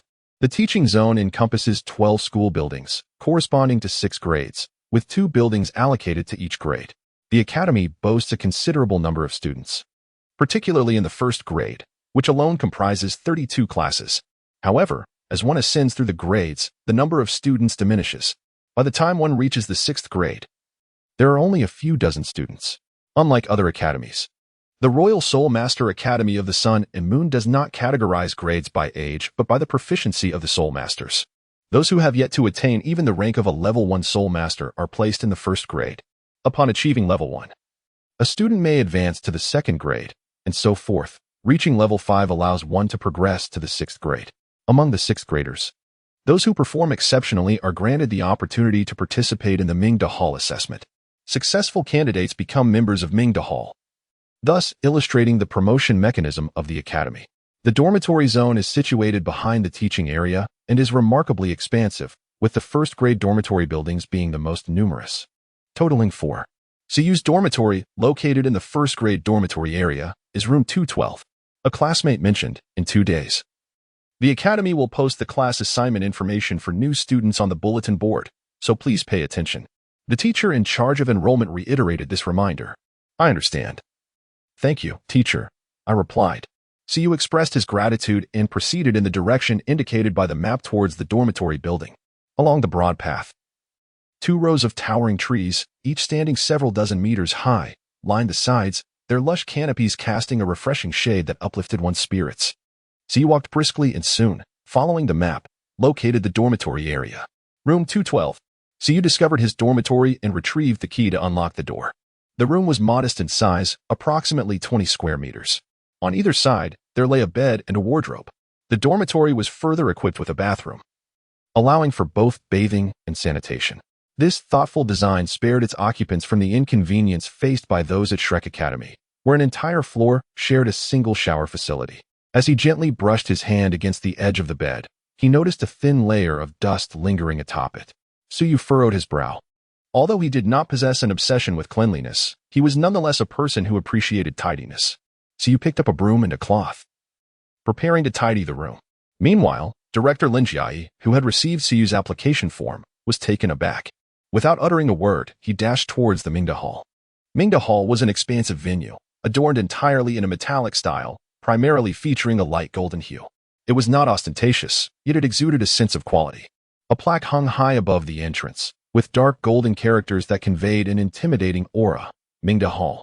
Seated centrally in the hall was a man in his 40s, with a stocky build that could best be described as short and stout. Though his physique seemed unsuited to long hair, he wore his chestnut-red locks cascading down his back, obscuring the view of his thick neck. At first glance, he appeared rather unremarkable, resembling an ordinary portly man. However, appearances can be deceiving. This seemingly unassuming figure was none other than Jing Hongchen, the master of Mingda Hall, a prominent patriarch of the Hongchen family within the Empire of Sun and Moon. He was a seasoned 9th-level soul mentor. Despite possessing only a soul power of level 93, he wielded a soul guiding device, granting him the capability to engage in combat with Xuanzi. As long as the distance was not too short, even Xuanzi would find it challenging to defeat him easily. Jing Hongchen was sipping tea when Lin Jiai rushed in with urgency. Master, Jiai, what brings you in such haste? Jing Hongchen inquired, setting down his teacup with a smile. Master, take a look at this. We have recruited a rather extraordinary student at our academy. Moreover, his background is quite unique, and I am uncertain about how to proceed. Lin Jiai replied, handing the application form to Jing Hongchen. Oh, a student you find difficult to assess? A glimmer of curiosity appeared on Jing Hongchen's face as he accepted the form. A casual glance revealed the words Ice God Palace, causing his eyes to narrow. The Ice God Palace was a superpower renowned alongside the body sect, and it was shrouded in even greater mystery. He had not anticipated that the student hailed from such a prestigious affiliation. Thus, the master would need to scrutinize further. With a light chuckle, Jing Hongchen's gaze shifted downward. Upon encountering Su Yu's astonishing data, he nearly spat out his tea. This child is merely 11? Even Jing Hongchen was taken aback. Where did this prodigy come from? Indeed, he is 11 years old, with a soul power reaching 37, showcasing exceptional talent. The most outrageous aspect is his physical prowess, which has already attained the level of Soul Sage. As you know, the soul guiding device can only measure up to level 70. How robust his physical constitution truly is remains uncertain, but he is at least a Soul Sage. Furthermore, his soul bone data appears disordered. I suspect he possesses an external soul bone. Lin Jiai spoke while observing Jing Hongchen's expression. This was a situation he had never encountered before as the director of education. Truly, a rare little anomaly in this world. Has anyone inquired about his martial soul? Jing Hongchen quickly regained his composure and asked. Not yet. This little fellow has not yet manifested his martial soul, Lin Jiayi replied, shaking his head. Given his origins from the Ice God Palace, his martial soul must be extraordinary. With such talent, he likely holds a significant position within the Ice God Palace as well, Jing Hongqian deduced. Then, Hall Master, shall we admit this student? Lin Jiayi inquired. Jing Hongqian lifted his teacup once more and calmly responded, yes, why not? Since he dares to come, I shall dare to accept him. The Ice God Palace. This enigmatic ancient power is making its formal debut, isn't it? Historically, they have refrained from meddling in the strife of the continent. It is unexpected that they would allow their disciples to study at our academy. This presents an opportunity, a chance to forge an alliance with the Ice God Palace. If we can secure their support, Shrek Academy will no longer be a threat. Chapter 58, Tang San. All is in chaos if it weren't for Shrek Academy's interference back in the day. Our Sun Moon Empire would have unified the continent long ago. These individuals have always been our empire's formidable adversaries. A glint of coldness flashed in Jing Hongqian's eyes as he spoke of Shrek Academy. Over the years, our Royal Soul Engineer Academy and Shrek Academy have engaged in both overt and covert struggles, and we have not gained much advantage. While their soul-guided devices are powerful, the strength of Shrek Academy's soul masters is indeed considerable. In terms of top-tier combat power, our Royal Soul Engineer Academy still falls slightly short. Hasn't the Empire sought to win over those individuals? Lin Jiayi murmured. In their efforts to counter Shrek Academy and expand the Sun Moon Empire, they have quietly prepared quite a bit. Those individuals are heartless bastards. Who would engage with them if it weren't for the Empire's ambitions? Nevertheless, they remain a latent threat. This malignant tumor, while superficially aligned with the Empire, is ultimately not to be fully trusted. Jing Hongqian set down his teacup and spoke coldly. Any rational person would dislike those individuals. Yet, their formidable strength is undeniable. Although the Empire collaborates with them, Jing Hongqian remains wary in his heart. These rascals are not as benevolent as they appear. In contrast, he finds himself more inclined towards the Ice God Palace, this legendary, immensely mysterious ancient force that even the body sect dares not confront. If we could win them over, it would truly be a boon for the Empire. What you say is true, but the Ice God Palace is unlikely to be easily swayed. After all, they are a power originating from the three nations of the original continent, Lin Jiayi remarked. The Ice Temple has never intervened in the wars of the three kingdoms and empires of the original continent, nor has it ever expressed hostility towards the empires. To claim their allegiance to the three kingdoms seems implausible. Naturally, the Ice Temple is not easily swayed. Their true intentions remain a mystery to us. So there is no need for haste. Since this little individual from the Ice Temple has arrived at our academy, we shall ensure he receives a thorough education. And in due course, we shall observe him discreetly. Jing Hongqian spoke with an unhurried demeanor. To accomplish great things, one must possess a modicum of patience. Indeed, master. Came the response, I shall take my leave. Very well, Jing Hongqian nodded, once more lifting his teacup. All settled. Siyu clapped his hands and surveyed the impeccably clean dormitory, a surge of accomplishment welling up within him. It certainly appeared much more pleasant now. Siyu let out a sigh, tidying up the remnants of dirty water and the broom after cleaning. Only then did he wash his hands thoroughly and spread the bedding on the bare wooden planks of the bed. The bedding of Siyu is exquisitely crafted. Made from the finest soul beast fur, as pure and white as freshly fallen snow, devoid of any imperfections. Its texture is soft and smooth to the touch, providing unparalleled comfort. After arranging the bedding, Siyu seated himself on a nearby chair when a sudden thought struck him. Ding! Congratulations, host, for completing this check-in and acquiring the skill of persuasion. Persuasion. When employing this skill, the words spoken by the host will carry greater weight, making it easier for others to be swayed and to trust implicitly. The skill of persuasion? Is this meant to lead me into a pyramid scheme? Siyu blinked, pondering that this skill would be utterly suitable for engaging in pyramid schemes. Ding! A notification echoed, alerting the host that the novice protection period was about to conclude. Urging readiness. At that moment, the system's voice resonated unexpectedly, causing Siyu, who had previously worn a smile, to suddenly adopt a serious expression. Was it truly coming to an end? It seemed that a battle of wits and courage with a certain divine king was imminent. Siyu emitted a cold smile, his gaze glimmering with a hint of frost. Before the resplendent palace of the divine realm, a man clad in a blue robe, possessing an almost feminine grace, observed the world below. This individual was none other than the enforcer of the divine realm, the sea god, also known as the Shura god, Tang San, the divine king. At this moment, Tang San was engaged in his routine quest for new stars in the lower realms. Suddenly, a soft exclamation escaped his lips as the once nebulous new star appeared as if a door had swung wide open. With remarkable ease, Tang San dispelled the bindings and, guided by the currents of fate, swiftly pinpointed a target. At last, he had found it. The accursed will of the world that had obstructed him for so long now faced its reckoning. With a disdainful scoff, he surveyed the location of the target, only to be struck by a wave of astonishment. How could this be? Why was the new star of Dolua continent situated in the Sun and Moon Empire? Why not a Trek Academy? Everything was in disarray. The Divine King had suspected all along that the will of the Dou continent was deliberately concealing the truth to sow discord. Had it truly led the child of the world to such a nefarious place as the Sun and Moon Empire, intent on corrupting the child of the world? The malice of this world-s was undeniably reprehensible. Tang Sen's face darkened with fury as he denounced the will of the Dolua continent. He had always believed that his failure to discover the child of the world was due to the interference of this very will. Now, as it could no longer shroud the truth, everything had been laid bare.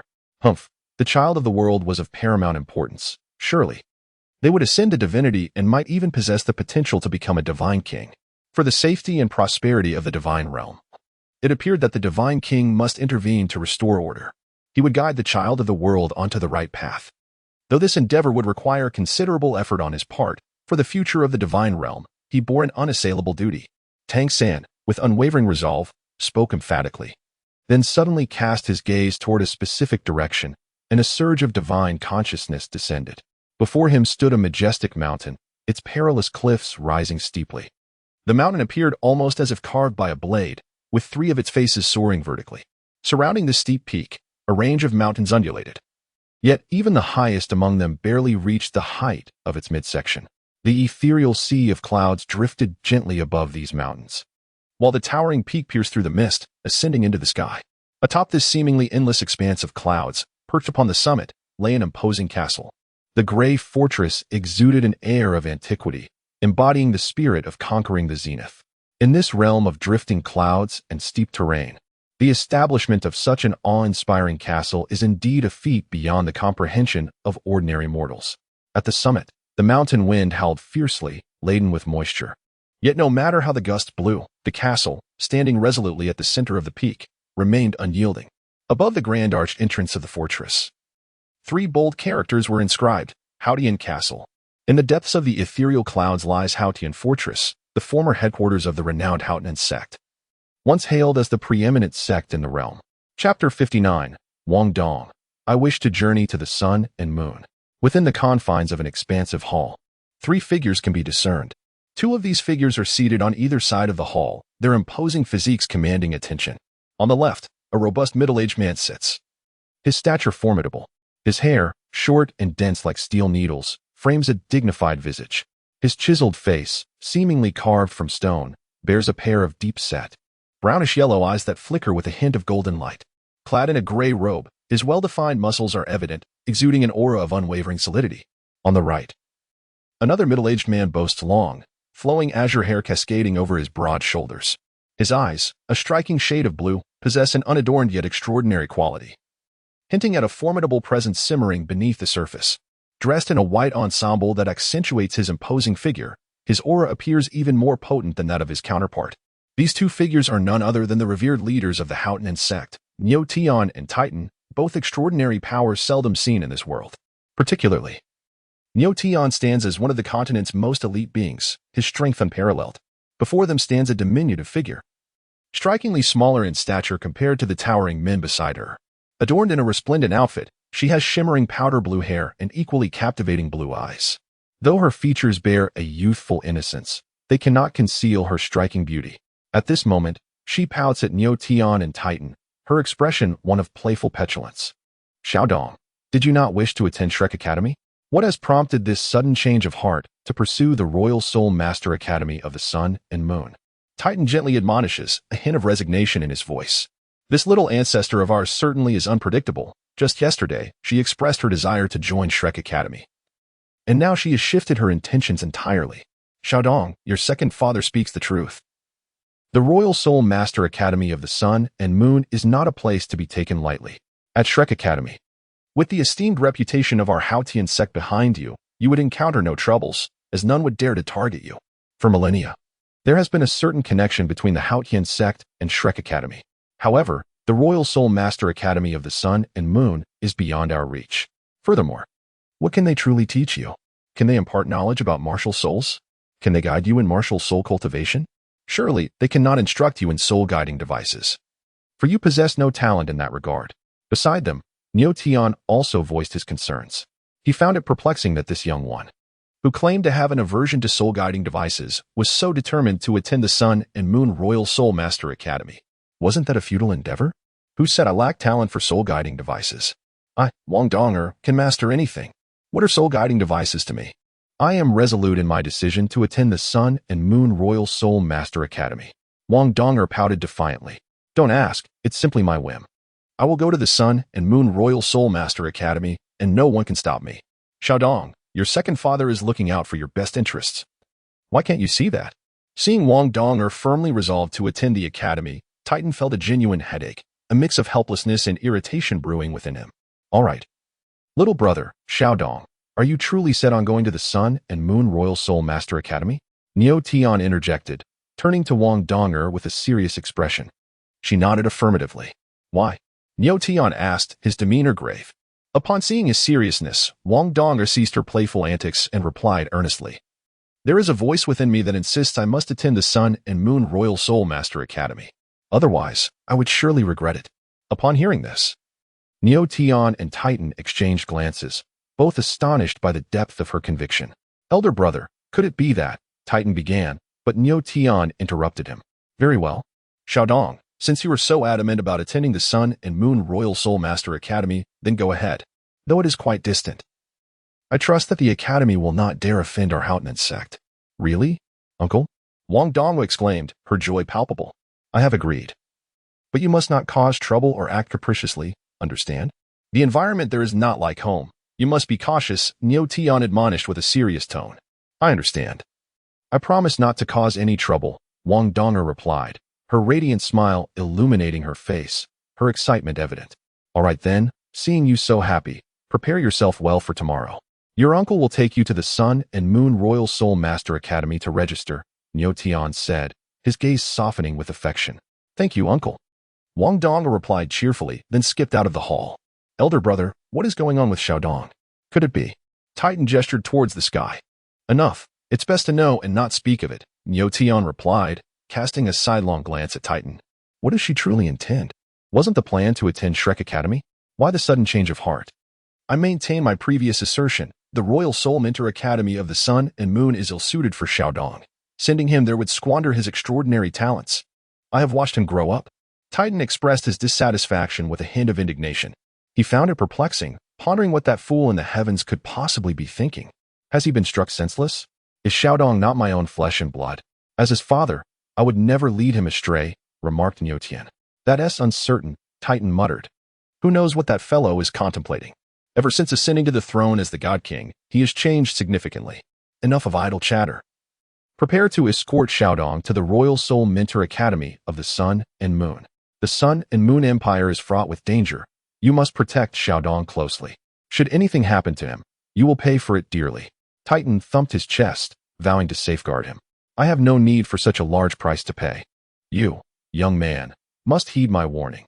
If you allow any harm to come to Xiaodong, I will flay you alive, Neo Tian cautioned the somewhat reckless Titan. Titan, with his straightforward demeanor and physical prowess, often required such admonitions. You are also forbidden from causing trouble, as long as Xiaodong is not in mortal danger.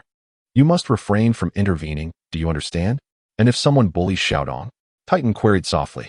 If it's merely a younger opponent, and there's no real threat, let it be. Xiaodong is growing up and needs some trials. However, if someone seeks to exploit their strength against him, do not hesitate. Retaliate with all your might. Neo Tian's gaze sharpened, declaring, we have never feared anyone. Understood, I will retaliate decisively. Titan clenched his fists, filled with resolve. So, after all that I've said, you only remember to fight? Neo Tian regarded Titan with exasperation. Titan chuckled sheepishly, scratching his head in a goofy manner. The following day, at dawn, Suyu engages in his daily exercise routine, followed by personal hygiene, and enjoys breakfast downstairs in the dormitory. Each dormitory building features its own dining hall, making mealtime exceedingly convenient. Suyu could not help but once again marvel at the humanistic approach of the Sun and Moon Royal Soul Master Academy. In certain respects, the Sun and Moon Royal Soul Master Academy has made far greater advancements than Shrek Academy. The cafeteria at Shrek Academy, for instance, lacks even the most basic seating arrangements, compelling individuals to consume their meals while standing, and prohibits taking food outside the dining hall. It is perplexing to consider what these individuals are truly thinking. Even the act of dining seems to be laden with unnecessary complexities. So you entered the dining hall, ordered several steamed buns, and then chose a bowl of rich, golden, and viscous braised meat. It appeared to be the tendons of a certain spirit beast, remarkably tender and delicious.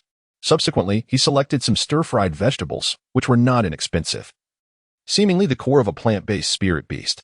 After being sautéed, Siyu was unable to discern the exact nature of this spirit beast. Nonetheless, the flavor was quite delightful. The entire meal cost Siyu over 100 gold soul coins, a testament to the exorbitant prices of spirit beast cuisine. However, he deemed it worthwhile, as he never skimped when it came to dining. Moreover, this fare was relatively affordable within the academy. Outside in the world, the prices would likely be even steeper. After finishing breakfast, Siyu leisurely strolled around the academy to aid digestion. While awaiting the commencement of formal classes, he took the opportunity to familiarize himself with the institution. Naturally, the dormitory buildings offered little to explore, so he first wandered around the teaching building, which comprised 12 structures, with 2 allocated to each grade. After viewing Suyu, he proceeded to explore the other buildings of the academy, such as the mimetic training room, the physical assessment room, and the recreational facilities, among others. The Sun and Moon Royal Soul Master Academy truly lives up to its reputation as a premier institution on the continent, with nearly every facility impeccably equipped. As Suyu strolled leisurely, he appeared to be meandering, yet his pace was remarkably swift, like a wisp of wind. He left no trace, often covering 10 meters in just a few strides. While wandering, he inadvertently found himself entering the experimental zone. In contrast, the experimental zone stood as a pivotal location within the Royal Soul Mentor Academy of the Sun and Moon. Within this area, various soul-guiding apparatus laboratories thrived. And even at this early hour, the sound of rhythmic thuds echoed from numerous buildings. The foot traffic in the experimental zone far surpassed that outside. Along his path, Siyu encountered many individuals. Observing this non-uniform figure wandering through the academy, the onlookers displayed a mix of curiosity and intrigue, yet none chose to intervene. As Suyu wandered through the experimental zone, he gradually ventured deeper into its confines. Suddenly, he came to a halt. His gaze fixated on an unusual structure that caught his attention. Unlike the other buildings, this one appeared modest in size and rather unremarkable at first glance. Yet, it was surrounded by layers of formidable guardians and showcased distinct metallic architectural features. Particularly striking was the entrance, where the words Ming De Tang were prominently displayed. Is this the famed Ming De Tang? Siyu murmured to herself, "Who are you, and what are you doing lurking at the entrance of Mingda Hall?" At that moment, a slightly arrogant male voice echoed in her ear. Suyu turned upon hearing a voice, only to see a young man and woman approaching him. Both appeared to be around 14 or 15 years of age, yet their spiritual power was remarkably high. With Suyu's discerning eye, it was evident that their spiritual strength exceeded that of the Soul Sect, and they were even close to the realm of the Soul King. Such prowess at such a tender age was indeed rare. "What brings you here?" As the pair drew nearer, their features became increasingly distinct. The young man was quite handsome, possessing a somewhat delicate charm, his face marked by a notable arrogance. The young woman had a graceful figure with alluring curves. Her beauty was striking even without the adornment of makeup, exuding a captivating softness. Her luminous eyes were fixed intently upon Siyu's face, seemingly unable to look away. Upon seeing them, Siyu felt a sense of speculation arise within him. "Me?" Siyu pointed at himself. "It is you, boy. What are you doing loitering at the entrance of the Mingda Hall? Are you a spy?"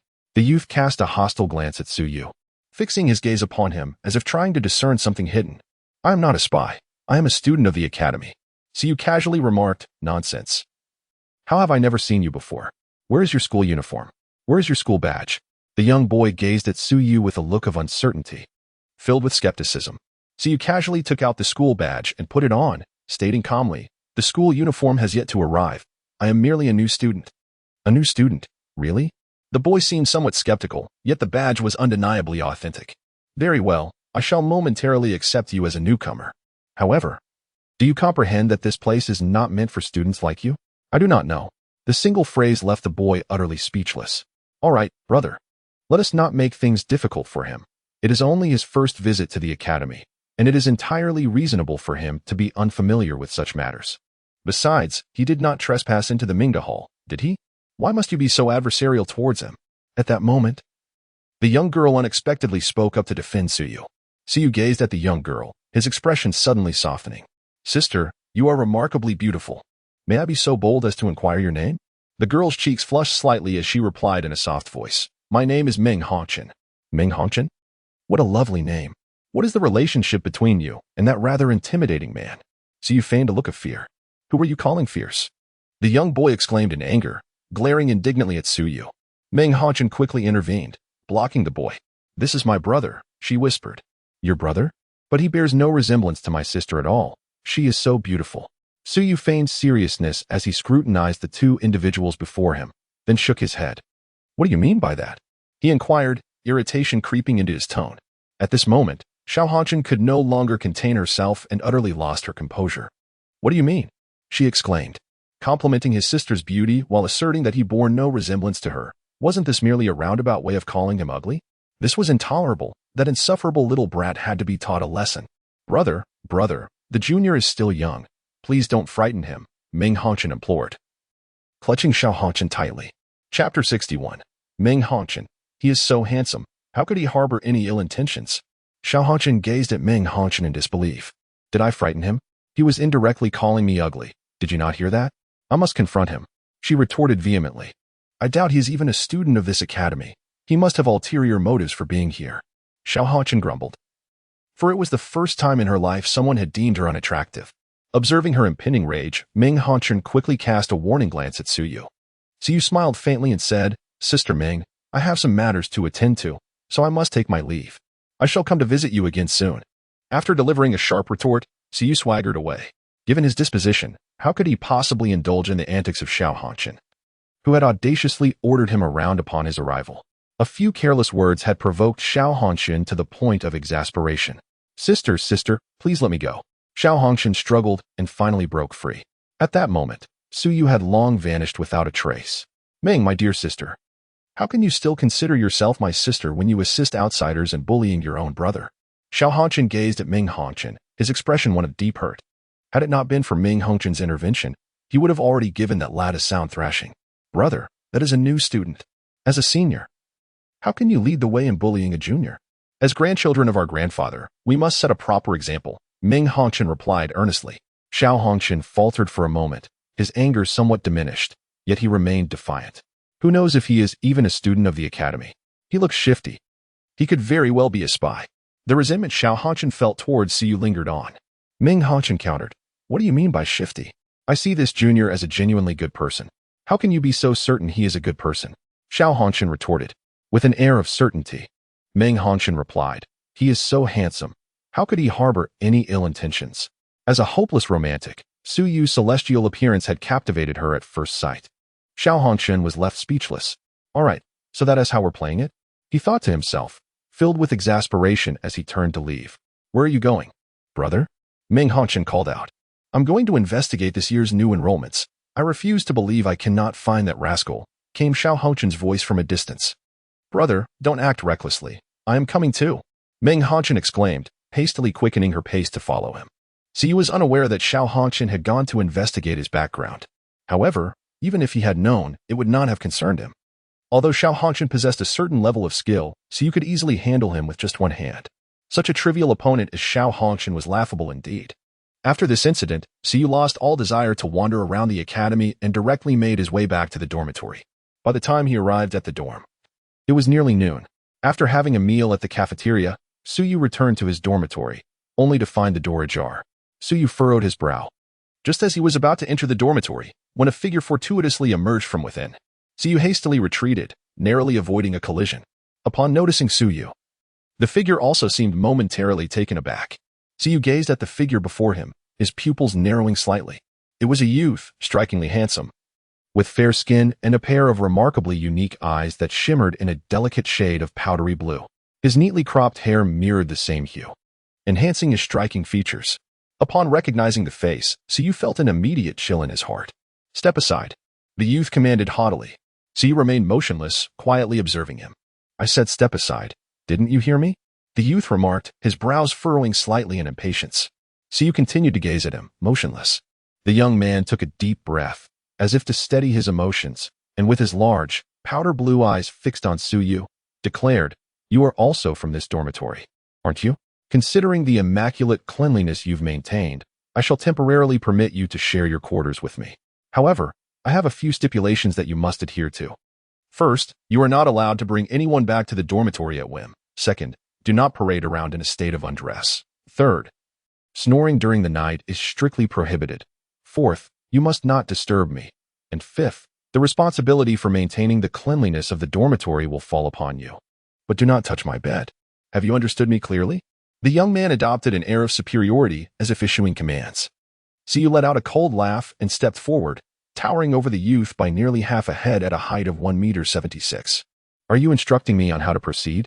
Suyu gazed down upon him, a faint smirk gracing his lips, infused with a hint of disdain.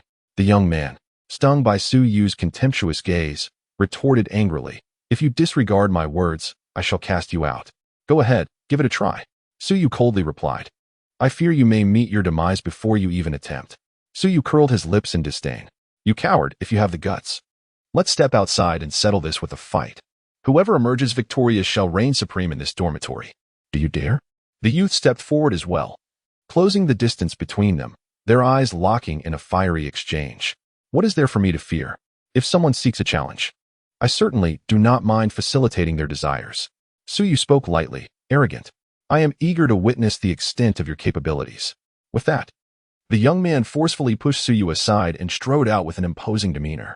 Suyu gazed at the silhouette of the youth with a playful glint in his eyes, yet beneath that, a chilling light flickered. Quite the swift action indeed. Just yesterday, the truth was revealed, and today, the leash is already at hand. What a remarkable tang, divine king. However, I wonder, have you ever heard the saying about failing to catch a chicken and losing the rice instead? Suyu's heart brimmed with cold laughter, yet his expression remained inscrutable. Maintaining a somewhat frivolous and carefree demeanor, Suyu gracefully leaped from the second floor. At that moment, the youth arrived below, his gaze fixed intently on Suyu, as if an invisible spark ignited between them. In front of the dormitory building lay a vast expanse of open space, ample for their impending conflict. Numerous freshmen and first-year students, sensing the tension in the air, paused in their tracks to observe the standoff. Suyu casually rested one hand behind his back and beckoned lightly with his right hand, inviting the youth to approach. The nonchalant demeanor infuriated the boy, who exclaimed in frustration, "You bastard." With a swift push off the ground using the tips of his toes, he propelled himself towards Suyu like a dart, exhibiting not only remarkable speed but also extraordinary agility. In an instant, he closed the distance between them, launching a powerful kick aimed directly at Suyu's chest. As the boy raised his leg, Suyu noticed that his limb proportions appeared to far exceed those of an average female. The strike was nearly upon him. Nevertheless, Suyu maintained his composure, effortlessly sidestepping the blow with a slight shift. Observing that his initial attack had missed its mark, the youth, taken aback, quickly pivoted on his left foot, twisting his body to the right while unleashing a fierce whip kick with his right leg. Chapter 62. Suyu, youth is a blessing. Time for a nap. His right leg whirled through the air, conjuring a gust of wind. Suyu stepped back slightly, skillfully evading the strike once more. The youth, taken aback by Suyu's ability to dodge, felt a diminished sense of contempt. However, his attacks grew increasingly ferocious. With a swift retraction of his right foot, he propelled himself off the ground and aimed another kick directly at Suyu, this strike sweeping menacingly towards his neck. Suyu performed a bridge pose on the spot, as the youth's long legs swept over him without inflicting any harm. Is evasion your only skill? After failing to land a hit with 3 consecutive attacks, the youth began to feel a sense of urgency. Given your frail appearance, I shall grant you 3 chances. Suyu straightened his posture and spoke with a hint of disdain. Scoundrel. To be underestimated by Suyu only fueled the young man's indignation further. With a light tap of his toes against the ground, he unleashed a relentless flurry of kicks towards Suyu with his right leg. Suyu merely shifted his feet casually, effortlessly evading each advance. The young man made a swift motion, bringing his foot down towards Suyu. Suyu did not retreat this time. Instead, he advanced a step closer, with his shoulder pressed against the youth's groin. The boy's long legs were draped over Su Yu's shoulders, forming a striking split. The youth's legs were not only long but also remarkably straight, a rare proportion that few could possess. Before the boy had the chance to change his stance, he felt an overwhelming force surge towards him. His body was propelled several meters before his feet finally touched the ground. Even after landing, he could not help but stagger back several steps before regaining his balance. Despite this, he felt a tingling sensation in the roots of his thighs. Such immense brute strength. The boy's expression darkened as he gazed at Su Yu. From this single encounter, he realized that Su Yu's strength far surpassed his own. Little did he know that until now, Su Yu had merely been toying with him. Is this all you've got? Su Yu shrugged nonchalantly, his expression betraying a complete disregard, as if the youth's prowess was utterly beneath notice. How infuriating. Undeterred, the young man charged forward once more, his elongated whip-like legs propelled by a fierce determination. As Su Yu sidestepped, he deftly evaded the attack, extending his right hand to grasp the youth's ankle. With a swift motion, he lifted the boy upside down, leaving him disoriented, as if the ground had vanished beneath him. A wave of humiliation surged within the youth. Being held in such a manner was utterly disgraceful, especially with numerous spectators around. "Let me go, let me go," he cried. Struggling fiercely, yet Su Yu's grip was as unyielding as iron. After several futile attempts to break free, the youth, in a fit of desperation, unleashed a powerful kick with his other leg, striking Su Yu's wrist. The impact felt akin to hitting a solid iron plate. Su Yu displayed no expression at all. Instead, the young man was on the verge of tears from the pain. How excruciatingly painful. How could this bastard be so unyielding? The youth was utterly astonished. Was this still a human body? Would one concede defeat? Su Yu held the young man aloft, his voice calm and indifferent. "I refuse to accept this. How could I submit to such humiliation?" The boy's heart was consumed by a tumult of shame and rage. He would not yield. Defiance coursed through his veins. Refusal? Su Yu's eyes darted about before he delivered a sharp slap to the boy's backside, producing a resounding crack. "Are you convinced now? You rascal, I shall end you." The boy, overwhelmed with indignation and embarrassment, erupted in a dazzling display of light. Behind him, a pair of cerulean butterfly wings unfurled in an instant, their colors transitioning seamlessly from deep blue to azure to pale blue.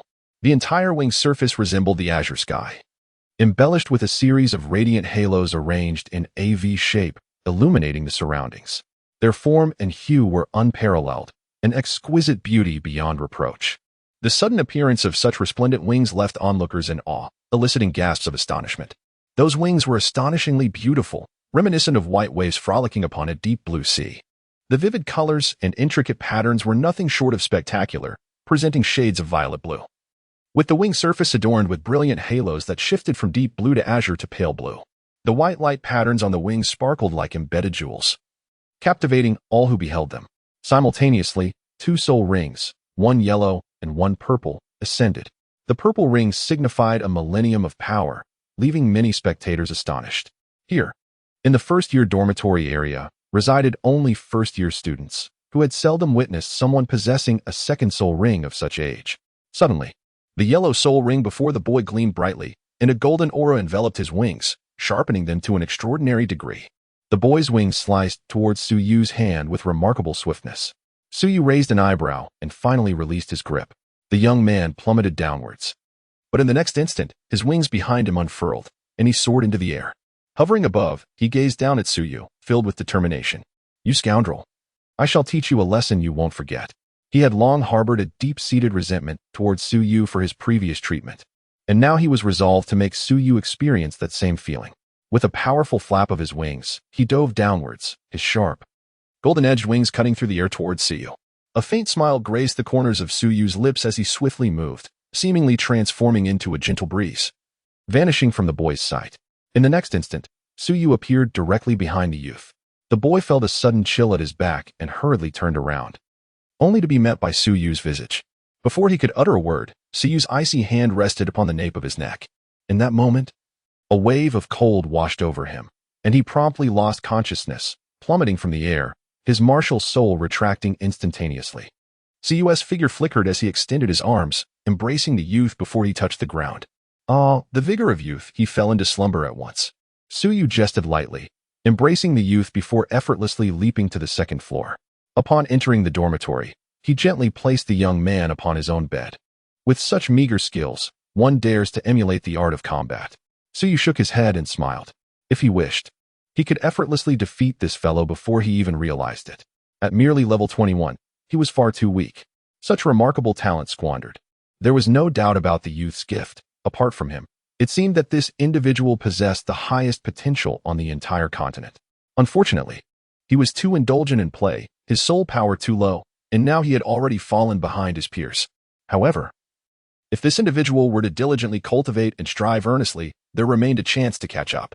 This is the remarkable advantage of innate talent. A genius is a genius, incomparable to ordinary individuals. Suyuni muttered to himself, yet refrained from elaborating further. He casually pulled up a chair and sat down, then retrieved a book on the fundamentals of soul-guiding devices from the Black Dragon Ring, engrossing himself in its contents. Chapter 63, Mirror of Red Dust. Please, cease your altercations. His foremost cultivation aspiration, aside from enhancing his soul power, was to simultaneously delve into the study of soul-guiding devices, primarily focusing on soul power cultivation. He intended to supplement it with knowledge of soul-guiding devices. Having arrived at the Royal Academy of Soul Masters of the Sun and Moon, neglecting to study soul-guiding devices would indeed be a squandered opportunity. It is worth noting that the Royal Academy of Soul Masters of the Sun and Moon stands as the pinnacle of soul-guiding technology across the entire continent. Other institutions, even the Shrek Academy, are not worthy of comparing themselves to the Royal Academy in this regard. Furthermore, even their soul masters, when placed at the same level, cannot hold a candle to those of the Royal Academy. When encountering soul masters from the Royal Academy, they must automatically reduce their level by half. The assessment standards for soul master ranks at the Royal Academy of Soul Masters of the Sun and Moon are significantly more stringent than those of the original 3 nations of the continent. So you casually flip through the pages of a book, gradually becoming engrossed in its contents. Meanwhile, Jing Hongqian, observing from a distance, withdrew his gaze. It seemed that the disciples of the Haotian sect were rather unimpressive, easily subdued as they were. Jing Hongqian clicked his tongue. Despite belonging to a similar echelon of power, the disparity was quite stark. Nonetheless, the second soul ring, bestowed after a millennium, was commendable. It was evident that this disciple of the Haotian sect possessed considerable talent, albeit with a somewhat lackadaisical disposition. Otherwise, he should have reached the level of soul master. As for Suyu, he remained an enigma. Having resolved matters without even utilizing his martial soul, the only certainty was his affinity for ice. However, this was hardly surprising, given his origins from the Ice God Palace. What else could he possibly be? Jing Hongqian shook his head, feeling that this excursion had yielded scant rewards. Perhaps even Suyu himself was unaware that the delivery of that individual was aided by the machinations of this old man, Jing Hongqian. One from the Ice God Palace and another from the Haotian sect? Both came to study at my Royal Soul Master Academy of the Sun and Moon? Very well. I shall place you both in the same class and dormitory. Jing Hongqian's unexpected intervention aligned perfectly with the intentions of a certain divine king. Initially, that divine king had planned to act personally, but was pleasantly surprised by the assistance. Well, there is ample time ahead. Jing Hongqian withdrew his gaze, no longer concerned. He had his own affairs to attend to and could not afford to linger over the 2 children indefinitely. Just as he contemplated leaving, a commotion drew his attention. In the air above the dormitory building, 2 figures were locked in a standoff. Who are you to block my path? Step aside at once, Titan demanded, exuding a ferocious aura. I am Mu Wu, the Grand Guardian of the Ice God Palace. You must be from the Haotian sect? The man opposing Titan was a middle-aged figure with flowing white hair, clad in a blue robe adorned with intricate ice patterns. He resembled a towering pillar, radiating an imposing presence and emanating an icy chill that seemed capable of freezing the very heavens. Gazing at the tempestuous Titan, his eyes reflected no fear, only a tranquil depth akin to a still pond. The Ice God Palace. What brings you here? Titan's expression shifted to one of seriousness upon hearing the name. The Ice God Palace was indeed a superpower on par with the Haotian sect, especially the Grand Guardian of the Ice God Palace, a truly rare powerhouse. And what business do you from the Haotian sect have here? This is the Sun and Moon Empire, and if I recall correctly, your relationship with them is rather tenuous. Mu Wu replied coolly. Why should I disclose anything to you? Titan retorted with disdain. Then I have nothing further to say, Mu Wu countered directly. Are you determined to obstruct my path? The Titan's gaze began to darken ominously. It was you who sought to bully the weak first. Mu Wu's expression remained tranquil. Humph. If that brat dares to torment my little Dong, I shall teach him a lesson. What of it? What is little Dong's status? The Titan snorted, clenching his fists, and declared, if our young master wishes to discipline that insolent wretch, it would be his honor. Our young master's status is of the utmost nobility. Muwu retorted sharply. Your young master? Is that little scoundrel one of your ice god temple's people? Now I understand why you are obstructing me. The Titan's face lit up with sudden realization, only to grow even more furious as he glared at Muwu. Old fool, mind your words. Who are you calling a scoundrel? Do you seek death? Muwu's eyes flashed dangerously, issuing a warning to the Titan. Whom do you accuse? Do you wish to fight? The Titan, filled with rage, unleashed an invisible force that surged towards Muwu like a tidal wave. If you intend to fight, then do so. Who are you trying to intimidate? Even if the Grand Master of your Haotian sect were to arrive, I would still show him respect. Who do you think you are? Muwu retorted sharply, simultaneously unleashing a terrifying aura. The surrounding temperature plummeted dramatically, and countless water vapors began to crystallize into ice. The two glared at each other. And in the next moment, they engaged in combat. Above in the sky, the sounds of their fierce battle echoed, resembling thunder, vibrating with a resonant hum. Within the Sun and Moon Royal Soul Master Academy, numerous individuals looked up, witnessing intermittent booming sounds emanating from the clouds.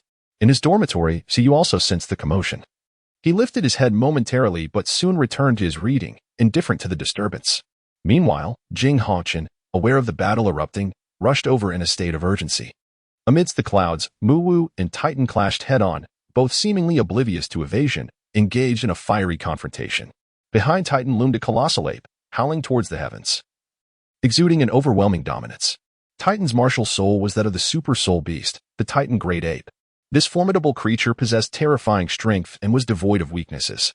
With such a soul beast as his martial soul, one can only imagine the extent of Titan's power. Muwu was equally formidable, accompanied by an extraordinary soul beast entirely white, emanating a chilling aura. It bore a tortoise-like shape, yet possessed a dragon's head, with menacing fangs and sharp claws. Draped in thick ice armor, embodying the might to freeze all things. Muwu's martial soul was known as the Ice River Bishi. The Bishi, also referred to as the Baishi, is one of the 9 sons of the dragon, renowned for its unmatched ferocity. Muwu's Ice River Bishi was a unique variant of the Bishi, possessing both Bishi abilities and an immensely powerful ice force. This martial soul is undoubtedly a super martial soul, arguably even stronger than the Titan Great Ape. At Shrek Academy, Xuanzi's martial soul, the gluttonous divine bull, is already classified as a super martial soul, yet it pales in comparison to the Ice River Bishi. Unless one is a true glutton to stand on equal footing with the Bishi, the two engaged in a frenzied exchange, engulfing the area within 100 miles in a tempest of ferocity. Stop fighting, please. Stop fighting. At that moment, Jing Hongqian arrived, and upon witnessing the scene, he hastily called out to intervene. Chapter 64. Titan, Short Winter Melon, Mind Your Own Business in the Sky. The battle between Titan and Muwu had reached a fever pitch. Their levels were comparable, making it challenging to determine a victor. These two are incredibly powerful. Jing Hongqian observed gravely, gazing at the combatants. Either one of them was formidable beyond measure. In the Sun and Moon Empire, disregarding soul-guiding devices, nearly no one could rival these two. Even with soul-guiding devices, perhaps only Elder Kong could contend with them. As for himself, he could not claim victory but believed he could, with confidence, hold off one of them for a short while. Is this the profound foundation of long-established superpowers like the Haotian sect and the Ice God Palace? Indeed, they are remarkably strong. Jing Hongqian silently praised the formidable strength displayed before him. Such individuals were exceedingly rare, a mere handful across the continent. Yet, it remained uncertain whether they were indeed the strongest representatives of their respective factions. After all, it was rather unbecoming for a supreme powerhouse to serve as a bodyguard. Such a role belied their status. Even he, upon introspection, would never stoop to such a level. Shaking his head to dispel those thoughts, Jing Hongqian understood that his foremost duty was to mediate the escalating conflict, for the academy below had descended into utter chaos. However, it was evident that his entreaties fell on deaf ears, as neither combatant acknowledged him. Undeterred, Jing Hongqian spoke again. Esteemed gentlemen, I implore you to grant me this favor and cease hostilities. Enhanced by his soul force, his words resonated far and wide, reaching the ears of Titan and Muwu as they engaged in combat. Muwu remained silent, but a flicker of impatience crossed Titan's face. He was relishing the opportunity to unleash his prowess. How foolish it was for this imbecile to babble incessantly during such a moment. Gentlemen, this is the Royal Soul Tutor Academy of the Sun and Moon. Please, enough. What incessant drivel. You're a nuisance, Titan retorted, forcefully repelling Mu Wu and casting an impatient glare at Jing Hongqian. Shorty, mind your own business, lest you find yourself on the receiving end of a beating as well. Jing Hongqian, standing at a mere 1.5 meters tall and equally stout, embodied the saying that while lies may not harm, the truth can cut like a knife. Titan's words struck directly at Jing Hongqian's pride. What did you call me?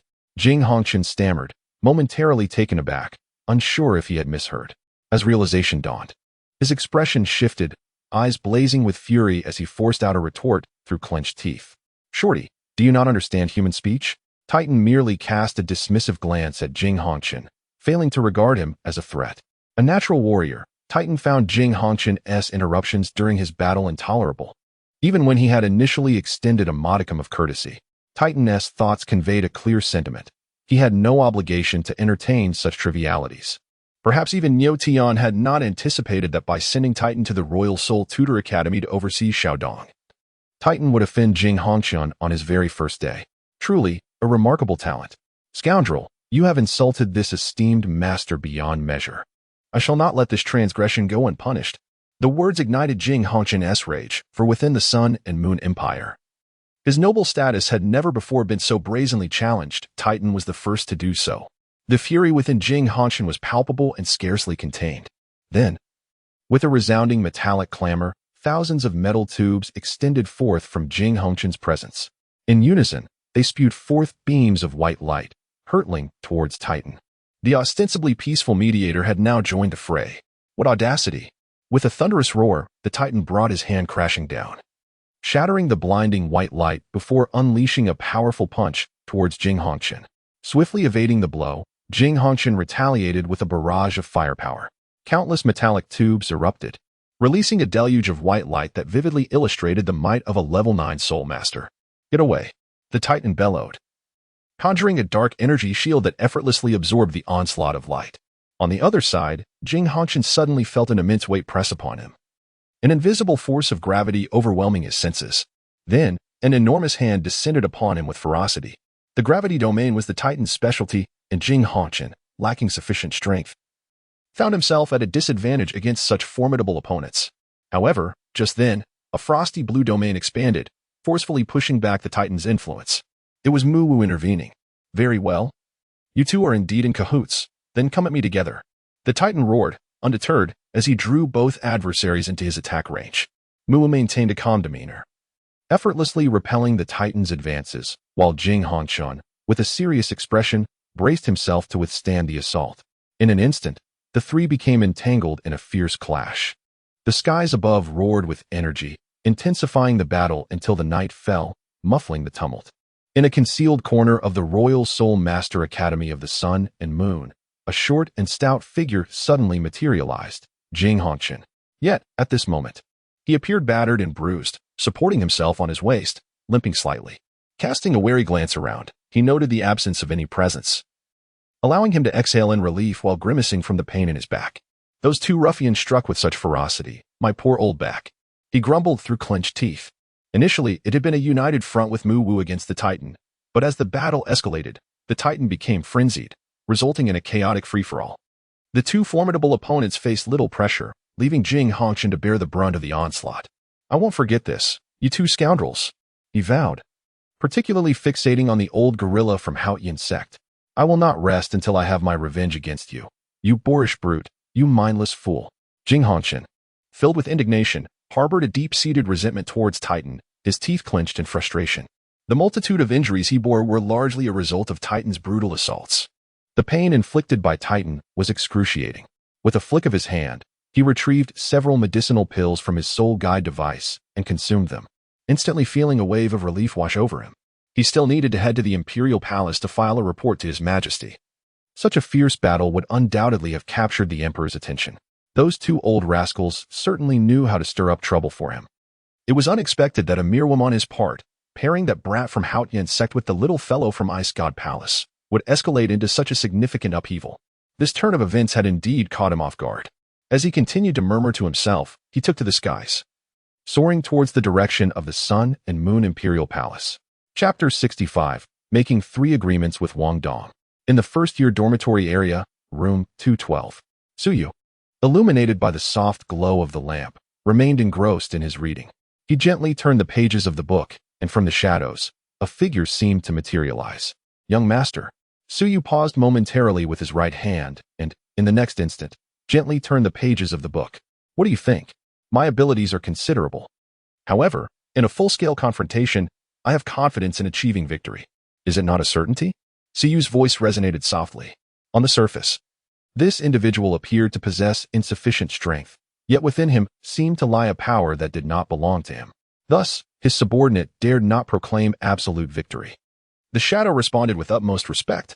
Suyu raised an eyebrow, a flicker of understanding illuminating his eyes. Nowhere, he replied. I take my leave. The shadowy figure bowed slightly and, in the next instant, vanished into the darkness. A Titan great ape, he mused softly to himself, glancing at the still slumbering youth. Suyu tucked away the book in his hand.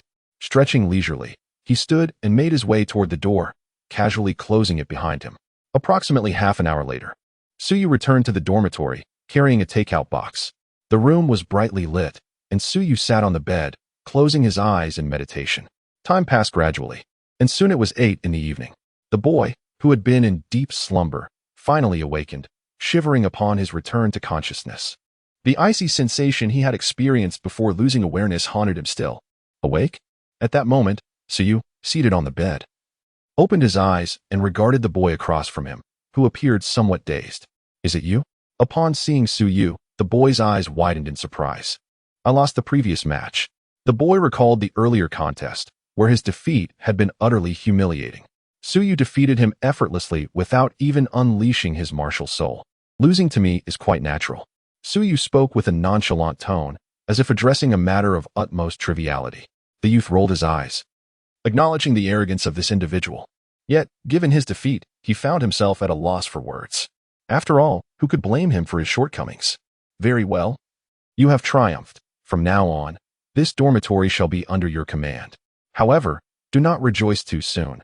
I shall undoubtedly defeat you in due time. And then it will be I who holds the reins. The youth's expression was one of earnest determination.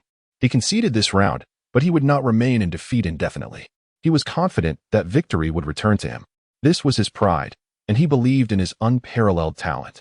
Confidence is commendable. Yet it is prudent not to set one's aspirations excessively high. Otherwise, the more one strives, the deeper the despair one may face. So you gazed at the youth. Speaking calmly, you are indeed self-assured, to the point of arrogance.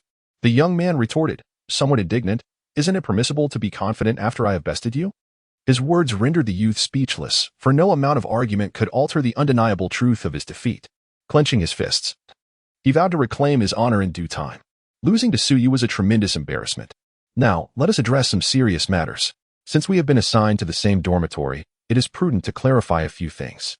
Allow me to introduce myself. My name is Suyu, a native of the original Doloa continent. Suyu casually remarked. Upon hearing this, the young man was momentarily taken aback, his gaze towards Suyu shifting. This fellow, it turns out, is not a native of the Sun and Moon continent. Wong Dong, hailing from the Doloa continent, specifically the Heavenly Soul Empire, also introduced himself. Sharing a common origin, a subtle sense of camaraderie blossomed between the two, indicating that they were indeed fellow compatriots. Suyu smiled lightly, but his expression soon returned to calm. Previously, you presented 5 requests. Some I can acquiesce to, while others I cannot. Let us establish 3 fundamental rules. Firstly, no one is permitted to walk around bare-chested in the dormitory, as I have an aversion to exhibitionism. Upon hearing this, Wong Dong promptly nodded, for this was his greatest concern. Secondly, you may bring guests back, but no men are allowed. Why? Wong Dong inquired, perplexed. I simply do not like it. So you succinctly provided his reasoning. Wong Dong remarked, while my uncles claim that I am willful, you are the true embodiment of caprice. Suyu's simple declaration of dislike left Wong Dong at a loss for words. However, he did not harbor any resentment towards this. He too was averse to unfamiliar men entering his dormitory. The third point, and perhaps the most significant, was a clear admonition. Do not put on airs in my presence. Suyu regarded Wong Dong with an impassive countenance. Wong Dong could not help but twitch his lips, questioning the meaning behind Suyu's gaze. What do you mean? Just speak your mind. Why are you staring at me? Have I ever pretended to be someone I'm not in front of you? Have I? Then, almost impulsively, Wong Dong asked, and if I were to put on a facade before you? To which Siyu replied, then you should be prepared to spend another day in bed. Siyu spoke softly. Wong Dong replied, very well. So it is a threat of force, is it? I, Wong Dong, am steadfast and unyielding. Do you think I would fear such threats? It is merely that I disdain pretense, not that I am intimidated. Humph. I have acquiesced to these 3 conditions. But there is one more matter. What shall we do about the cleanliness of the dormitory? Wong Dong could not help but inquire. Is there any need to ask? Siyu cast a glance at Wong Dong, the meaning unspoken yet clear. What do you mean by that? You can't possibly expect me to clean the dormitory, can you? Wong Dong felt flustered, as if this person had become addicted to bullying him. Is that not permissible? Siyu fixed his gaze firmly upon Wong Dong, inquiring who held authority in this dormitory. Wong Dong momentarily faltered, his expression betraying a hint of unease. You have the final say. I shall handle the cleaning, he replied. Once uttered, words are akin to spilled water. Wong Dong was certainly not one to shy away from such a challenge. Just ensure that the cleaning is thorough. Understood? Siyu said lightly, I understand. Wong Dong glared at Siyu, gritting his teeth. All right, it's getting late. I brought you some food. After you finish eating, make sure to rest well. Siyu pointed to the counter beside Wong Dong and casually remarked. Wong Dong first glanced outside, where darkness enveloped the surroundings. Had he truly slept for such an extended period? Subsequently, he turned his gaze to the counter, where indeed, a food box awaited. To his astonishment, this fellow had brought him a meal.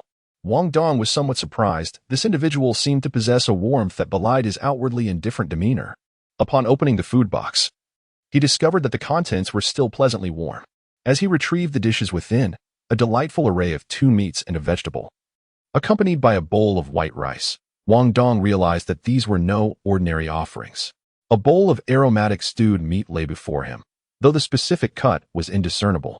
Wong Dong, hailing from a prestigious lineage, recognized it at a glance. This was undoubtedly the flesh of a century-old soul beast. Next, a piece of golden fried fish caught his eye. Its garlic clove-like appearance was undeniably appetizing. Wong Dong identified it as the meat of the millennium-old deep-sea snowfish.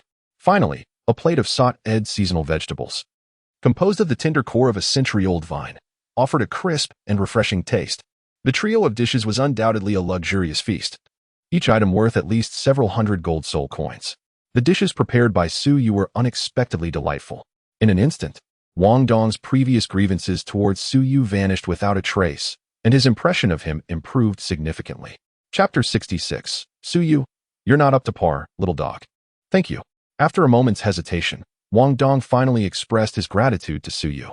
Siyu waved his hand nonchalantly. Wong Dong took a deep breath and then seated himself. After such an extended slumber, he indeed felt a pang of hunger. Grasping the chopsticks, he reached for the rice placed nearby and began to eat with small bites. The grains of rice were distinct, round, and plump, glistening with a translucent sheen while exuding a delicate fragrance. Even this rice was no ordinary fare. After a few bites, Wong Dong found himself increasingly captivated, unable to refrain from devouring it in larger mouthfuls. Siyu gazed at Wong Dong, who was savoring his meal with delight, a flicker of amusement dancing in the corners of his eyes. His approach, wielding both a stick and a sweet date, effortlessly bridged the gap between them. Although Wong Dong hailed from a prestigious lineage, his character was remarkably innocent, allowing Siyu to exert minimal effort in this endeavor. Of course, he had no intention of exploiting Wong Dong. He sought nothing from him, nor did he harbor any malice towards him. Siyu held a rather favorable impression of the Wong Dong portrayed in the original narrative, particularly in reference to the pure essence of Wong Dong. While he dismissed the later amalgamation of Tang Wudong entirely, his sentiments towards Tang Wudong were non-existent. His actions were primarily for the benefit of a certain divine king. That divine king had already presented him with the metaphorical leash. If he could not garner any response, would he not be driven to desperation? Siyu had long since comprehended that he could disrupt the intricate schemes of a certain divine king, yet he must not sever this tether prematurely. Otherwise, the divine king would undoubtedly descend upon him with fury. While he could avoid allowing this noose to tighten around his neck, he could not afford to let the divine king perceive that the hope of this cord no longer encircled Suyu's head. The delicate balance of this situation was one that Siyu needed to master.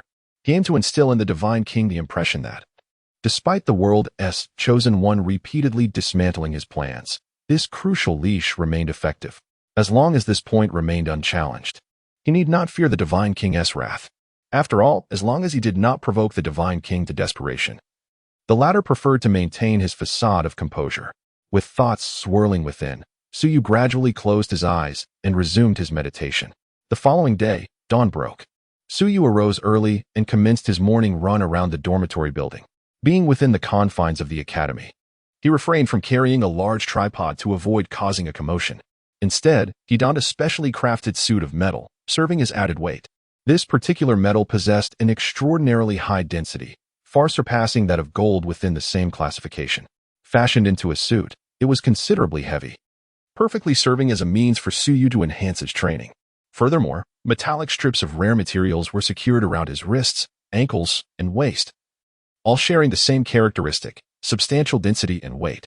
Suyu, clad in heavy gear, was circling the dormitory building, attracting the attention of numerous students.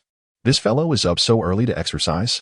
Wong Dong, just awakening, felt a sudden surge of urgency upon witnessing Suyu, dressed in metallic attire, engaged in his workout. This guy is so formidable and yet so diligent. If I continue to slack off as I have in the past, when will I ever surpass him? How will I ever rise from my circumstances and sing my own song? I refuse to be perpetually bullied by Suyu. No, I must also embark on my own training journey. With a swift motion, Wong Dong closed the door and leapt from the second floor, swiftly catching up to Suyu. At this moment, Suyu, fully armed in his metallic outfit, resembled a knight clad in a formidable layer of armor. Hey, do you have an extra one? I would like to have one too. Wong Dong ran alongside Suyu, turning his gaze towards him, his powder blue eyes strikingly appealing. I'm not Hey, I am Suyu. Of course, you may call me boss if you wish. Suyu's lips curved into a playful smile. We are no longer in the dormitory. Wong Dong curled his lips in disdain. You still wish to be the leader after leaving the dorm? How naive of you. That is no longer an option. Suyu casually remarked. Wong Dong. All right. You think you can make me angry, huh? Wong Dong clenched his fist, the strength evident in his grip. If you won't give it, then so be it. I don't care anyway. With a snort, Wong Dong quickened his pace, swiftly surpassing Suyu. Suyu chuckled softly and followed suit. Upon noticing that Suyu had indeed caught up, Wong Dong hastened his pace once more. Suyu once again kept pace, a surge of competitive spirit igniting within him. Wong Dong accelerated once more, and the two engaged in a fervent race around the dormitory building. Numerous students, en route to the dining hall, could only catch fleeting glimpses of their swift figures. Is that them?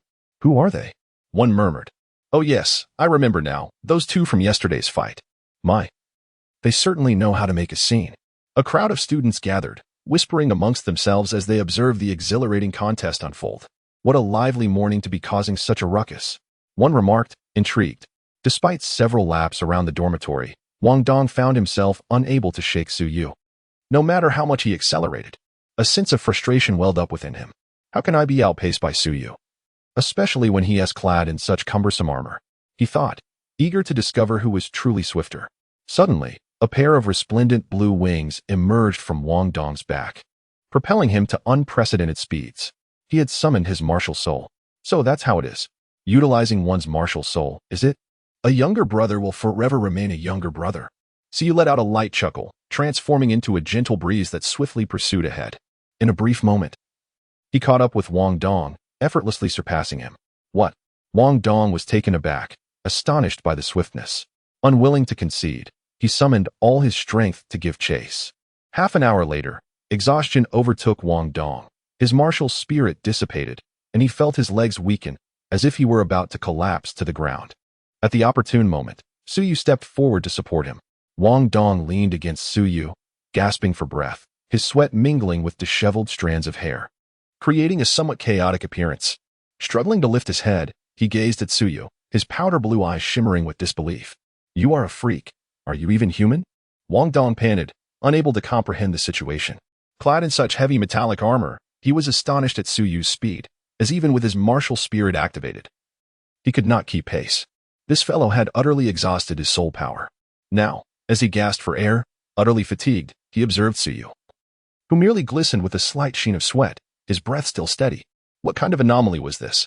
It is you who are too weak. You cannot keep up. You pitiful creature. Suyu jestingly remarked, who is the little dog? You are the little dog. Your entire family is comprised of little dogs.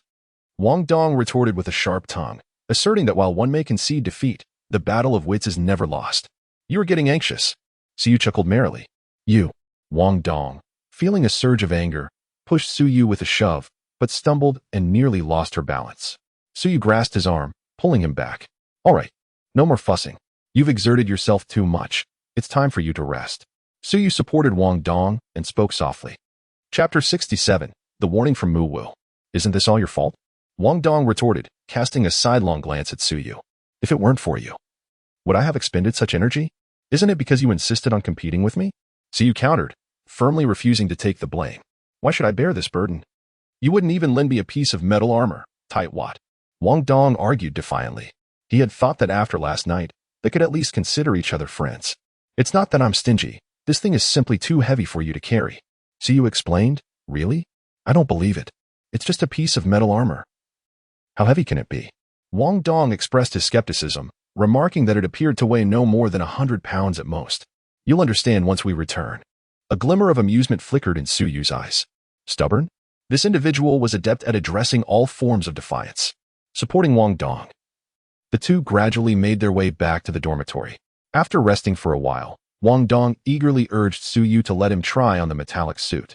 He wished to challenge himself and determine just how heavy it truly was. However, when Su Yu handed the metallic suit to him, Wong Dong stumbled, nearly losing his balance and falling. This object weighed far more than 100 pounds. It was at least 1,000. When it thudded onto the dormitory floor, it produced a resounding crash that reverberated throughout the room. Wong Dong stared at Su Yu in a daze for a while, ultimately left with only the word freak on his lips. He was truly impressed, utterly astounded.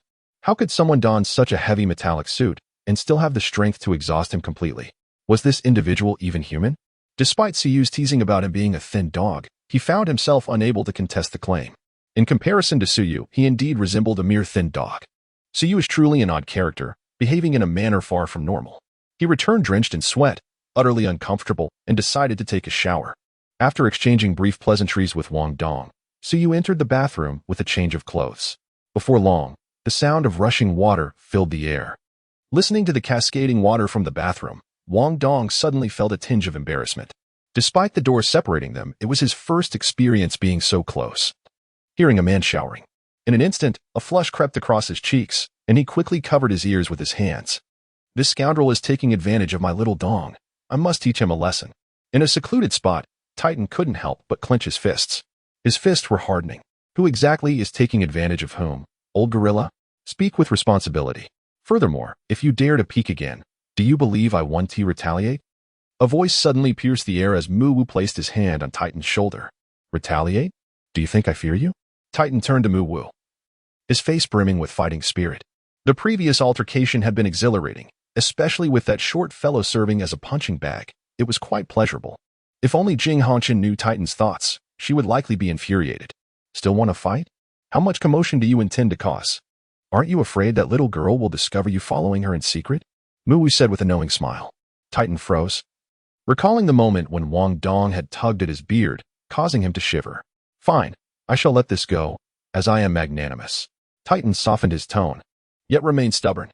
Mu Wu disregarded Titan's forced bravado and continued. Let me reiterate. When the young master is in the dormitory, we must refrain from spying. How can that be? What if that little brat bullies Xiaodong? My Xiaodong is so charming. So, enough. Putting aside whether my young master would even be interested in him, let us assume for a moment that he isn't that type of person. Moreover, by watching them so intently, you leave them with no personal space. Is that appropriate? I am not negotiating with you. I am informing you. If you dare to continue invading the young master's privacy, do not blame me for taking drastic measures. Mu Wu's gaze turned sharp, his voice cold as steel. This old gorilla, with his fiery temper and lack of common sense, does not even understand basic human relations. Can one function without a modicum of personal space? Being watched constantly, what sort of existence is that? My young master is no criminal. You madman, I will simply stop watching. Mu Wu's words astonished Titan. Although he relished the thrill of combat and was prone to bouts of fervor, he was not a fool. Engaging in a life-and-death struggle with Mu Wu was simply not wise. It is best this way. I shall keep a vigilant eye on you. Mu Wu declared with a cold snort, fixing his gaze upon Titan. Titan retorted, Old man, what are you staring at me for? Though irritation brewed within him, He refrained from further comment and turned to leave. Where are you going? Moo inquired. I'm off to have a word with that little squirt. He really hurt me with that contraption yesterday, Titan's voice echoed as his figure vanished from sight. Moo shook his head, letting out a quiet sigh. What on earth was the Grand Master of Haotian sect thinking, sending such an eccentric individual? Could he truly be at ease? With a sense of resignation, he flickered away, disappearing as well. Meanwhile, Suyu had finished his cleansing ritual and opened the bathroom door. As he towel-dried his hair, his well-defined muscles glistened, presenting a most pleasing sight. What? Why aren't you wearing any clothes? We agreed you and go shirtless. Wong Dong shrieked, covering her face with her hands. Suyu's lips curled slightly. The restroom was so confined and damp. How could one possibly change clothes? Who told you to gaze over here incessantly? Surely, you do not intend to indulge in peeping. Do you? I had no such intentions. Wong Dong could not help but retort. How was he to know that Suyu would emerge at this moment? Rolling his eyes, Suyu dried his hair and slipped into his shirt. He then retrieved a pair of trousers and donned them as well. All set. A faint voice of Suyu resonated in the air. Upon hearing it, Wong Dong parted his fingers, which were shielding his eyes, allowing a sliver of light to filter through. Indeed, Suyu was already dressed impeccably. Wong Dong exhaled in relief, feeling a sense of ease wash over him. At that moment, Suyu donned a simple garment, his long white hair still retaining a hint of dampness, accentuated by the snowflake mark adorning his brow, creating an exquisite aesthetic. Wong Dong couldn't help but acknowledge that the individual before him was undeniably handsome, effortlessly striking without the need for embellishment. You finished your wash. It's my turn now. Please step outside, he remarked, feeling the discomfort of sweat clinging to him, longing for the refreshing embrace of a shower. It's just a bath. It's no big deal. Suyu curled his lips in disdain as he approached the chair and took a seat. Could this fellow truly be concerned about him stealing a glance? With such an unremarkable appearance, what could possibly captivate his attention? Did he believe himself to be a striking beauty like ZG? If she possessed such a figure, perhaps he might spare her a few more glances. Leave, just leave. Wong Dong's large, powder blue eyes fixed intently on Suyu, her expression earnest and her demeanor resolute, refusing to yield an inch. Chapter 68. The Art of Refinement. Suyu turned to glance at him, their eyes meeting. Wong Dong's stubborn and earnest expression came into view. The two maintained their gaze for a moment before Suyu voluntarily averted his eyes. Fine, I suppose I can step outside. Suyu sighed, considering Wong Dong's unique status. He ultimately chose to yield. After all, what could he do? He was not like those rough men. Feeling a pang of hunger, he decided to go downstairs for a meal. What would you like to eat? Suyu glanced at Wong Dong. Just bring a little bit, that's sufficient, Wong Dong murmured, tugging at the hem of his garment. All right then. Suyu responded with a sound, changed his shoes, and then turned to walk towards the door. Suyu. Suddenly, Wong Dong called out to him. Suyu turned around, his eyes filled with confusion. Is there something else? He inquired. Thank you. Wong Dong pressed her lips together, her voice barely above a whisper. Suyu was momentarily taken aback, but soon a faint smile graced his lips as he turned away, dismissively waving his hand. As he watched Suyu's departing figure, Wong Dong felt a sense of relief wash over him. He firmly shut the dormitory door and secured it with a lock, then meticulously inspected the window on the other side. Satisfied that everything was properly closed, he took his towel and toiletries, making his way to the bathroom. Before long, the sound of running water echoed through the space. Within the bathroom, a faint silhouette, ethereal and white, seemed to emerge. Meanwhile, Suyu had arrived at the cafeteria located beneath the dormitory, where he ordered several steamed buns, a cup of soul beast milk, and 2 eggs from avian soul beasts. Suyu sat upon a chair in the dining hall, casually picking up a steamed bun to savor. The bun appeared to be crafted from some exquisite lamb, though the specific breed eluded his discerning palate. Nevertheless, the meat was remarkably tender and succulent, prompting Suyu to indulge in several more buns. He then reached for a nearby soul beast milk, taking a sip. Its rich aroma enveloped his senses, devoid of any gamey aftertaste. It was evident that it had undergone special processing, rendering it exceptionally delightful. No wonder a certain mischievous child held such a particular fondness for beast milk. It truly displayed refined taste. Suyu devoured a bun with great haste. While peeling the eggshell, he engaged in communication with the system, performing his daily check-in. Check-in. Ding. Host has successfully checked in. It has been detected that the host has checked in consecutively for 30 days, triggering the monthly check-in reward. Congratulations, host. You have obtained the 100 Refinements Technique. 100 Refinements Technique, a fundamental method of forging This brief introduction piqued Suyu's interest. 100 refinements technique? Suyu murmured softly, tossing the shelled egg into her mouth. As the saying goes, through 1,000 forges and 100 refinements. It is evident from the name that this method of refinement pertains to the art of forging. Suyu absorbed the information swirling in his mind and, after a moment, regained his composure, a glimmer of understanding flashing in his eyes. The 100 forging method provided a comprehensive guide on purification, shaping, tempering, and polishing. With this knowledge, even a novice could ascend to the ranks of a master forger. Moreover, the method contained numerous specialized techniques, such as sword forging and weapon tempering. The section on sword forging alone offered over 10 distinct methods, including the heavenly thunder forging technique, the earth fire forging technique, and the sword spirit cultivation method, among others. While these may appear as rudimentary forging techniques, they are, in fact, remarkably detailed. Such excellence is to be expected from a system of high caliber. It would hardly present anything of inferior quality. Yet, one cannot overlook the timeliness of the 100 forging method's arrival. To master the soul-guiding devices, one must first learn the art of forging, a step that Suyu can now bypass, saving him considerable effort. Reflecting on his past, Suyu had chosen to study hammer techniques with the foresight of eventually learning to craft soul-guiding devices. After all, heavy weaponry is not solely limited to hammers. It was merely a case of prudent preparation. With the 100 forging method in hand, Suyu felt quite pleased. He finished his breakfast in a few bites and even brought a portion for Wong Dong, considering that Wong Dong, unlike him, might take longer in the shower. Suyu leisurely wandered through the entertainment area outside the dormitory building. Only then did he amble back to the dormitory. Upon reaching the door of room 212, he inserted the key only to discover that the door would not unlock. Suyu had no choice but to knock on the door. After a brief moment, the sound of slippers shuffling across the floor could be heard, and soon after, the door to the dormitory was opened. Before Suyu could react, a hand reached out from inside the door, pulling him in with force, and then the door was slammed shut with a resounding thud. Suyu gazed at Wong Dong, who was wrapped in a bath towel, his expression a mixture of confusion and disbelief. Haven't you finished your bath yet? How long has it been? I just finished washing up, and I still need to change my clothes. By the way, no peeking. Wong Dong feigned a fierce demeanor, yet appeared adorably intimidating. Suyu could not help but chuckle lightly, reassuringly stating that he would not steal a glance, questioning what was so captivating. Wong Dong rolled her eyes in indignation. Eager to retort, yet recalling her current status, she held her tongue. With a playful huff directed at Suyu, she then padded into the bathroom in her slippers.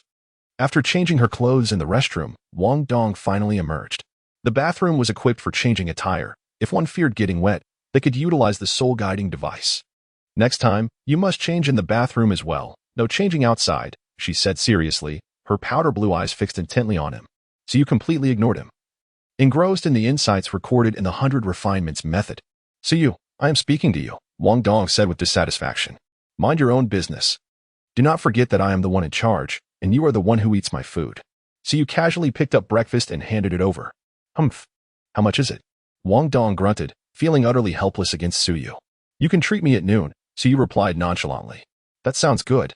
Wong Dong pondered for a moment, deciding not to press the matter of money any further. He brushed his powder blue hair and began to relish his meal. After finishing breakfast, Wong Dong cradled a cup of soul beast milk, took a sip, and glanced at Suyu, inquiring, by the way. The teacher who registered us yesterday mentioned that we could check the class assignment at the bulletin board in front of the teaching building today. Did you go to see it? No. Then shall we go together to have a look? Wong Dong suggested. Sure. Suyu's voice was calm, his words few and far between. Half an hour later, Suyu and Wong Dong headed towards the teaching building. The first year had 2 teaching buildings, housing a total of 32 classes. Due to the unique promotion mechanism of the Sun and Moon Royal Soul Master Academy, each class actually included senior students. At the end of each year, there would be academic assessments. Those who passed would advance, while those who did not would inevitably be held back.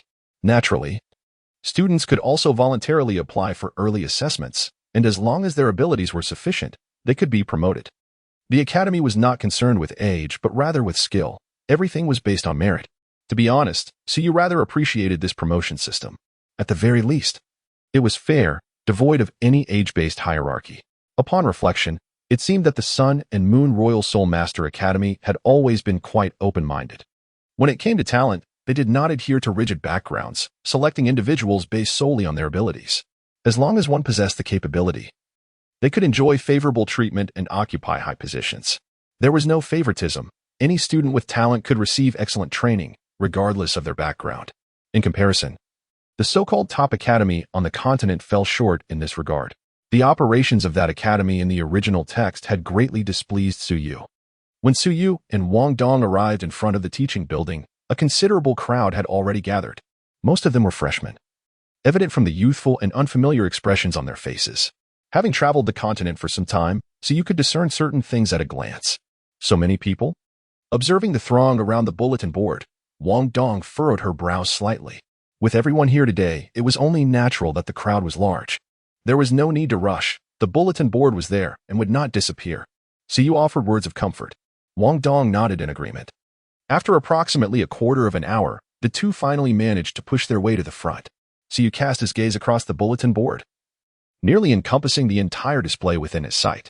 Before long, he located his name. Class 8? Su Yu murmured softly to himself.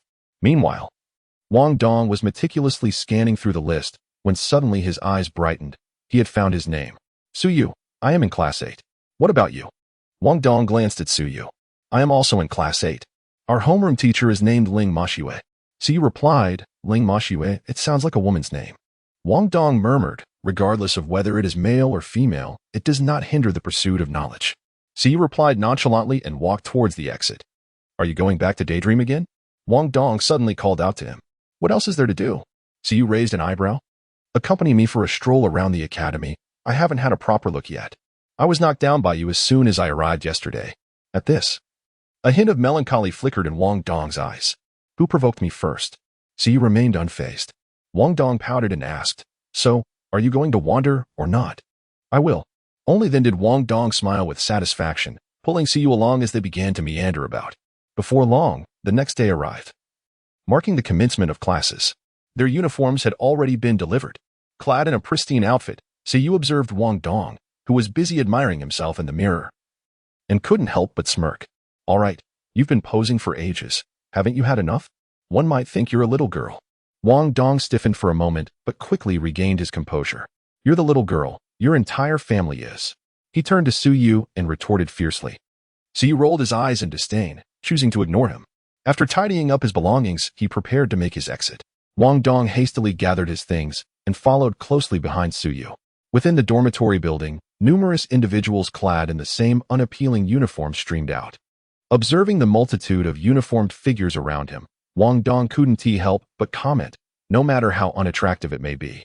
It is still preferable to the attire of Shrek Academy. Su Yu casually remarked, Have you ever seen the uniform of Shrek Academy? Wong Dong gazed at Su Yu in astonishment. Su Yu nodded. What does Shrek's uniform look like? Wong Dong inquired with curiosity, as he originally intended to attend Shrek Academy. It's hard to explain. You'll understand when you see it later. By the way, you're so impressive. Why didn't you go to Shrek Academy? You're also from the Doloa continent, aren't you? So why not? I have my reasons. Well, I have my reasons too. Throughout the journey, Wong Dong chattered incessantly, persistently questioning Su Yu about various topics, as if everything piqued his interest. Su Yu casually responded, and soon, the two arrived at the teaching building. Upon locating Class 8, they entered one after the other. At that moment, the classroom was already populated with a considerable number of students. As soon as Su Yu and Wong Dong appeared, numerous gazes were cast in their direction. It was evident that both were new faces in the eyes of the seasoned students. Upon discerning their features, many female students were momentarily captivated.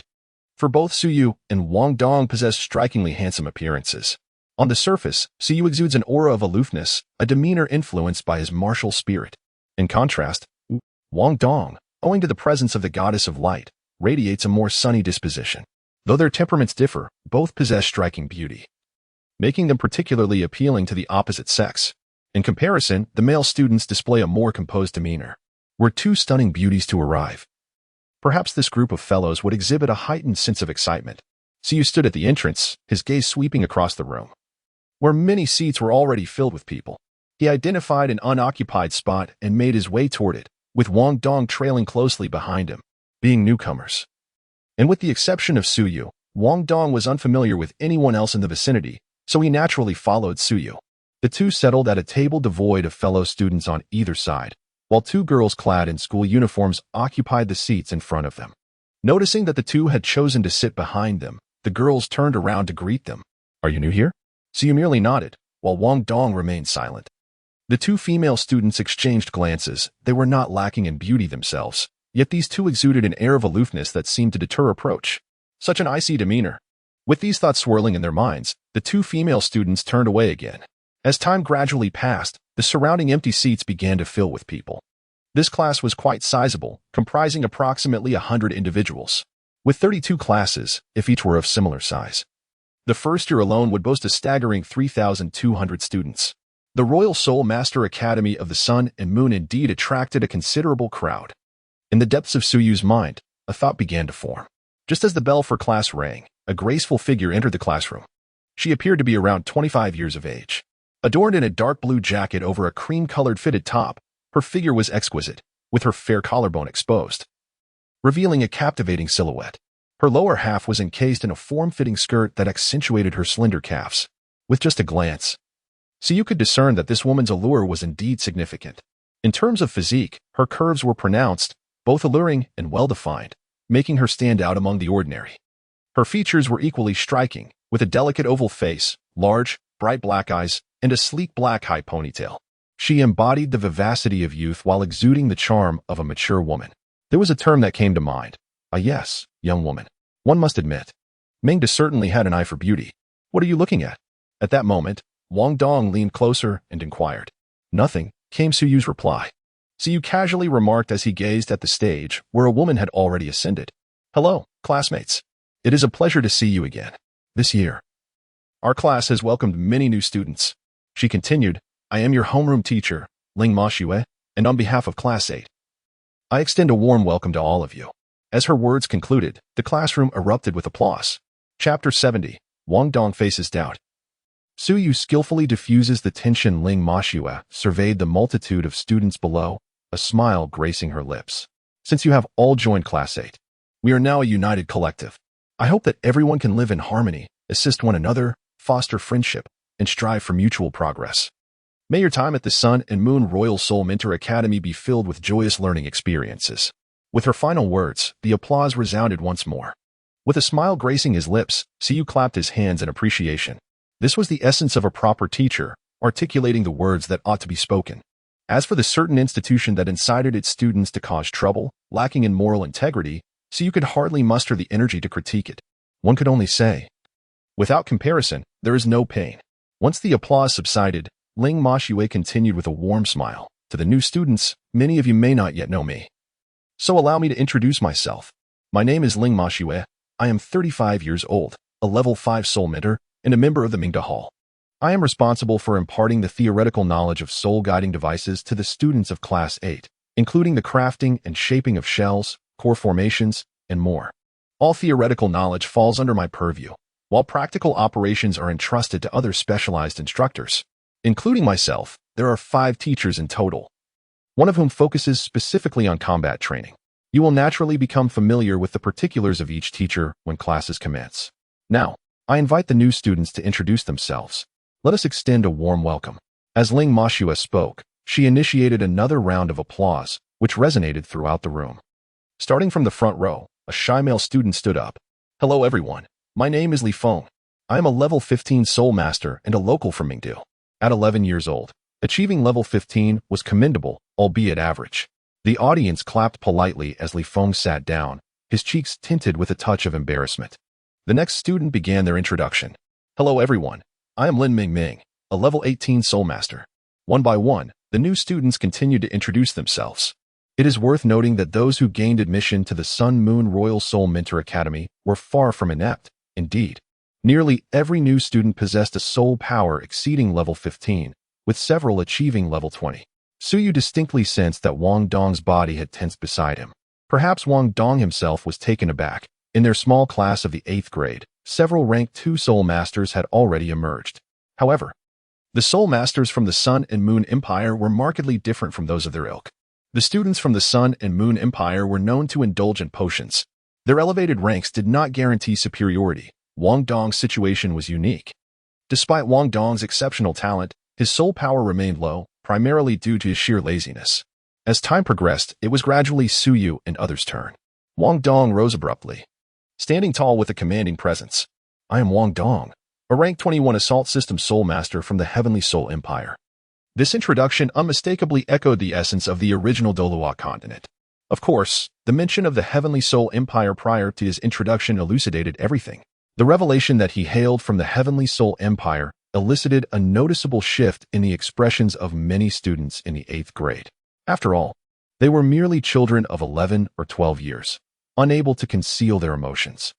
The long-standing rivalry between the Sun and Moon Empire and the original 3 nations of Dou continent had fostered an unfriendly sentiment among their citizens towards those from the original Dou continent. Naturally, these impressionable youths would be influenced by such notions. He is from the Heavenly Soul Empire? What business does someone from the Heavenly Soul Empire have at our Sun and Moon Royal Soul Master Academy? I thought he was from the Empire. I had no idea he was from the Heavenly Soul Empire. People from the Heavenly Soul Empire are quite treacherous. Numerous students whispered among themselves, casting glances filled with malice, curiosity, hostility, discontent, and confusion at Wong Dong. In that moment, he became the center of attention. Ultimately, Wong Dong had been somewhat reckless, perhaps a consequence of his arrogance. His pride rendered him dismissive of concealing his origins. Noticing the shift in atmosphere, Ling Mashue's delicate features changed subtly. Unlike the children, she understood that the Sun and Moon Royal Soul Master Academy was progressive. The teachers, influenced by the broader environment, shared a similar mindset. As long as one was willing to join the academy, they treated all equally. However, these children were not privy to such understanding. They were still young and had absorbed subjective sentiments from the conversations of their elders. In essence, they were still immature and lacked the sophistication to comprehend. Just as Ling Mashue intended to speak, Suyu also stood up. I am Suyu, a rank 37 control system soul master, hailing from the Heavenly Soul Empire. A wave of astonishment swept through the 8th grade after a brief silence. The attention that had previously lingered on Wong Dong was now captivated by Suyu. A rank 37 soul master, such a high level? Another individual from the Heavenly Soul Empire. He is so handsome, but alas, he is from the Heavenly Soul Empire. What does it matter if he hails from the Celestial Soul Empire? He is a member of our academy, and that is what truly counts. Indeed. He is quite handsome as well. By the way, what exactly is the strong offensive control system? Many students began to whisper among themselves, engaging in animated discussions. Suyu captured everyone's attention. Wong Dong cast a grateful glance at Suyu, for he was not foolish. He clearly understood that Suyu was coming to his rescue. Suyu stood up, and instantly, those individuals ceased to regard him with their peculiar gazes. Simultaneously, he was astounded by Suyu's remarkable level, 37 as a soul master. At the same age, although Suyu was merely a few months his senior, Wong Dong could only claim to be a 21-level Great Soul Master. No wonder Suyu was so formidable. A profound sense of urgency surged within Wong Dong. He realized he must devote himself to rigorous training. Otherwise, he might not even catch a glimpse of Suyu's shadow. Wong Dong's spirit soared to unprecedented heights. Are you Suyu? Ling Mashue inquired, her eyes sparkling with intrigue. Does the teacher know me? Suyu gazed at her with curiosity. Ling Mashue smiled gently and remarked, the teacher has reviewed your application form. You are indeed impressive. It has been years since the academy has seen a talent like you. You flatter me, teacher, Suyu humbly replied. Ling Mashue chuckled softly, gesturing for Suyu to take a seat. The self-introduction continued, yet it was evident that the subsequent individuals failed to evoke much excitement. The entire Class 8 remained in a state of awe due to Suyu's presence. Soon, the self-introductions concluded, and Ling Mashue clapped her hands, bringing the class to a hush. All right, everyone, listen to me, Ling Mashue began, capturing the attention of all. With the new students' introductions complete, it was likely that everyone had gained some understanding of the newcomers.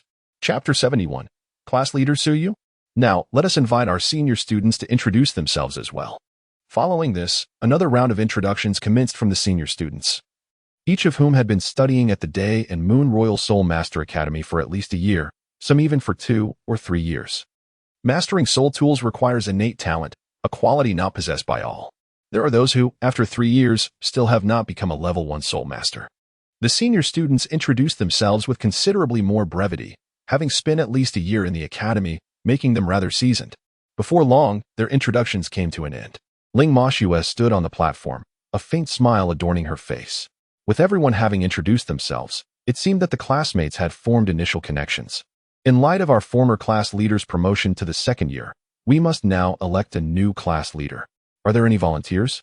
Ling Moshua stated, her gaze intentionally directed towards Suyu. Suyu was taken aback. Why was this woman gazing at him? Suyu, would you be interested in taking on the role of class president?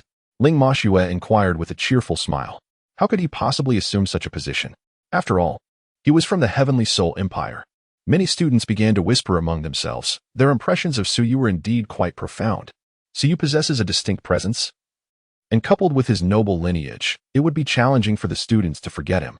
Fellow classmates, although Suyu hails from the Heavenly Soul Empire, now that he has joined our Royal Soul Master Academy of the Sun and Moon, he is undoubtedly one of us. We should extend our warm welcome rather than exclude him. Our Sun and Moon Empire is known for its inclusivity. Can we not exhibit even this modest capacity for tolerance? Ling Moshue's words rendered many students silent. The teacher is indeed correct. Suyu is our peer, and we should not ostracize him. Indeed. Since Suyu has chosen to join our academy, it signifies his admiration for our institution, and we ought to embrace him. Absolutely. Our Sun and Moon Empire is renowned for its hospitality. We must not allow others to belittle us. Ling Moshue's eloquent remarks resonated with many, and after a brief silence, numerous students expressed their welcome. Although some still harbored reservations, witnessing the shift in sentiment, they chose to conceal their thoughts. Suyu, would you be willing to assume the role of class leader? Ling Moshue inquired with a gentle smile, her demeanor exuding warmth and grace. Suyu squinted, harboring disbelief that the higher-ups had not conferred with Ling Moshue, just as Wong Dong unabashedly flaunted his origins from the Heavenly Soul Empire. He too boldly inscribed his lineage from the Ice God Palace on the registration form. The sole distinction lay in the fact that he had attracted the attention of the elite, while Wong Dong captivated the ordinary students. The higher-ups possessed a far-reaching vision, far beyond the comprehension of these youthful scholars. As thoughts swirled in his mind, Suyu revealed a faint smile. Since you, dear teacher, have gone to such lengths, how could I possibly refuse? I willingly accept the role of class monitor. After all, what is there to fear in merely being a monitor? Managing this group of youngsters is simply a matter of having hands to guide them. Very well, henceforth, Suyu shall be the monitor of our class 8. And Cheng Xian, you will serve as the vice monitor, assisting Suyu. With that, Ling Moshue turned her gaze towards a gentle-looking girl, though not immediately striking. Her charm lay in her enduring allure. Cheng Xian timidly responded and nodded in Suyu's direction. Suyu nodded in agreement, having selected the class leader. Ling Moshue appeared quite pleased. Dear classmates, we shall now commence our formal lessons. As you are aware, we are at the Soul Mentor Academy, where our focus is on nurturing soul mentors. Therefore, our first task is to gain an understanding of soul guidance devices and soul mentors. In comparison to soul masters, soul mentors are primarily categorized into 10 ranks, with rank 1 being the lowest and rank 10 the highest. At this moment, Ling Moshue began to eloquently elaborate on soul guidance devices and soul mentors. Essentially, the rank of a soul mentor corresponds to the level of soul guidance device they can produce. However, there are exceptions to this rule. Should one's soul power be insufficient, even if their crafting skills are exceptional, their creations will inevitably be deemed inferior and not truly authentic. This phenomenon becomes increasingly prevalent at higher ranks. There are individuals with remarkable talent in researching soul guidance devices whose soul power does not keep pace. Such individuals are not uncommon in the Sun-Moon Empire. Conversely, in the 3 nations of the original continent, the situation is quite different. While titled Duels are relatively common, 9th-level soul mentors are non-existent. All known 9th-level soul mentors originate from the Sun-Moon Empire. When compared to ordinary titled duels, the destructive capabilities of 9th-level soul mentors are exponentially greater. For instance, a single 9th-level soul guidance cannonball possesses destructive power comparable to an ultimate strike, exhibiting astonishing strength. In one-on-one confrontations, prior to reaching the rank of soul sage, soul mentors hold the advantage, while soul masters gain the upper hand thereafter. Yi Shui is an exception. Not only is she a 10th-level soul mentor, but she is also a genuine ultimate Dolua. Her formidable prowess should be attributed to the combination of her soul guidance devices and her mastery as a soul master. Thus, it becomes evident that true strength lies in the amalgamation of powerful soul masters and potent soul guidance devices. This synthesis may very well represent the developmental trajectory for soul masters in the future. This is precisely why CU seeks to comprehend soul guidance devices at this juncture. To postpone understanding until one grows stronger is merely a jest. By that time, he might find himself bereft of the patience required for study. Currently, With a certain divine king still in the planning stages, there remains some leisure time to explore. Reflecting on that divine king, Suyu couldn't help but cast a glance at Wong Dong beside him. Having such a father figure certainly brings its own trials. To be divided in two. This is the profound love a father has for you. Perhaps this is what one might call love in reverse. Suyu chuckled softly, his gaze sweeping across Wong Dong's face. At this moment, Wong Dong's eyes were glazed over, his eyelids battling for dominance, while everyone else was listening intently. This fellow was dozing off. Suyu was not particularly surprised, for a certain deity had cast a spell. And now Wong Dong harbored a profound aversion to soul-guiding devices. However, upon arriving at the Royal Soul Master Academy of the Sun and Moon, Wong Dong was still expected to overcome his resistance to these devices. This certain deity truly acts without regard for human decency, in order to scheme against him. Even the future of his own daughter is disregarded. Do not inquire further, it is simply the profound love a father holds. This love, one might say, would likely leave Wong Dong breathless with emotion. With a sense of disdain for some of the deity's actions, Suyu steadied his thoughts and continued to attend the class. Chapter 72. The second trial ground. As the bell signaling the end of class rang, the morning session came to a close. Being the first day of the semester, no classes were scheduled for the afternoon. After the morning lessons concluded, the students were free to engage in activities of their choosing. Suyu gently nudged Wong Dong beside him. Wong Dong, still drowsy and somewhat disoriented, murmured, "Is it morning already? Has class ended? Did you sleep well?" Suyu exhaled a breath of chilly air, causing Wong Dong to shiver instantly, awakening him completely. "Mirar, it's so cold," Wong Dong gasped.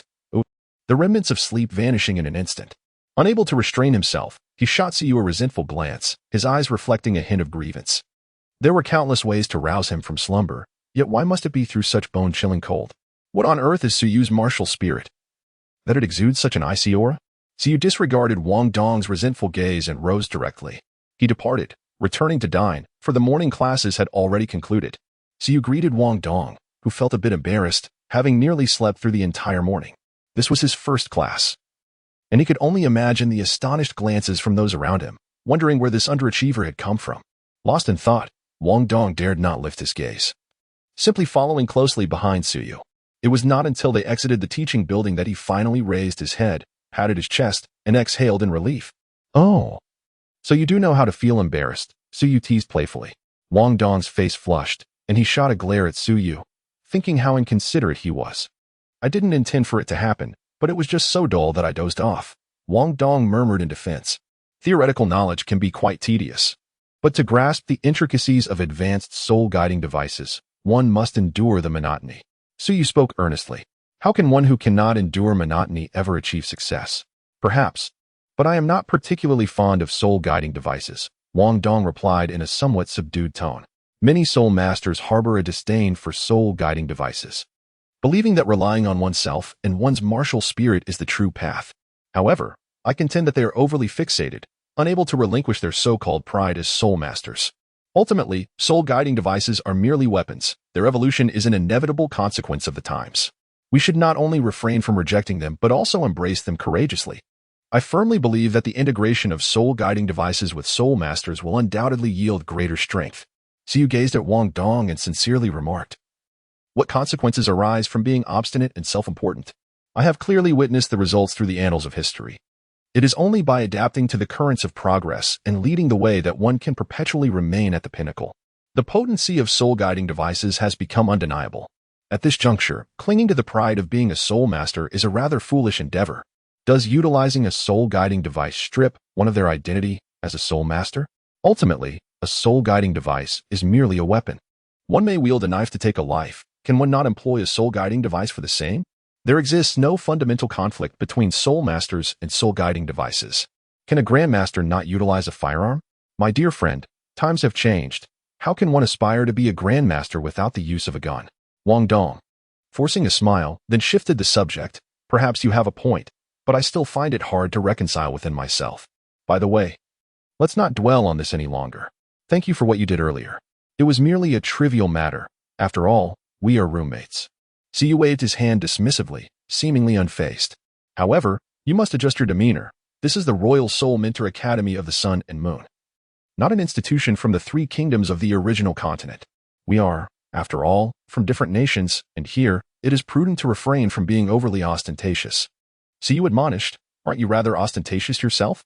Wong Dong turned to Suyu. Isn't it all to extricate you from your predicament? Suyu rolled his eyes. And Wong Dong chuckled, somewhat sheepishly.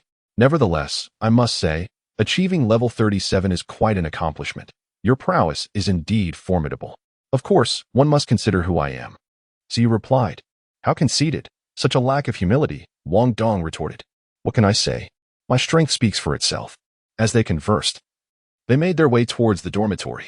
They first indulged in a hearty feast at the canteen, with Wong Dong graciously footing the bill, perhaps in gratitude towards Suyu.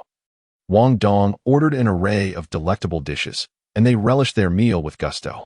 Upon returning to the dormitory, Suyu began to study, focusing on the fundamental knowledge of soul-guiding devices. Suyu's primary focus remains on the core magic formation. In comparison, the outer and inner shells of the soul-guiding device are merely trivial matters. The core magic formation is the most crucial aspect of the soul-guiding device. Observing Suyu engrossed in his reading, Wong Dong felt a sense of ennui, utterly at a loss for what to do.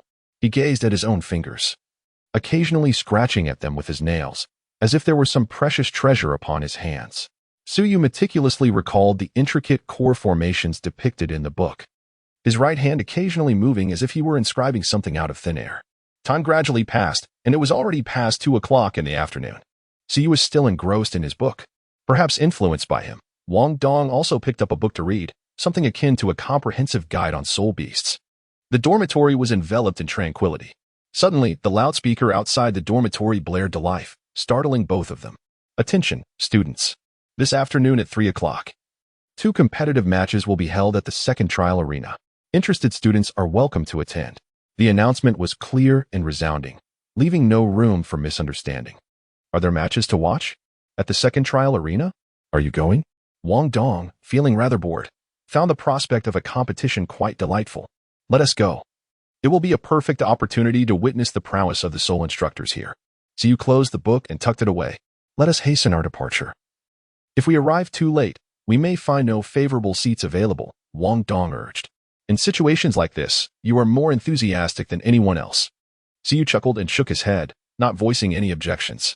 The two exited the dormitory, closing the door behind them. At that moment, several students emerged from their rooms, indicating that there were indeed many who were intrigued by the competition. Suyu, having explored the campus, was well aware of the location of the second trial arena.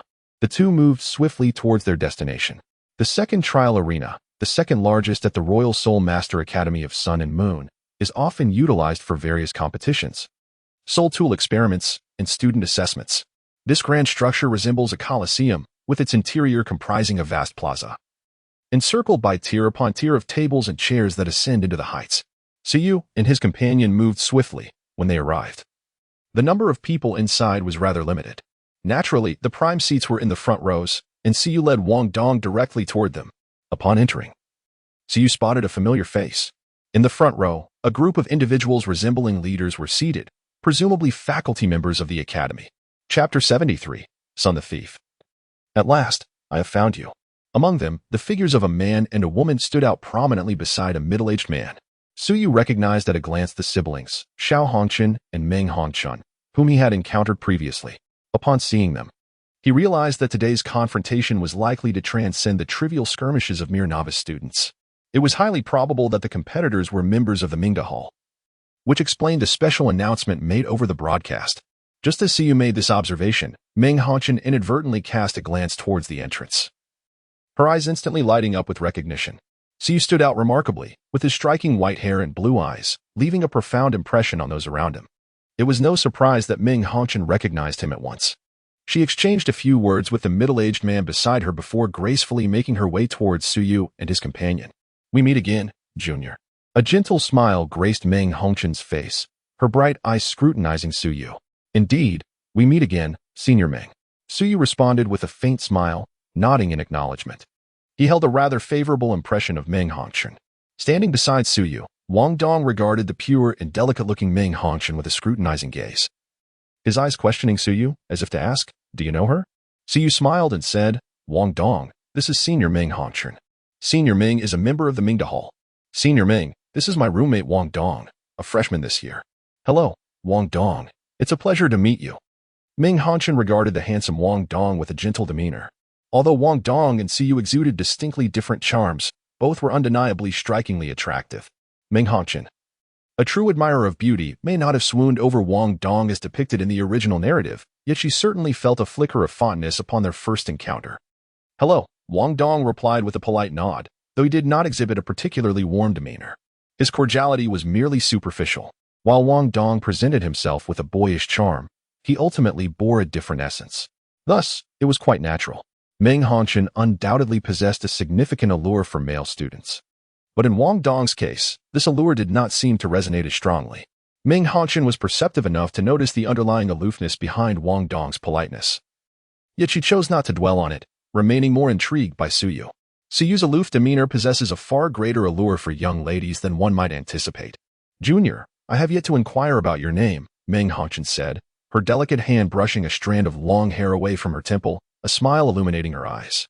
Suyu expressed his frustration and remarked, "I indeed overlooked it and forgot to inform you, senior sister. My name is Suyu." Ming Hongchen repeated his name softly, as if recalling something. "You are the Suyu with the highest rank among the new students, are you not?" Ming Hongchen realized with a sudden clarity. "It seems you have taken the time to investigate me, senior sister." Suyu bore a smile that was neither fully genuine nor entirely mocking. Upon hearing his words, Ming Hongchen's fair visage flushed with a sudden embarrassment. There was no denying it. She had indeed perused the list. "Oh, who was my sister conversing with?" "Not far away." Xiao Hongchen observed that Ming Hongchen had yet to return, seemingly engrossed in an animated discussion with someone, stirring his curiosity. He made his way toward the trio. As he drew nearer and peered through Ming Hongchen's concealment, the entire scene became crystal clear to him. Instantly, his gaze fixated upon Suyu. "You rogue. At last. I have found you," Xiao Hongchen hissed through clenched teeth, advancing menacingly towards Suyu and his companions. "Do you remember me?" He bared his teeth, exuding an air of someone intent on reclaiming a debt, his eyes shimmering with a dangerous glint. "Brother?" Ming Hongchen was taken aback and quickly grasped Xiao Hongchen's arm. "What brings you here?" "I have come to settle accounts with this scoundrel." "You certainly know how to have your fun, don't you?" Xiao Hongchen glared fiercely at Suyu, hands on hips, looking as though he were ready to devour him. "Do you know him?" Wong Dong furrowed his brows and glanced at Suyu. Suyu curled his lip dismissively, declaring it irrelevant, as he had never encountered such a situation before. "So, you refuse to acknowledge the truth, do you? Then do not blame me for being impolite." With those words, Xiao Hongchen prepared to roll up his sleeves and confront Suyu. Ming Hongchen quickly intervened, grasping Xiao Hongchen's arm once more.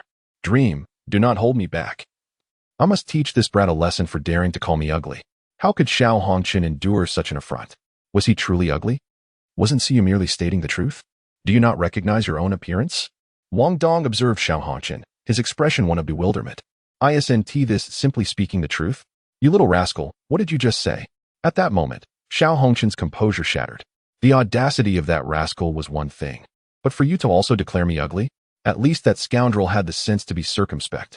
You, however, confront me directly. Very well. If I do not teach you both a lesson today, I shall not be called Xiao Hongchen. Dream, release me. I must impart some fundamental truths about decency. Surely, one ought not to speak without regard for their conscience. With a sudden surge, Xiao Hongchen broke free from Ming Hongchen's grasp, and in the next instant, his hand shot towards Wong Dong. Siyu furrowed his brows, stepped forward, and directly grasped Xiao Hongchen's hand. With a gentle tug and a swift motion, he pressed her down to the ground. Ming Hongchen, Wong Dong, Xiao Hongchen, initially taken aback, Xiao Hongchen soon felt a surge of anger, her fury igniting in an instant. Despite exerting all her strength, Siyu effortlessly subdued her with a single hand. What immense brute force! Xiao Hongchen struggled for a while, but to no avail, her face turning pale. Ming Hongchen was also stunned, but recalling the information she had previously seen, understanding dawned upon her. Suyu's physical prowess had reached the level of a soul sage, so how could Xiao Hongchen possibly prevail against him in strength? "Let go. I command you to release me." Xiao Hongchen struggled with all his might. "If I were to let go simply because you asked, wouldn't that be quite humiliating for me?" Siyu replied casually. "If you do not release me soon, I shall become quite furious, and when I'm angry, even I fear my own wrath." Xiao Hongchen attempted to intimidate Siyu with his words. "Oh, I am truly terrified now," Siyu retorted. "Do you even know who I am?" Confucius once said, "Education knows no boundaries." What does that imply? When I educate you, I do not concern myself with your identity. Siyu raised an eyebrow, firmly pressing down on the shoulder of Xiao Hongqin, rendering him immobile upon the ground. At such a close proximity, Xiao Hongqin was unable to utilize his soul-guiding device. This exemplified the inherent shortcomings of soul mentors. In close combat, they paled in comparison to soul masters. A soul mentor fundamentally required a certain distance to maximize their threat. Dream, seeing her elder brother unable to break free, began to call out to her beloved sibling. Brother, it was you who insisted on taking action, yet now you find yourself at the receiving end of this unfortunate predicament. Only now do you remember your younger sister? Dream Hongqin rolled her eyes, but ultimately chose to lend her assistance. After all, what choice did she have? He was, after all, her foolish brother. Chapter 74. In analysis by Dream Hongqin. Moreover, the crowd continued to swell, and if this persisted, Xiao Hongqin's reputation would surely be tarnished. Suyu, the competition is about to commence. Please release my brother, Dream Hongqin implored, her gaze towards Suyu tinged with a hint of supplication. Suyu pondered for a moment, realizing that it was indeed unwise to allow their relationship to become overly strained. After all, this was the territory of Jing Hongqin. Should Xiao Hongqin truly suffer a complete loss of face, Jing Hongqin would inevitably harbor grievances. For the sake of Sister Ming, I shall grant you a reprieve. Siyu released his grip, and with a swift motion, Xiao Hongqin sprang to his feet. He retreated several paces, glaring at Suyu, indignantly declaring, "You dare to challenge me to a one-on-one duel?" With a taunting gesture, Suyu beckoned him closer. "I shall not approach. I shall remain here. Do not divert the topic. Are you brave enough? I wish to engage you in a duel." Having suffered such humiliation, Xiao Hongqin was naturally eager to reclaim his pride. "Brother, cease your foolishness, or I shall inform grandfather," Meng Hongqin pouted, addressing her sibling. Xiao Hongqin clutched his chest in mock despair. "Meng, my dear sister, I am your elder brother. How could you side with an outsider? My heart is truly shattered. Clearly, it is you at fault, dear brother. As a senior, how can you lead the charge in bullying the newcomers? If everyone were to behave like you, the integrity of our academy would be tarnished," Meng Hongqin asserted, her expression earnest. "Who is bullying whom, Meng? You must be reasonable. It is he who torments me. They are the ones who harass me," Xiao Hongqin lamented, his eyes brimming with feigned sorrow, embodying the image of a victim. Meng Hongqin rolled her eyes elegantly. "Brother, enough of this nonsense. You have a match today. If you do not hurry, you will be late. Surely, you do not wish for Ma Rulong and the others to look down upon you?" Her pointed remark effectively silenced Xiao Hongqin. "Humph, consider yourselves fortunate today. Next time, you shall witness the true prowess of Xiao Hongqin," he retorted fiercely before striding away to prepare for his match. At that moment, Wong Dong leaned in close to Suyu's ear, whispering, "Where did this peculiar fellow come from? You'll get used to it." Suyu smiled gently and turned to Meng Hongqin. "Please don't take it to heart. My brother can be rather dramatic, but he means no harm," Meng Hongqin said, a hint of embarrassment in her tone. "I understand. We didn't take it to heart," Suyu reassured her. At this, Meng Hongqin's face brightened with a radiant smile, like a blooming flower. "Shall we find a place to sit? The competition is about to commence." "Indeed." Suyu nodded in acknowledgement. Meng Hongqin led the way, with Suyu and his companion trailing behind. "Hey, are you quite familiar with this sister?" Wong Dong prodded Suyu, her powder blue eyes fixed upon him. "We've only met once," Suyu casually replied. "Really?" Wong Dong seemed somewhat incredulous. "Of course, otherwise how could she not even know my name?" Suyu shrugged and remarked, "Indeed." Wong Dong contemplated this for a moment and found it reasonable, choosing not to inquire further. The two followed Meng Hongqin and settled into seats in the middle of the second row. This location was quite advantageous, providing an unobstructed view of the battles taking place in the square. Today, there were two matches scheduled, one featuring my brother against Mi Jia, and the other pitting Lin Shi against Li Yan. All of them were 5th-level soul mentors, including my brother. I believe this competition will offer you both significant insights. If I am not mistaken, you two are soul masters, and you must be unfamiliar with the combat techniques of soul mentors, Meng Hongqin observed as she addressed the pair. Suyu nodded in acknowledgement, neither denying nor affirming. Wong Dong also tacitly agreed. Indeed, neither of them had engaged in combat with a soul mentor. Under equal circumstances, our soul mentors are far superior to soul masters, Dream Hongqin confidently asserted. Wong Dong furrowed his brow, visibly displeased, yet ultimately chose to remain silent. Suyu maintained a serene expression, revealing no signs of joy or anger. "Sister Ming, if I am not mistaken, these individuals are all members of the Mingda Hall, correct?"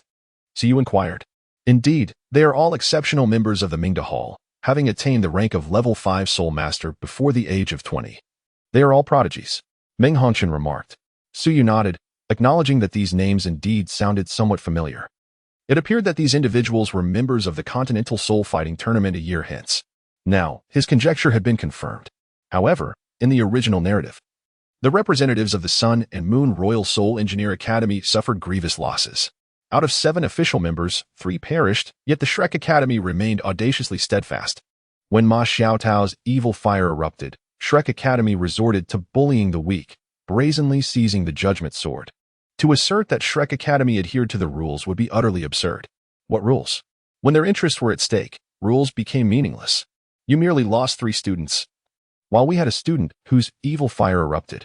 It is no wonder that Jing Hongqian later orchestrated a scheme against Shrek Academy, leading the Holy Spirit sect to abduct Ma Xiaodao. Ultimately, Shrek brought this upon themselves. Had he been part of the Sun and Moon Royal Soul Engineer Academy at that time, with all their students sacrificed, did Shrek Academy expect to emerge unscathed? Such a notion was utterly fanciful. He was determined to see a few from Shrek Academy fall as well. If the Shrek team were to leave Xinglua City unscathed, it would only reflect his own lack of resolve. Nevertheless, that was merely a matter of the original tale. This time, he was present. Shrek Academy should prepare for a reckoning. Just as Suyu's mind wandered, a transparent shield ascended over the square, enveloping it entirely. This was a unified defensive system composed of multiple defensive soul devices, controllable by a single individual. Such a feat was beyond the capabilities of the original 3 nations of Dolua continent. As the shield rose, 2 figures entered the square. One was quite familiar. None other than Xiao Hongqian. The other was a seemingly gentle young man, presumably Mika. Sister Meng, who do you think will emerge victorious between the 2? Suyu cast a glance at Meng Hongqian. In a certain sense, Meng Hongqian's strength surpassed that of Xiao Hongqian. Her formidable poison was notoriously difficult to contend with, and her proficiency with soul-guiding devices was certainly on par with that of Xiao Hongqian. It is difficult to ascertain. While my brother's mastery of soul-guiding devices is undoubtedly at the 5th level, his cultivation stands at merely the 49th rank of Soul Master. In contrast, Mijia is a bona fide 5th-level Soul Master, wielding power at the Soul King level. Nevertheless, my brother possesses a unique talent for soul-guiding devices, rendering the outcome of this competition uncertain. Naturally, my personal inclination is to hope for my brother's victory. Chapter 75, The Combat Style of Soul Masters. Listening to Meng Hongqian's words, Suyu nodded thoughtfully. There is no doubt regarding Xiao Hongqian's innate talent. Despite his penchant for consuming medicinal substances, he possesses an inherent gift in the realm of soul-guiding devices, a quality that Mijia cannot rival. However, Mijia does ring a bell. He was a significant figure in the Day and Moon Royal Academy's representative team. His temperament is composed, and his combat experience is extensive, making him far from an ordinary opponent. Even a Soul King from Shrek Academy may not easily best him in a one-on-one encounter. Mijia certainly qualifies as an elite disciple of the Mingda Hall. As the 2 conversed, Mijia and Xiao Hongqian had already reached the center of the plaza. At the referee's command, Mijia underwent a remarkable transformation. Brilliant blue metal surged forth from his back, and a series of metallic clangs erupted around him. The entirety of his upper body became enveloped, resembling a suit of armor, while similar metallic structures emerged from his waist and legs. Mijia's soul-guiding armor could undoubtedly be described as heavy armor. Once donned, he appeared to have expanded at least threefold. The dazzling blue metallic sheen illuminated the arena, with 2 orbs of white light flickering at his chest and abdomen, clearly indicating the core formations of his soul-guiding device. This armor-type soul-guiding device is considered the pinnacle of melee combat apparatuses, enhancing both offensive and defensive capabilities while magnifying one's cultivation. Mijia is indeed an exceptional melee soul master, and he possesses the various techniques that all soul masters are adept in. Meng Hongqian stood by, providing Suyu with insights. Battle armor. Suyu murmured softly. What? Meng Hongqian inquired, unable to hear clearly. It's nothing. Suyu shook his head, yet his gaze drifted somewhat. The soul-guided armor crafted by Mijia reminded him of battle armors. The impact of battle armors on a soul master's prowess is revolutionary. No soul bone or soul ring aged 10,000 years can compare to the enhancement provided by a battle armor. According to the original narrative, battle armors emerged only after the divine realm had vanished. If the divine realm still existed, the very existence of battle armors would remain a matter of speculation. Suyu naturally would not discuss the battle armor at this moment. Meng Hongqian cast a sidelong glance at Suyu, aware that he had undoubtedly uttered something. Yet he remained reluctant to disclose it, and she chose not to inquire further. At this juncture, Xiao Hongqian had also prepared for combat. He summoned his martial soul. And in a flash of golden light, an additional leg emerged from the rear, seemingly sprouting from his body. This leg was entirely golden, and simultaneously, a brilliant golden aura enveloped him entirely. With a slight crouch, Xiao Hongqian's 3 legs positioned him firmly, as 2 yellow and 2 purple soul rings shimmered around him. His back arched subtly, revealing golden protrusions that emerged from beneath his attire, emitting a gentle golden glow. Suddenly, the 1st and 3rd soul rings illuminated simultaneously, and with a flourish of his hands, he unleashed an avalanche of metallic spheres, numbering at least in the hundreds. These spheres astonishingly levitated in midair, encasing him in an encompassing sphere of metal. In an extraordinary turn of events, thick metallic cannons began to sprout forth from the very core of these spheres. Indeed, it felt as though they were growing, manifesting from nothingness rather than being released by Xiao Hongqian. In the blink of an eye, he had transformed into a formidable figure, reminiscent of a great porcupine. Witnessing this spectacle, Wong Dong was utterly astounded. "Suyu, did you see that?" he exclaimed, clutching Suyu's arm, unable to conceal his astonishment. Suyu, feeling somewhat helpless, pressed down on his hand and said, I see, but do not be overly excited." Suyu comforted Wong Dong. Yet his gaze shifted towards Meng Hongqian and the 3-legged golden toad.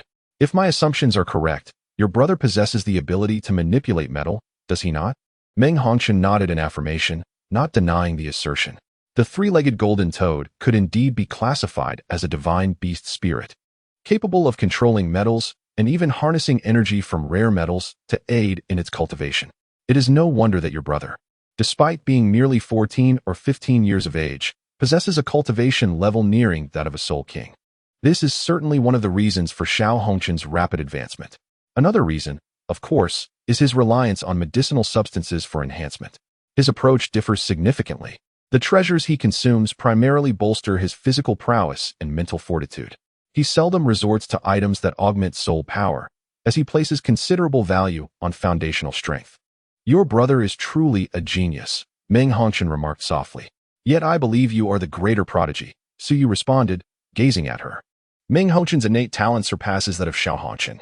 At this compliment, her cheeks flushed, and her voice diminished as she cast her eyes downward, appearing somewhat bashful. "You flatter me," she murmured softly, her voice barely audible, glancing at Suyu with furtive looks. Suyu found himself at a loss for words. How could this girl be so easily embarrassed? Was she truly this innocent? However, recalling the character of Meng Hongqian from the original story, he no longer found it surprising. After all, she was a girl easily charmed by a casual flirtation from Wong Dong. If Wong Dong could manage it, so could he. Suyu was somewhat aware of his own handsome appearance. As his thoughts shifted, he dared not continue speaking, instead turning his gaze to the square. There, Mijia and Xiao Hongqian had already commenced their battle. Xiao Hongqian exemplified the archetypal soul mentor, primarily utilizing ranged attacks with explosive power. In contrast, Mijia was a melee soul mentor, making this encounter particularly captivating in its dynamics. Mijia relentlessly sought opportunities to close the distance between himself and Xiao Hongqian. Yet she denied him any chance, maintaining a constant barrage of firepower. Due to the unique nature of her martial soul, her attacks were exceptionally fierce, rendering Mijia unable to approach her for the time being. The sheer intensity of Xiao Hongqian's assault forced Mijia to retreat repeatedly. Was this the might of a soul mentor? Such terrifying explosive power. Wong Dong observed the impressive display of Xiao Hongqian with astonishment, evidently surprised that the seemingly silly girl possessed such formidable strength. He imagined himself in her place, realizing that against such devastating firepower, he would likely be eliminated within 30 seconds. Although he could fly, the ferocity and speed of Xiao Hongqian's attacks would make it difficult for him to evade for long. Typically, soul mentors are weaker at close range. Yet in a one-on-one scenario, if one lacks sufficient speed or defensive strength, it becomes exceedingly challenging to engage. Mijia was a case in point. Despite his superior close combat abilities compared to Xiao Hongqian, her overwhelming firepower effectively kept him at bay. "So you analyzed? Then what about you? Can you draw closer?" Wong Dong inquired with curiosity. Siyu chuckled softly, offering no response. If it were him? Chapter 76. The conclusion of the competition. If it were he who struck. Xiao Hanchen would scarcely have had the opportunity to wield his soul guide. Even if Xiao Hanchen managed to activate his soul guide, with Su Yu's speed, he would merely trail behind, left to consume the dust of his heels. Indeed, Su Yu, if it were you, what do you reckon your chances are against my brother? Meng Hongshun inquired, drawing closer with curiosity. She was well aware of Su Yu's extraordinary origins, although she had previously been unaware of his name. Now that she knew he was Su Yu, she could easily recall that his background was anything but ordinary. Meeting the inquisitive gazes of the two beside him, Su Yu smiled helplessly and replied, perhaps a 30-70 split. 3 moves would suffice to send Xiao Hanchen past 7. A 30-70 split? You are far too modest. That fellow could not possibly be stronger than you, Wong Dong remarked, somewhat unconvinced. So you managed to subdue him without the use of his martial soul.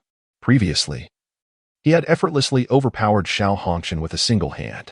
In Wong Dong's eyes, Su Yu was an extraordinary anomaly beyond imagination.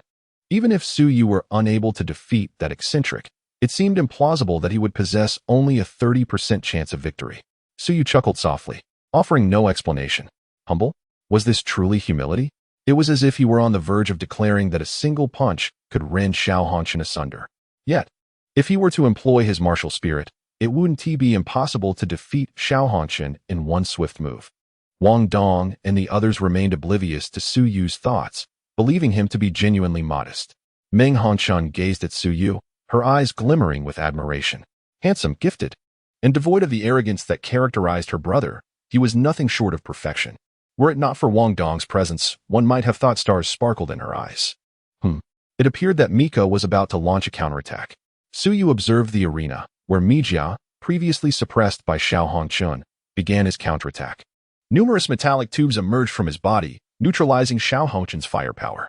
Simultaneously, he wielded a colossal sword, propelled by a soul-guided thruster at his back. Leaping forward to close the distance between them, he swung the massive blade towards Xiao Hanchen, who swiftly evaded the strike. It was evident that Mijia's close-quarters combat skills were honed and his experience considerable. After a fierce exchange, Xiao Hanchen found himself retreating. Now, Mijia seized the upper hand. Close combat was undoubtedly the forte of a melee soul master. Mijia's grandiose swings of the giant sword left Xiao Hanchen no choice but to avoid direct confrontation. With each thwarting blow, Xiao Hanchen's expression darkened. His second and fourth soul rings ignited simultaneously, activating the soul skills Golden Eruption and Golden Sacrifice. The former significantly enhanced the vitality of his metallic soul power, allowing him to control metal with heightened efficacy while temporarily absorbing metallic elements from the air. The latter consumed the gathered metallic elements to unleash tremendous energy. Since Mijia's sword was crafted from metal, Xiao Hanchen could exert some control over it. Even if the power he wielded was feeble, he could momentarily delay it at a crucial instant. As Mijia's giant sword descended, Xiao Hanchen seized the opportunity to retreat several steps. He then crouched down, summoning numerous metallic formations that encased him completely, forming an impenetrable fortress. This was one of the Soul Master's signature techniques, the soul-guided artillery strategy. By employing this tactic, Xiao Hanchen transformed into a living artillery piece, unleashing explosive firepower. The use of this strategy signified his serious intent. A torrent of firepower surged towards Mijia, plunging the battle into a frenzied climax. Naturally, Mijia would not remain passive, unleashing his full arsenal to contend with Xiao Hanchen. However, in the end, Xiao Hanchen's firepower prevailed, securing his victory. His aptitude for soul-guided devices was undeniably formidable. As the battle concluded, Xiao Hanchen emerged triumphant, his complexion pale yet his lips curled in a triumphant smile, reminiscent of a blooming lotus. He cast a triumphant glance towards Su Yu in the audience, as if to assert his dominance. Su Yu was utterly indifferent to him, choosing to disregard him entirely. This infuriated Xiao Hanchen, who began to stomp in frustration. Following the contest between Xiao Hanchen and Mika, the next battle was between Lin Shi and Li Yin. In this encounter, there was no suspense whatsoever. Although both Lin Shi and Li Yin were 5th-level soul masters, Lin Shi's prowess was evidently superior to that of Li Yin. In their fiery clash, Li Yin was decisively defeated. Thus, the 2 rounds of competition came to a close. Having witnessed the contests, Su Yu gained a clearer understanding of the battles among soul masters. To put it succinctly, these soul masters exhibited an excessive reliance on their soul-guiding devices. While their own capabilities were rather mediocre, Su Yu firmly believed that if the day were to come when he faced those soul mentors on the battlefield, they would undoubtedly be no match for him. With the mere activation of his domain, these soul mentors would be rendered blind. Once they could no longer lock onto him, their effectiveness would be significantly diminished. However, he did not underestimate the power of soul-guided devices. The might of close combat soul devices was indeed remarkable and quite suitable for weaponry. Furthermore, there existed a formidable weapon, the fixed installation soul device. This particular apparatus remained undetected during their sparring sessions, yet its true potency warranted caution in actual combat. Overall, there were certainly gains to be had. Wong Dong, let us depart. The competition has concluded, and there is no need to linger. Suyu, which dormitory do you reside in? I would love to visit and spend some time together, Dream Hanshin called out, her eyes shimmering with a captivating luster. We reside in the first-year dormitory area, building 212. Suyu felt no reluctance in revealing his dormitory's location to Dream Hanshin, as the young lady was indeed quite charming. Naturally, he would not have shared such information with a male counterpart. His dormitory was not a welcoming place for any man. All right, I shall remember that. Dream Hanshin responded with a sweet smile, exuding an endearing charm. Let us go, Wong Dong remarked, pursing his lips as he tugged Suyu along. Suyu turned around and smiled apologetically, walking out of the second trial arena alongside Wong Dong. Meng Hanshin watched as the two figures vanished before turning to face the now-present Xiao Hanshin. Wasn't my brother's performance just splendid? Meng Hanshin remarked with a playful expression. Indeed. It was remarkable, Xiao Hanshin replied, somewhat irked. A triumphant grin spread across Xiao Hanshin's face as he glanced around. Realizing Suyu and Wong Dong were no longer in sight. Where have those two little rascals gone? He inquired. They've already left, Meng Hanshin answered. Did they run off in such a hurry?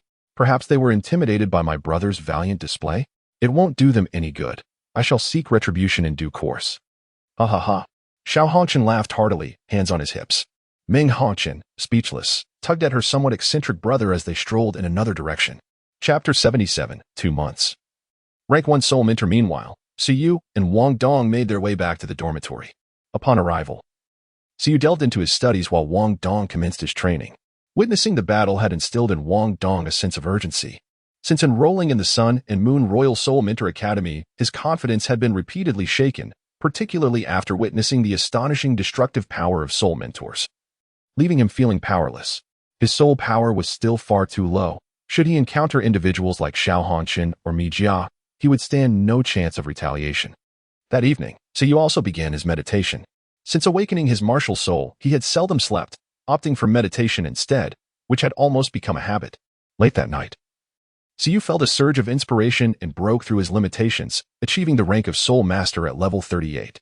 He had only been half a step away from this level, and after a few days, the breakthrough occurred seamlessly, as if it were a natural progression. The following day, Suyu and Wong Dong tidied their belongings and attended their classes as usual. Daytime was spent in lectures, while nights were devoted to meditation, and time passed slowly. 2 months later, 2 months had elapsed since Suyu's enrollment. During this period, Wong Dong's soul power had ascended to level 22, with level 23 within reach. With a serious mindset, Wong Dong's pace of cultivation was indeed astonishing. His innate talent was among the very best on the continent. Suyu's soul power has reached the brink of level 39, even with the influence of an extraordinary martial soul. It has taken Suyu nearly 2 months to ascend to the next level. Suyu estimated that in about a week, he would break through to the 39th level of Soul Master. The realm of Soul Sect seemed to be beckoning him. Of course, the past 2 months had brought him more than just soul power. He had also achieved notable progress in the field of soul tools. He had successfully carved all the universal first-level core formations and independently crafted both the outer and inner shells, culminating in the creation of his very first soul tool. He had become a bona fide first-level soul mentor.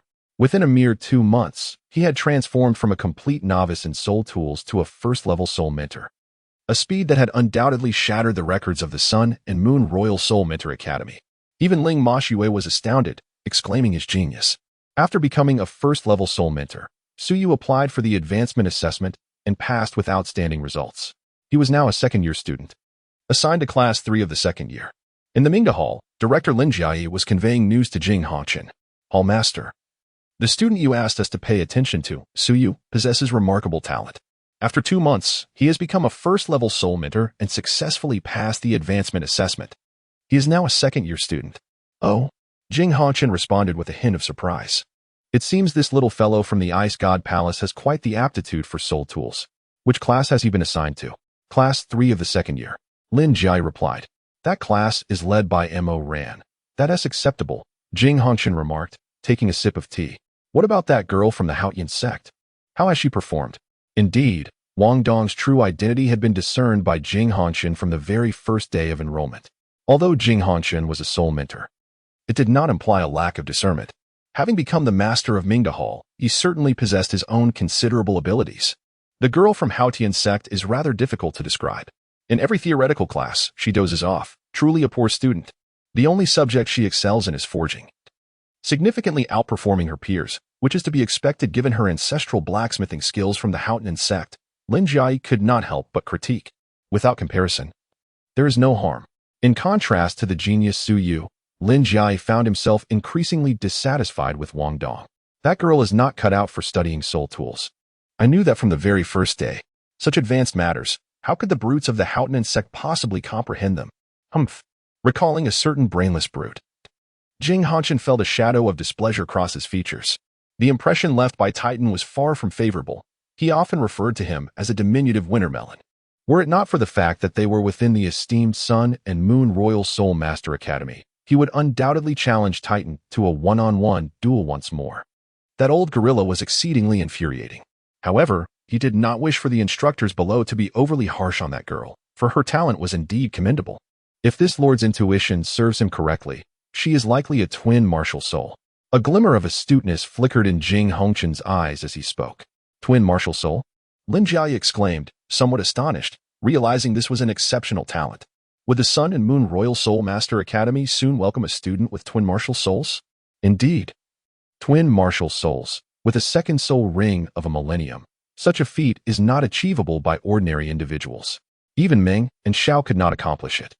Apart from the fact that this girl possesses a twin martial soul, enhancing her physical prowess, this lord could fathom no other explanation. Jing Hongshan remarked with an air of calm. Given your assertion, it does seem plausible, yet I wonder what her second martial soul is, Lin Jiai mused aloud. Jing Hongshan blinked, regarding Lin Jiai with an expression akin to that of endearment. She hails from the Haotian sect. What do you surmise her second martial soul might be? Ah, indeed. Her second martial soul must be the Haotian hammer, Lin Jiai replied, enlightenment dawning upon him. Certainly. It would be absurd for a descendant of the Haotian sect to lack the Haotian hammer. This is yet another reason this lord suspects her of possessing twin martial souls. Jing Hongshan stated. Lin Jiai nodded vigorously, affirming Jing Hongshan's insights. Lord, do you think Su Yu might also be a twin martial soul? Lin Jiai suddenly inquired. As a thought crossed his mind, Su Yu's performance is undoubtedly more dazzling than that of Wong Dong. This possibility was pondered by Jing Hongshan. Why not seize an opportunity to test it? Proposed Lin Jiai. Jing Hongshan furrowed her brow and replied, there is no need. Employing such tactics might backfire and cause that young lad to feel distaste. We should allow things to unfold naturally. After all, Su Yu is now also a student of our Royal Soul Mentor Academy of the Sun and Moon. Your words hold truth, Lin Jiai quickly conceded. Very well. You may depart now. Just keep a discreet watch on that young man. Without taking any further action, Jing Hongshan instructed. Understood, Lin Jiai responded, then withdrew. Jing Hongshan cradled her teacup and took another sip. Let us observe, little one from the Ice Divine Hall. I wonder what further surprises you have in store for this hall master, she mused with a gentle smile. Setting her cup down and lightly tapping her fingers on the table, her eyes sparkling with brightness. Chapter 78. Wong Dong's despondency in Class 8 of the first year. As the school bell rang, the students filed out of the classroom. The morning lessons had come to an end. Wong Dong shook his slightly dazed head and instinctively glanced to his right, only to find the familiar figure had vanished. After a moment of silence, his expression darkened further. After a brief pause, Wong Dong gathered his belongings and headed towards the exit. Upon leaving the teaching building, the cacophony that greeted him made him frown. The once vibrant campus now felt overwhelmingly noisy to him. With his head bowed and hands in his pockets, he walked towards the dormitory. Once outside the teaching building and onto a narrow path, the throng of students gradually dissipated. Wong Dong found himself walking alone on the path, feeling somewhat dejected. After 2 months, he had grown accustomed to companionship, and now, being solitary, he felt a sense of loneliness. Pressing his lips together, he continued walking in silence. Suddenly, 3 figures emerged ahead, blocking his path. Wong Dong furrowed his brows and stepped aside, but the trio mirrored his movement, still obstructing his way. With a raised brow, Wong Dong demanded, "What do you want?"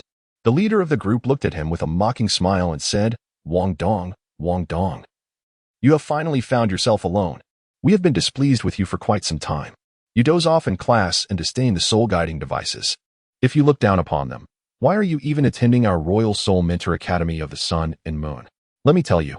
My brothers have longed to teach you a lesson, but the class leader has always protected you, leaving us with no opportunity. Now that the class leader has advanced to the second year, I wonder who will shield you now? They all hail from the Celestial Soul Empire. Yet the disparity among them is striking. It turns out that these three individuals are all from Class 8 of the first year, sharing the same class as Wong Dong. For the past 2 months, Wong Dong has consistently dozed off during theoretical lessons and displayed considerable aversion towards soul-guiding devices. Naturally, his peers have taken note of this. This is the Royal Academy of Soul Masters of the Sun and Moon, where nearly all students hold soul-guiding devices in high esteem. Wong Dong's behavior has drawn the ire of many classmates. Even Ling Mo Shui has shown less enthusiasm towards him compared to the beginning of the semester, which is only natural. After all, it is disheartening for one to disregard something that others cherish without any pretense. Eventually, anyone would feel displeased with such disregard. Consequently, Wong Dong's social standing in the class is rather poor. Aside from Suyu, he possesses hardly any friends, despite his handsome appearance. In stark contrast, Suyu, who also comes from the Celestial Soul Empire, enjoys a robust social circle. The entirety of Class 8 has embraced him, regardless of his foreign origins. His passion for soul-guiding devices and his innate talent in this field have earned him the admiration of even the students of the Royal Academy. If it were not for Wong Dong's constant companionship with Suyu, this scene might have unfolded much sooner.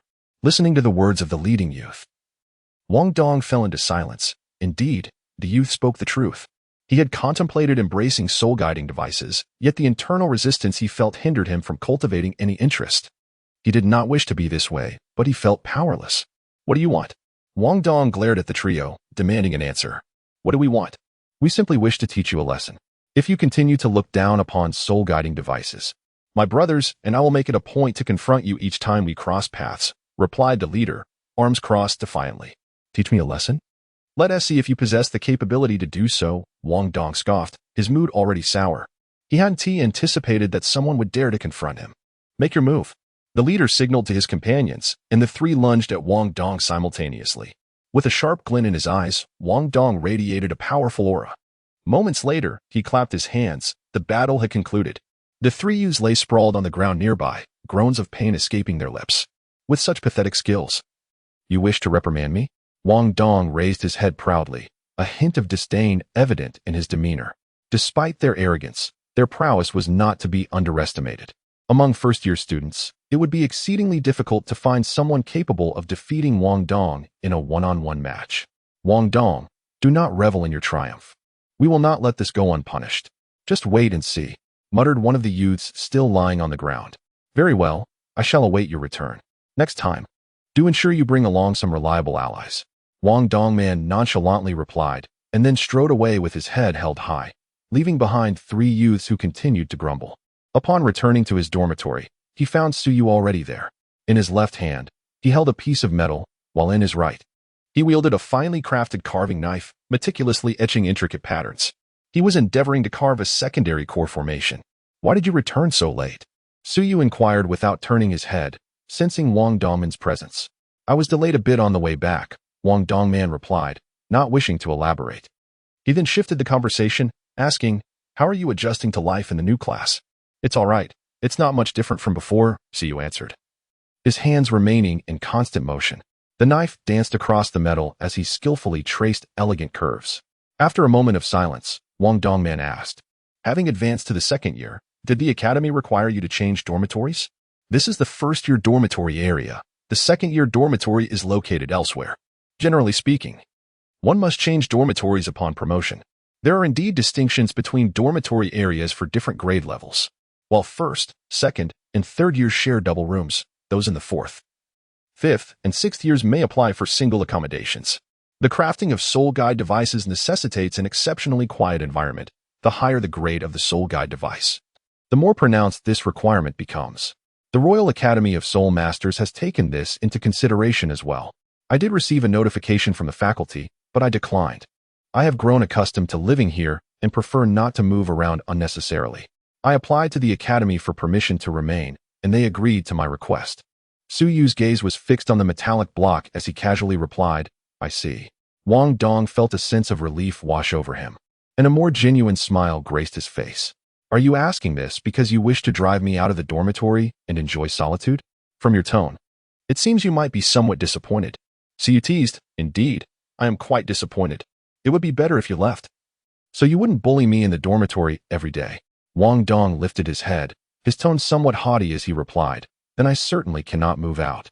Since you claim I am a bully, I shall truly become one. Chapter 79. Wong Dong blocked again. Otherwise, would I not be wrongfully accused by you? Wong Dong's companion interjected. Haven't you noticed how messy the dormitory is? Shouldn't you hurry up and clean it? Why do you lack such basic awareness?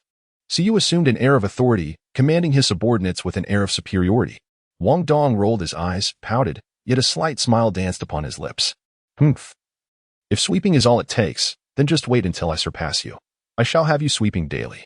With a huff, Wong Dong picked up the broom that had been propped against the door and began his task. Observing Wong Dong's diligent efforts, Su Yu's lips curled into a faint smile. In the next moment, he resumed his own work. The following morning, the bell signaling the end of class rang out. Wong Dong, hands casually tucked into his pockets, strolled out of the classroom with an air of nonchalance. Compared to the previous day, his mood appeared remarkably improved. A bright smile graced his face, and his large, pastel blue eyes sparkled with delight. Around him, several fellow students watched, their whispers filling the air. Yet, Wong Dong paid them no mind, leisurely glancing around before embarking on his journey home.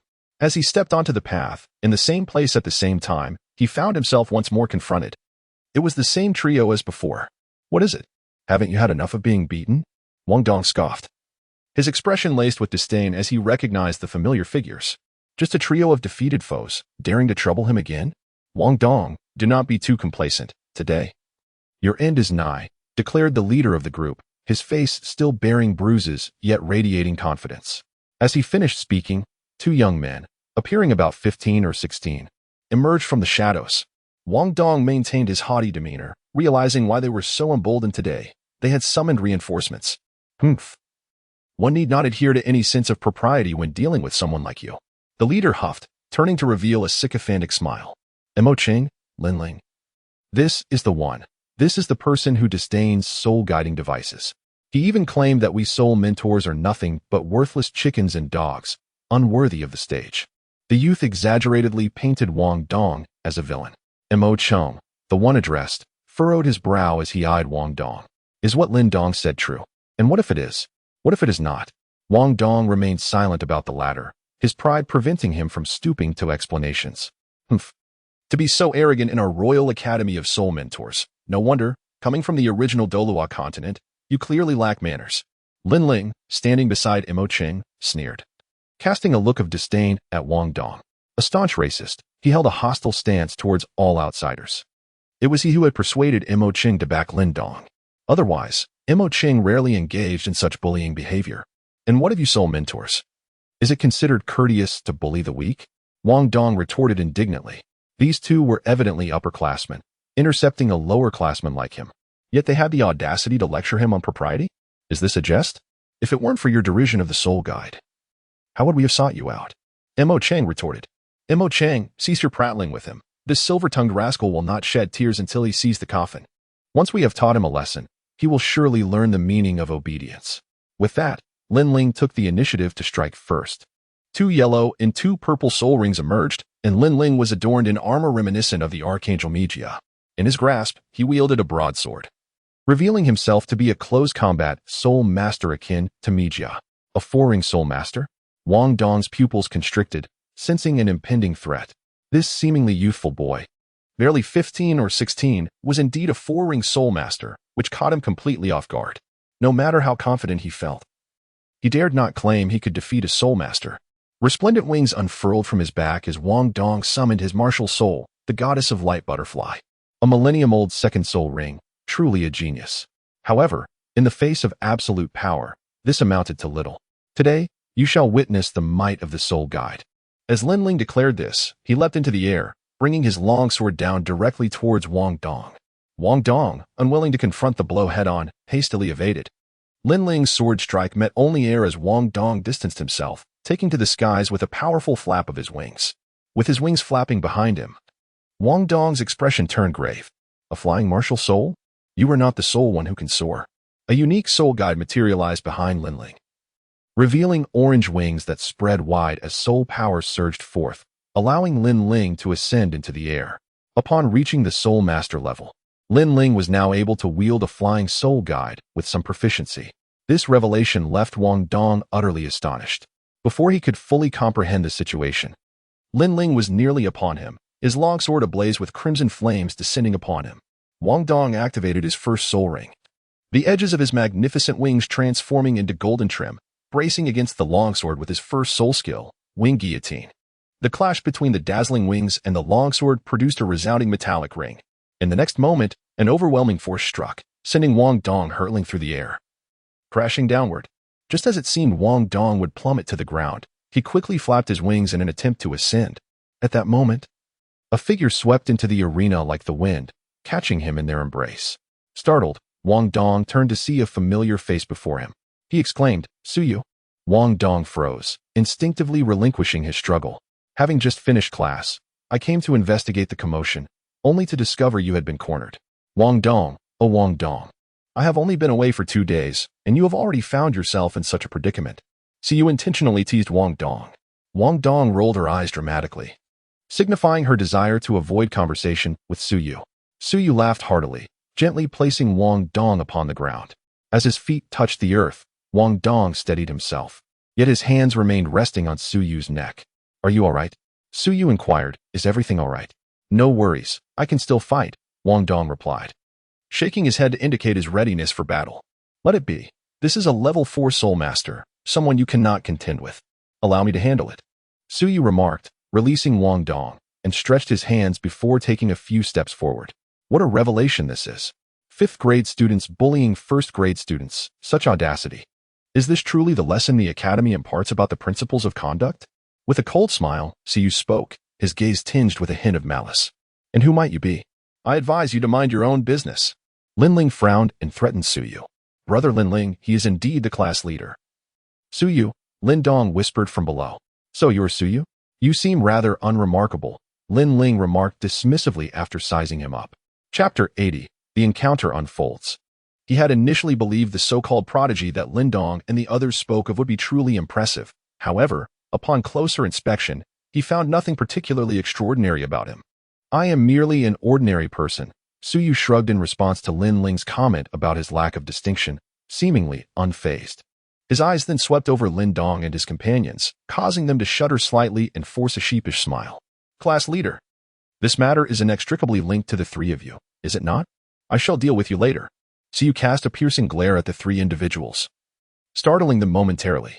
Over the past 2 months, he had firmly established his authority, despite having only served as class monitor for a brief period. He commanded the respect of nearly everyone in Class 8. Had it not been for Suyu's advancement to the 2nd year, they would not have dared to confront Wong Dong in this manner. "Hey, are you Suyu?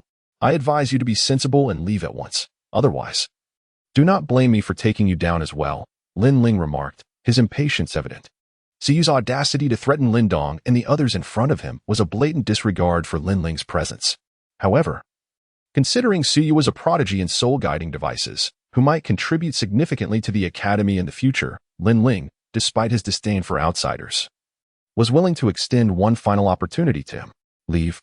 That I will not do. Perhaps you could demonstrate your abilities for us, senior?" Suyu chuckled softly. "You seek death." Lin Ling, undeterred by the taunt, moved forward without hesitation, with the soul-guided thrusters propelling him. He wielded a massive crimson sword and brought it down directly upon Suyu. Suyu deftly sidestepped the strike, and with a flick of his right fingers, he struck the blade. A resounding clang echoed as an immense force surged forth, causing Lin Ling to feel an unexpected loosening in his grip. And the colossal sword slipped from his hands, embedding itself firmly into the ground nearby. "What is this? Has the senior not eaten? How could he be so unsteady with the sword?"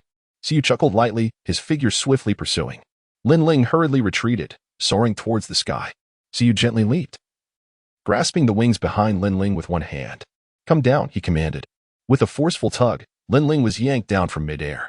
Subsequently, Suyu delivered a light, yet decisive slap to Lin Ling's chest. This seemingly delicate strike, upon making contact with Lin Ling's breastplate, shattered the armor as if it had endured a tremendous blow. Lin Ling's body was sent flying, crashing to the ground and tumbling several times, before spitting out a mouthful of fresh blood. Lin Ling? Mo Cheng's expression changed dramatically as he hurried forward to investigate. Lin Ling struggled, spitting out a mouthful of blood. Her complexion pale. My soul guiding device. Lin Ling gazed sorrowfully at the shattered armor, his heart aching. Each piece had been meticulously crafted by his own hands as a soul guide, only to be so carelessly destroyed by Suyu. Senior, it appears your soul guide is rather fragile. Could it be that corners were cut in its construction? Suyu shook his hand and glanced at Lin Ling, whose expression resembled that of someone mourning a loss. He curled his lip and remarked, so feeble, yet you dare to step into the ring? Senior, it is now your turn to demonstrate the art of rolling. Suyu's gaze was piercing, exuding an overwhelming aura of intimidation. Individuals like Lin Ling were not uncommon at the Royal Soul Master Academy of the Sun and Moon, though they were not ubiquitous. Not everyone possessed an open-minded disposition. There indeed existed extreme racists. In truth, such individuals can be found in any nation, merely differing in number. Suyu felt neither fondness nor significant aversion towards such people. Whether Lin Ling harbored disdain for foreigners was of no concern to him, and he had no intention of engaging. However, when such disdain was directed at him, the situation altered dramatically. In that case, he would not hesitate to teach this fellow a lesson. Suyu, do exercise restraint. Why must you be so aggressive? Mo Chung glared at Suyu, expressing his dissatisfaction. Oh, senior, are you feeling anxious? Is it permissible for you to bully the weak while we are not allowed to retaliate? Moreover, who do you think you are to instruct me? Suyu spoke coldly. Behind him, Wong Dong observed silently. The unassuming yet imposing silhouette of Suyu bestowed upon him an indescribable sense of security. Indeed, the feeling of having someone to rely on is rather pleasant. It appears that this battle is unavoidable. Mo Chung rose to his feet, gazed at Suyu, and remarked with indifference, you have all instigated this confrontation. How can we possibly refrain from fighting? Suyu's gaze remained tranquil. He shared a dormitory with Wong Dong and both hailed from the Celestial Soul Empire, marking them as outsiders in this realm. The bond between them was inherently inseparable. Thus, today was not merely about rescuing Wong Dong. It was also a battle to establish his own authority. If this confrontation did not unfold in an impressive manner, future troubles would likely ensue. Today's events stemmed from our recklessness, yet Wong Dong's conduct is equally questionable. His disparagement of soul guiding devices is something none among us, as soul mentors, can tolerate. Mo Cheng's words undoubtedly carried weight, for they are all soul mentors, and naturally, they cannot condone Wong Dong's actions. Regardless of whether Wong Dong indeed belittled the soul guiding devices, should he have done so, it would be my responsibility to educate him. It is not for you to intervene. Do you dare to lay a hand on my people? Suyu remained unmoved. He acknowledged his protectiveness. What of it? Moreover, while Wong Dong may appear drowsy each day, it merely stems from his inability to absorb knowledge, ultimately influenced by the enchantment of a certain divine king. However, the notion that Wong Dong would belittle soul-guiding devices was utterly implausible to him. It was merely the idle gossip of meddling individuals, adding fuel to the fire. Wong Dong himself, however, held no regard for explanations, which only served to cultivate misunderstandings. Though Suyu understood this, he was equally disinclined to clarify or engage in debate. Who are you to warrant my explanation? It must be said, the pride within Suyu was not inferior to that of Wong Dong. In the Star Dou forest, he too was revered as a celestial body among stars, who does not possess a bit of temperament. If approached with civility, Suyu might have entertained a discourse. Yet, when confronted with aggressive interrogation, was he the kind to succumb to threats? He had always been the type to respond better to gentleness than to force. Indeed, it was no surprise that someone from the same region would exhibit such fortitude. One could only wonder if your strength matched your bravado. Do not let your anger render you trembling. It is truly fitting that both Suyu and Wong Dong share a lineage of pride as soul masters. You are welcome to attempt it. Suyu extended his hand, inviting a demonstration of one's true capabilities. Then open your eyes wide and behold, Mo Chung bellowed, as 4 soul rings of 2 yellow and 2 purple swirled around him. Countless metal tubes erupted from his form, transforming him into a veritable porcupine, and soon, these tubes began to emit a radiant white light. An overwhelming aura began to permeate the air as the light coalesced. Be cautious, Mo Cheng warned. And then the multitude of metal tubes unleashed torrents of white light directed at Su Yu. Chapter 81. The transmutation of the universe. Countless beams of white light surged forth, the sheer intensity of the assault causing Wong Dong to blanch. He could not help but feel a swell of concern for Su Yu. This was the might of a soul mentor.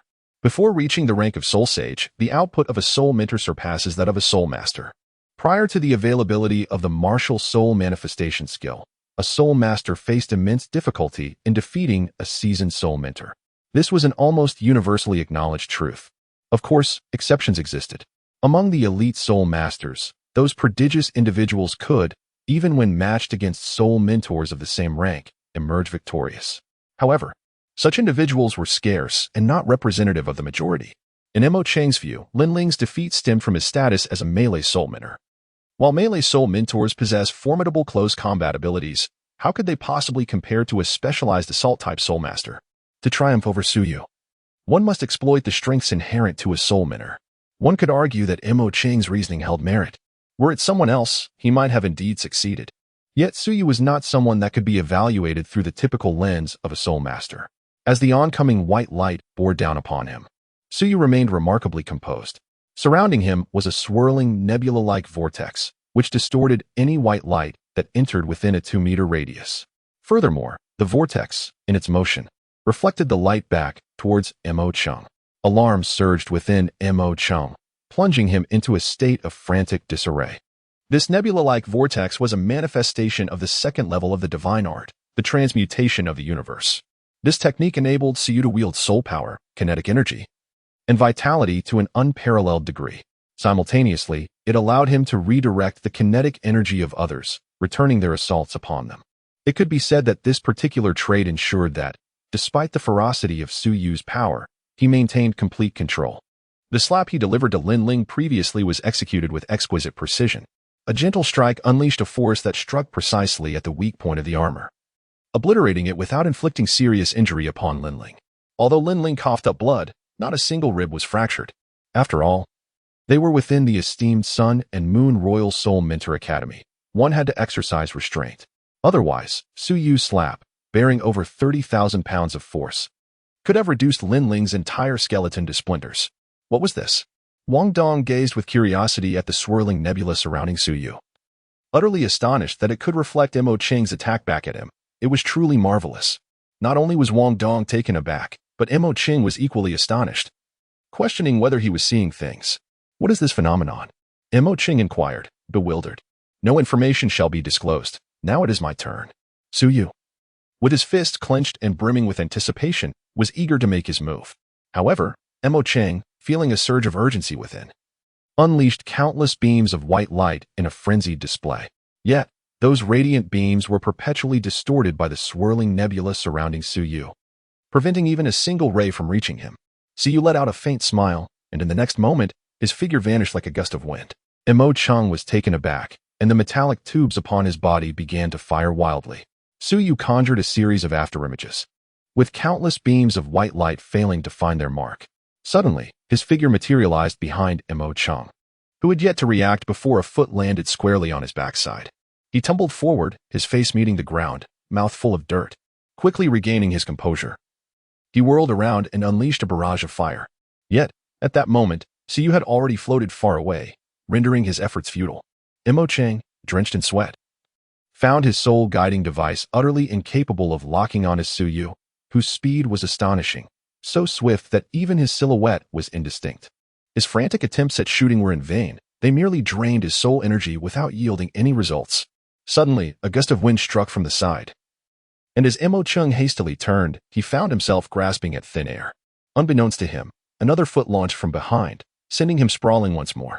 After several such encounters, Mo Chang's body bore the imprints of feet as he lay on the ground, panting heavily.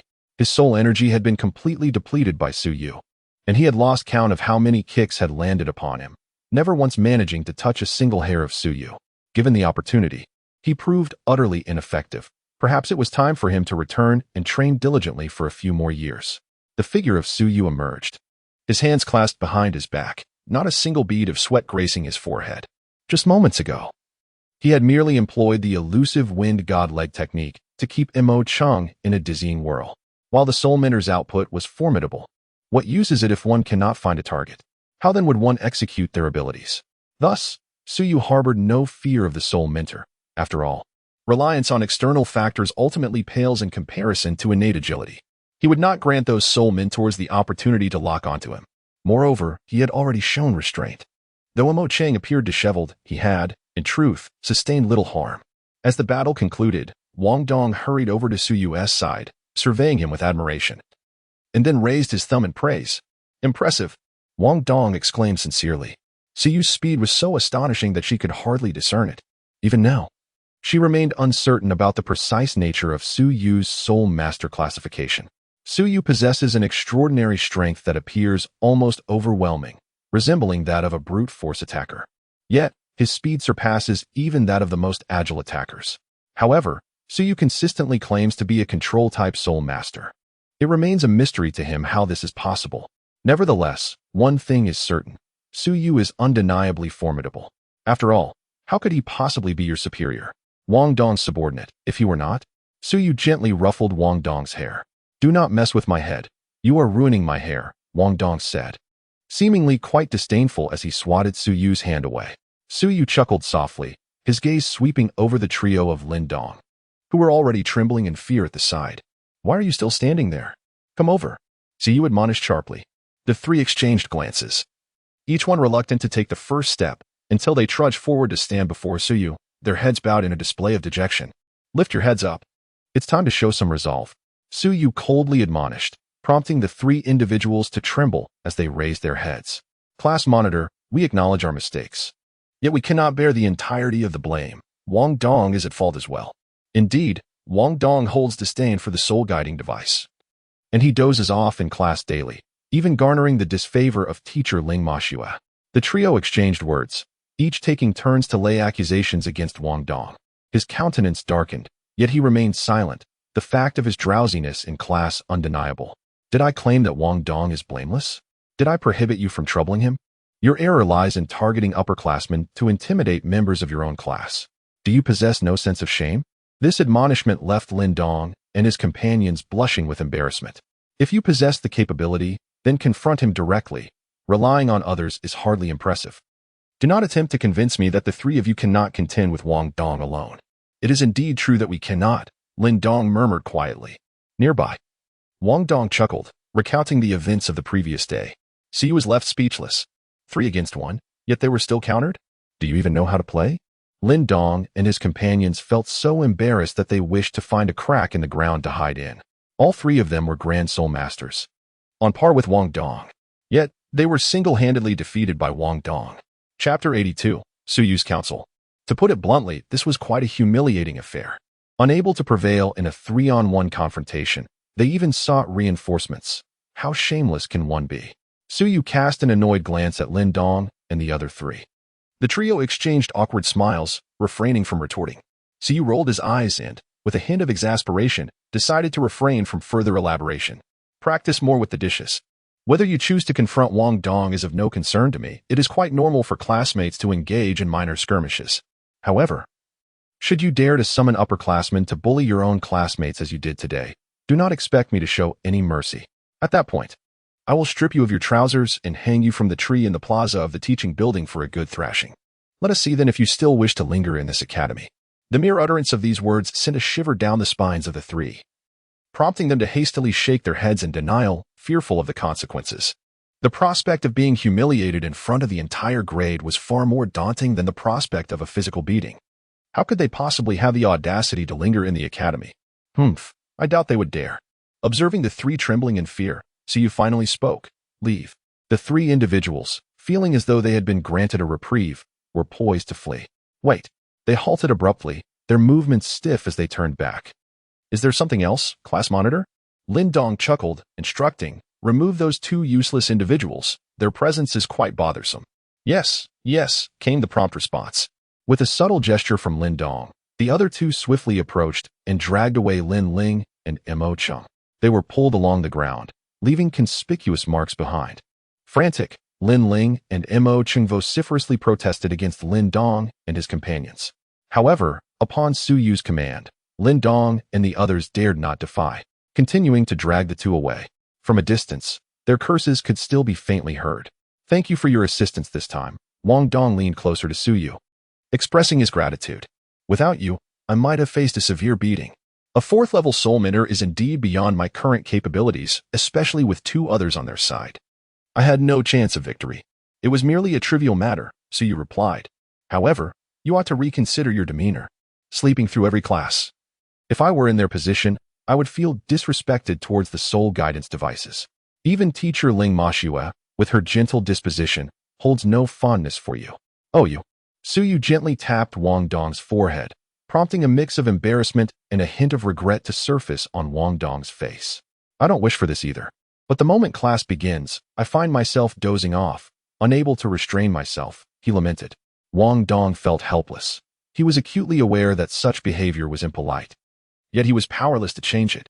Each lecture felt as dry and incomprehensible as an ancient text, and before long, he would succumb to drowsiness. It seems, then, that you, as a struggling student, are beyond redemption.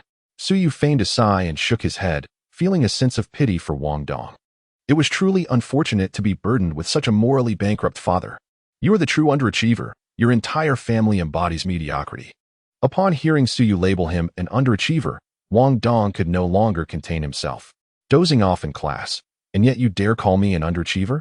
How much of the knowledge imparted by the teacher have you truly absorbed? Suyu jested, and Wong Dong's face flushed crimson. I merely lack interest in the knowledge of soul-guiding devices. How can you label me as a poor scholar? I am quite clever. Indeed, indeed. You are quite the genius. Suyu chuckled. Wong Dong shot him a glare, puffing her cheeks, appearing quite indignant. Suyu chuckled heartily and said, All right. Enough of the chatter. Let us return and enjoy our meal. With that, he patted Wong Dong on the shoulder and strode ahead. Wong Dong hastily followed, walking alongside Suyu. Upon their return to the dormitory, the two dined in the cafeteria located beneath the dormitory building. Wong Dong ordered an elaborate array of delectable dishes, filling the table to the brim. One might wonder, would they be able to consume such a lavish spread? Suyu gazed at the dishes before him and inquired. The selections made by Wong Dong were far from ordinary. They comprised either rare ingredients or products from soul beasts. While undeniably delectable, they were extravagantly priced. Rest assured and indulge, for today it is I who shall cover the bill, Wong Dong declared with a hearty pat on his chest. He genuinely wished to treat Suyu, as the latter had rendered him assistance that day. Is that so? Then I shall not hold back.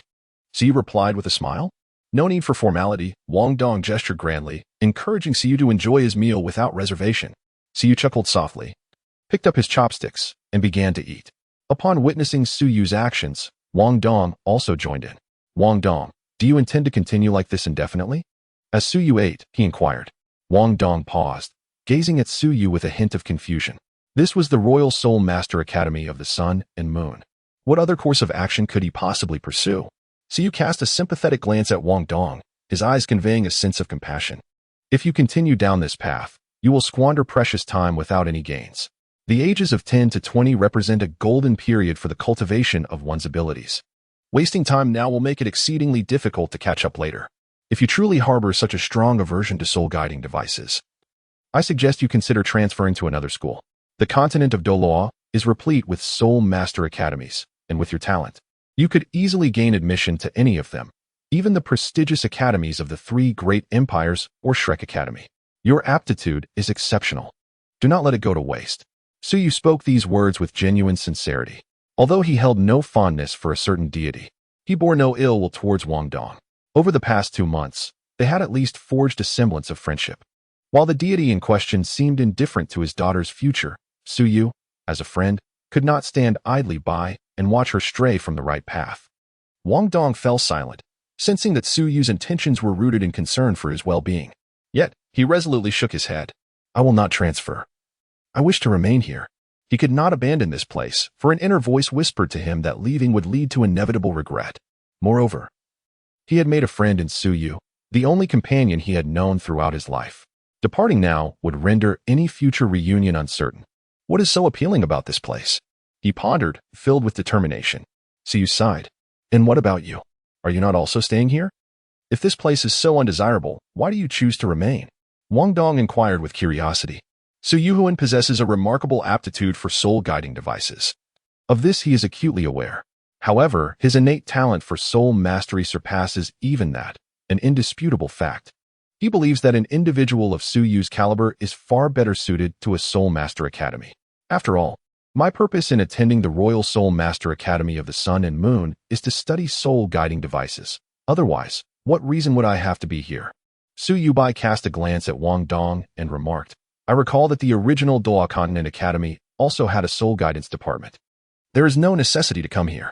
Wong Dong replied, but can it be compared? If one is to learn, one must naturally aspire to the finest.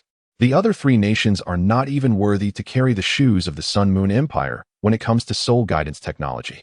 Chapter 83, The Mirror of Red Dust Invites. Why would I choose to study the inferior when the superior is available? I am not foolish. So you rolled his eyes? Indeed. Wong Dong pondered for a moment and realized that Su Yu's words held merit. Furthermore, Su Yu's talent for soul-guiding devices was undeniably evident. Attending the Royal Soul Master Academy of the Sun and Moon would certainly be an excellent choice. I am perpetually occupied, my feet scarcely touching the ground, aside from cultivating. I must study soul-guiding devices, unlike you, who leisurely saunters through each day. Did you not claim that you would eventually catch up to me, surpassing my strength?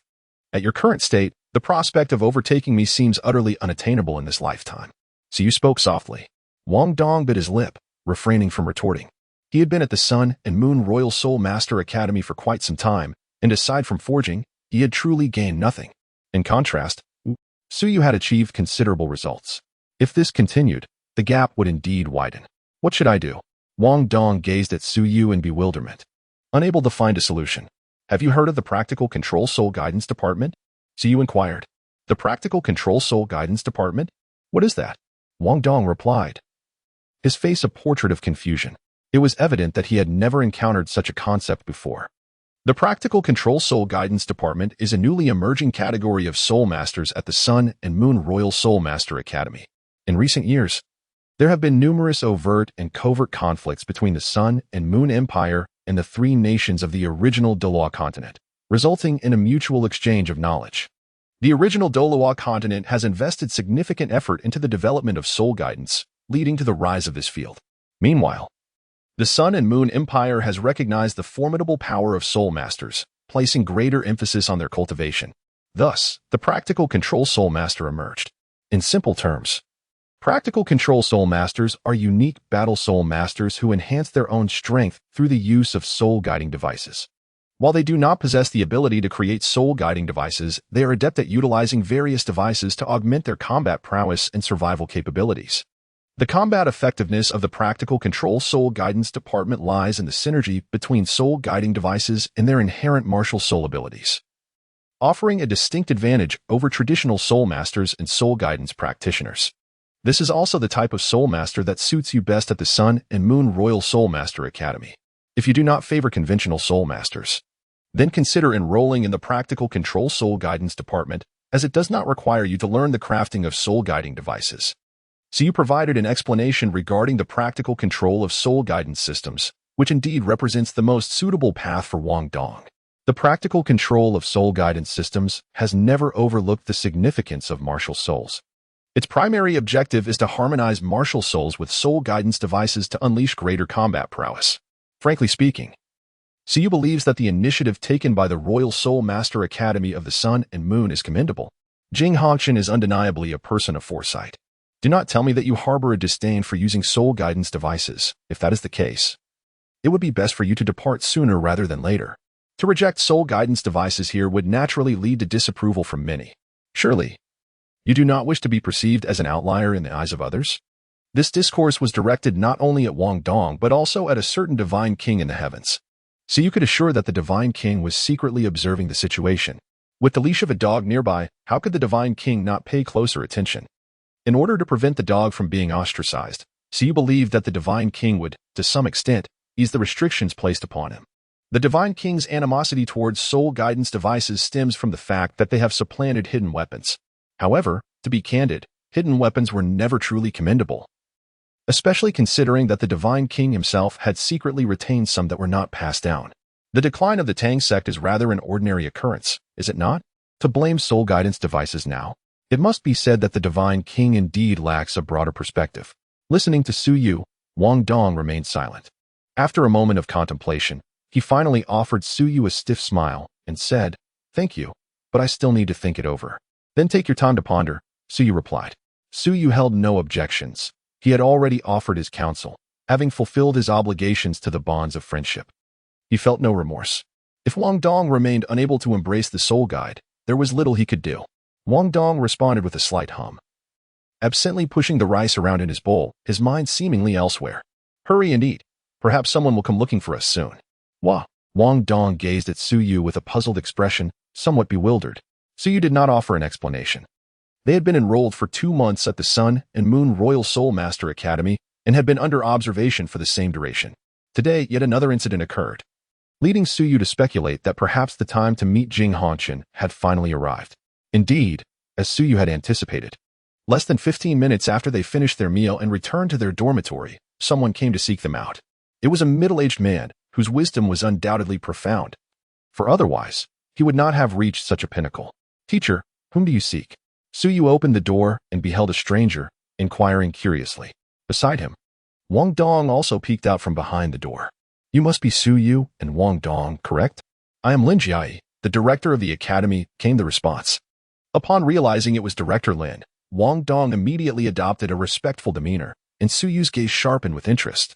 The director of the Royal Soul Mentor Academy? This individual must certainly be a formidable Soul Dou, possessing at least an 8th-level Soul Mentor ranking. After all, it was not every day that one could attain such a prestigious position.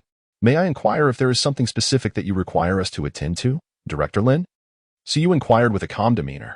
Although he was somewhat taken aback by Lin Jiai's identity, he still maintained his composure. He had encountered numerous formidable figures before. Similarly, Wong Dong, standing beside him, displayed a measure of respect in his expression but exhibited no signs of anxiety. "The Hall Master wishes to meet with both of you for a discussion," Lin Jiai remarked with a smile. Su Yu's gaze shifted slightly, confirming his suspicion. Wong Dong looked at Su Yu in astonishment, wondering if Su Yu had indeed hit the mark. Moreover, it was the Hall Master himself who had sent someone to summon them. Who could possibly be referred to as the Hall Master if not Ming Detang's own Jing Hongchen? The Hall Master of Ming Detang was a figure of immense significance on the continent. Even Wong Dong felt a stir of shock within. "Is the Hall Master seeking us for a particular matter?" Su Yu inquired deliberately. "I cannot say, but you will surely understand once you meet the Hall Master," came the reply. Observing Su Yu's calm demeanor, despite knowing it was Jing Hongchen who wished to see him, Wong Dong silently acknowledged the boy's composure, which surpassed that of an ordinary child. "Understood. Shall we proceed to Ming Detang then?" Su Yu inquired. His curiosity piqued about the enigmatic interior of the Mingda Hall. He also wished to ascertain whether it would be possible to complete a task within its confines. However, Lin Jiai's response left Su Yu feeling disheartened. Chapter 84. The appointment with Jing Hongchen. "No, it's not necessary. The Hall Master is situated in the principal's office of the 6th grade teaching building on campus. There is no need to visit the Mingda Hall." Lin Jiai chuckled lightly. Only 6th grade students have the opportunity to enter the Mingda Hall each week. Yet, given your talents, I am certain that you will soon have the chance to become a member of the Mingda Hall. Su Yu's thoughts were clear. Lin Jiai, with his seasoned wisdom, could hardly be oblivious to them.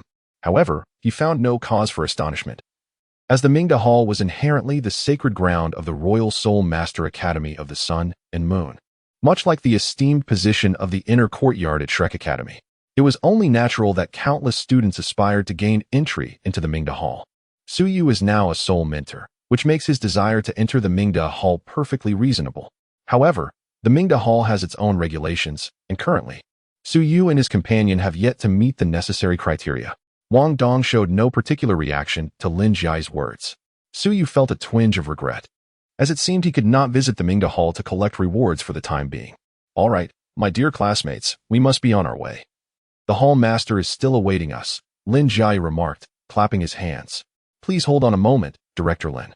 Su Yu and Wong Dong exchanged a glance. After a brief moment of tidying up, they donned their school uniforms and, having closed the door, followed Lin Jiai. The trio made their way to the 6th grade classroom building, ascending directly.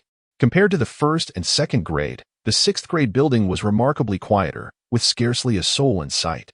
In this expansive structure, there were only a few dozen students. However, Each of these students was a level 5 soul mentor. Reflecting on this, the scarcity of students seemed quite reasonable. The three ascended to the 6th floor and proceeded towards the rear. They halted at the entrance of the second classroom on the right. Lin Jiai casually knocked on the door. "Come in," came the voice of a middle-aged man from within. Lin Jiai led the two inside the office. Su Yu's gaze shifted slightly, landing directly upon the middle-aged man seated in the prominent position. The man, of short and stout stature, was not particularly handsome. However, his eyes sparkled with a brilliance of intellect. Notably, in Su Yu's perception, there was an immense aura of dominance emanating from his being. Though it did not rival that of ferocious beasts, it remained equally perilous for him. Su Yu understood the implications of this encounter. It meant that this middle-aged man was the title Dolua. When it comes to the most renowned title Dolua at the Sun Moon Royal Soul Instructor Academy, there is but one name that stands out, the esteemed master of the Mingda Hall, Jing Hongqian. Beside Jing Hongqian stood a strikingly handsome man and a delicately beautiful woman, none other than the dreaming red dust and smiling red dust, whom Su Yu had encountered not long ago. To his surprise, they were also present today. Upon noticing Su Yu's gaze, dreaming red dust offered him a sweet smile and kindly nodded in acknowledgement. In contrast, smiling red dust fixed her eyes on Su Yu with an expression brimming with defiance, as if she were eager to challenge him to a duel. "Master, Su Yu and Wong Dong have been brought," Lin Jiai respectfully announced to Jing Hongqian. Jing Hongqian nodded, and Lin Jiai dutifully stepped aside. Jing Hongqian's gaze settled upon Su Yu and Wong Dong. Though it appeared merely a glance, it bore an extraordinary weight of pressure. Wong Dong felt his body weaken under the intensity, but Su Yu grasped his hand firmly, maintaining a composed demeanor and standing tall. With Su Yu's support, Wong Dong managed to regain his composure and avoided any embarrassment. After a brief moment, the invisible pressure finally dissipated. Wong Dong exhaled in relief and cast a grateful glance towards Su Yu. "Indeed," Jing Hongqian remarked, observing the two with a faint smile. "The master is overly generous in his praise." Su Yu clasped his fist in greeting. Jing Hongqian offered a faint smile and said, "The reason for your presence today is merely to engage in conversation. There are no ulterior motives. It has been 2 months since your enrollment, and I have been closely observing your progress. After all, it has been quite some time since our Day and Moon Royal Soul Master Academy welcomed talents of your caliber. Moreover, you hail from the Ice God Palace and the Haotian sect." As her words settled, both Meng Hongqian and Xiao Hongqian, who stood beside Jing Hongqian, were taken aback. They had reviewed Su Yu's background and were aware of his origins from the Ice God Palace, but they were utterly astonished to discover that Wong Dong, who stood beside Su Yu, was actually from the Haotian sect. The Haotian sect, renowned as the preeminent sect in the world, elicited a similar shock from Wong Dong, who gazed at Su Yu with wide-eyed astonishment. Su Yu hails from the Ice God Palace, the most enigmatic and ancient superpower. No wonder his strength is so formidable. In that moment, Wong Dong felt as though a revelation dawned upon him. Although we come from the Ice God Palace and the Haotian sect, we are also students of the Royal Soul Master Academy of Sun and Moon. Could it be that the Academy would treat us differently because of our origins? Su Yu maintained an expression of tranquility and posed a counter-question. Jing Hongqian gazed intently at Su Yu, and the two locked eyes, refusing to yield an inch. Jing Hongqian's piercing gaze, however, failed to sway Su Yu in the slightest.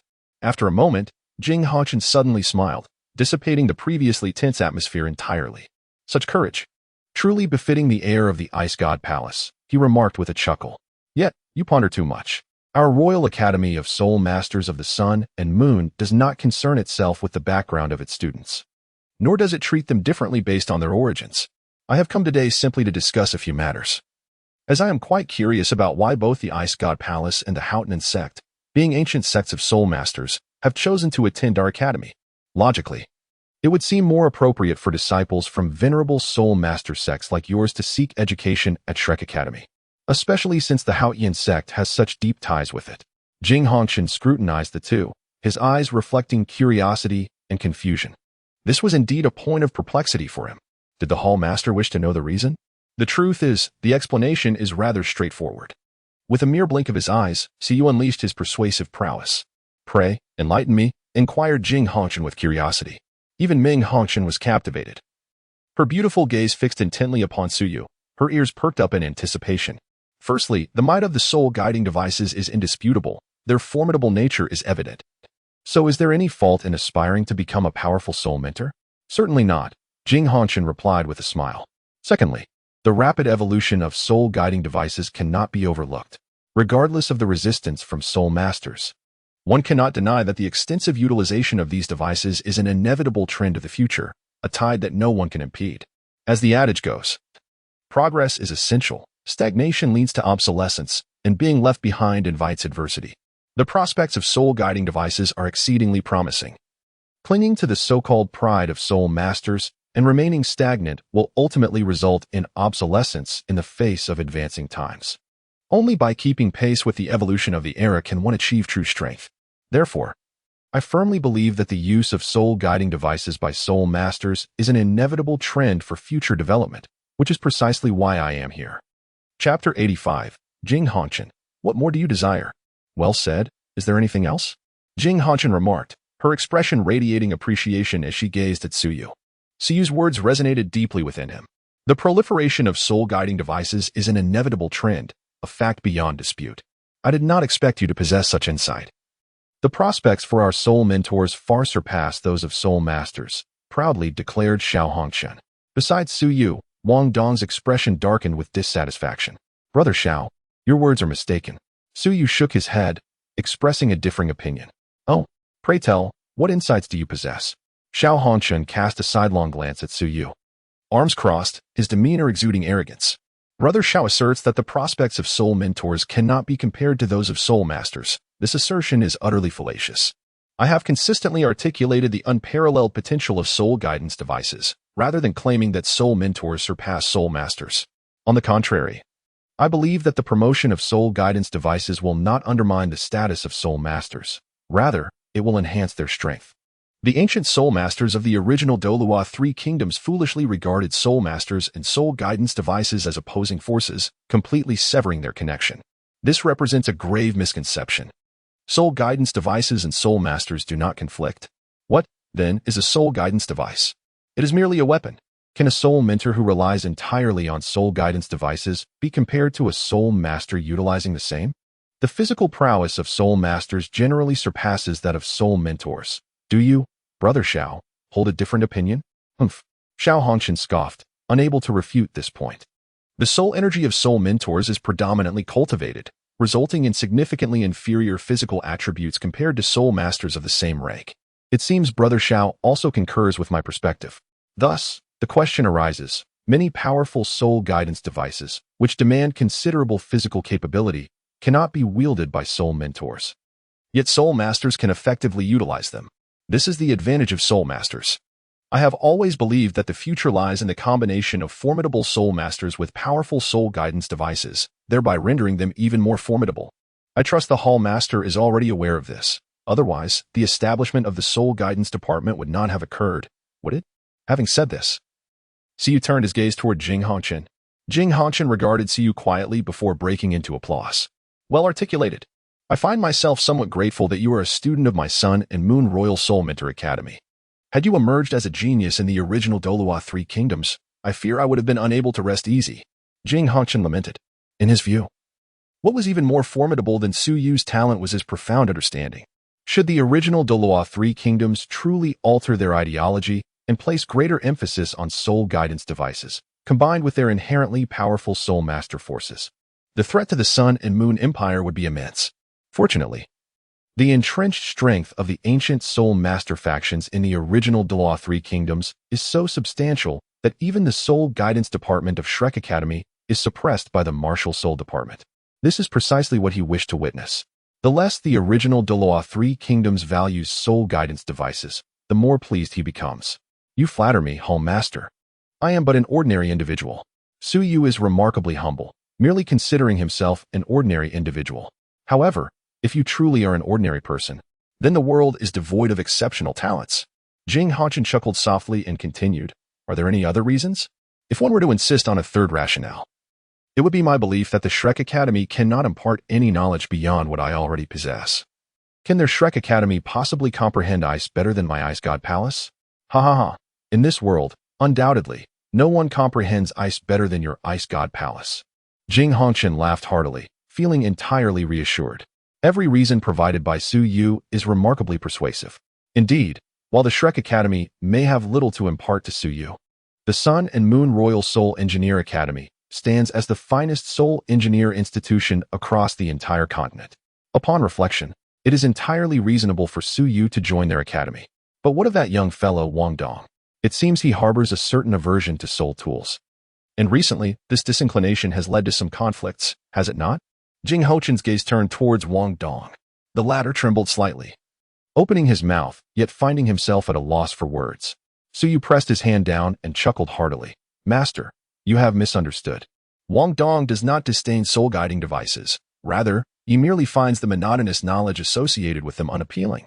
You are well aware, Master, that not everyone possesses the innate talent for crafting soul-guiding devices. Since childhood, Wong Dong has had little inclination towards academic pursuits. And to impose this upon him is indeed a challenge. Wong Dong interjected. Since when have I harbored an aversion to studying? Are you insinuating that I am an uneducated layabout? Who has conveyed such slanderous notions? You are defaming me. Su Yu is slandering me. Wong Dong wished to glare at Su Yu, but was swiftly seized by the wrist. He suddenly realized that Su Yu was merely coming to his rescue. And those were just empty words. He ceased his commotion, although his lips pouted in indignation. That wretched Su Yu, that foul Su Yu, that mischievous Su Yu, Wong Dong incessantly murmured in his heart. Yet, there was a semblance of truth in such remarks. Jing Hongchen lightly tapped the table, acknowledging that indeed some individuals are inherently disinclined towards academia. Perhaps Wong Dong is one of those. Hall Master, I believe Wong Dong is more suited for the practical soul guidance division. What are your thoughts? He possesses remarkable talent and is quite clever. I truly think the practical soul guidance division would be a better fit for him. Su Yu's tone shifted as he spoke. Is it the practical control soul guidance system? This little fellow appears quite energetic. Perhaps he is indeed suited for it. I should have the dojo master transfer him to the practical control soul guidance system. However, I wonder if this little one is willing. Of course, he would be eager. Wouldn't he, Wong Dong? Su Yu pinched Wong Dong gently and exchanged a knowing glance with him. Wong Dong, understanding the unspoken message, promptly replied, I am more than willing. Thank you, Hall Master. It is but a trivial matter. Jing Hongchen chuckled softly and said, Hall Master, there is another matter. Su Yu appeared to recall something and responded. Oh, what else is there? Jing Hongchen inquired. Earlier today, 2 fifth-grade students egregiously bullied Wong Dong, taking advantage of their seniority. The severity of their actions incites outrage among both deities and mortals alike. I never imagined that such despicable behavior could occur within the esteemed halls of the Sun and Moon Royal Soul Master Academy.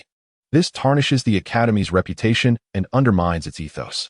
As a fellow student, I am profoundly pained by this. Su Yu wore a pained expression, his words imbued with genuine emotion, causing Jing Hongchen's lips to twitch. If his memory served him correctly, it was indeed those 2 fifth-grade students who had ultimately succumbed. Yet it appeared as though they had suffered a considerable loss. However, it was undeniably inappropriate for 5th graders to bully 1st graders. After a moment of contemplation, Jing Hongchen spoke up. I have already dispatched someone to address this matter. Those 2 fifth-grade students will receive the punishment they rightfully deserve.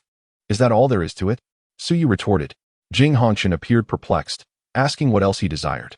Chapter 86. Striking the bamboo pole with Jing Hongchen. What do you believe I ought to do? Jing Hongchen inquired. Su Yu paused for a moment and said, The occurrence of bullying within the academy has a profoundly detrimental impact.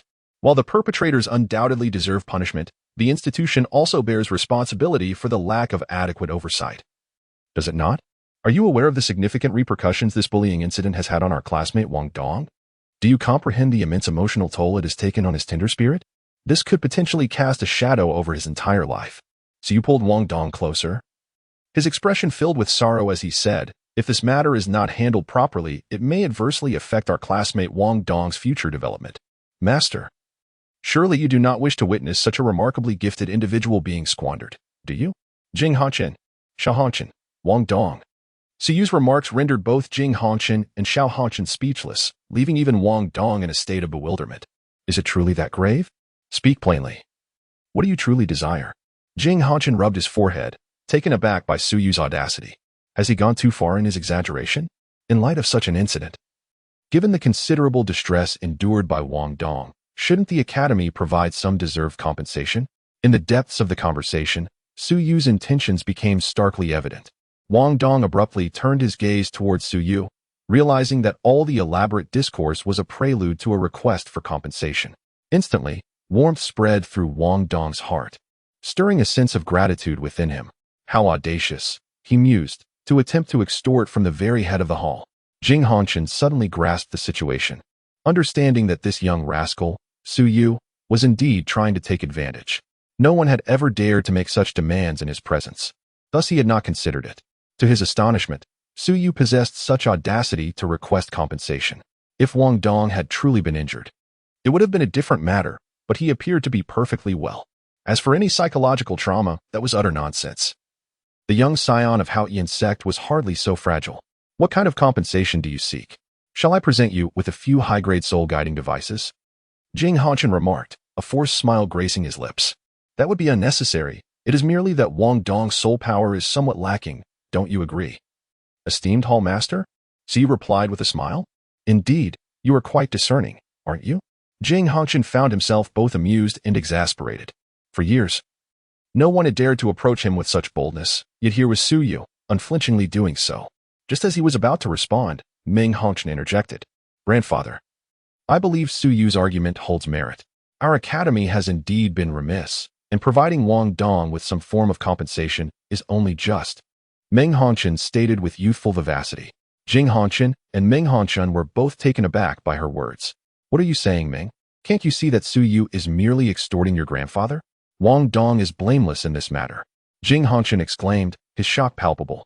After a brief moment of astonishment, a wave of frustration surged within Jing Hongqian. He scrutinized Su Yu with a discerning gaze, tinged with hostility. He glanced at Ming Hongqian, then back at Su Yu. His displeasure mounting. You dare to set your sights on my precious granddaughter? He suspected that Su Yu had indeed taken an inappropriate interest in Ming Hongqian. Meanwhile, Su Yu, buoyed by Ming Hongqian's words, returned her a smile. Her cheeks flushed, she lowered her head, appearing shy and demure, which only stoked the flames of anger in Jing Hongqian's eyes. Very well, young man, you possess an audacity that is remarkable, he mused. The once-admired genius now transformed in his eyes into a wild boar intent on ravaging his cherished garden. The intensity of his gaze upon Su Yu grew ever more fierce. Su Yu's brow twitched, his eyes filled with bewilderment. Master, why do you regard me in such a manner? Have I perhaps spoken amiss? Indeed, quite so. Jing Hongqian forced out a few words through gritted teeth, then revealed a rather unpleasant smile. Wong Dong, your misfortune today is a lapse on the Academy's part. As a token of compensation from the Academy, I shall bestow upon you a soul elevation pill. Despite Su Yu's earlier exaggerations, the Day and Moon Royal Soul Mentor Academy does bear responsibility in this matter. Jing Hongqian was not so miserly as to withhold such a trifle. Granting Wong Dong some recompense was of little consequence. What truly irked him was Su Yu's interest in his precious daughter. Wong Dong stood in stunned silence, and Su Yu nudged his shoulder, bringing him back to reality. He stepped forward to accept the soul elevation pill. Thank you, Master. Wong Dong politely expressed his gratitude before returning to Su Yu's side. Jing Hongqian, seemingly unperturbed by this exchange, turned his gaze towards Su Yu, reminiscent of a father-in-law scrutinizing his daughter's suitor. Su Yu, may I call you Xiao Su? Of course, Su Yu replied, somewhat perplexed. Xiao Su. When did you first meet Ming? Jing Hongqian's tone was amiable, yet Su Yu detected an undercurrent of chill. He glanced at Jing Hongqian, then at Ming Hongqian, and a sudden thought leapt into his mind. Could it be that Jing Hongqian believes I am pursuing Ming Hongqian? After all, Ming had previously spoken in his defense, and Jing Hongqian might have misconstrued the situation. Observing Ming's bashful demeanor, Su Yu surmised that Jing Hongqian had indeed misinterpreted matters. I only became acquainted with Miss Ming 2 months ago, and we have barely met a handful of times since. Su Yu spoke with utmost sincerity. Oh? Jing Hongqian was momentarily taken aback, realizing that Su Yu's words did not seem to be fabrications. Moreover, Su Yu's demeanor towards Ming Hongqian appeared to be less intimate than he had initially presumed. Conversely, it seemed that Ming Hongqian harbored some interest in Su Yu. Damn it. Could it be that he had misjudged the situation? Rather than Su Yu coveting his precious cabbage, was it possible that his cabbage was merely seeking to be given away freely? A chill ran through Jing Hongqian's heart as he contemplated this likelihood. Upon considering such a possibility, the visible annoyance within him dissipated significantly. If it truly was Ming wishing to offer herself freely, how could he confront Su Yu? That would undoubtedly undermine his confidence. Jing Hongqian resolved to first seek clarity on the matter before proceeding. So that is how it is. Is it true, Ming? Yes, grandfather. Ming Hongqian replied softly. A sigh of relief washed over Jing Hongqian. It was a relief to know that Su Yu did not covet his cabbage. Yet, upon further reflection, If his own cabbage wished to be given away, would that not be an even worse predicament? A sudden pang of anxiety gripped Jing Hongchen's heart, shaking his head. He momentarily suppressed these thoughts and turned to Suyu, asking, "Little Su, I have always been curious about your martial soul. Would you mind showing us?" "Of course. If you prefer not to, that is perfectly fine. I do not wish to impose." Jing Hongchen finally broached a topic that had long piqued his curiosity. Chapter 87. What a peculiar situation. As Jing Hongchen's words fell, Xiao Hongchen, Ming Hongchen, and Wong Dong, who stood beside Suyu, all turned their attention towards him. They were all eager to discover what Suyu's martial soul truly was. After 2 months of enrollment, Suyu has yet to unleash his martial soul. Nonetheless, he effortlessly triumphed over Wong Dong and 2 4th-level soul tutors. This has piqued their interest in Suyu's martial soul even further. In truth, there is nothing that cannot be shared. Since the Hall Master wishes to see it, Suyu naturally complies. With a faint smile, Suyu did not decline. It was not as if he bore the Dragon God's seal. If it were to be exposed, so be it. Given what he had already revealed, the Ice God Palace behind him could still provide adequate cover. Furthermore, he could not possibly refrain from utilizing his martial spirit for eternity. As he spoke, Suyu unleashed the martial spirit of the Ice Emperor. A chilling azure radiance enveloped him within a 2-meter radius, emanating an aura of extreme cold. Wong Dong hastily retreated, his gaze towards Suyu filled with trepidation. In that fleeting moment, he sensed a coldness potent enough to freeze the very soul. The azure light spread forth, causing the temperature within the entire office to plummet rapidly. Within a 3-meter radius centered around Suyu, frost began to accumulate. Jing Hongchen raised an eyebrow, noting that merely releasing his martial spirit had such a profound impact. This martial spirit was indeed remarkable. Subsequently, the azure light coalesced, and a figure gradually materialized behind Suyu. Clad in an azure imperial robe and adorned with a crown, an overwhelming aura of ice radiated forth. At this juncture, even Ming Hongchen and Xiao Hongchen frowned. The icy chill was so intense that it penetrated even from several meters away, compelling them to summon their soul power for resistance. Beneath Suyu, 3 soul rings slowly emerged, black, purple, and white. Upon witnessing this peculiar configuration of soul rings, everyone in the office was struck with astonishment. Their expressions a mixture of confusion. Jing Hongchen nearly choked on his drink, his gaze towards Suyu filled with incredulity. Black, purple, white? What manner of soul ring configuration was this? What an anomaly! Typically, the arrangement of soul rings would progress in increasing strength. Yet this individual S-rings seemed to diminish in power. Was this in accordance with logic? Moreover, the colors of the soul rings were unusual. The first soul ring was 10,000 years, the second 1,000 years, and astonishingly, the third was merely 10 years. Jing Hongchen could not comprehend why Suyu's first soul ring was of such an age. However, if he could endure a 10,000-year soul ring, why would he opt for a mere 10 years for the third? Was this something a normal person could achieve? Jing Hongchen was utterly perplexed. He truly could not fathom the situation. The soul ring configuration of Suyu left him utterly bewildered. Suyu. Wong Dong opened his mouth, at a loss for words. He believed that his own soul ring configuration was already extraordinary, considering he possessed a second ring that was a millennium old. However, in comparison to Suyu, it truly paled into insignificance. The first soul ring of Suyu is a 10,000-year soul ring, a notion that he can scarcely fathom in its extravagance. However, he finds himself perplexed by the subsequent 10-year soul ring. If one can absorb a 10,000-year soul ring, why then resort to a mere 10-year soul ring? This confounds him. Suyu, is the configuration of your soul rings authentic? Ming Hongchen inquired, her gaze fixed upon Suyu's soul rings, unable to contain her curiosity. Indeed, it is genuine, Suyu replied with a smile. How did you manage that?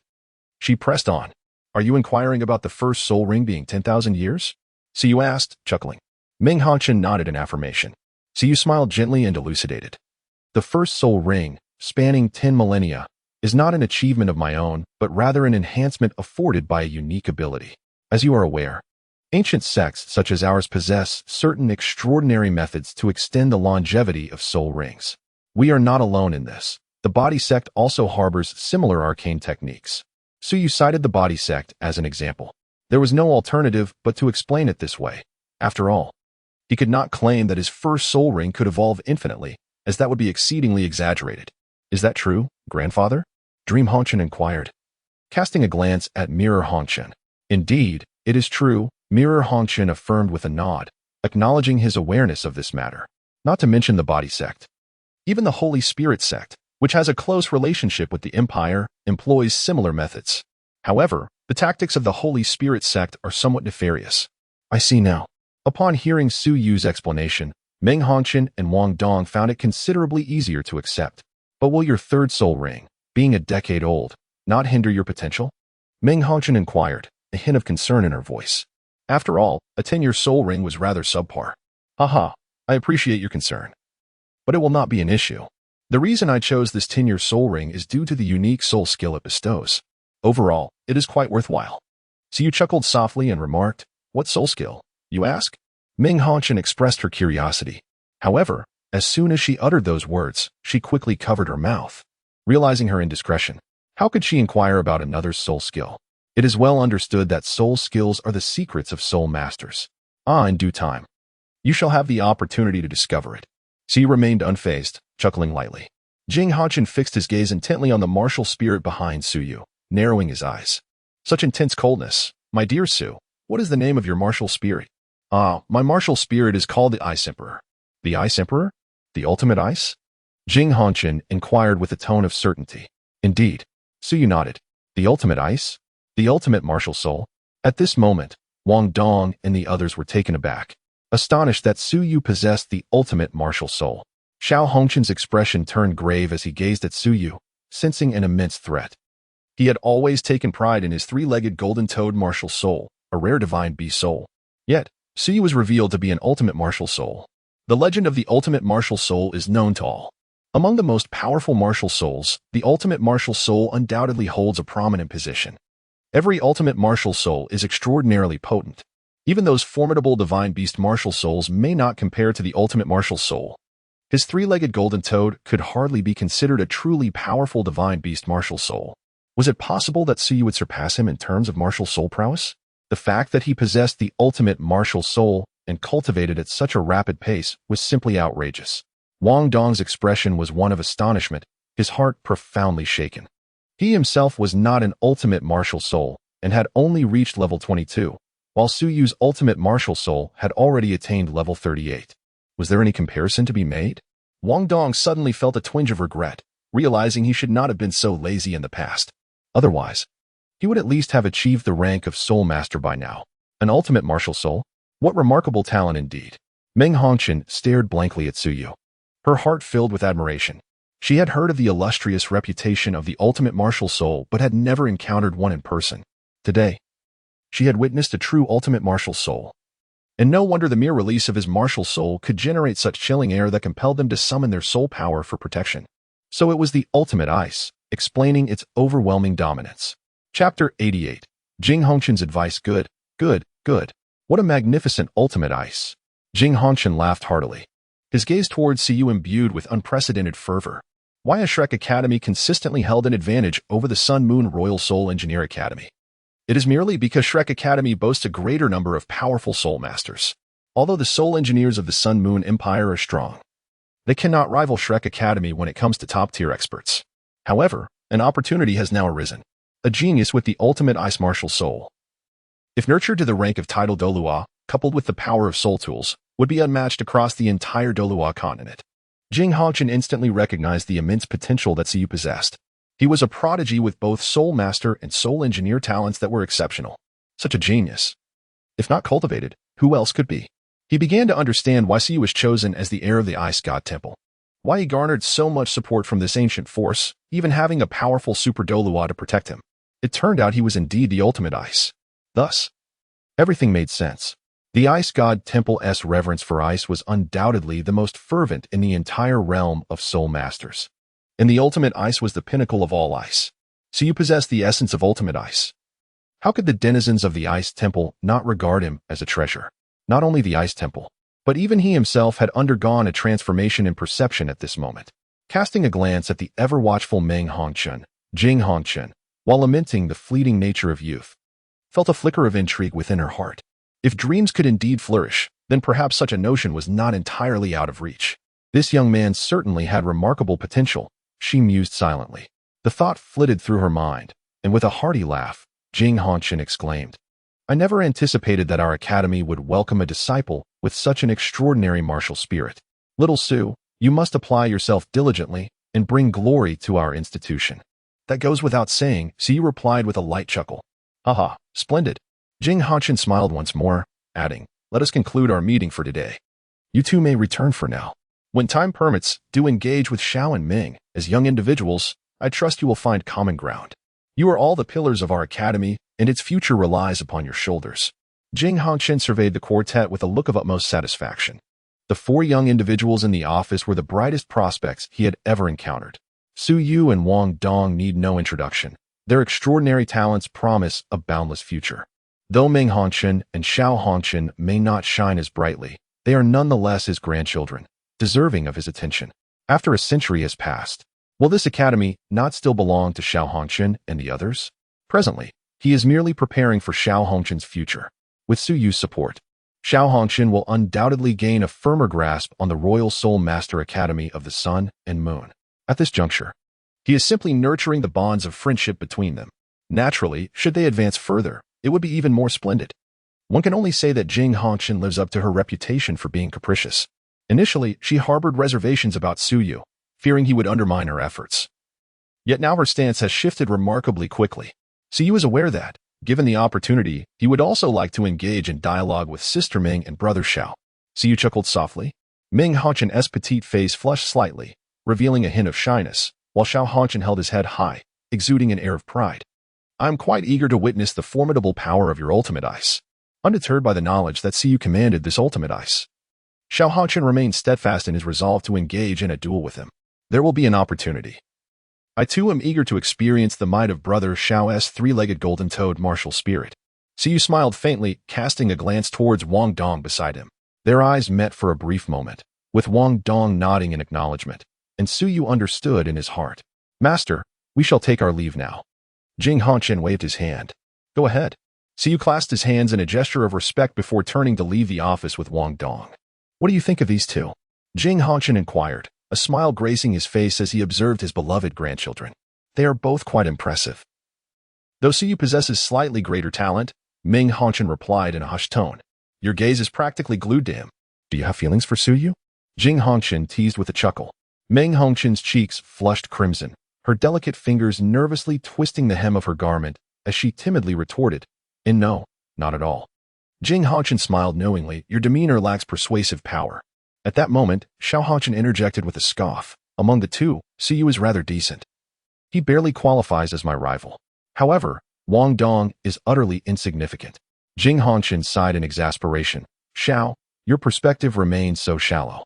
Being arrogant is one thing, but your judgment is purely superficial. Wong Dong is the heir of the Haotian sect, and he is far from ordinary. He possesses a twin martial spirit, and his talent is on par with Su Yu's. Jing Hanshin sighed softly. A twin martial spirit can indeed rival the peak martial spirit of Su Yu, provided that Su Yu has no concealed abilities. Jing Hanshin harbored a lingering suspicion that Su Yu, this young lad, was not as simple as he appeared. A twin martial spirit? Ming Hanshin gasped, momentarily forgetting her embarrassment, while Xiao Hanshin's expression mirrored her astonishment. Wong Dong has a twin martial spirit. How could that be? Xiao Hanshin voiced his disbelief. In his eyes, Wong Dong was utterly ordinary, merely a level 22 soul master without any talent for soul engineering. He was hardly worthy of attention compared to Su Yu. Now, Jing Hanshin was asserting that Wong Dong possessed a twin martial spirit? He was unwilling to accept such a notion. Why is it impossible? Jing Hanshin picked up the teacup resting on the table and took a delicate sip. Do you believe the heir of the Haotian sect could lack the Haotian hammer martial spirit? This ancient sect has rules far more stringent and antiquated than you can imagine. Without a sect's inherited martial spirit, one cannot become the contemporary heir. Furthermore, how could Wong Dong possibly endure 1,000-year second soul ring without the advantage of a twin martial spirit? Can you withstand 1,000-year second soul ring? Xiao Hanshin was momentarily at a loss for words. Indeed, he could not endure such a feat, yet he stubbornly countered. What about Su Yu? He possesses a 10,000-year soul ring, yet he is not a twin martial spirit.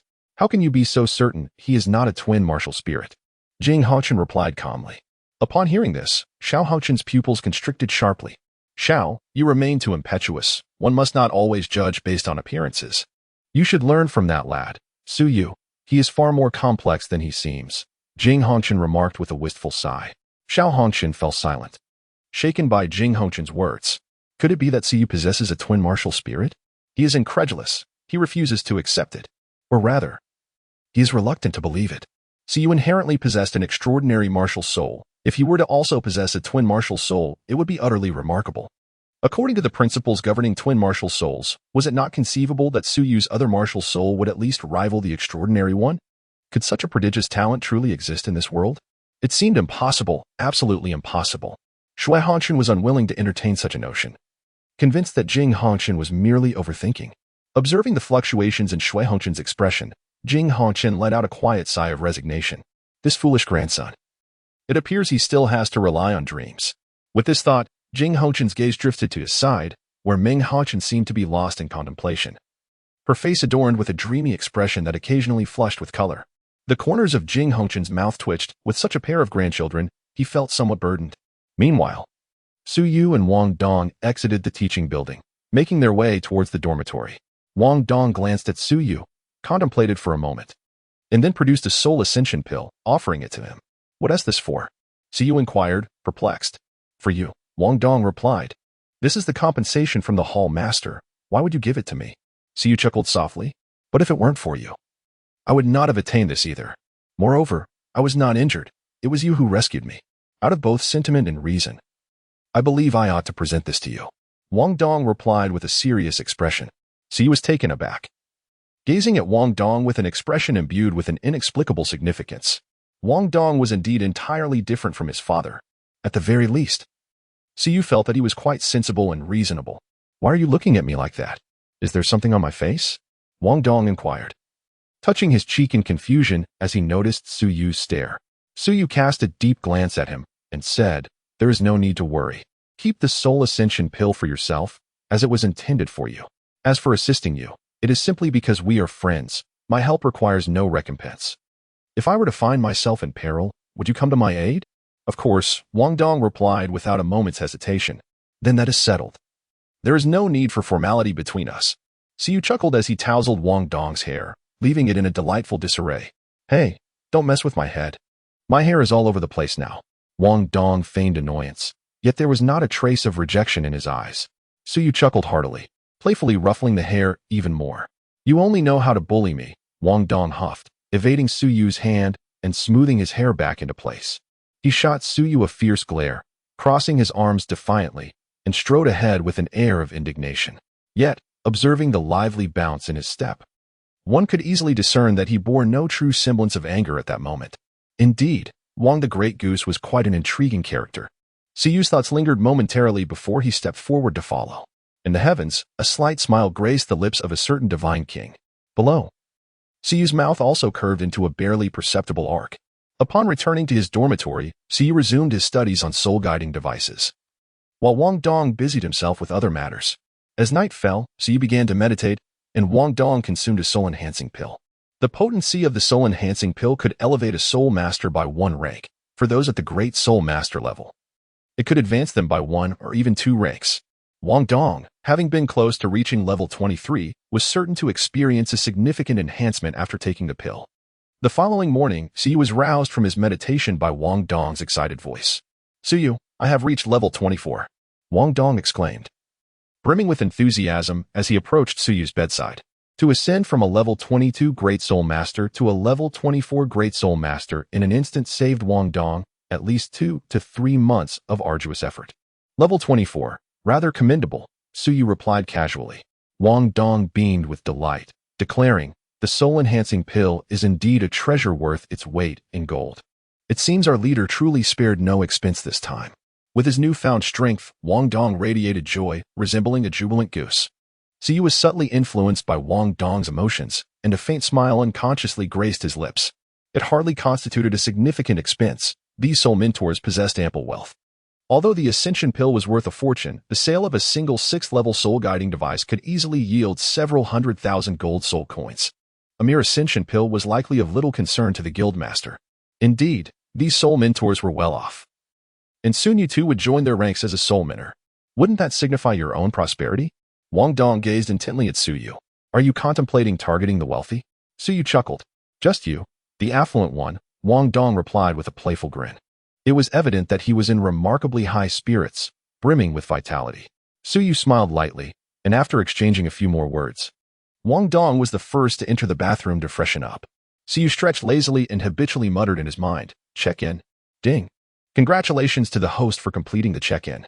After calculation, the host has accumulated 5 years of check-ins and is now awarded the 5-year check-in gift package. Suddenly, Suyu's entire being trembled with excitement. The 5-year anniversary gift pack undoubtedly contained extraordinary treasures. Ding. The 5-year anniversary check-in gift pack has been distributed. Would you like to open the gift pack? Yes. Ding. Opening the gift pack now. Congratulations, host. You have obtained 1 rib of the Golden Dragon King. Congratulations, host. You have acquired an ancient Songlong hornbone. Congratulations, host. You have received 1 mature transformation herb. Congratulations, host. You have obtained a designated electric shock card. The rib of the Golden Dragon King is one of the remaining 48 ribs and is incredibly hard, possessing formidable penetrating power, along with the ability to absorb vitality and share it. The ancient Songlong hornbone originates from a pure blood Songlong of Ur, imbued with devastating power. The mature transformation herb. Hailing from the Dou world, can aid beasts in their transformation, granting them the cultivation speed of humanity. The designated electric shock card allows the user to select any target. The chosen individual will endure a lightning strike, resulting in fixed non-lethal damage. And even divine beings cannot evade it. A series of chilling voices echoed in Suyu's mind, and his eyes grew ever brighter. The rib of the Golden Dragon King, this was something he was quite familiar with. In the original narrative, the renowned Golden Dragon Spear is essentially a rib of the Golden Dragon King. This meant that Suyu had now acquired an item akin to the Golden Dragon Spear. The Golden Dragon Spear, after all, is a divine artifact, substantially enhancing one's combat prowess. Having acquired the power of the Dragon God, Suyu now effortlessly wields the rib of the Golden Dragon King. The ancient Songlong's dragon horn bone, as its name suggests, is an external soul bone. Suyu has heard of the ancient Songlong. It is a true pure blood dragon, akin to the Emperor Tian, both being genuine dragons of the highest pedigree. However, the ancient Songlong is not a direct descendant of the dragon god. Rather, it possesses a lightning attribute, specifically the utmost form of lightning. The value of the ancient Songlong's dragon hornbone is, perhaps, beyond measure. Chapter 90. Suyu. I have a bold idea. Should Suyu integrate the dragon hornbone of the ancient Songlong, it is conceivable that he may acquire the ability of the utmost lightning. The destructive power of the utmost lightning is indeed terrifying. In terms of lethality, the utmost lightning may surpass even the utmost ice. With the addition of this dragon hornbone, Suyu has gained a formidable skill that enables him to stand on his own in terms of offensive output. This soul bone is undoubtedly more formidable than the right palm bone of the dark gold fearsome bear. Suyu felt a surge of excitement as he turned his gaze towards the next reward, a mature transformation grass. Suyu gently stroked his chin, adopting a contemplative demeanor. He was certainly no stranger to the transformation grass, a renowned herb within the world of Dou. Its allure for beastly monsters is unparalleled, capable of assisting those below the 7th rank in achieving transformation, thereby granting them the cultivation speed akin to that of humans. In the realm of Dou, it should similarly facilitate any soul beast's metamorphosis into human form, allowing their soul power to remain unchanged while bestowing them with human-like cultivation potential. For the soul beasts of this world, such a boon is more precious than anything else. One might imagine the formidable nature of a soul beast endowed with human cultivation speed while retaining the longevity characteristic of its kind. Suyu furrowed her brows, grasping the gravity of the situation. It seemed that careful consideration was necessary regarding to whom this matter should be entrusted. Suyu contemplated silently. Even if he were to give, it must be to a clearly allied spirit beast. He certainly did not wish to bolster the enemy. As for the designated electric shock card, Suyu cast a glance, a faint smirk playing at the corners of his mouth. Non-lethal damage that even a deity could not evade. He had already formulated a plan regarding whom this item should be bestowed upon. With his lips curling into a wild grin, Suyu felt an overwhelming sense of satisfaction. After comprehending the rewards, Suyu collected them one by one. Instantly, all rewards materialized within the system's space. Suyu examined the scene, his gaze momentarily pausing. Within the realm of the system's space, a slender golden rib emerged, approximately 3 meters in length. Its radiant golden hue did not resemble metal nor wood, but rather an extraordinary material. Both ends were sharp and elongated, taking on a spindle-like form, akin to 2 finely pointed javelins. Suyu meticulously observed and discovered that there appeared to be golden blood flowing upon this rib. Suddenly, his mind was struck with astonishment, and he hastily inquired of the system in his thoughts, "System, from where did you acquire this rib? And why does it still bear blood?" The system replied, "It was just plucked from the Golden Dragon King. It is still warm. So the host may use it with confidence. I assure you of its freshness." Siyu was taken aback by the system's response. "Did you extract it directly from the Golden Dragon King?" Siyu was utterly bewildered. Was it truly this brutal? No wonder even Pangu had been drained by your system. You are indeed formidable. At this moment, the Golden Dragon King was rampaging, assaulting the seal. The voice of the system echoed. Siyu rolled his eyes. After all, you have quite literally plucked someone's ribs. How could they not go mad? Although the Golden Dragon King may be perceived as a mindless fool, it still possesses instinctual awareness. Albeit its intelligence is not overtly apparent, it certainly recognizes pain. However, this operation by the system will likely lead the less intellectually endowed Golden Dragon King to attribute all blame to the divine realm. Currently, as the Golden Dragon King fervently assaults the seal, even Tang San may find himself in a state of utter disarray. Wait, Tang San in disarray? Indeed. As the Golden Dragon King assaults the seal, the central authority of the divine realm, Tang San will undoubtedly investigate the matter. At this moment, he has no opportunity to attend to the lower realms. By the time Tang San resolves the issue with the Golden Dragon King, an indeterminate amount of time will have passed in the lower realms. After all, one day in the divine realm equates to a year in the mortal world. Moreover, he possesses an electric shock card, which will allow him to grant Tang San a bit more time to rest. With this thought, Siyu's spirits lifted further. Observing the golden blood entwined around the ribs, Siyu's eyes sparkled. "System, I have a bold idea." The system, perplexed, remained silent. Siyu licked his lips and remarked, "The Golden Dragon King possesses a physical prowess that even the most formidable artifacts struggle to breach. Its blood must undoubtedly enhance one's physical constitution. Do you think I could have it consume all of this blood? System, your ambition is indeed audacious. After careful calculation, it appears that the host absorbing this blood carries minimal risk. However, the system remains a mere system, providing a meticulous assessment of the outcome." Upon hearing this, Siyu's eyes sparkled with excitement.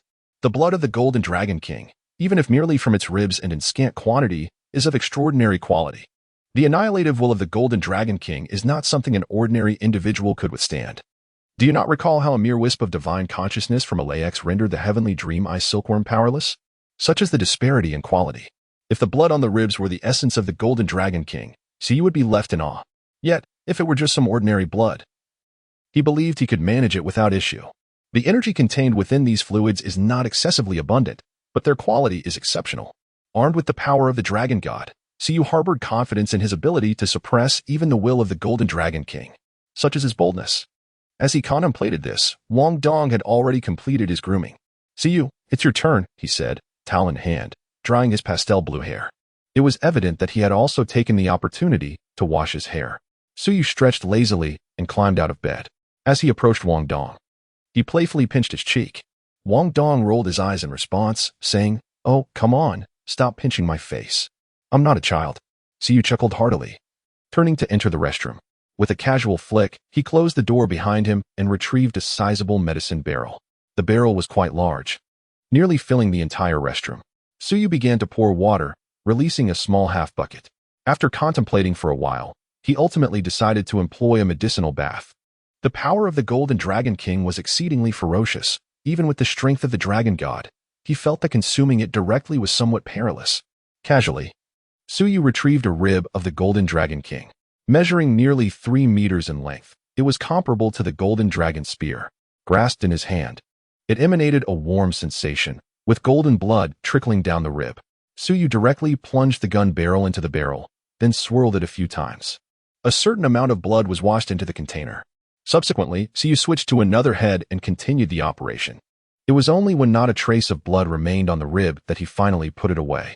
Siyu estimated that all the blood combined would amount to no more than the size of 2 thumbs. After all, it was merely a trace of blood left on a rib. Yet, the energy contained within was substantial for Siyu. The Golden Dragon King was of divine king caliber. Although its true form extended over 1,000 zhang, this minuscule amount of blood was inconsequential in the grand scheme. However, for Siyu, it was precisely what he needed. Chapter 91. Dragon Blood Forging the Body.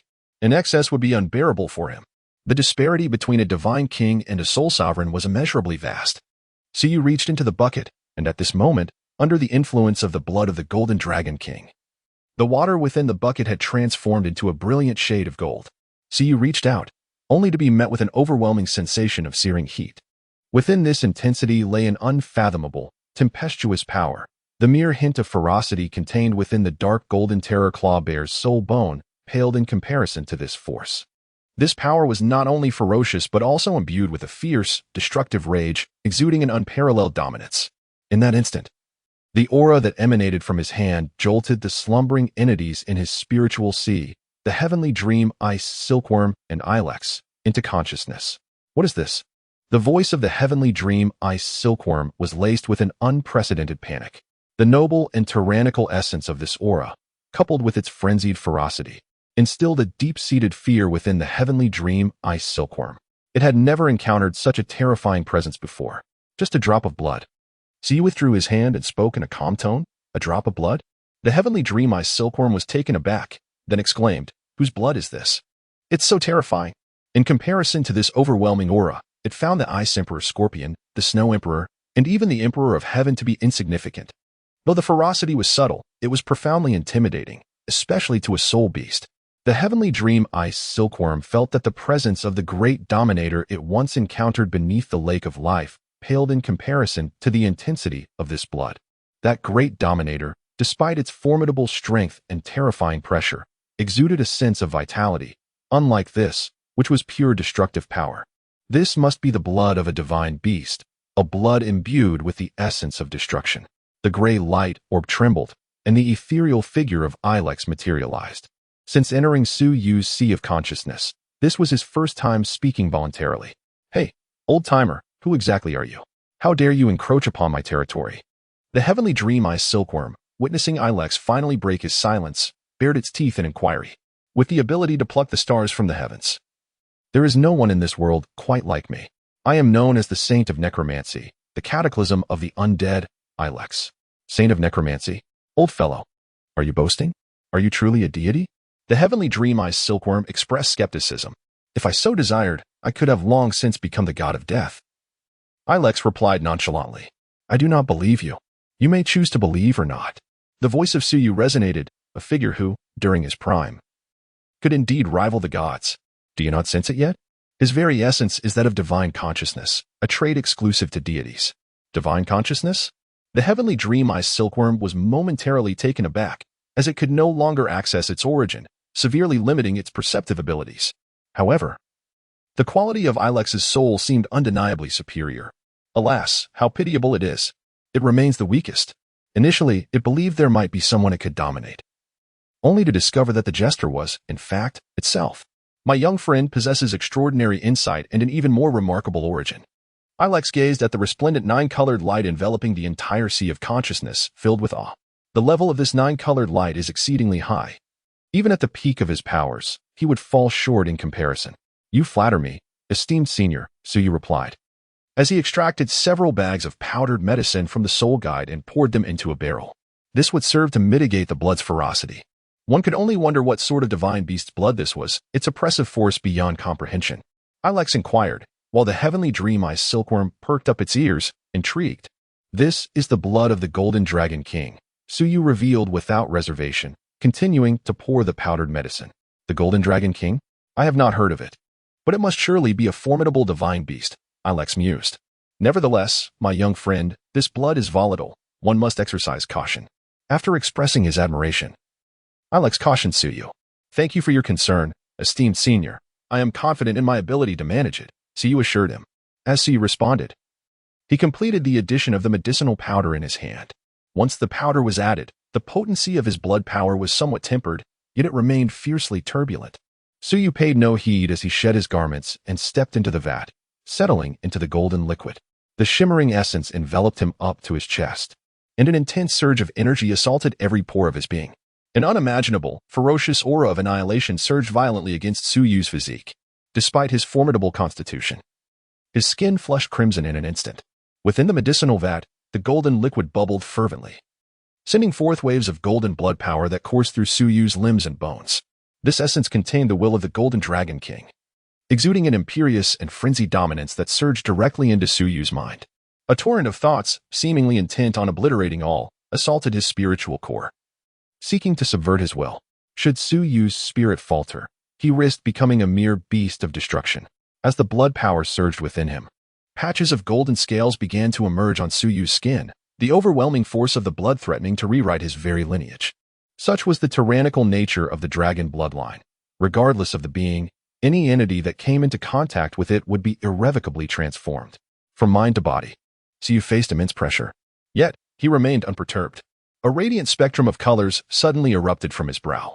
The power of the dragon god surged through his limbs, subjugating all the blood power beneath its dominance. The golden scales upon him began to recede, and the state of being corroded by the blood was swiftly alleviated. In his mind, likewise, under the control of Su Yu's will, the power of the dragon god enveloped the frenzied thoughts. The lingering essence of the golden dragon king, though formidable, crumbled before the might of the dragon god's power. No matter how strong the golden dragon king was, he was but half of the dragon god, incomparable to the true power of the dragon god. Moreover, this was merely a fragment of his residual will. As the chaotic thoughts of the golden dragon king were subdued, Su Yu gradually began to regain his footing. At the bottom of the lake of life, the previously dazed Guyuna stirred awake, her violet eyes suddenly brightening, suffused with an air of mysterious nobility. Is this the aura of the golden dragon king? Guyuna sensed the aura emanating from the reverse scale, and her demeanor instantly became serious. However, is not the golden dragon king sealed within the divine realm? How could she possibly encounter the golden dragon king? Will the golden dragon king not be unfavorable towards him? A flicker of urgency flashed in Guyuna's eyes. With the intellect of the golden dragon king, should he encounter him, it would likely result in immediate consumption. The golden dragon king cannot afford to ponder over such matters. No, that is not accurate. This aura is far too faint, certainly not that of the golden dragon king's true form. Could it possibly be remnants of scales or blood left behind by the golden dragon king? Guyuna carefully sensed the presence and immediately let out a sigh of relief. The aura undoubtedly belonged to the golden dragon king. However, it was so faint as to seem almost ethereal, lacking a solid foundation. It resembled not the true essence of the being, but rather a mere fragment of it. Chapter 92. The visit of Guyuna, if this were the case. It might not signify peril, but rather an opportunity. Guyuna murmured softly. Any remnant left by the golden dragon king, no matter how formidable, could not pose a threat to Su Yu, who possessed the power of the dragon god. Though Su Yu's dragon god power was merely in its nascent stage, it was still the essence of the dragon god. Regardless of its nature, it held absolute dominion over both her and the golden dragon king. Nevertheless, she thought it prudent to verify her assumptions. With the guidance of the reverse scale, a spiritual entity descended directly. In the restroom, amidst the tremors of space, a somewhat ethereal figure suddenly materialized. Upon seeing Su Yu before her, Guyuna felt a wave of relief wash over her. In the wooden tub, golden liquid rippled, emanating a familiar scent. Was it truly the blood of the golden dragon king? Where did this fellow procure it? Guyuna's delicate brows furrowed in confusion. The golden dragon king had been sealed in the divine realm for an extended period. How could its blood still linger on Dolua continent? Could it have fallen from the divine realm during a fierce battle and been preserved until now? Guyuna pondered, her beautiful eyes shifting with uncertainty. This individual was indeed enigmatic. Casting a glance at Su Yu, she scrutinized him closely, even able to discern the hidden presence of Dream of Heaven and Ilex within his spiritual sea. A foreign consciousness, of remarkably high quality, rivaled that of a first-level deity. Yet it was merely a wisp of a remnant soul. Guyuna's eyes sparkled with intrigue as she contemplated whether this consciousness posed a threat to Su Yu. If it did, she would not hesitate to erase it immediately. Regardless of the origin of this consciousness, it undoubtedly belonged to a human deity, and she harbored no fondness for such beings. A flicker of intensity flashed in her beautiful eyes at the thought that Su Yu might be misled by these human deities. In the depths of the spiritual sea, the Dream of Heaven Ice silkworm had already curled up into a ball, trembling anxiously.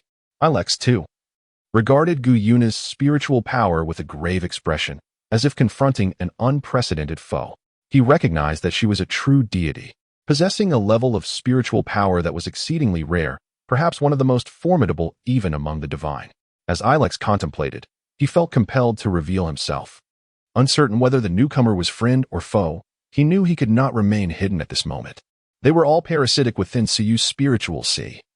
If harm befell him, none would escape unscathed. Hey, What are you planning to do?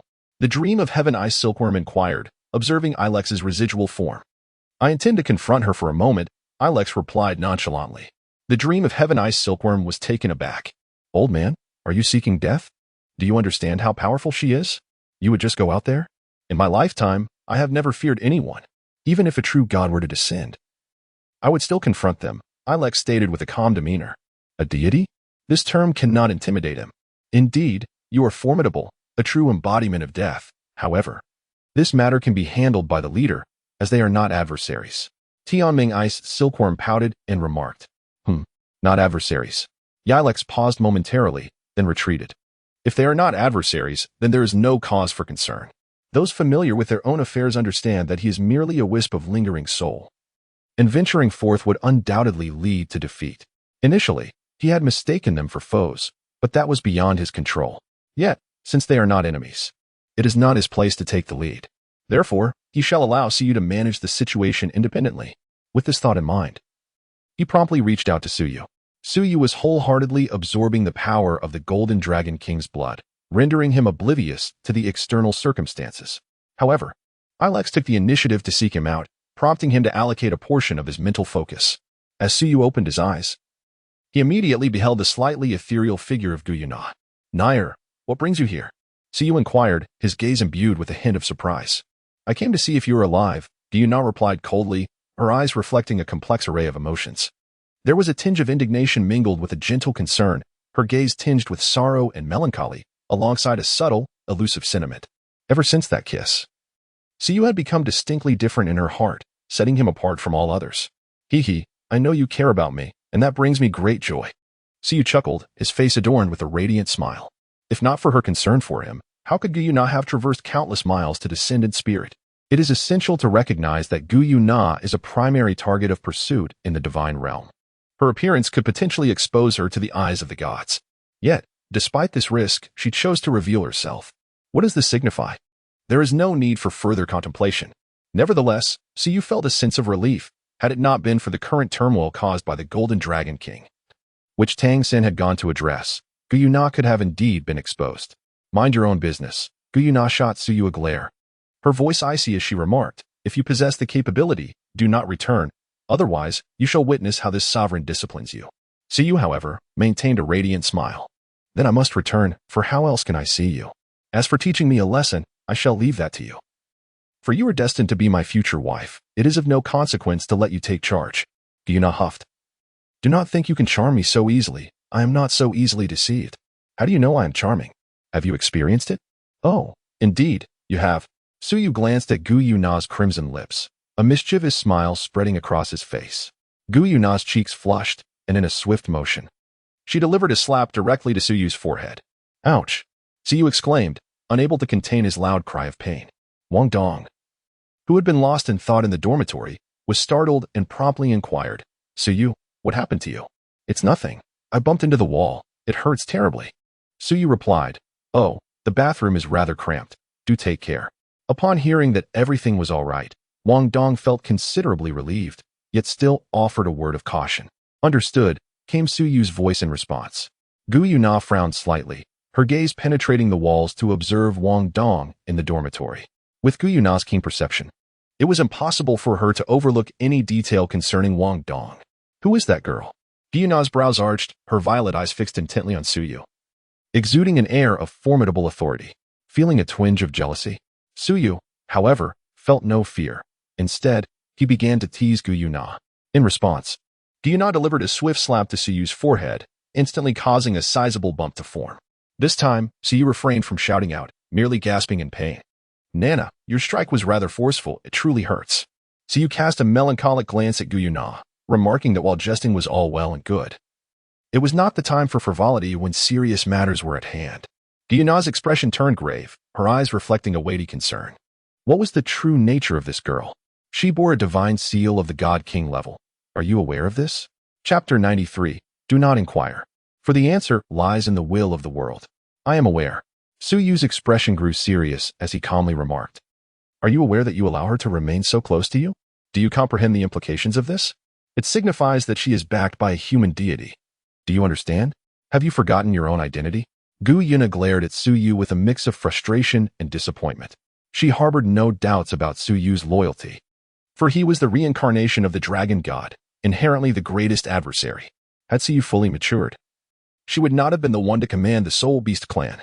In terms of lineage, Su Yu possessed a more legitimate claim than she did. How could a leader betray their cause? Yet, Guyuna was unaware that there indeed existed a master who led the way in defection, none other than herself. I certainly have not forgotten. I remain entirely lucid. Su Yu remarked, what do you intend to do? Do not tell me you wish to pledge allegiance to the divine beings of humanity.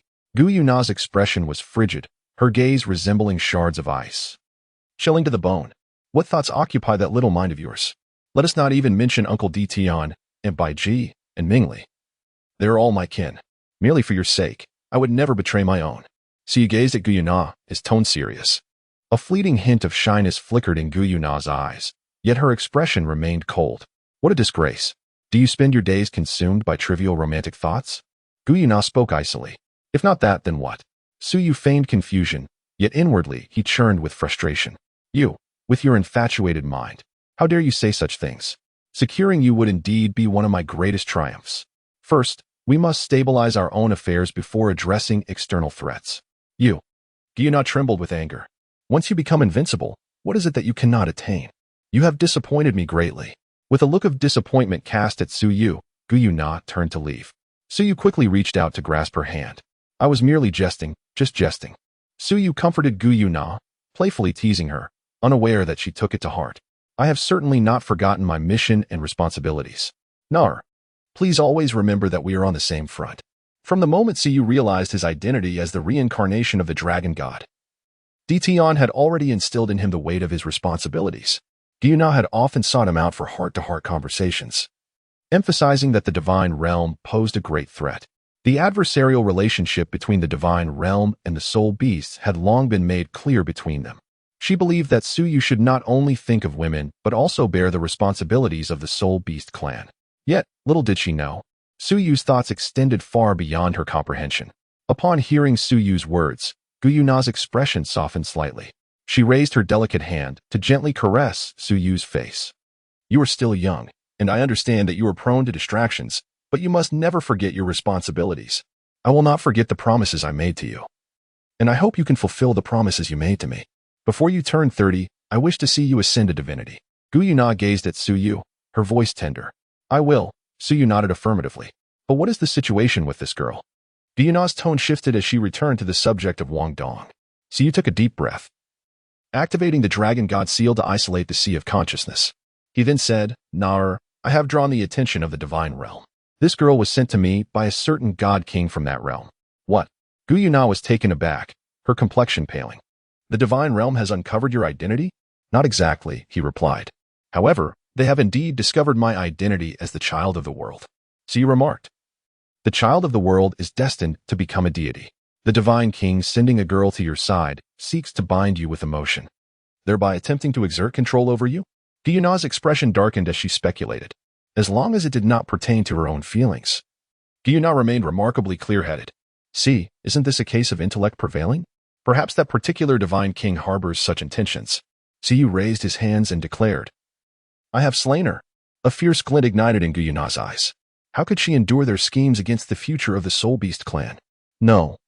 If you take action, you will expose yourself, and then the entire divine realm will descend upon us in a united assault. Su Yu shook his head and countered. What do you intend to do then? Guyuna, her emotions barely stabilized, inquired. We can only proceed while observing our surroundings, he replied. I remain wary, as he seeks to devise schemes against me, which will not be easily accomplished. However, Nar, you should refrain from seeking me out in the future. It is perilous. Should I wish to see you, I shall find you at the Star Dou. It is prudent for us to exercise caution to avoid exposure. Su Yu's expression grew solemn as he cautioned her. Fortunately, this time was manageable. However, should Guyuna abruptly appear by his side again, it would not escape Tang San's notice. I understand. Guyuna nodded, her countenance somewhat somber. She had not anticipated that Su Yu, due to his identity as the chosen one, would find himself ensnared in such a predicament. Do not let this king discover your identity. Otherwise, when the time comes to assault the divine realm, I shall ensure your demise. Guyuna's gaze turned steely, her teeth clenched in resentment towards that particular god king. How dare he scheme against the future of their soul beasts? He was truly courting death. By the way, how did you come to know that the god king of the divine realm had taken notice of you? Guyuna suddenly realized. How is it that Suyu remains so feeble, yet possesses such extensive knowledge? Suyu blinked and remarked, "It is the world will that has conveyed this to me. When faced with uncertainty, one must turn to the world will. Do not inquire further. To question is to accept the word of the world will. What? You doubt it? If you possess the ability, why not seek the world will yourself? Does the world will truly hold you in such high regard?" Guyuna was somewhat astonished, pondering the extraordinary significance the world will seemingly placed upon Suyu. Is this the true worth of the child of the world? Could it be that the hope for the elevation of the entire plane rests solely upon Suyu's shoulders? Might Dulua continent yearn to escape the divine realm and establish its own celestial domain? Guyuna mused internally. Yet, her conjecture was not without merit. The divine realm harvests faith from the lower realms, impeding the progress of the plane. How could the world will not yearn for liberation? The original character, Hui Yuhao, was its chosen one, but alas, he ultimately failed, becoming but a pawn of the Tang family, while the world will itself was usurped by Tang Hao. This time, however, the world will has chosen Suyu, placing even greater stakes upon him. At every moment, an inexhaustible tide of fortune converges upon Suyu. What does it mean to be the child of destiny, the child of the world? It signifies a true bestowal of fate, a focal point of the world. Where fortune flows, misfortune transforms into blessing, calamity into fortune. Whatever one wishes to accomplish, it is rare that it remains unfulfilled. Reflecting upon Suyu's journey thus far, it has indeed been remarkably smooth. In contrast, Hui Yuhao, the original child of fortune, seems to have encountered a series of unfortunate events. Especially after his enmity with Suyu, his fortunes have continued to wane. What trials await him in the future remains uncertain. Chapter 94, Rebirth. Perhaps there are moments when I can sense the presence of the world will in the unseen. Suyu shrugged nonchalantly and spoke casually. Guyuna narrowed her beautiful eyes and sighed gently, remarking that this indeed sounded like a fortunate occurrence. However, it was precisely for this reason that you had attracted the attention of the divine realm. Whether this was a blessing or a curse remained uncertain. Guyuna gazed intently at Suyu, her tone earnest as she cautioned, "As I have said before, take care of yourself. Should you encounter insurmountable difficulties, simply return to the Star Dou. Our Soul Beast clan will always be your steadfast support." This declaration undeniably conveyed their unwavering commitment, affirming that no matter the circumstances, the Soul Beast clan would never abandon Suyu. It would be impossible for Suyu to remain unmoved by such sentiments. Nar, Suyu grasped Guyuna's hand, his expression filled with heartfelt emotion. "You have been so kind to me. I am at a loss for how to repay you. Perhaps I could offer myself in gratitude?" Guyuna replied, "We just had a serious conversation, and you are already reverting to this again?" Suppressing the urge to slap Suyu, Guyuna endeavored to speak softly. "You are still young. We shall discuss this when you are older. We have an agreement, do we not? But what if I cannot wait?" Slap. Suyu pressed his forehead, gasping in surprise. "Must you seek a beating? Is it unbearable unless you provoke me?" Guyuna slowly withdrew her delicate hand, a charming anger gracing her fair face. "Focus on your cultivation. If you fail to attain divinity by the age of 30, just wait and see how I will deal with you, humph." Guyuna shot a glare at Suyu before huffily vanishing from sight. Suyu pressed his forehead and let out a gentle sigh. "This tigress truly strikes with ferocity. It pains me immensely." Suyu grimaced slightly. The blows from Guyuna were both substantial and painful, yet he possessed such mastery over his strength that they did not truly harm him. It was not that he sought to provoke Guyuna out of a sense of mischief. Rather, he wished to prevent her emotions from settling into complete calmness. Once Guyuna achieved a state of utter tranquility, she would be far more difficult to manipulate. At present, although Guyuna had departed, her heart surely remained in turmoil. Whenever she thought of him, whether for trivial reasons or not, it would inevitably cause a habitual agitation within her. That was sufficient. A creature like Guyuna, who had lived for many years yet remained emotionally innocent, could not be approached through ordinary means. The incident with Do-san was a result of Guyuna's own impulsiveness, as she sought to create a rift, leaving herself vulnerable to intrusion. Now, however, Guyuna was at her full potential. Though naive, she was not easily swayed. With her formidable strength, the chance for an ordinary person to even engage with her was exceedingly slim. The progress that Suyu has achieved thus far is attributable to his own identity, potential, and a subtle nudge in methodology. Yet, This alone is insufficient. To truly conquer Guyuna, one requires unparalleled strength, genuine invincibility. The concept of respect for the strong is starkly evident in the world of soul beasts, manifesting in a more unadulterated and vivid manner. Taking a gentle breath, Suyu's gaze was as serene as water. He then slightly closed his eyes, allowing the potent bloodline power of the Golden Dragon King to surge once more into his body. Suyu's physique was rapidly enhancing. Soon, an hour had elapsed. Suyu. Discovering that Suyu had not emerged for quite some time, Wong Dong could no longer remain seated. In the past, Suyu would never take more than 10 minutes for his ablutions. In certain respects, Suyu's approach to matters is characterized by decisiveness and efficiency. However, over an hour has elapsed, and he still has not emerged. Even if he were to take a bath, it would hardly require such an extended duration. Wong Dong felt a growing concern. Could it be that something unfortunate has befallen Suyu? He hurried to the bathroom door and gently knocked, calling out, "Suyu, are you all right? Is everything fine?" His voice carried a hint of urgency as he continued to rap on the door, creating a resonant thud. Inside the bathtub, Suyu slowly opened his previously tightly shut eyes. Within his ice-blue gaze, a fleeting glimmer of golden light appeared, only to vanish almost instantly. A layer of golden radiance swiftly flickered across Suyu's form, only to be retracted in unison thereafter. Suyu felt an explosive force gathering within him, a surge of strength far surpassing anything he had experienced before.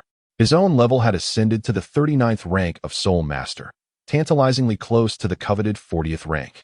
Meanwhile, the golden liquid in the medicinal barrel had transformed entirely into clear water. Hearing Wong Dong's persistent knocking at the door, Suyu responded, "Wong Dong, I'm fine." Wong Dong seemed to relax considerably, the urgency in his voice dissipating. "Why are you taking so long to come out?" "I took a bath and accidentally fell asleep," Suyu explained. "Oh, I see. Hurry up and get ready so we can have breakfast together. If we wait too long, there might not be any food left in the cafeteria." Wong Dong's gentle voice floated in from outside. "All right, I understand," Suyu replied. Rising from the medicinal barrel, after pouring out the water, he stored the barrel into his soul guide device, swiftly attending to his grooming. Suyu donned a fresh set of attire and exited the restroom. Wong Dong sat in a chair, her powder blue eyes shimmering slightly as she scrutinized Suyu as he emerged. "Suyu, I can't shake the feeling that you seem a bit different," Wong Dong remarked, gazing intently at him with a hint of curiosity. "In what way do you mean?" Suyu inquired with a smile, making his way to his seat. "You appear to exude a bit more presence," Wong Dong said, lightly tapping her chin in contemplation. "Is that so?" Suyu chuckled softly, internally admiring Wong Dong's keen perceptiveness, as she had effortlessly discerned the change within him. After this rigorous tempering, Suyu's physique has strengthened considerably, exuding a distinctly different aura. Even his height has increased by a few centimeters. He is now nearly 1.8 meters tall. While the changes may not be immediately perceptible to the naked eye, the shift in his presence is undeniably significant. "Have you made further progress?" Wong Dong inquired, directing his gaze towards Suyu. "Perhaps. I just broke through to the 39th rank of Soul Master. Was it during your bath?" "Indeed." Suyu nodded affirmatively. "What a freak," Wong Dong remarked, his lips twitching in exasperation. Suyu has once again achieved a breakthrough, a remarkable advancement of his ultimate martial soul. Is such a feat truly so effortless? Sharing a dormitory with this individual, he feels an overwhelming sense of pressure. No, he must strive even harder. Wong Dong clenched his fist, silently motivating himself. "Let us proceed to the dining hall for a meal," Suyu said, putting on his shoes and beckoning to Wong Dong. The two departed their dormitory together to partake in their meal. After finishing breakfast, Suyu intended to find a suitable location to test his strength. This time, the effects of the blood of the Golden Dragon King on his physique were exceptionally impressive, resulting in significant enhancement. He was eager to ascertain the extent of his current physical prowess. Chapter 95. I am born with divine strength. In the vicinity of the dormitory area, there exists a dedicated testing zone, complete with training rooms. The Day and Moon Royal Soul Master Academy is well equipped in this regard. However, Suyu chose not to conduct his test here, as the strength testing machines available only measure up to level 5, which is woefully inadequate for gauging Suyu's true power. Suyu, accompanied by Wong Dong, made his way towards the 6th grade dormitory area. Perhaps the strength testing machine there would prove useful. "Suyu, what exactly are we going to do?" Wong Dong inquired curiously as he walked alongside him. Today marked the weekly holiday, Could it be that Siyu intended to take him somewhere for leisure? I am going to assess my physical data and see what level I have reached, Siyu replied with a slight smile. Assess my physical data? Wong Dong's eyes sparkled with intrigue. His physical condition was commendable. During the initial tests upon enrollment, his physical strength and resilience were both rated in the 30s, placing him ahead of many peers. He wondered just how formidable Suyu's physical data might be. Surely, it must exceed his own capabilities by a significant margin. With a sense of curiosity, the two soon arrived at the 6th grade dormitory area. The testing zone here was desolate, devoid of any presence. Siyu nodded subtly.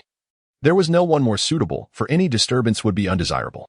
After a brief conversation with the supervising teacher, Siyu and his companion smoothly entered the testing area. Inside, numerous testing machines awaited, capable of assessing physical fitness, strength, and reflexes. Wong Dong curiously glanced around, scrutinizing the soul guidance devices, most of which were unfamiliar to him. He understood that they measured data, yet the precise functions of these devices eluded him. Originally, he had little interest in these soul guidance tools, but now it seemed that his aversion had diminished significantly. He could not pinpoint the reason. Deep within, he simply felt less resistant to the soul guidance devices. Although his fondness had not increased, his distaste had lessened considerably. How does one operate this? Wong Dong inquired, his curiosity directed towards Siyu. Actually, it is quite simple. Siyu approached a machine, which was a strength testing apparatus. Siyu primarily came to test this. The supervising teacher, quite familiar with the procedure, approached the power testing device, infused it with soul energy, and then the device illuminated. Siyu stepped forward, his right hand clenched into a fist, and struck the area beneath the force testing device with tremendous force. A resounding boom echoed as his fist collided with the apparatus, sending a shockwave through it. The entire device trembled, and the screen above began to flicker erratically. Numbers soared and plummeted in a dizzying display, escalating in speed until, at a certain moment, they abruptly halted, and the screen dimmed entirely. Wisps of black smoke began to emerge from within the testing device. What is happening? Wong Dong inquired, perplexed. The supervising teacher's lips twitched, his gaze peculiar. The force was too great. It exceeded the device's maximum limit, causing it to malfunction. What grade are you in, student? This device can measure up to 50,000 Jin of force. Are you certain you are not from Mingda Hall? The teacher was bewildered. A device capable of measuring such immense strength had been rendered inoperable by a single punch. How much? 50,000 Jin? Wong Dong regarded Siyu as if he were a creature of legend. The machine, designed to withstand 50,000 Jin of force, was unable to gauge Siyu's strength indeed. It had been completely destroyed due to the overwhelming power. Just how strong are you? Are you even human? Wong Dong stared at Siyu, harboring serious doubts that he was in the presence of a mere human, but rather a formidable beast in human form. Ahem, I am indeed human. I simply possess innate strength, Siyu replied. Siyu cleared his throat, feeling somewhat embarrassed. He was aware that his strength had significantly increased, yet he never anticipated surpassing 50,000 pounds. What does this signify? Typically, even a regular Soul Dou might not possess such strength. It is only the formidable attack-oriented Soul Dou who might achieve such power. Although combat for Soul Masters primarily relies on skills and explosive capabilities, possessing such strength is undeniably a considerable means of inflicting harm. Without question, who would dare to engage in close combat? A single punch could indeed lead to dire consequences. Really? I don't believe it. You must be joking, Wong Dong exclaimed, utterly speechless. No wonder Siyu could handle him as if he were a mere chick. Such strength is hardly human. This is rather absurd, isn't it? If you choose not to believe me, there is little I can do, Siyu shrugged in response. My friend, I think what you ought to contemplate now is not the extent of your strength, but rather the financial repercussions, remarked the supervising teacher, who approached leisurely. It was the first time in many years he had witnessed someone break a strength testing device with a single punch. With a twitch of his lips, Siyu realized that he had not only failed to measure the specific power, but also incurred a financial loss. The situation was quite disheartening. In the end, Siyu paid the necessary compensation and returned to the dormitory with Wong Dong. This incident deeply motivated Wong Dong, who subsequently immersed himself in relentless training. In terms of dedication, he even surpassed Siyu. His fervent commitment was a stark contrast to his usual demeanor. Naturally, such diligence bore fruit. Wong Dong's innate talent, combined with his newfound zeal, led to remarkable progress. Meanwhile, Siyu maintained his usual pace, studying soul-guiding devices during the day and meditating at night. Suyu took the opportunity to absorb the ancient Songlong's dragon horn bones and successfully ascended to the rank of level 40 Soul Master. With just one soul ring, he could join the ranks of the Soul Sect. However, Suyu remained unhurried, knowing that the enhancement of his soul power would not cease, and he could always acquire a soul ring at a later date. Thus, the days passed, one after another.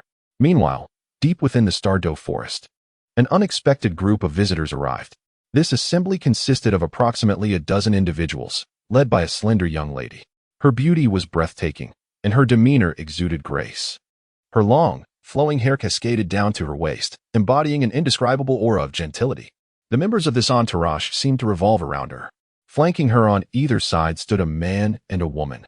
The woman radiated an intense fiery energy, while the man emanated a ferocious aura. In the very center of the group was another young lady, who appeared to complement the leader, overseeing the entire team. Notably, the entire group was adorned in crimson attire, each garment emblazoned with a badge depicting a plump creature. It was evident that this group hailed from the same origin. Everyone was on high alert.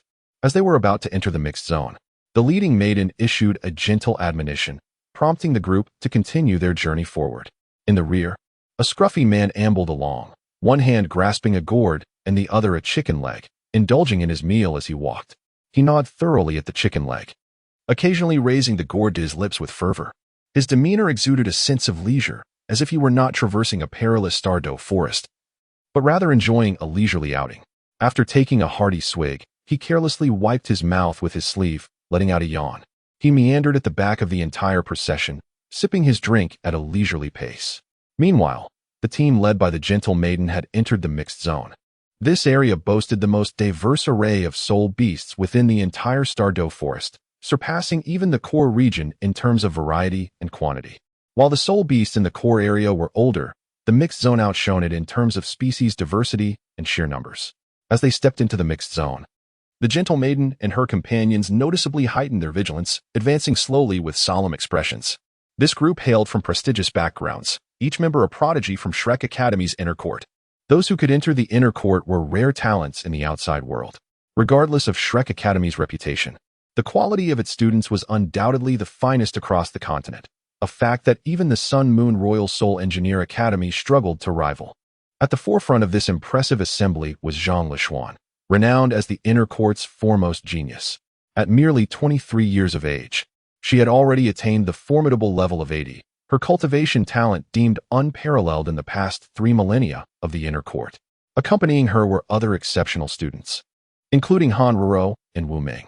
Han Ruo boasted a remarkable rank of 76 as a soul sage, second only to Zhang Lishuan, while Wu Ming was on the cusp of breaking through to the soul sage level herself. This group had participated in the previous continental soul duel competition, and besides them were Cheng Mashuan, Luo Yuan, Zhang Lai, and Chu He, all of whom were also prodigious talents from the inner court, with the lowest among them having reached level 50. Under normal circumstances, this team possessed enough strength to roam freely throughout the mixed zone, with few soul beast groups able to rival their power. Most formidable factions resided within the core region, given their significant prowess. The soul rings they required were also of a higher age. As they ventured deeper into the mixed zone, 10,000-year soul beasts began to appear around them. Zhang Lishuan scanned her surroundings, her alertness intensifying. In this treacherous Star Dou forest, one could never afford to be careless. As the group continued onward, Zhang Lishuan suddenly halted, raising her hand to signal for the others to stop. Through the gaps in the dense foliage, she discerned a crimson tiger lurking several hundred meters away. This magnificent beast measured approximately 4 meters in length and stood around 2 meters tall, adorned with black stripes and exuding an aura of ferocity. "Senior sister, have you spotted something?" Behind him, Wu Ming whispered. Zhang Lishuan turned around and softly replied, "I have discovered a crimson demon tiger, approximately 20,000 years old, Luo Yuan. It is quite suitable for you." Luo Yuan, age 22, was a level 60 student and one of the outstanding members of the Inner Academy, possessing a martial soul known as the Flame Tiger, a fire attribute beast. In terms of martial soul quality, it could be classified as a high-ranking soul. While it may not surpass the White Tiger, it is certainly not far behind. The compatibility between this Crimson Demon Tiger and Luo Yuan is exceptionally high. Indeed. Upon hearing this, Luo Yuan's eyes sparkled with excitement. The Crimson Demon Tiger is also considered a high-ranking soul beast, Although it does not belong to the elite tier of super soul beasts like the dark gold terror claw bear or the titan great ape, it nevertheless manages to squeeze into the second tier. Its quality is quite commendable. If he could obtain the soul ring of the crimson demon tiger, Luo Yuan would surely awaken from his dreams with a smile. Senior sister, I will count on you. I want this crimson demon tiger, Luo Yuan promptly declared. All right, everyone. Listen to my orders. Zhang Lishuan began to outline the battle strategy. She would take the lead in the assault, while Wu Ming and Cheng Mashuan would provide support, and Han Ruorua would be responsible for control. The remaining students were tasked with protecting Hua Ao and other support soul masters. As Zhang Lishuan and her team gradually approached, the 20,000-year-old Crimson Demon Tiger remained blissfully unaware of the impending danger. By the time it sensed the threat, Zhang Lishuan and her companions had already closed in on it. A crescent moon rose, and Zhang Lishuan launched her attack. Simultaneously, a golden rope swiftly darted in from the side, the work of Han Ruo, whose martial soul was the shimmering gold rope. Han Ruo's control skills were exceptionally powerful, earning her the title of the foremost controller in the Inner Academy, as she bound the Crimson Demon Tiger securely. Following this, the attacks from Wu Ming and Cheng Mashuan ensued. Even though the Crimson Demon Tiger was regarded as a high-ranking soul beast, it could hardly withstand the onslaught of multiple attackers. Soon, the beast was left in a weakened state. Luo Yuan, Zhang Lishuan called out, prompting Luo Yuan to hurriedly run over. Upon witnessing the subdued Crimson Demon Tiger, a broad grin spread across his face. Everyone, remain vigilant. Luo Yuan, hurry and absorb it. Under the command of Zhang Lishuan, everyone diligently fulfilled their respective duties.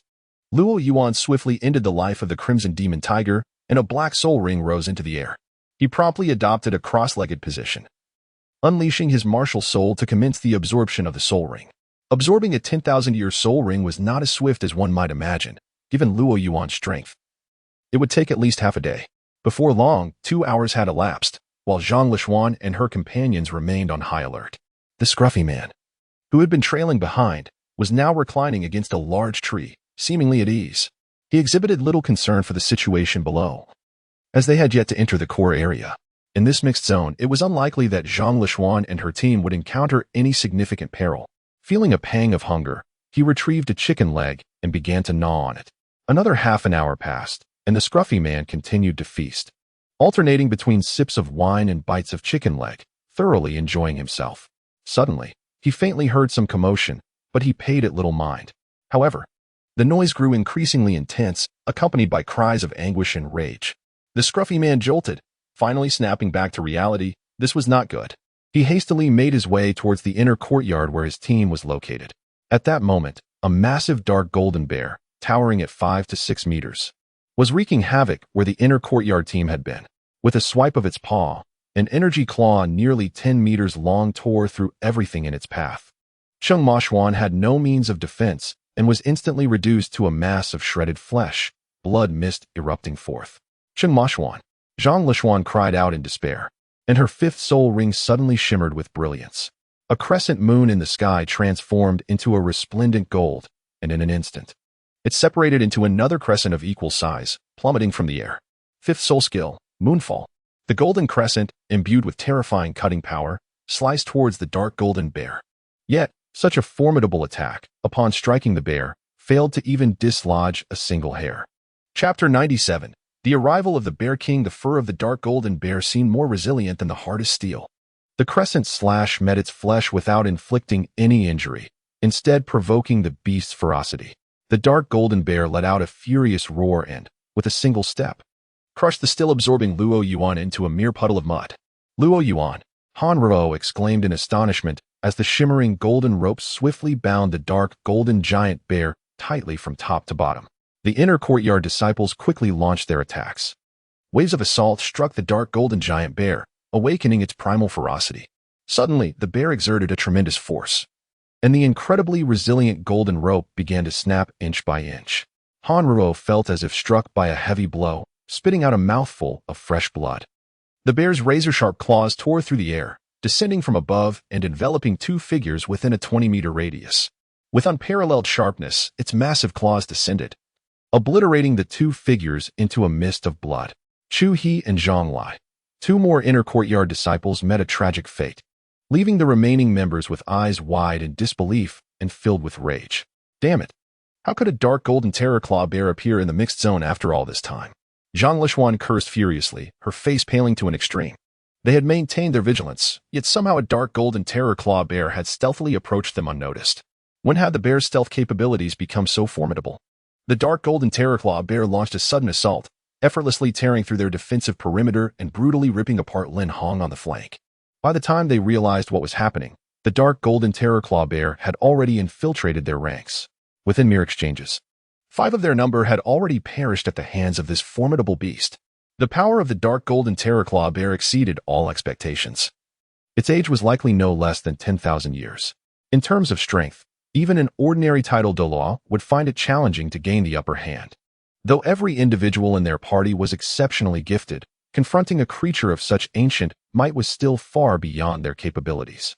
After mauling Chu He and Zhang Lai, the dark golden terror claw bear charged directly at Han Ruoruo.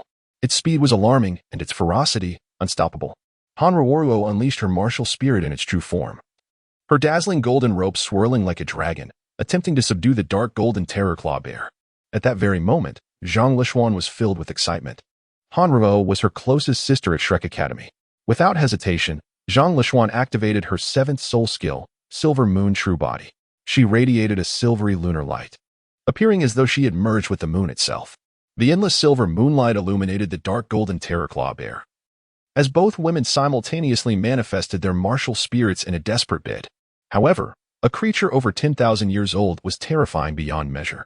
It withstood the onslaught of both martial spirits, intent on eliminating Han Ruoruo. With a defense that was astonishingly formidable, it absorbed the majority of their attacks. Its razor-sharp claws could nearly sever space itself. Even Han Ruoruo's golden true form could not penetrate the colossal claws to control the dark golden terror claw bear.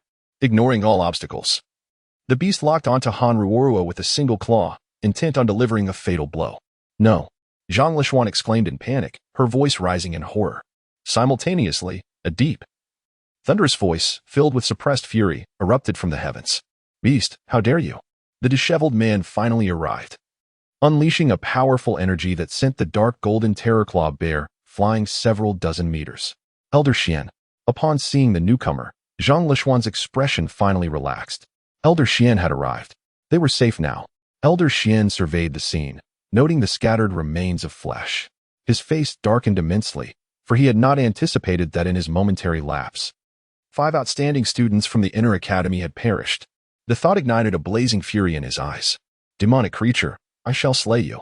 With an air of formidable might, Xuanzai advanced, his great hand descending upon the dark golden claw bear. As a super Dou of the 98th rank, Xuanzai surpassed the dark golden claw bear, which had merely accumulated less than 20,000 years of cultivation. Despite the bear's tremendous power, it was ultimately no match for Xuanzai, who delivered a devastating blow, severely injuring the creature. The dark golden claw bear collapsed to the ground, surrounded by a massive crater. At this moment, it had sustained grave injuries. Its once formidable body was now marred with blood, and crimson flowed from its nostrils. The bear emitted a heart-wrenching wail, a sound so profound it seemed to echo through the heavens. Beast, for the lives of several esteemed students from my academy that you have taken today, I shall reclaim your soul ring. Xuanzai bellowed in fury, readying another strike. If this blow were to land, the dark golden claw bear would likely be on the brink of death. However, just as Xuanzai's palm was about to descend, an overwhelming aura erupted from the depths of the Star Dou forest. A ferocious pressure, filled with a chilling roar, swept through the sky. In an instant, a colossal claw surged toward Xuanzai. His expression shifted dramatically as he hastily withdrew his attack, a golden-brown light flickering around him, revealing an enormous beast materializing behind him. Beneath him, 9 soul rings, yellow, purple, black, and red, manifested in succession. With a powerful leap into the air, his soul power surged, ready to confront the impending giant claw. Boom! In the sky, a tremendous roar erupted, unleashing waves of energy that cascaded downward. Below, the students in the inner courtyard were tossed about like leaves in a tempest. The towering trees were likewise uprooted by the explosive force. Suddenly, a figure was struck from the air, crashing down and stirring up a cloud of dust. High above, a colossal claw gradually faded from view, followed by a swift approach of a yellow beam of light from the distance. In mere moments, it soared overhead. It was a dark, golden giant bear, towering at a height of 50 to 60 meters, exuding an overwhelming aura of ferocity akin to a primordial beast. It hovered in midair, eclipsing even the sun's radiance.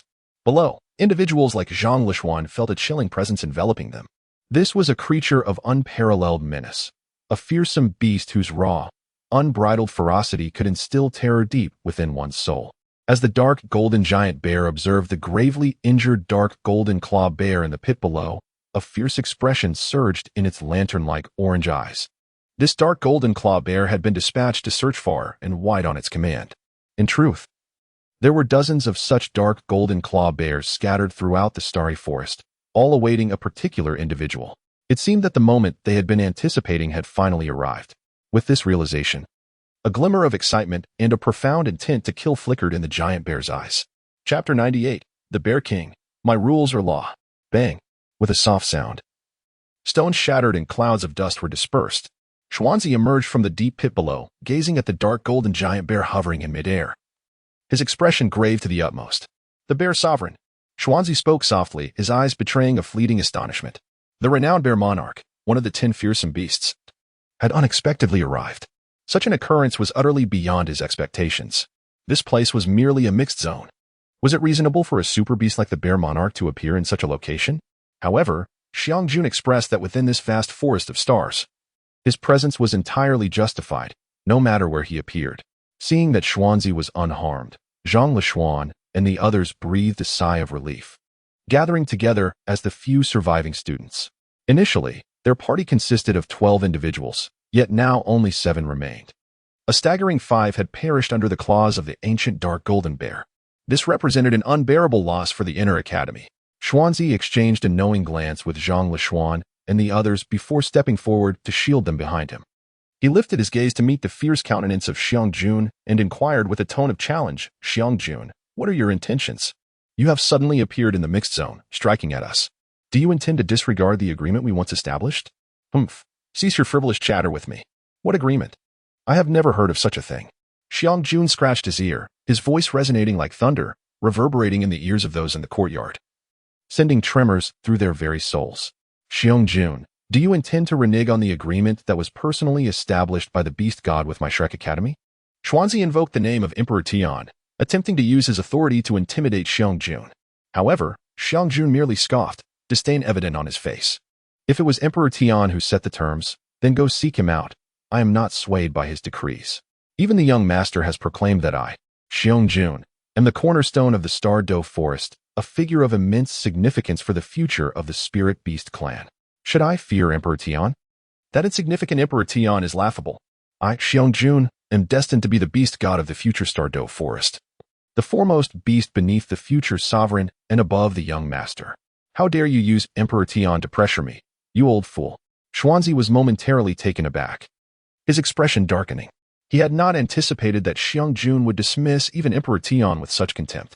"Xiangjun, are you not afraid that the beast god will hold you accountable for such words? I shall speak as I please and act as I wish. What? Do you, an old man, wish to instruct me?" Xiangjun glared at Xuanzi, as if ready to erupt at any moment. The ferocity emanating from him weighed heavily on Zhang Lishuan and the others below, leaving them drenched in cold sweat. Before Xuanzi could retort, Xiangjun launched another attack. "Daring anyone to hunt my dark golden terrorclaw bear clan within the Star Dou forest, it seems you are courting death." At this point, Xiangjun was genuinely enraged, as everything aligned perfectly with what the young master had informed him. This old fool was indeed coveting their clan. Furthermore, he had the audacity to call him foolish and weak. Today, he would ensure this old man recognized his might. "Xiangjun, you are being unreasonable. It was this dark golden terrorclaw bear that first attacked the students of Shrek Academy. We have even sacrificed 5 outstanding students because of this bear. It must pay for its life," Xuanzi declared with righteous indignation. As a senior member of Shrek Academy, Xuanzi undoubtedly embodied the esteemed traditions of the academy. This dark golden terrorclaw bear has sealed its fate. In response, Xiangjun laughed coldly. "If it were not for your kind invading my Star Dou forest to hunt spirit beasts, how would my kin have attacked you? Since you entered the Star Dou forest with the intent to hunt spirit beasts, you deserve to meet your end." His words left Xuanzi momentarily at a loss for words. Yet, Xuanzi was not one to be easily silenced. It is only natural for spirit masters to hunt spirit beasts. Moreover, How can the lives of those spirit beasts compare to the outstanding students of Shrek Academy? Xuanzi asserted vehemently. Very well, then, I shall now take your life. And it too will be deemed a natural course of action.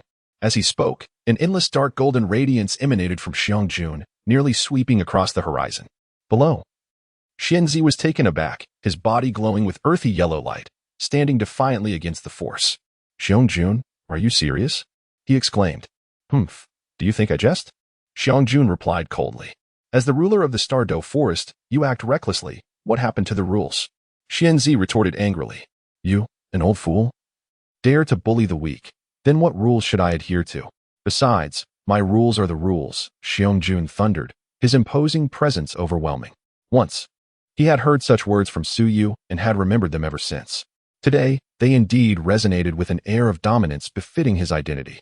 Xiangjun declared his intent to fight, unleashing a tremendous pressure upon Xianzi. Xianzi's expression shifted, his demeanor turning grave as he let out a long howl. A vibrant yellow light erupted from him, revealing his formidable power. Lu Xian, take them and leave quickly. Xianzi understood that his confrontation with Xiangjun would be fiercely intense. Even the energy waves unleashed could inflict fatal harm upon Zhang Luxian and the others. Upon hearing Xianzi's command, Zhang Luxian wasted no time and hurriedly led the remaining members to retreat. They could not intervene in the battle between Xianzi and Xiangjun. Staying would only be a burden. As Zhang Luxian and the others withdrew, the yellow glow surrounding Xianzi intensified. He leaped into the air, enveloped in the brilliant yellow light, and a deep rumble resonated through the atmosphere. When the yellow light reached its zenith, Xianzi transformed into an entirely different form. A monstrous creature appeared, possessing the body of a sheep, eyes beneath its armpits, tiger-like teeth, human-like claws, and enormous bull horns. The beast stood over 30 meters tall, its robust physique radiating intense yellow light, while 9 soul rings swirled like halos around its formidable 5-meter-long horns. The gluttonous divine bull. This was Xianzi's martial soul, a powerful manifestation imbued with the bloodline of the gluttonous. In this moment, Xianzi had directly summoned his martial soul true form, revealing the seriousness with which he regarded Xiangjun. Yet, Xiangjun remained unfazed. Xianzi's strength might intimidate the likes of Qi Wang and Ziji, but facing him? The renown of Xiangjun was not without merit. With a furious roar, Xiangjun lunged forth, his sharp claws aimed directly at Xianzi.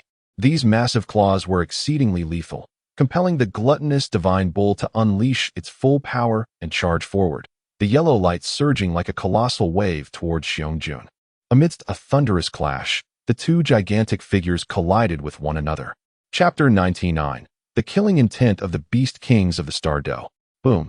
Suddenly, a tremendous roar echoed through the sky.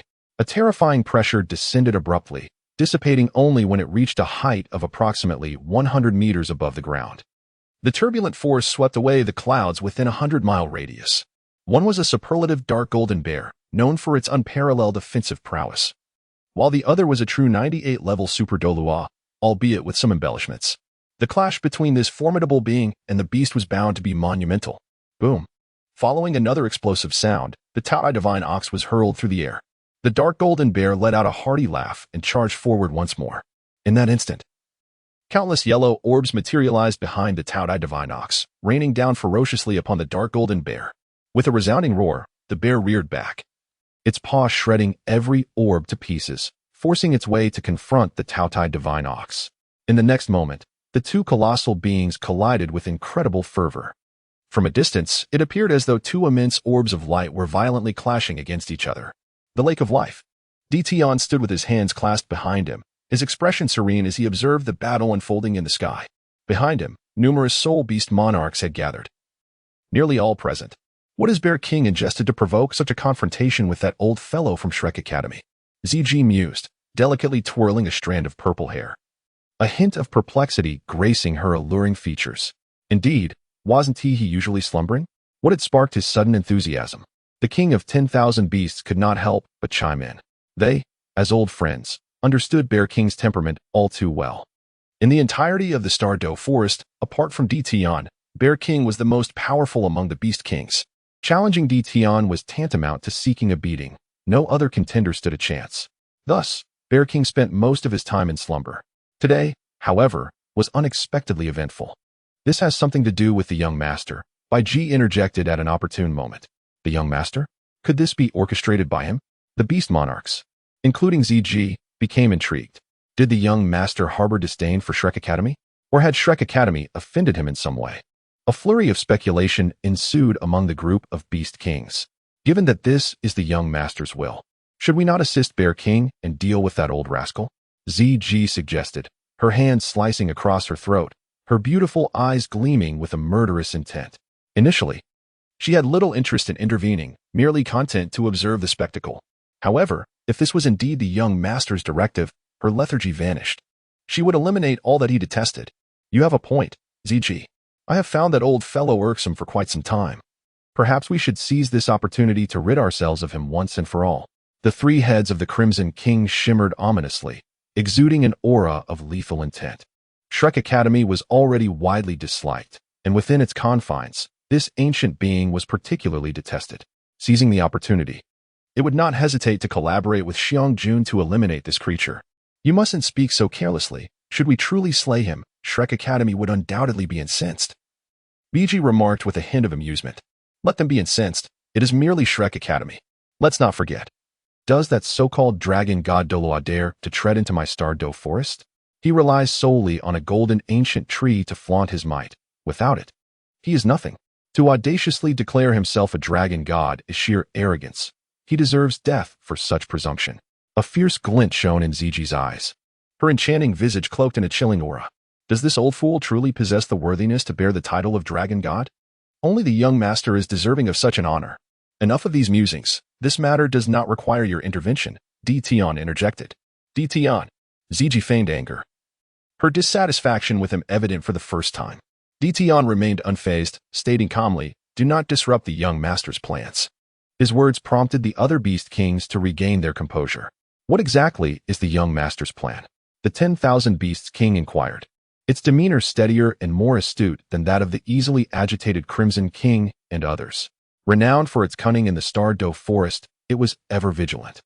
We are equally in the dark regarding the young master's intentions, BG revealed with a faint smile. Aside from provoking Xiangjun, he has not taken any further action.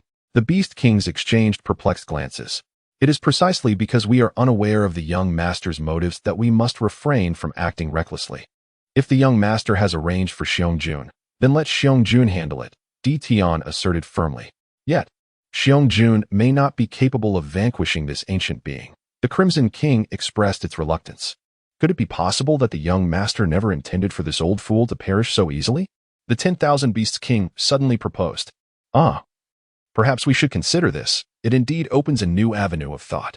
ZG blinked her beautiful eyes, reflecting on Suyu's character, and realized that this possibility held considerable weight. The young Suyu is far from the innocuous demeanor he presents. Is it true that to commit murder one must also strike at the heart? Once is insufficient. Must there be several attempts? Observing the various beast kings lost in thought, Bai Ji smiled faintly before turning her gaze to Tion. Tion, do you believe that Xiangjun's rash actions might yield adverse consequences? For instance, could it affect the relationship between our soul beast clan and the human race? A mere Xuanzi does not represent humanity as a whole. And our initial covenant clearly stipulated that humans must not hunt 10,000-year soul beasts in the Star Dou forest at will, just as we would refrain from instigating beast tides. Yet, have they adhered to these terms? In the Star Dou forest, countless 10,000-year soul beasts have been stealthily hunted. With the young master seeking to rectify this Xuanzi, we have the perfect opportunity to instill fear into the hearts of the humans. These humans seem to have made betrayal a habit. Tion snorted, expressing his discontent. His silence did not imply acquiescence. While the soul beasts have upheld their end of the agreement, the humans have treated it with utter disregard. This time, let Xiangjun serve as a reminder that the Star Dou forest harbors its own wrath, and naturally, the Xuanzi will be the chosen scapegoat. You do make a valid point, Bai Ji nodded slightly, acknowledging that humans have repeatedly failed to honor their commitments. Thus, we should not be surprised if they face retaliation. Just as Tion wished to voice further thoughts, his brow furrowed suddenly. Bai Ji noticed this keenly and inquired, what troubles you? That young girl is in danger. Which young girl? Bai Ji asked, puzzled. Who else could it be? Tion replied. Could it be her? Indeed. The companions she brought along have encountered another group of soul beasts, and it seems casualties have begun to arise, Tion stated. In any case, they are merely humans. If they perish, so be it, the Red King interjected casually. You understand nothing. Dition shot a stern glance at the Red King, whose imposing gaze silenced him immediately. This young girl shares a profound bond with the young master. She is his sole concern in the human realm. If anything were to befall her in the Star Dou forest, how could I explain it to the young master? None of us could bear the brunt of his ire. Dition's tone was severe. He understood how much Suyu cherished this young girl, and should anything happen to her, it was plausible that Suyu might take drastic measures. He might even harbor resentment towards the Soul Beast clan. Such an outcome is one that Dition could not permit to transpire. Even if Suyu were to take his anger out on him, it would be preferable to him becoming disillusioned with the Soul Beast clan. Dition's assertion was accurate. The young master regarded this young girl as family, and she could not be equated with other humans. Frigid, too, spoke at an opportune moment. The conversation between the two rendered many Beast Kings silent. When it pertains to Suyu, it is indeed a matter that warrants utmost attention. The girl, regarded as family by the young master, piques my curiosity. I wonder what makes her so extraordinary. Gigi chuckled lightly. There will be opportunities in the future. This young lady is indeed a remarkable individual. Frigid smiled gently and then turned her gaze towards Dition. If I recall correctly, she should have reached level 80, she remarked. At 23 years old and at level 80, her talent is quite impressive. She may prove beneficial to the young master. Dition understood her implication and nodded in acknowledgement. In the next moment, his figure vanished from sight. Outside the Lake of Life, only a few Beast Kings remained standing in solemn silence. Ruo, you take Hua Yu and the others and leave first. I will cover the rear, Zhang Lishuan said gravely, the silver moonlight cascading down upon her. One could only say that misfortunes seldom come alone. When one is down on their luck, even drinking cool water can feel like a struggle. As they retreated, they unexpectedly encountered yet another mishap. Although this time the spirit beast they faced was not as terrifying as the 10,000-year dark gold terror claw bear, it was still quite formidable. This time, they encountered the blood-melting serpent. Though the blood-melting serpent is classified as a low-level spirit beast, it is one of the most troublesome among them. It is even more fearsome than the mandala serpent. The blood-melting serpent is entirely blood-red and favors burrowing through the earth, which endows it with remarkable stealth capabilities. They are generally small in size. Even a 1,000-year-old blood-melting serpent measures only about 2 meters in length, making them particularly difficult to detect. They move with the swiftness of the wind.